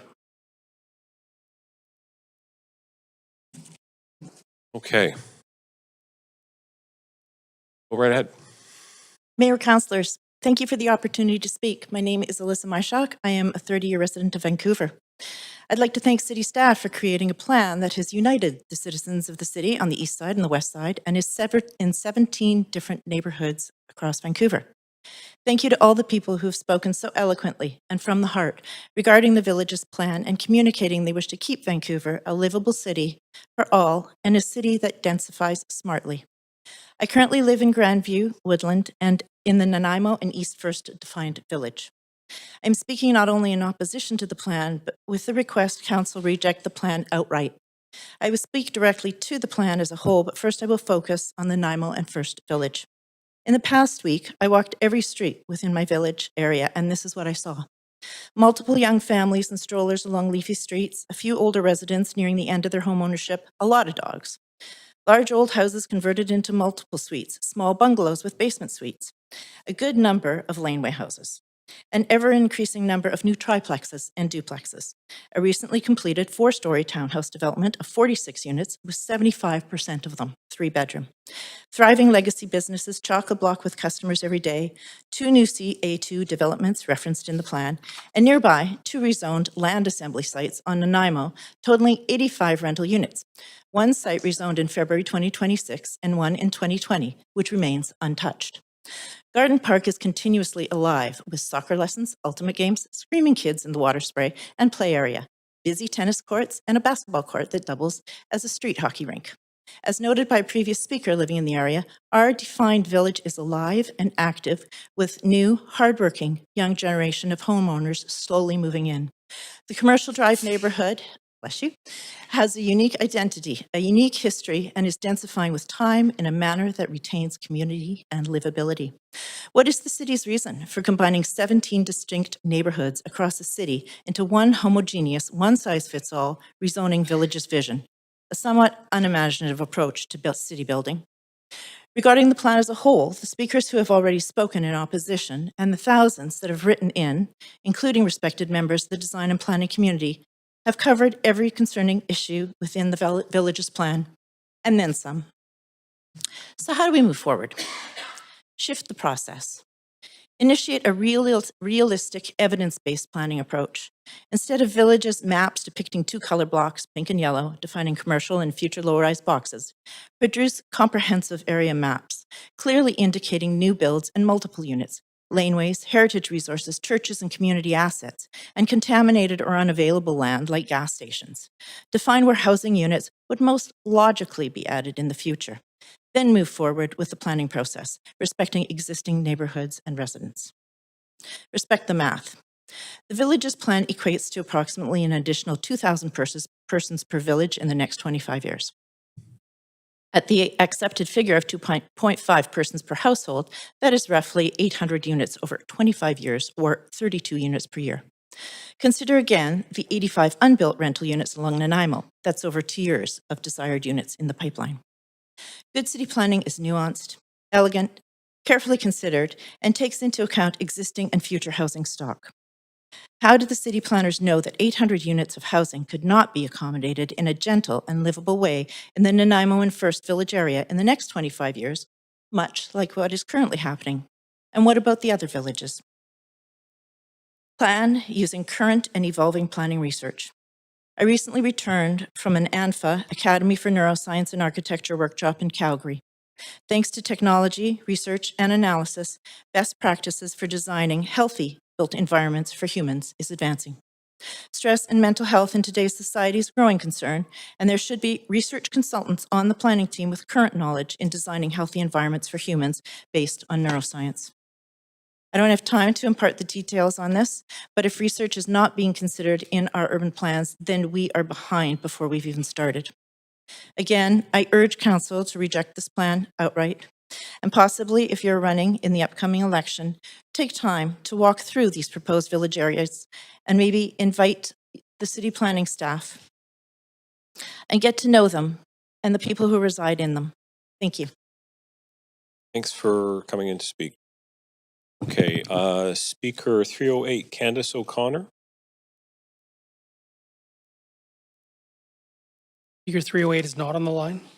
Speaker 309, Perseus Misserlis. Speaker 309 is not on the line. Speaker 310, Larry Beng. Hello, I'm on the line. Hi, Larry. Go ahead. My name's Larry Benge. I'm co-chair of the Coalition of Vancouver Neighborhoods, but I'm speaking on my own behalf tonight, not representing the coalition. I am opposed to the Villages program for the following reasons, recognizing that additional reasons to oppose have been given by earlier speakers. I would like to address 5 different points. 1, the process is undemocratic. 2, it ignores existing community areas, otherwise known as neighborhoods. 3, it blocks out homeowners in surrounding areas from options to redevelop or improve or replace their properties.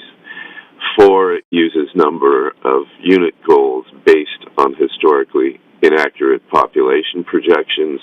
And 5, it continues to use a loose definition of affordable. Process. The process followed includes no direct exchange with the public that gives individuals a chance to discuss, extremely limited to an open house. Second, councilors are not allowed to ask questions, although this I was surprised at tonight because the councilors are asking questions. I don't know whether that's a new thing or an old thing, or I'm confused. But anyway, at 5 minutes on complicated issues, e.g. 329-page programs, which is a public hearing, the only single chance for citizens to voice. Shaper City and other digital processes can be biased and designed to produce predetermined outcomes. Council may add amendments to the proposed program during their review after citizen speeches that public is not made aware of and unable to comment or critique. This may result in approval of a program with little or no significant changes, done only for perceptive effect. Look how we've responded to your concerns. Also possible, major changes can be introduced through these amendments, which totally alter the program, again, without public comments. Neighborhoods. Villages will be in direct competition with long-established commercial districts that are already struggling. The program includes some commercial areas that don't follow already established patterns of development. For an example, look at Mackenzie and 33rd, which they want to do 33rd as a main retail street. On homeowners immediately surrounding the village centers are locked into waiting for a benevolent developer to purchase. No options for adding laneways, renovations, or building new. Inaccurate population projections projections, the city continues to use population figures that are admittedly aspirational. 250,000 population by 2050. Stats Can uses 150,000 for the same period. Historically, population increases in Vancouver at 1.5 to 1.75% per year. And with immigration and other reductions, this rate can most likely be expected to continue, but planning programs continue to be developed based on demand produced by these faulty figures.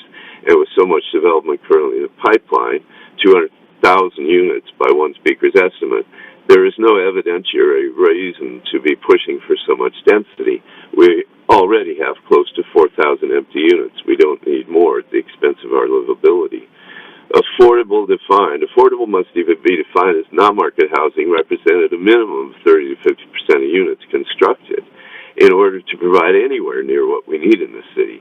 And non-market rates should be tied to average incomes of Vancouver residents.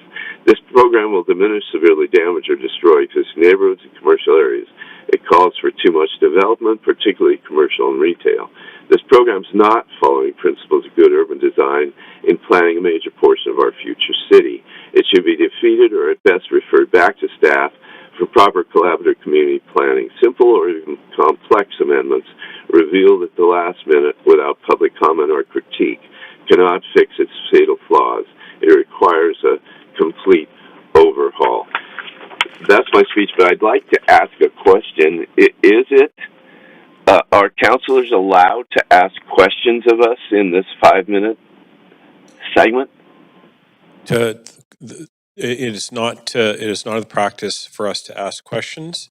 Only really for points of clarification, that's all.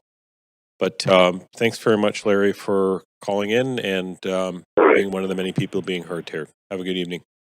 You too. Okay, Speaker 311, Katie Brown. Speaker 311 is not on the line. Speaker 312, Rachel Burns.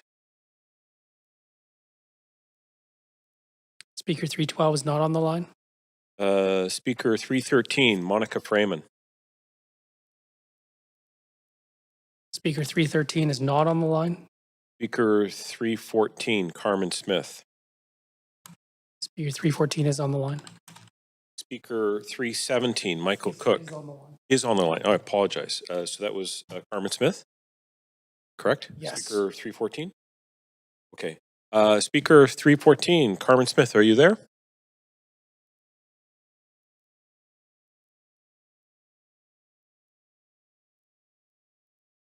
My name is Carmen Smith. I live in Vancouver and I am opposed to the village's plan. I'd like to thank the community of professionals and citizens who studied this plan and clarified the details to the public. With a proposal this vast, the city should have put up large billboards in impacted neighborhoods with a clear description of what is intended. Major changes such as this should have been guided by citizen input first. Thank you to all the speakers for their thoughtful and well-researched comments. I hope they are given the serious consideration they deserve. And thank you to the father who took time out of his vacation to contact council. But I thank you, Chair and Council. This opportunity feels as if there is hope for citizens to express their observations and concerns. I've been so disappointed in the past with public engagement. This topic has been part of a decades-long discussion, and now here we are again. And please bear with me for a moment. Under a previous mayor, when I attended an open house and expressed my concern about the pace of demolition of homes in my parents' Kerrisdale neighborhood and the stunning prices asked for and received for the huge new homes, I was told that I was heard, but it didn't mean I would be listened to. My concerns were directly centered on affordability and access to housing for local residents. In approximately 2015, I attended an open house when the old Stongs of Dunbar was slated for redevelopment. Again, I was concerned with the rate of demolition and high prices of new real estate in the neighborhood. I asked the architect, for whom are the apartments being built, hoping these units would be affordable for young families? He looked at me, a woman in her 50s, standing with a group of older women, smiled, and then said, for old ladies like you waiting for your husbands to die. Residents in my neighborhood who have been asking city officials to reduce allowable FSR, preserve trees and gardens, encourage renovation and retention, support secondary suites have been called NIMBYs, all while trying to preserve affordability and community. Dunbar used to be home to a wide range of people, including teachers, bus drivers, electricians, nurses, many renters. It is now unaffordable to all these groups. Reverend Stevens of St. Philip's Church in years past at a town hall meeting stated, "Housing is a social justice issue. The West Side became a realtor's dream. We spoke up then and we're speaking up now. The village's plan is not for the greater good." Invest in affordability. We are living proof of that. The village's plan makes the possibility of mixed income access dubious at best. We need clear numbers that capture actual average incomes and mandate affordability in all neighborhoods and all densification developments to better reflect best practices. The clear cutting of 14% of the city's residential area to be filled with 4 to 8 story buildings puts incredible stress on the current homeowners and their households. It also ignores severe environmental impact in the face of climate change. Professor Klinge of the Technical University of Berlin states that the growing use of air conditioning in high-density zones increases the outside temperature as heat is expelled from units. Europe is racing to increase the tree canopy in major cities. This plan proposes the opposite. Questions about the absence of infrastructure planning, weak consultation, affordability that has not been mandated, destruction of vibrant, walkable neighborhoods, the impact on small businesses, vulnerability of housing that is currently affordable and already supplying secondary suites, homeowners who are left at the whim of a real estate economy and developers, property sitting neglected as the developers wait for their best advantage, loss of vital green space, upzoning, narrow streets that are unsuitable for high levels of high density, make me seriously wonder if Josh White and the planners ever visited any of the affected neighborhoods or spoke with the people who call these areas home. We have tens of thousands of housing units in the pipeline. We have a glut of unsold condos. Where is the true population data? I believe Larry just alluded to that. Why are we depending on the real estate industry to define our economy and our communities? Also, if CACs can be deferred, why not offer the same option to freeze property tax increases for existing homeowners until the property becomes densified? Deferment options are not encouraging for young families. I urge Council to reconsider the village's plan out of consideration for the people who have taken the time to write or present their reasonable and well-considered concerns. Please don't just hear us, but listen. Thank you very much. Thank you for calling in. Thank you, Chair.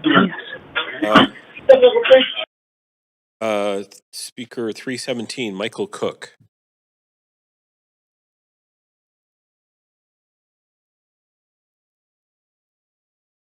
Speaker 317 is not on the line. Not on the line. Okay. Speaker 319, Andrew Seymour. Yes, I'm here. Hi, Andrew. Go ahead. You've got. Go right ahead. Okay, thanks so much. Hi, Mayor and Council. I oppose the village's plan in its current form because the detailed toolkit for street and public space improvements is being handled as a separate project. The plan promises complete, connected neighborhoods, safer walking and cycling, social street corners, plazas, ecological landscaping, and better access to shops. How can council approve the land use transformation before seeing the practical design that is supposed to make those promises work?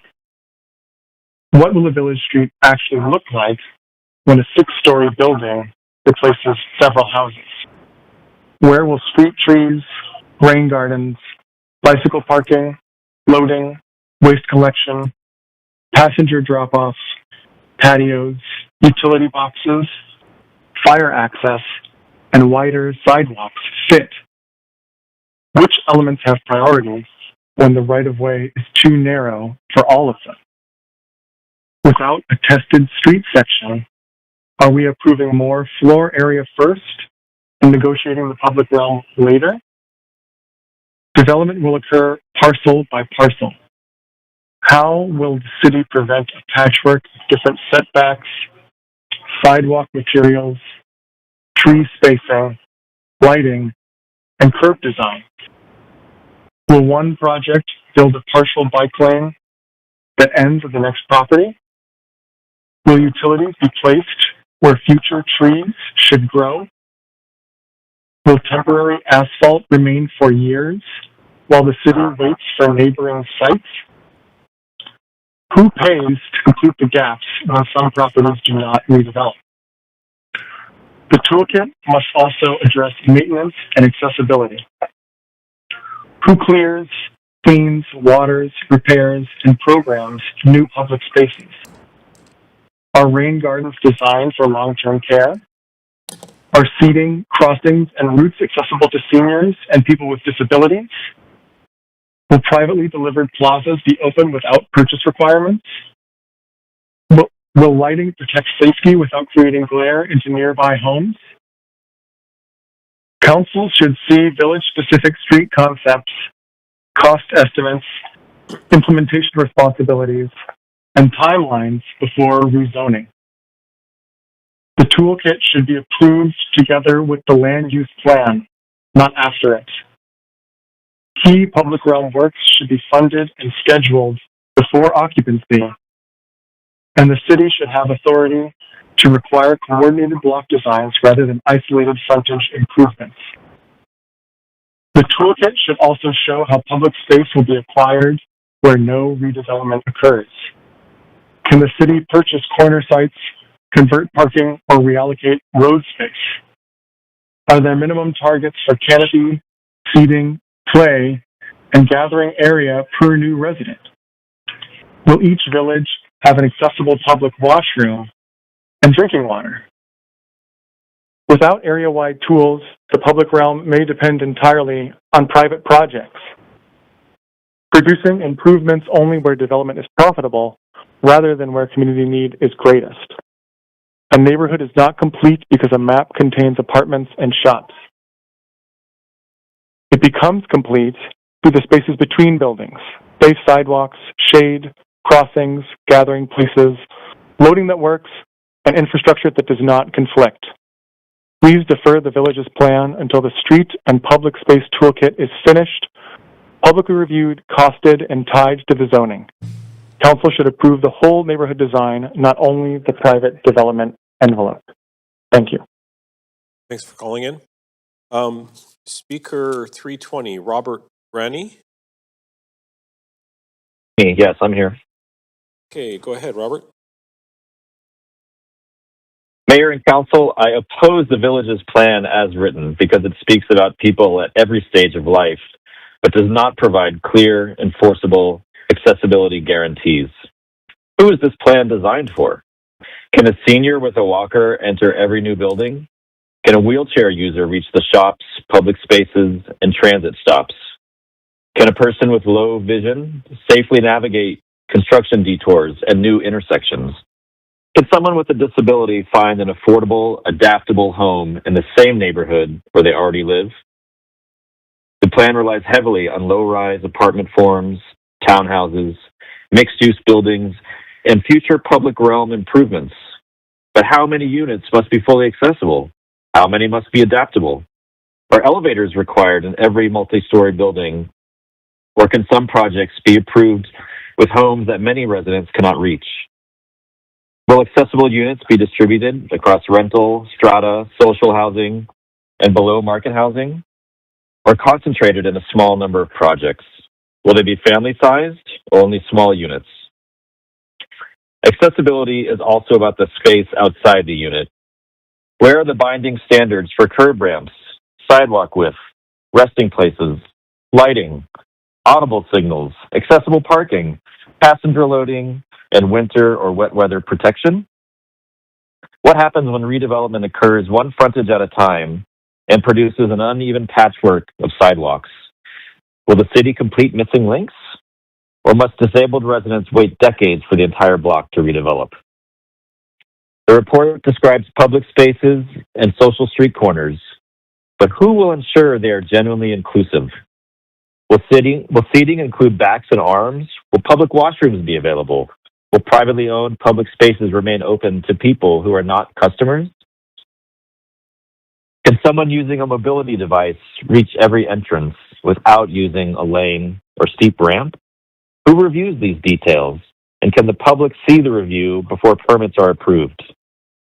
Council should require an accessibility impact assessment for each village before rezoning. The city should publish current barriers, needed upgrades, costs, funding, and delivery dates. New zoning should require meaningful proportions of accessible and adaptable homes, accessible commercial entrances, and continuous routes to transit, parks, schools, and services.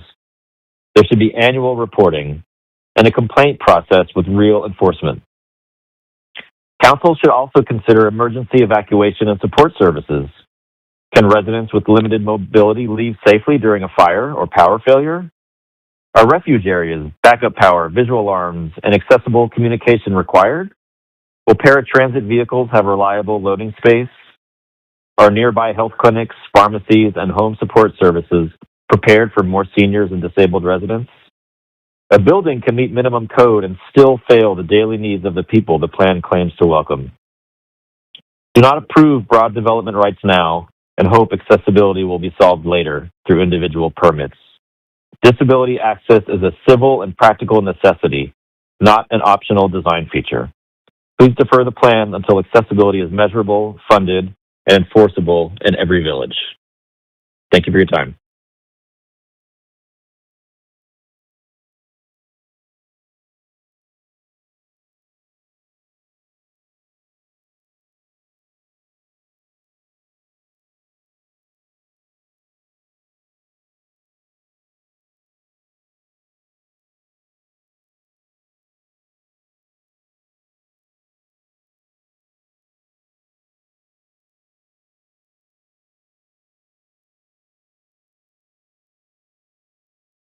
Okay. Don't take your mics on, Chair. Tell me when you want me to start. Right now. Oh, okay, well, I am a citizen of Vancouver for 79 years and seen it all. Seen Granville Street go up and down. And what I want to say is that I made just a bunch of bullet points. I'm trying to be a Richard, not a Dick. The city needs to absorb the current 4,000 condos. And I came here specifically because I live on the edge of the Granville 41st village. Not in it. I'm right beside Sean Oaks. If Sean Oaks gets built, they'll look into my backyard. Lived in the house 50 years.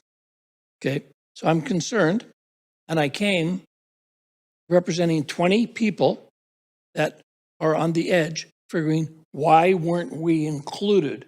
Because this is going to be a higher FSR, making the properties more valuable. Okay? But what I'm seeing is this.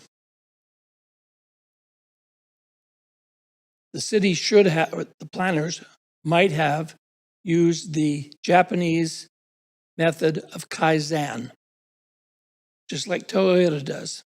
Slow changes. I understand that the federal and the provincial government are dangling a big carrot that will give you a whole bunch of money. But you just go to them and say, hey, we need time. We want that money. We want to be able to really speak to people. And one brush can't paint the whole city. We've got to be slow and steady, case by case. A lot of people I've listened to everybody. So I've heard everyone's concerns. Yeah, trees are very necessary. Okay? And I'm a developer myself. I have properties in Vancouver, apartment blocks, and things of that nature. So commercial, people were talking about commercial should be, the rents should be regulated. When a tenant comes in, he negotiates with the landlord, there's a written lease, they can't jack up the rents. It's in writing.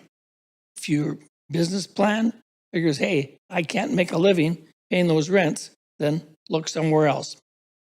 In this village's plan, the idea of adding grocery stores or small retail on the ground floors, not 1956. This isn't Mayberry RFD, okay? The little Chinese grocers, okay, with the owners living above.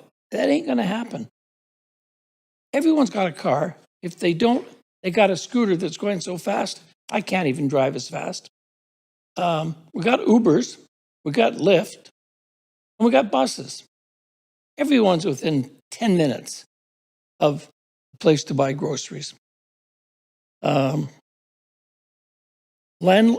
Developers are entitled to make 15%. I had lunch 2 weeks ago with Nelson Scalbania. Okay? Those days of making huge profits are gone. Okay? You know, we've already given everything away. Concord Pacifics got it all after Expo. Profit is not a dirty word. I'm trying to stay on point. The owner's property rights under this, if this plan comes in and they can't renovate, okay, and somebody that's been in a property for a long time, they're on a fixed income, yeah, they made money while they were sleeping, but they shouldn't be penalized for that. And if they want to add a basement suite or a laneway home under this, I understand under the villages, they may lose that right.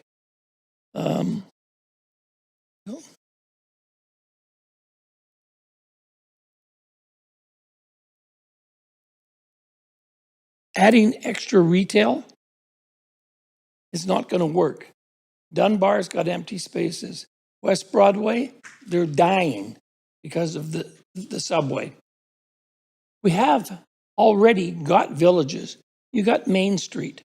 You've got Kerrisdale. You've got Dunbar. You've got Collingwood. You've got Fraser Street. They're already there.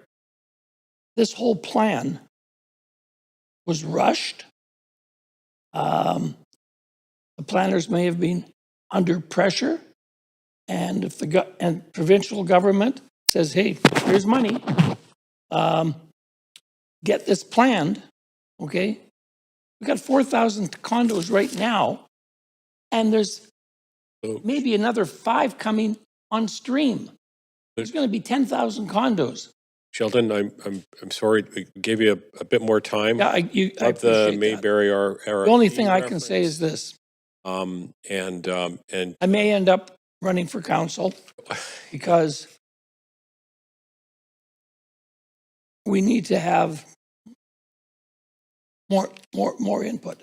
The villages, obviously, I'm not for it, but we need one-on-one, smaller groups, a little bit of Kerrisdale, Main Street, Fraser, and thanks for coming in, making your points. I think the points are made. You were solid. I appreciated it all. And sorry you had to wait so long No, you know what? today. I got here at 1 because yesterday everyone was it was 5 minutes and there was 20 people. Yeah. But nobody showed up. Okay. Okay. So I missed my thing, and it's not like missing a plane to Thailand. Okay. I can catch another plane. I think there's a few more people after me, There is, and that's why I'm going to let them speak. but I appreciate it. Thank you very much, Sheldon. Yep. Appreciate it. Okay, we'll get back on to thanks again. Speaker 321, Vilhelmina Guzman. If indeed that is Vilhelmina. Wilhelmina, you have to turn your live stream off. Speaker 321. Wilhelmina, Hi, can you hear us? Are you there? ¿Estás ahí? Sí, estoy acá. De acuerdo con la sección 7.6, una persona que necesite una adaptación razonable para presentar ante el Consejo. Pardon me, Speaker. I need to know if this is Wilhelmina Guzman, and I need to know if you're a resident of the city of Vancouver. No. Okay. You're Yeah, not. pues, pero sí, eres Vilmelina Guzmán. Soy Vilmelina Guzmán. So sorry, I'm here helping Vilmelina translate. She said she is Vilmelina Guzmán. As part of my duties is chairing this meeting is to let you know that if you are having a translated statement, you're welcome to have your translator read the statement, and you will have 5 minutes to do so. Is there a reason that we have the 5 minutes rather than 10 minutes budgeted for 5 minutes plus the translation? Again, you have the option of just reading the translated statement. I think we've already established in this meeting, right, that speakers have the right to read their statement in their preferred language and then have it interpreted. Then I would ask you to get started. Yeah, so under section Thanks very much. 7.6, Right we ahead. did want to. Go right ahead. Okay, so we're going to take turns in English and Spanish. So Bill Molina will start reading. Okay. ¿Puedo leer desde aquí? Alcaldes y concejales, me opongo al plan de villajes en su forma actual. No me opongo a nuevas viviendas. Me opongo a que una decisión de esta magnitud se concentre en solo paquetes y una sola audiencia pública. La propuesta abarca aproximadamente 13,000 parcelas y la gran mayoría de las propiedades dentro de las áreas designadas. ¿Cómo puede una persona comprender todos los mapas descritos, secciones, alturas, densidades y cambios de políticas en una sola audiencia? ¿Cómo puede el Consejo evaluar con cuidado las diferencias entre 17 áreas que no comparten la misma infraestructura, historias ni necesidades? Hi, Mayor and Councilors. I oppose the village's plan in its current form. I do not oppose new housing. I oppose concentrating a decision of this scale into one package and one public hearing. This proposal covers approximately 13,000 parcels and the great majority of properties within the designated areas. How can one person understand all the maps, districts, exceptions, heights, densities, and policy changes in a single hearing? How can council carefully assess the differences among 17 areas that do not share the same infrastructure, history, or needs? La ciudad afirma que el proceso fue amplio porque hubo encuestas, reuniones y visitas al sitio web. Pero, ¿cuántas personas entendieron que su propiedad o su vivienda podían quedar personificadas? ¿Cuántos inquilinos recibieron información directa? ¿Cuántos adultos mayores recién llegados o residentes que no hablan inglés tuvieron materiales claros y tiempo suficiente para responder? ¿Se publicaron resultados separados para cada villa? ¿O se mezclaron respuestas de toda la ciudad hasta borrar las preocupaciones locales? The city says the process was extensive because there were surveys, meetings, and website visits. But how many people understood that their property or home could be pre-zoned? How many tenants received direct information? How many seniors, newcomers, or residents who do not speak English received clear materials and enough time to respond? Were results published separately for each village, or were citywide responses combined until local concerns disappeared? También me preocupa la manera en que se presenta el apoyo público. Cuando se combinan las respuestas de quienes apoyan con quienes son neutrales, no se crea una impresión exagerada del respaldo. Neutralidad no significa consentimiento. Una persona puede ser neutral porque no comprendió el impacto, porque no sabía que estaba incluida o porque esperaba más información. ¿Por qué no se publican por separado el apoyo, la oposición, la neutralidad y el nivel de conocimiento de cada participante. I am also concerned about how public support is presented. When responses from people who, quote unquote, support the plan are combined with those who are, quote unquote, neutral, does that not create an inflated impression of endorsement? Neutrality is not consent. A person may be neutral because they did not understand the impact, did not know they were included, or expected more information. Why are support, opposition, neutrality, and participants' level of knowledge not published separately? Una audiencia pública debe permitir cambios reales. ¿Qué parte de este plan está dispuesto el Consejo a modificar esta noche? ¿Puede retirar una villa específica? ¿Puede reducir alturas en ciertas calles? ¿Puede exigir más viviendas asequibles en este de Vancouver? ¿Puede posponer áreas donde la infraestructura no está lista? Si la respuesta práctica es no, entonces esta audiencia es una consulta genuina o solamente el último paso antes de una decisión ya encaminada. A public hearing should allow meaningful changes. What parts of this plan is Council prepared to change tonight? Can it remove a specific village?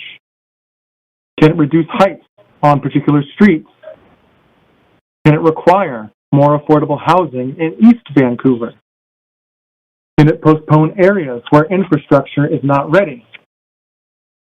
If the practical answer is no, then is this a genuine consultation or simply the final step before a decision already set in motion?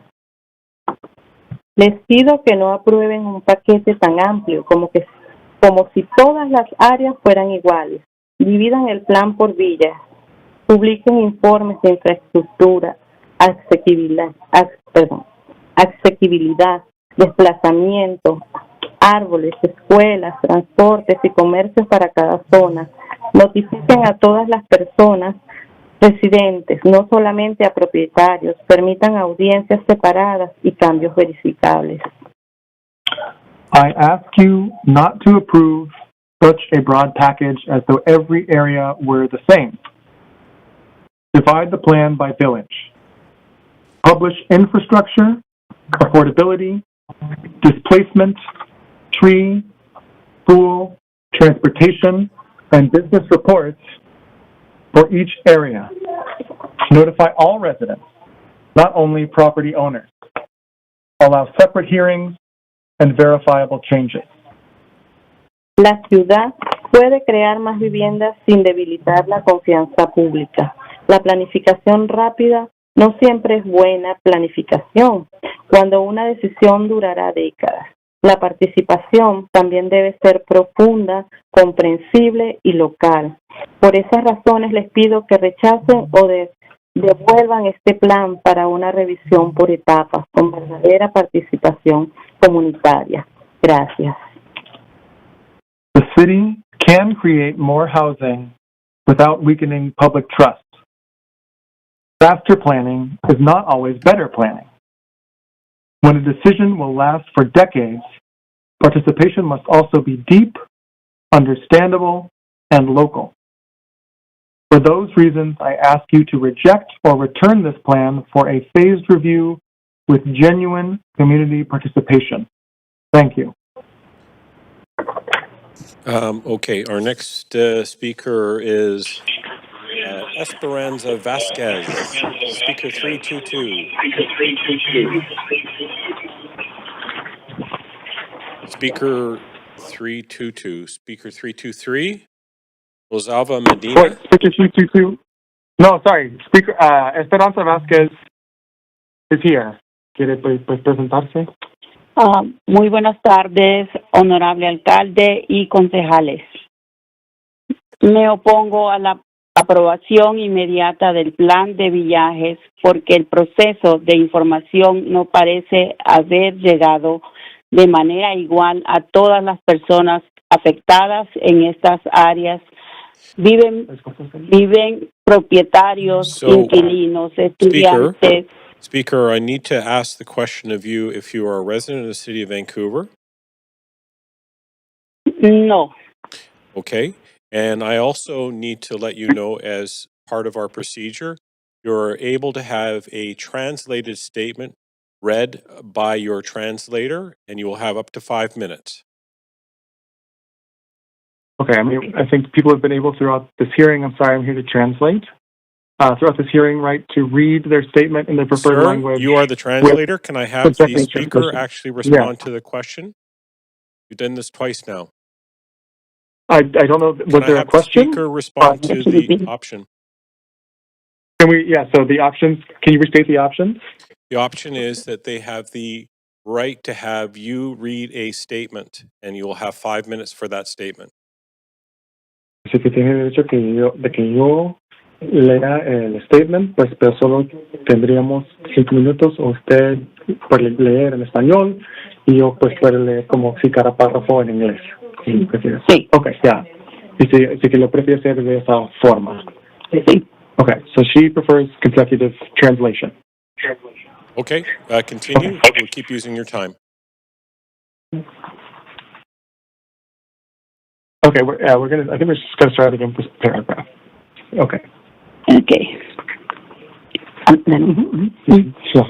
Muy buenas tardes, honorable alcalde y concejales. Me opongo a la aprobación inmediata del plan de viajes porque el proceso de información no parece haber llegado de manera igual a todas las personas afectadas. En estas áreas viven propietarios, inquilinos, estudiantes, familias multigeneraciones, personas mayores, trabajadores temporales y personas que hablan muchos idiomas. ¿Quién recibió aviso directo? ¿Quién recibió solamente una publicación en línea? ¿Quién quedó fuera porque no figura en el título Speaker, de can I propiedad? have your translator make sure that he interrupts you to be able to provide translation at a reasonable time length? We're going paragraph by paragraph. So, Mayor and councilors, I oppose immediate approval of the village's plan because the information process does not appear to have reached all affected people equally. These areas are home to owners, tenants, students, multi-generational families, seniors, temporary workers, and people who speak many languages. Who received direct notice? Who received only an online posting? Who was excluded because their name is not on the property title? La ciudad señala que tradujo materiales a varios idiomas, pero traducir algunos documentos no garantiza comprensión. Se tradujeron los mapas detallados de rezonificación, las tablas de densidad, las reglas de vivienda asequibles y las consecuencias para futuras solicitudes. Hubo intérpretes en todas las sesiones importantes. Se ofrecieron reuniones presenciales en los vecindarios en horarios accesibles para trabajadores y cuidadores. Se verificó si los materiales eran comprensibles para personas sin experiencia en planificación urbana. The city says it translated materials into several languages, but translating some documents does not guarantee understanding. Were the detailed rezoning maps, density tables, affordable housing rules, and consequences for future applications translated? Were interpreters available at every important session? Were in-person neighborhood meetings offered at times accessible to workers and caregivers? Did the city test whether the materials were understandable to people without urban planning experience? La sección 7.6 reconoce que algunas personas necesitan una adaptación para hablar. Ese mismo principio debe aplicarse a todo el proceso. ¿Qué adaptación recibió una persona con discapacidad visual para recibir cientos de páginas y mapas? ¿Qué apoyo recibió una persona con dificultades cognitivas para entender términos como el FSR? Inclusión obligatoria, uso mixto o designación general de suelo. Como participó una persona sin computadora, sin internet, confiable o sin tiempo para asistir a una sesión virtual. Section 7.6 recognizes that some people need an accommodation to speak. The same principle should apply to the entire process. What accommodation did a person with a visual disability receive to review hundreds of pages and maps? What support did a person with cognitive difficulties receive to understand such terms as FSR, inclusionary requirements, mixed use, or generalized land use designation? How did a person with a computer, reliable internet, or time to attend a virtual session participate?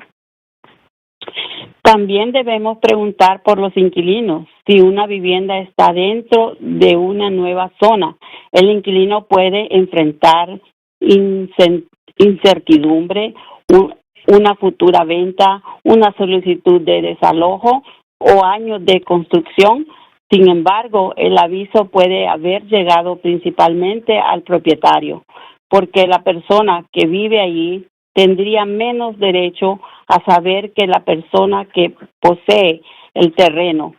¿Cuántos edificios de alquiler, suites, secundarios y viviendas compartidas fueron contactadas directamente? We must also ask about tenants. When a home is inside a new zone, the tenant may face uncertainty, a future sale, an eviction application, or years of construction. Yet notice may have gone mainly to the owner.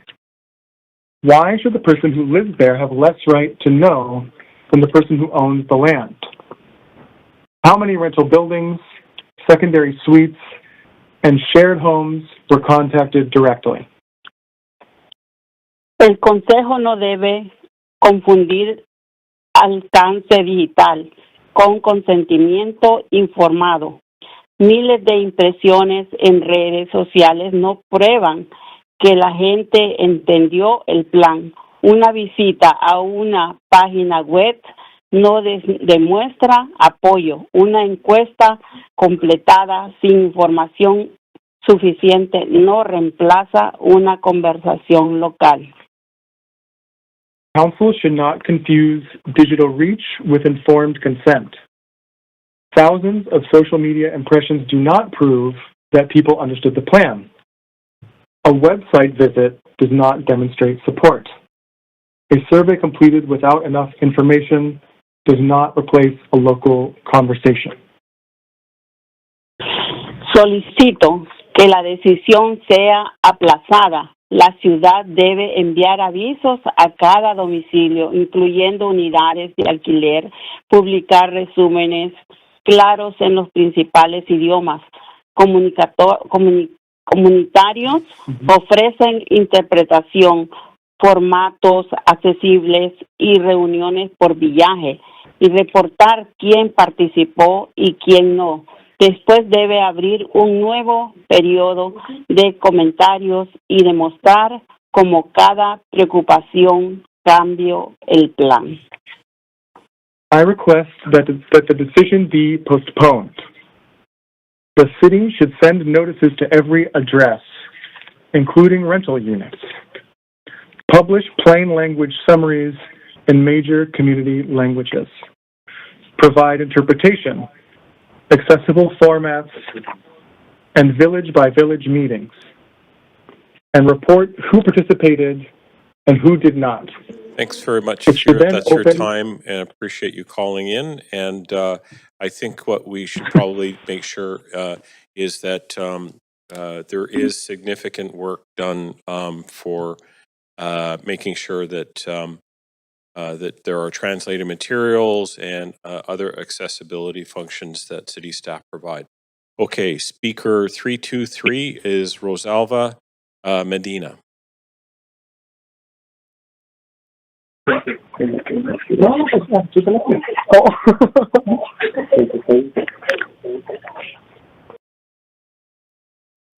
Hola, mi nombre es Rosalva Medina y yo quería preguntar, ¿hay quórum en este momento? De lo contrario, la reunión debe finalizar de inmediato. Okay, Hi, my speaker, name is before you continue, can you just let Rosalva me know Medina, if and I questioning is there a quorum right now? If not, the meeting needs to be end immediately. speaker, you're hard to hear, and your translator is hard to hear. Can you please Yes, begin by so, letting me know so that let me you're a go. resident, whether you're a resident of the city of Vancouver?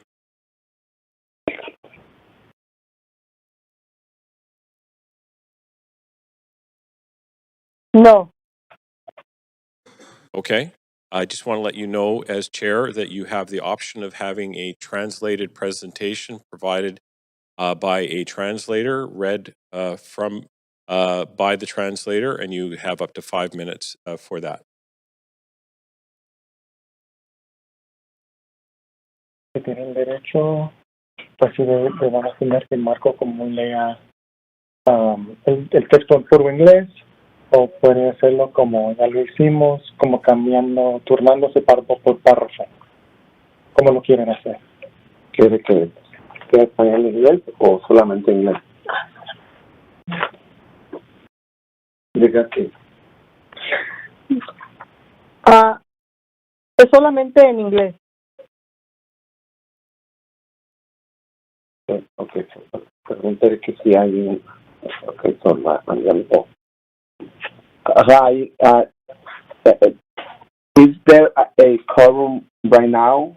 If not, the meeting needs to end immediately. Hello? Hi. Can you answer? Is there a quorum right now? If not, the meeting needs to end immediately.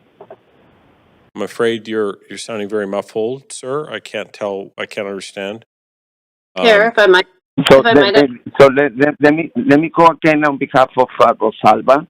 Is there quorum right now? If not, the meeting needs to end immediately. Chair, I hear it's Councillor Kirby. I'm on a point of privilege. I hear the speaker asking for confirmation that council has quorum. Yes, we do have quorum. Okay. Please continue. Okay.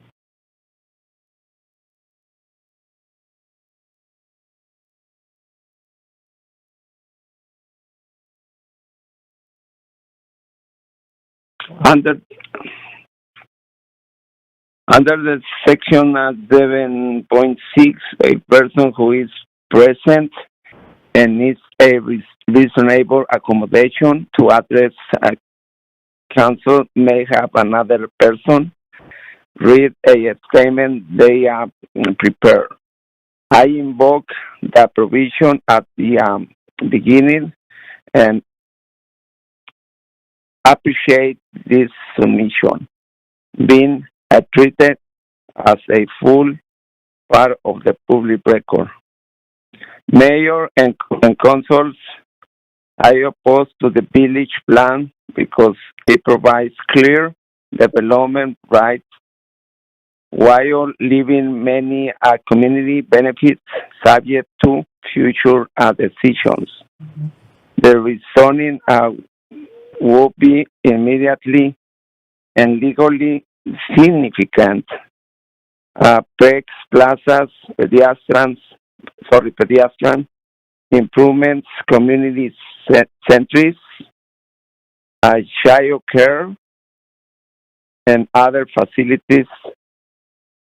However, will depend on development, city programs, capital plans, future priorities, and available funding. Why is density? Certainly, a while benefits are only possibility. A possibility, sorry. When a developer receives greater building capacity, the potential value of the land may rise from the first day. What does the community receive on that same day? A funded sidewalk, a committee, a child care space, a park with budget and date, or only a policy saying the city will seek, consider, or support those improvements. Words matter. Seek opportunities is not an obligation. Subject to funding is not guaranteed. True future capital plans may mean many years of waiting. What happens if several projects proceed before a single community facility is built? Could tracks the accumulate deficit, which village goes to the bottom of the list when the municipal budget is limited? There is also a distribution issue. If contributions are collected from many small projects, will they be invested in the same village, or can they be moved to another city priorities? Will there be a separate public accounts? Will residents be able to see how much money was collected, how much was spent, and which project receives the funds? Without traceability, the community cannot judge whether growth is paying for growth. The plan should contain a viable social contract. Every village needs a list of minimum benefits and estimate costs, a funding source, and a deadline. And there should be a threshold before a certain number of new homes. A school's capacity must be delivered before another phases. Speaker? Water, park, and transit improvements must be complete. If a obligation is not So, Speaker, that's your further time. approval should pass. That's your time, and I appreciate you. Notwithstanding the beginning, we got through this, and thank you very much for coming in and speaking. Okay, so the next speaker is 324 is Alejandra Siciliano. 324. Yes, I'll be translating for Alejandra Siciliano. Hola, soy Alejandra Siciliano y de acuerdo con la sección 76, una persona que necesita una adaptación razonable y está presente en la reunión puede autorizar que otra persona lea su declaración preparada. Menciono esta sección al inicio para asegurar que esta voz comunitaria sea recibida de forma completa y respetuosa. So, yeah, under section 7.6, a person who needs a reasonable accommodation and is present at the meeting may authorize another person to read their prepared statement. I mentioned this section at the beginning, so this community voice is received fully and respectfully. Speaker, can you let me know if you are a resident of the city of Vancouver? No. You're not a resident. And I want to also let you know, as chair, that you have the opportunity to have your translator read the statement. That will be 5 minutes. ¿O pues podemos como turnarnos como hicimos cuando esperamos? No, vamos a turnar. Sí, voy a leer. So yeah, she's going to read, and then I'll read paragraph by paragraph. Carry on then, please. Sí. Alcalde y concejales, mi nombre es Alejandra Siciliano. Me opongo al plan de Villais en una forma actual porque no ofrece una respuesta equitativa a la crisis de asequibilidad. El plan permitiría muchas nuevas opciones de apartamentos y casas adosadas, pero reconoce que la mayoría no estaría sujeta a requisitos de vivienda asequible.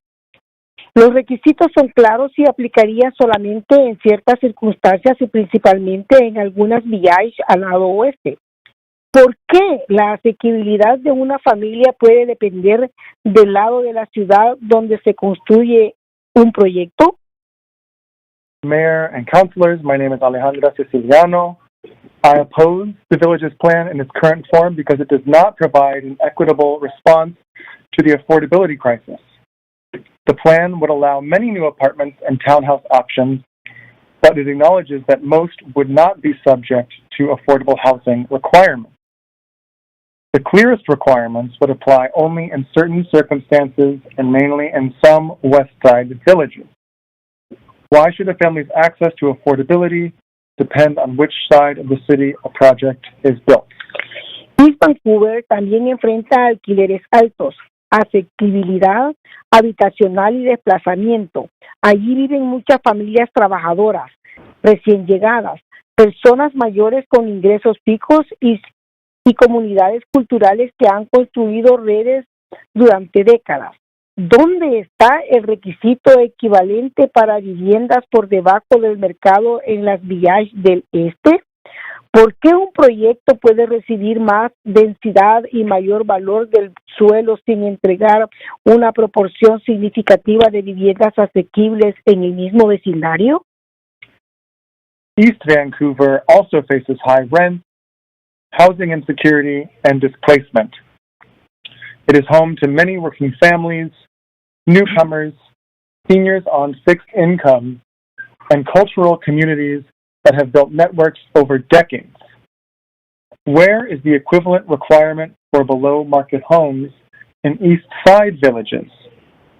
Why should a project receive more density and increased land value without delivering a meaningful share of affordable homes in the same neighborhood? La ciudad puede responder que más oferta ayudará con el tiempo, pero significa con el tiempo para una familia que enfrenta un aumento de alquiler este año. ¿Qué nivel de ingreso puede pagar unas nuevas unidades? ¿Se han publicado alquileres por tamaños de unidad y por villas? ¿Cuántos hogares que actualmente viven en cada una calificarían realmente para esas viviendas? Si no sabemos quién podrá pagar, ¿cómo podemos llamar a esto una solución de vivienda? The city may answer that more supply will help over time. But what does over time mean to a family facing a rent increase this year? What income level will be able to afford the new units? Have projected rents been published by unit size and by village? How many households currently living in each area would actually qualify for those homes? If we do not know who can afford them, how can we call this a housing solution? También me preocupa el uso de pagos en lugar de viviendas, cuando un promotor puede pagar una contribución en efectivo. ¿Cuándo y dónde se construirá la vivienda asequible resultante? ¿Puede el dinero salir del vecindario que generó el valor? ¿Cuánto tiempo puede permanecer sin usarse? ¿Qué ocurre si los costos de construcción aumentan y el pago ya no alcanza para producir una unidad? Una promesa futura no alberga a una familia hoy. I am also concerned about cash payments in place of homes. When a developer can provide a cash contribution, when and where will the resulting affordable housing be built? Can the money leave the neighborhood that generated the value? How long can it remain unused? What happens if construction costs rise and the payment no longer produces a unit? A future promise does not house a family today. La equidad exige reglas claras y comparables. Toda VIAIS debería tener objetivo mínimo de vivienda social, cualquier por debajo del mercado y unidades familiares.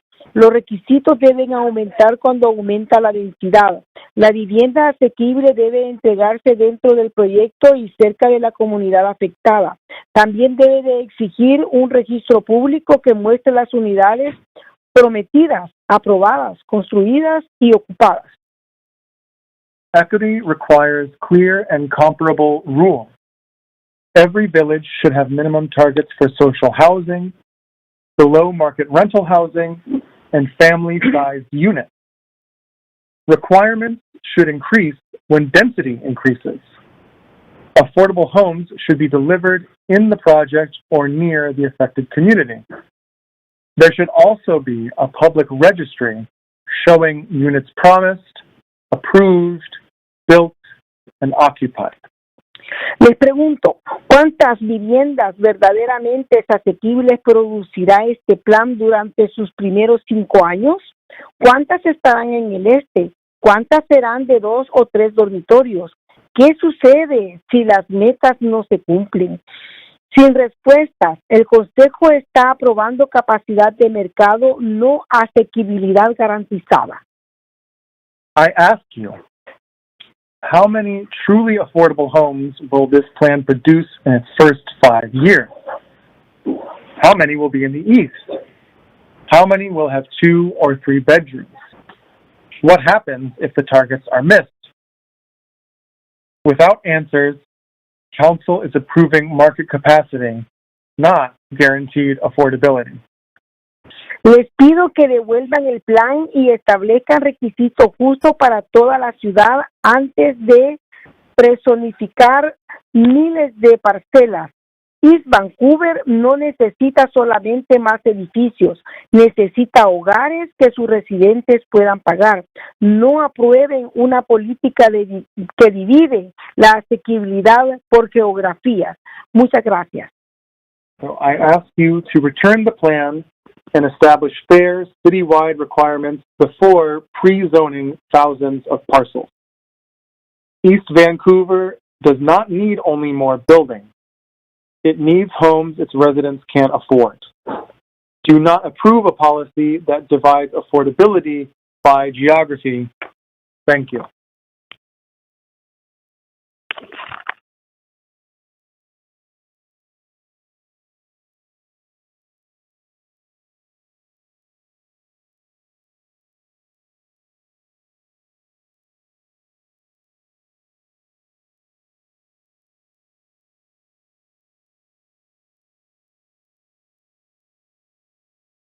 My bad.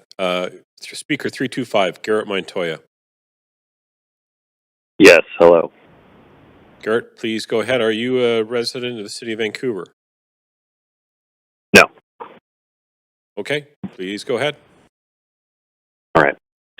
Mayor and Council, I oppose the village's plan as written because it assumes that more residents can rely on transit, even though important future service improvements are not funded.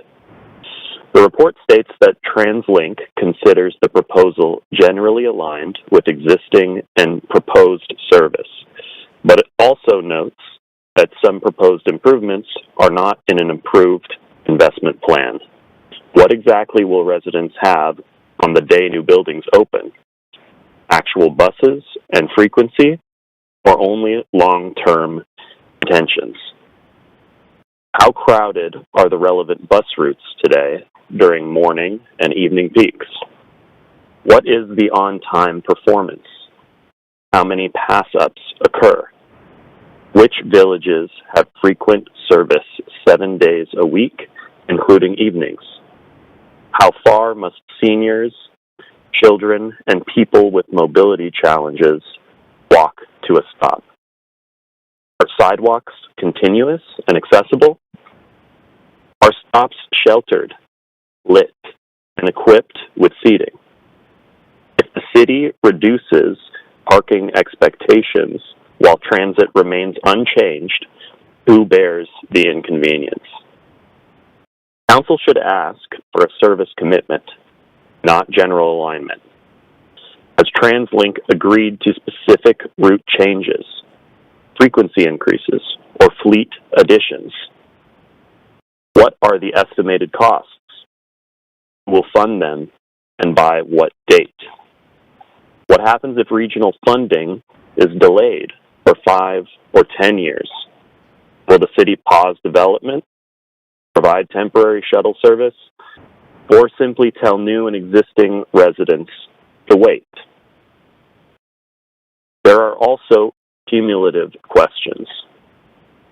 17 villages may each appear modest, but together they can add substantial demand to the same bus corridors and transfer stations.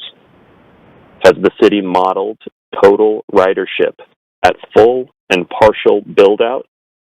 Has it considered school travel, shift workers, caregivers, and weekend trips, not only downtown commuting?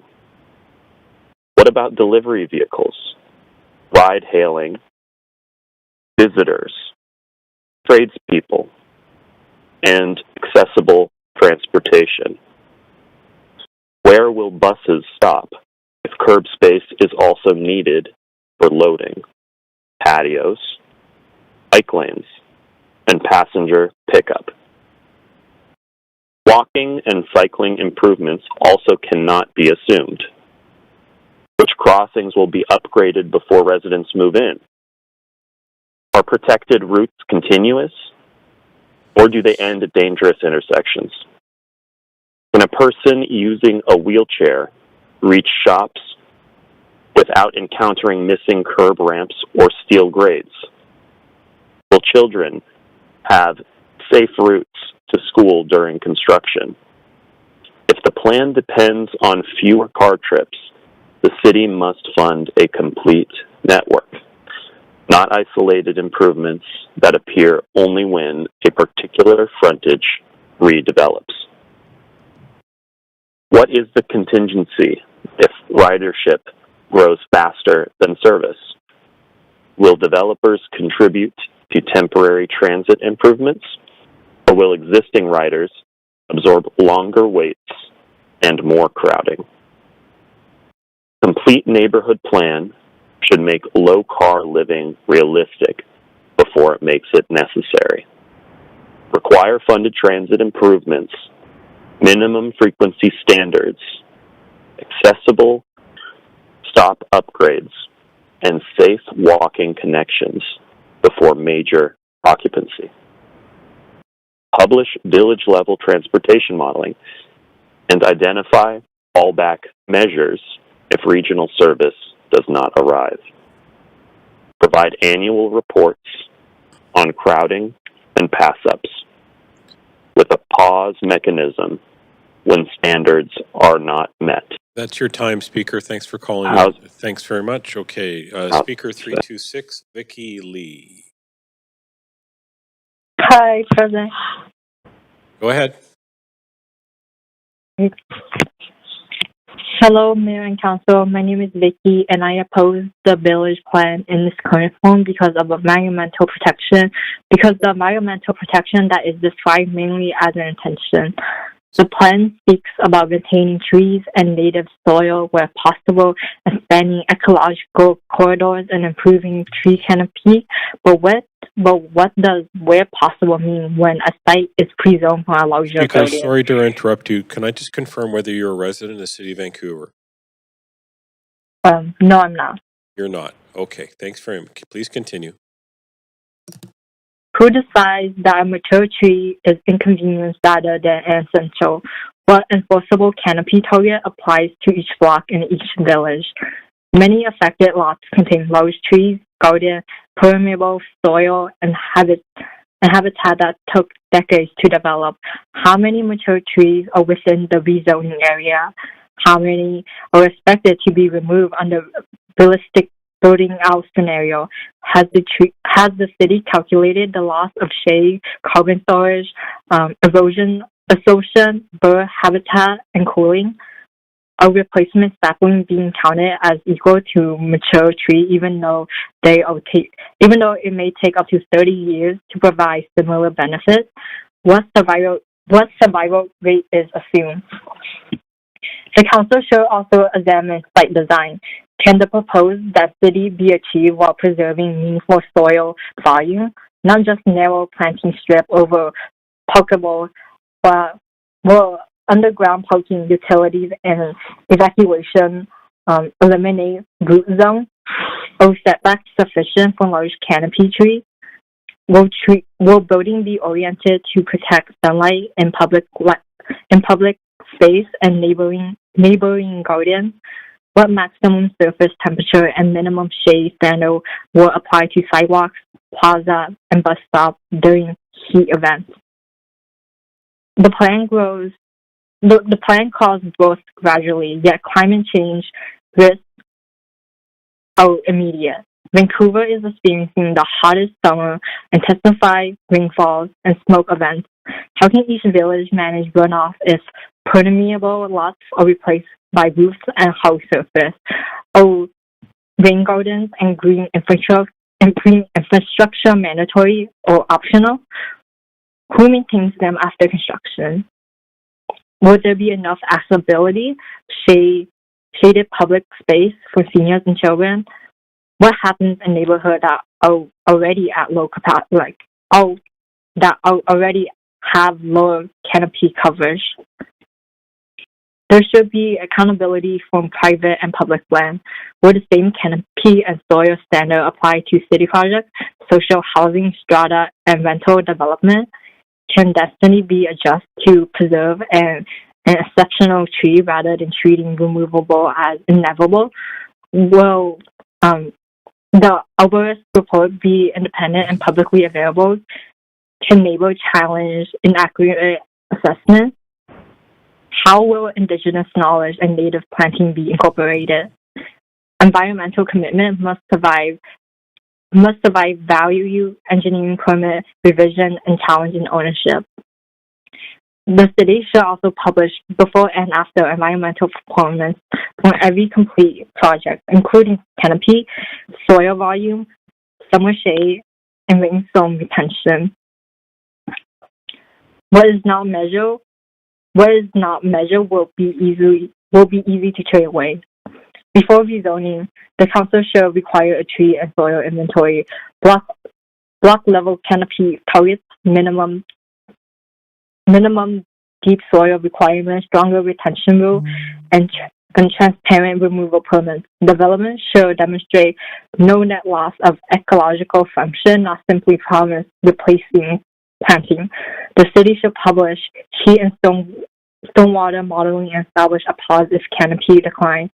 New homes and climate resilience should advance together. Please defer the plan until tree retention, soil protection, shade, and ecological performance are binding condition rather than just helpful language. Thank you. Thanks for calling in. Speaker 327, Christian Swan. What's it like? Oh, only not that night. What's up? Hello? Hi, is this Christian? Yeah, hi. Can you hear me? Yeah. Are you a resident of the city of Vancouver? I'm not. Okay, so you want to talk about the village's plan? Yes, I would like to, yes. Go ahead and let me know what you think. Okay, let me just pull up my speech really quick. Pardon me? Sorry, hello, can you hear me? I can hear you. Go right ahead. Okay. Mayor and council, I oppose the village's plan as written because it may create new commercial space where weakening the small business that already serve in our communities. The plan aims to expand local shopping areas and use mixed projects that would require commercial space at street level. But more storefronts do not automatically create a healthy business district. Who will be able to afford the new rents? What happens to existing grocers, cafes, repair shops, pharmacies, and culturally specific businesses during redevelopment? The report records concerns about vacancies in other retail areas and possible displacement of existing businesses? What vacancy rate has the city assumed for each village? How much new retail can the local customer base actually support at different stages of population growth? What happens if commercial space is completed years before enough residents arrive?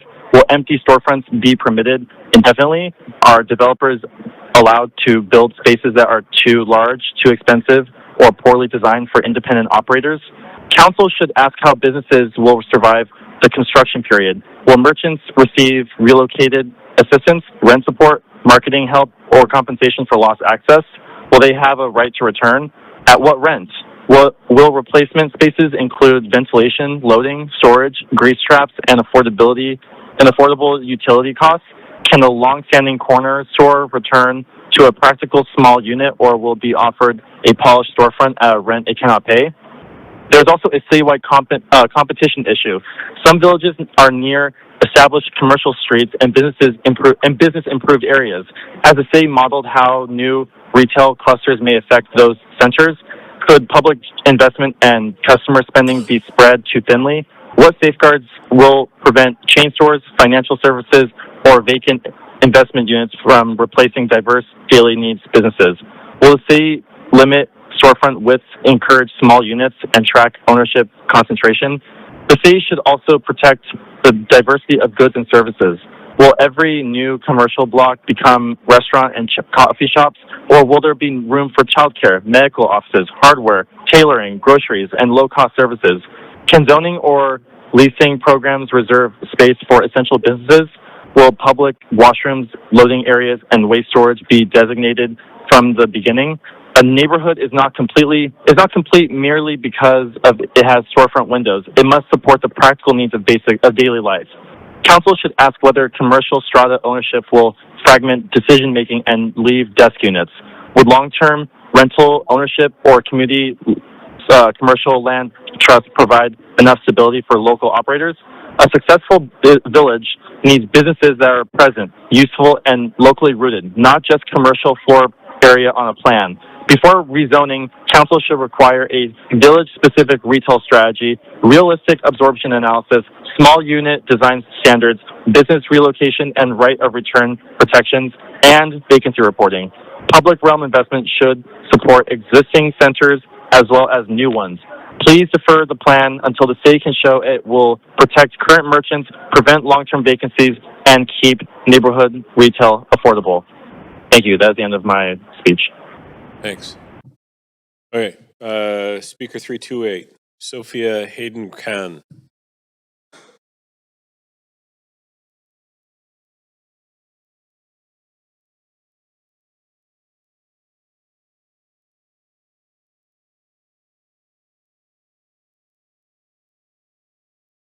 Disconnected.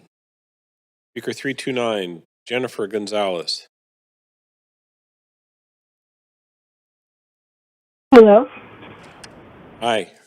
Jennifer? Yes, this is Jennifer Gonzalez. Jennifer, are you a resident of the city of Vancouver?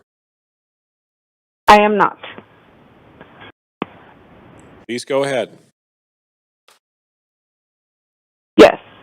Mayor and Council, I oppose the village's plan as written because the legal structure places certainty and risk unevenly.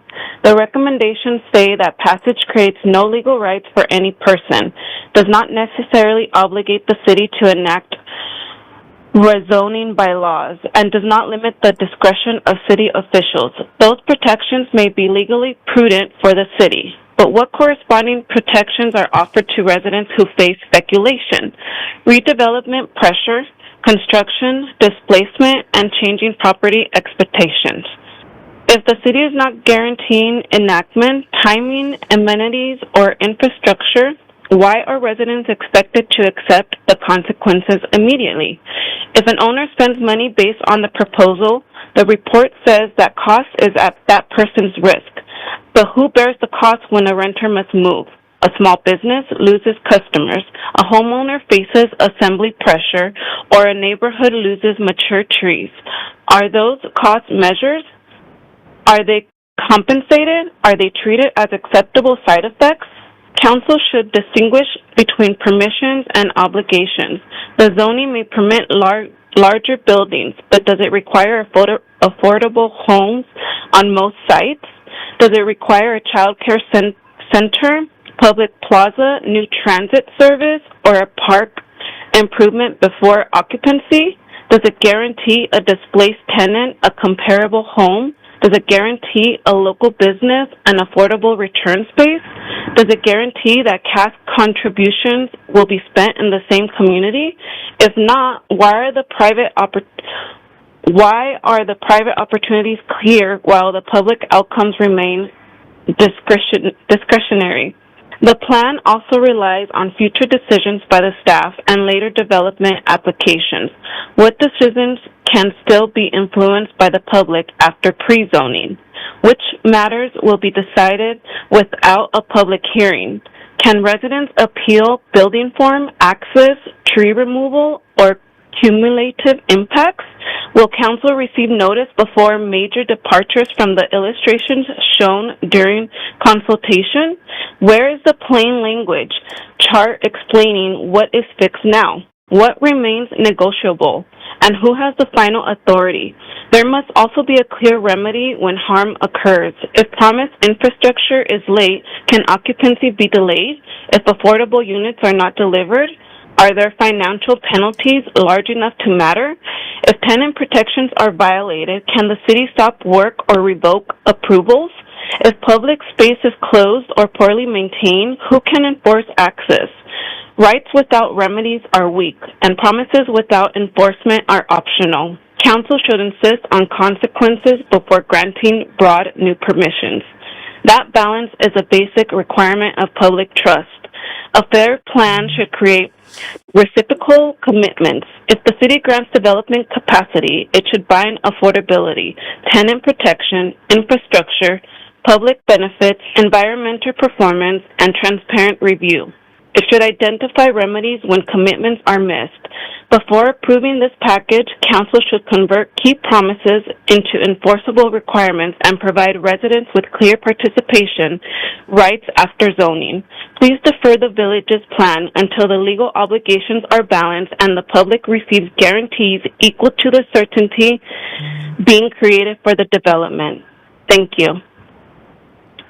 Thanks for calling in. Speaker 330, Madeline Lee. Hi there. Hi, are you a resident of the City of Vancouver? No, Please go ahead. thank you. Mayor and Council, thank you for the opportunity to speak. I oppose the village's plan in its current form because it promises housing for people at every stage of life without clearly requiring enough family-sized homes.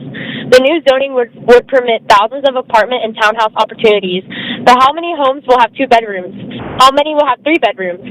How many will be large enough for children, grandparents, caregivers, or a person who works from home? If the city cannot answer those questions, how can council say this plan will support complete communities? The proposed mixed-use rules appear to give developers substantial density for rental or straight-up projects. Yet there is the binding bedroom mix requirement for the new. Yet where is the binding bedroom mix requirement for the new village district? Why should a project receive 4, 6, or even 8 stories without guaranteeing homes suitable for families? Will the market produce mostly studios and 1-bedroom units because they're easier to finance and sell? If that happens, will families be pushed out even as the total unit count rises? Will council measure bedrooms and household capacity or only count doors? Affordability and size must also be considered together. A 2-bedroom unit that costs more than a household can pay is not a family housing solution. What income levels are assumed? What would a childcare worker, teacher, care aide, shop employee, or single parent actually pay? Will below-market units include the same proportion of larger homes as market units? Will social housing contributions create family homes, or will cash payments be collected without a clear delivery schedule? Council should also ask about schools and daily life. If the plan succeeds in attracting families, where is the enrollment forecast by village? Are nearby schools able to accept more students? Are there safe routes, playgrounds, childcare spaces, and indoor community rooms? If those services are not ready, is the city planning homes for families or simply just using families to justify density? A responsible plan would set minimum requirements for 2 and 3 bedroom homes in every new apartment district. It would require accessible family units, storage for strollers and bicycles, usable outdoor space, and layouts that work for real households. It would report completions by bedroom count, tenure, rent, and household income. It would also include a corrective trigger if developers deliver mostly small units. The city should also explain how redevelopment economics affect unit size. Are density bonuses, fee waivers, and permit incentives neutral between a studio and a 3-bedroom home, or do they reward the smaller units? Could the city require larger units at lower floors with direct access to outdoor space? Will family-sized units be protected from later subdivision or conversion? If developers say larger homes are not viable, will the city publish the evidence and adjust land value expectations rather than simply just removing the requirement? Please do not approve a plan that treats every unit as equal. Housing quantity matters, but so do size, affordability, and sustainability. Send the plan back until council can show how many family-sized homes each village is expected to produce, what they will cost, and what schools and services will support them. Thank you. Thanks for calling in. Speaker 330 is Maria Orozco. Speaker 331 is not on the line. Speaker 332, Elizabeth Zuniga. Speaker 332 is not on the line. Speaker 333, Dylan Davila. Speaker 333 is not on the line. Speaker 334, Ashia Anderson. Hi, this is Aisha Anderson. Okay, go right ahead.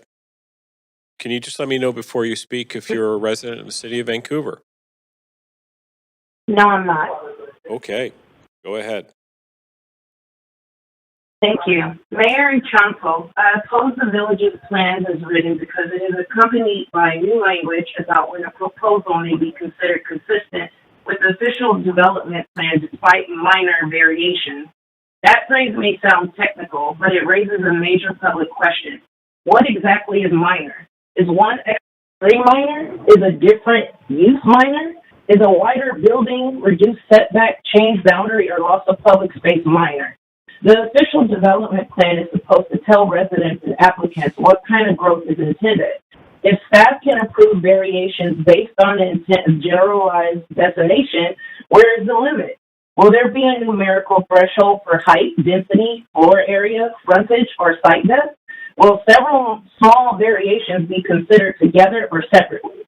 Could a series of individually minor decisions gradually produce a result that the council and residents never reviewed? Who makes the determination? Is it a staff decision, a development permit board decision, or a council decision? Will neighbors receive notice before the determination is made? Can they see the planning rationale? Is there an appeal or reconsideration process? Will the city publish every approved variation so the public can understand how the policy is being interpreted? Without transparency, similar sites may receive different outcomes and residents will not know why. Timing matters. Council is being asked to approve broad new zoning and broader interpretive language at the same time. Why combine these decisions? Why not first establish clear rules for ODP consistency, test them on real examples, and then consider the village's amendment? Is council comfortable changing both the map and the method used to interpret the map in one package? The city should provide a plain language matrix of examples before adoption. It should state which variations are allowed administratively, which require public notice, which require council approval, and which are prohibited. Cumulative variations should be assessed as one package. Every decision should be published with reasons, and a yearly independent audit should identify whether the policy is expanding development beyond what council intended. There is also a precedent problem. Once one variation is approved, will later applicants claim equal treatment? Could an exception become the new practical standard without council ever voting on it? Will staff track the total extra floor area, height, or use changes granted through variations? The city should distinguish between correcting the technical mismatch and changing the policy outcome. Otherwise, generalized language may become a quiet second rezoning process carried out one permit at a time. Planning flexibility can be useful, but flexibility without boundaries becomes uncertainty. Developers need predictable rules, and residents need them too.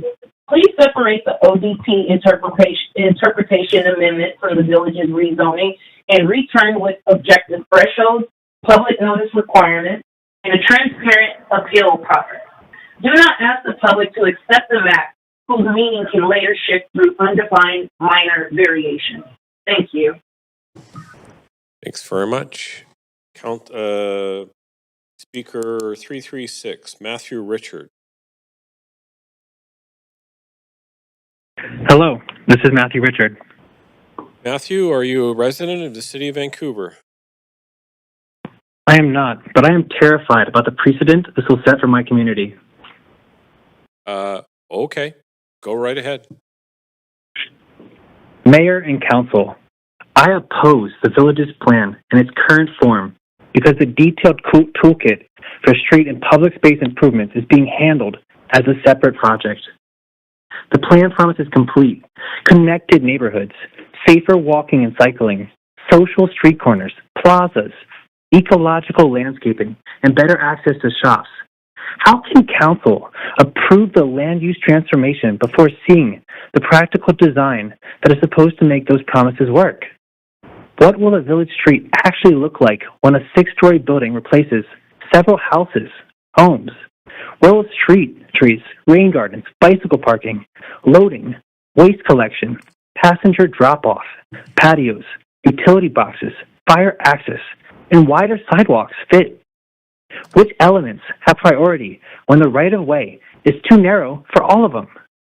Without a tested street section, are we approving more floor area first and negotiating the public realm later?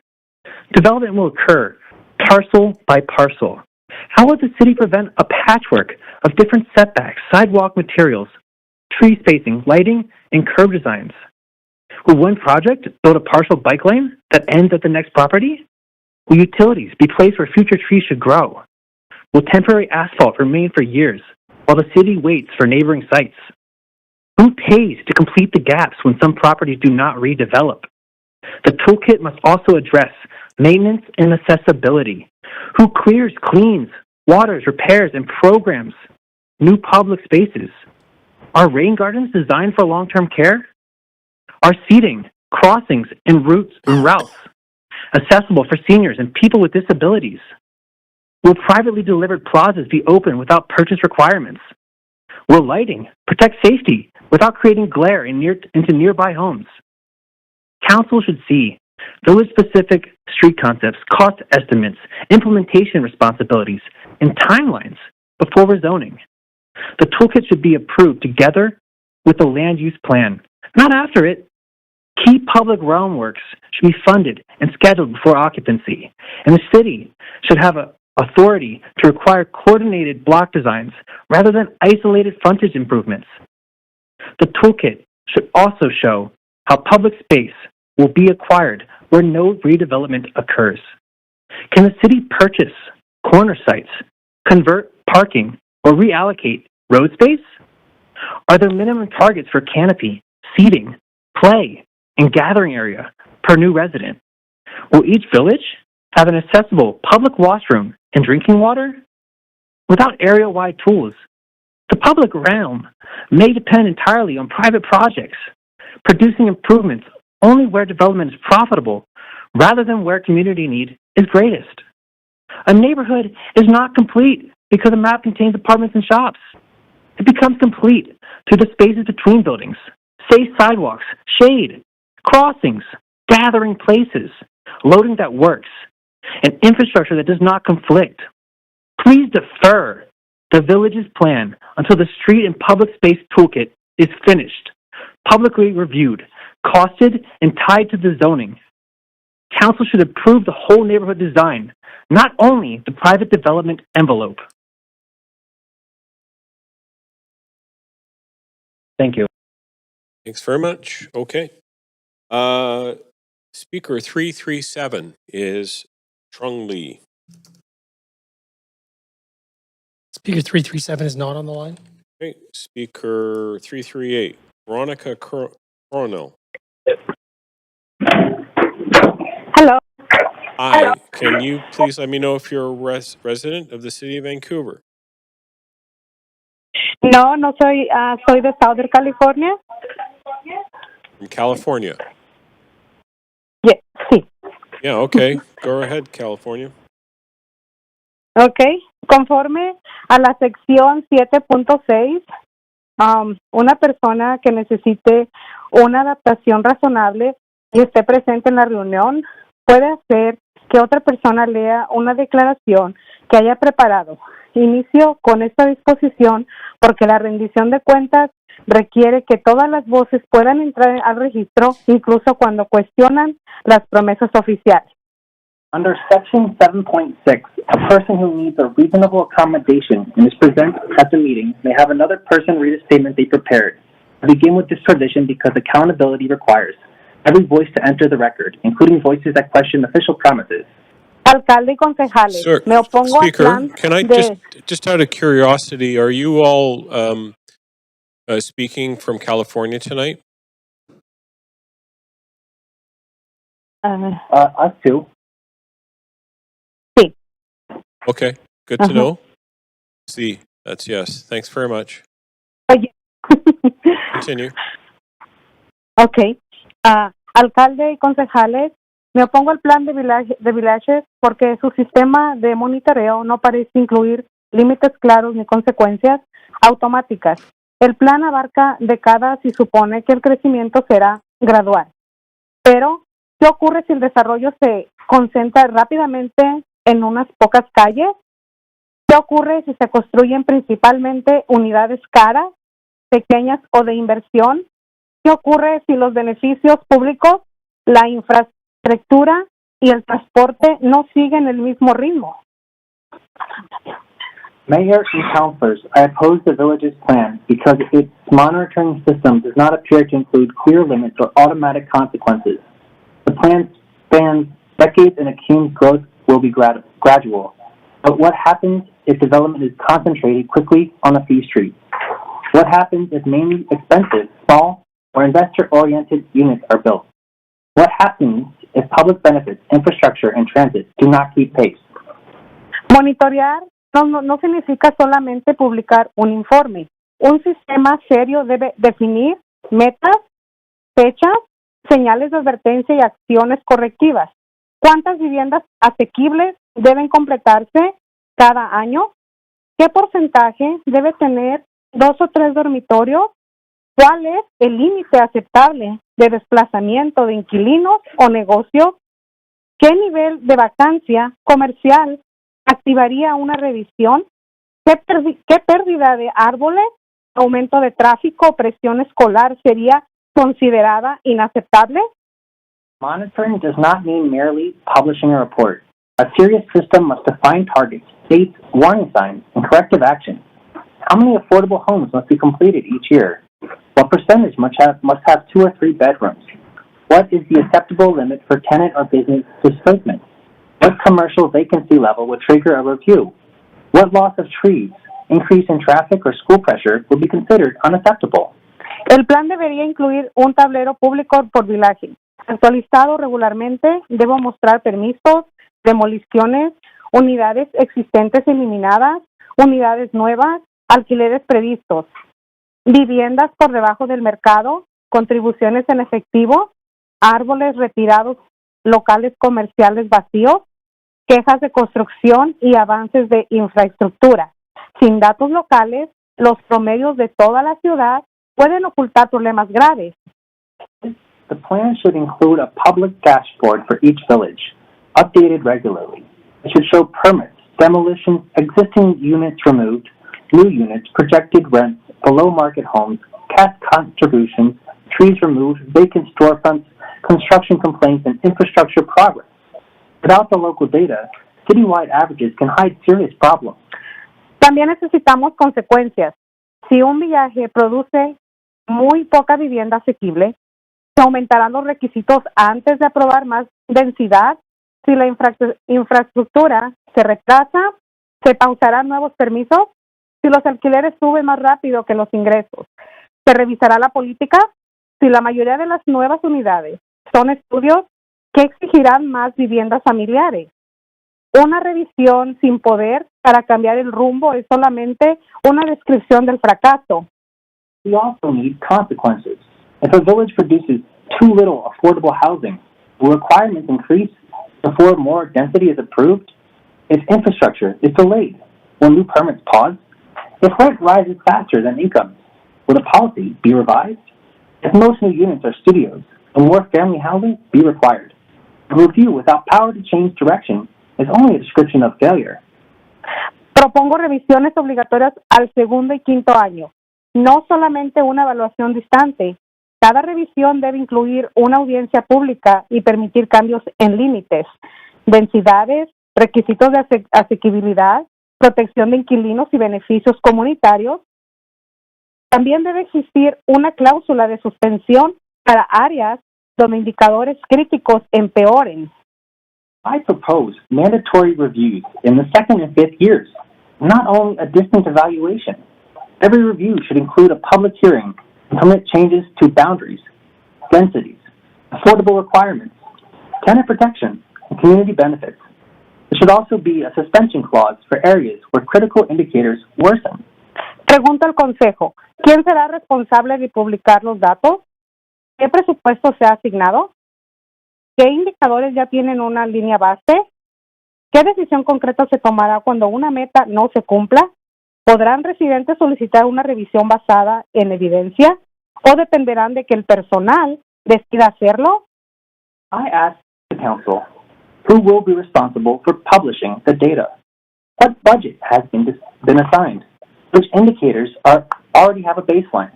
What concrete decision will be made when a target is missed? Will residents be able to request an evidence-based review, or will they depend on staff choosing to do so? Una política de 30 años no debe recibir un cheque en blanco. La ciudad pide a residentes que acepten cambios permanentes. Por lo tanto, debe aceptar obligaciones permanentes de transparencia y corrección.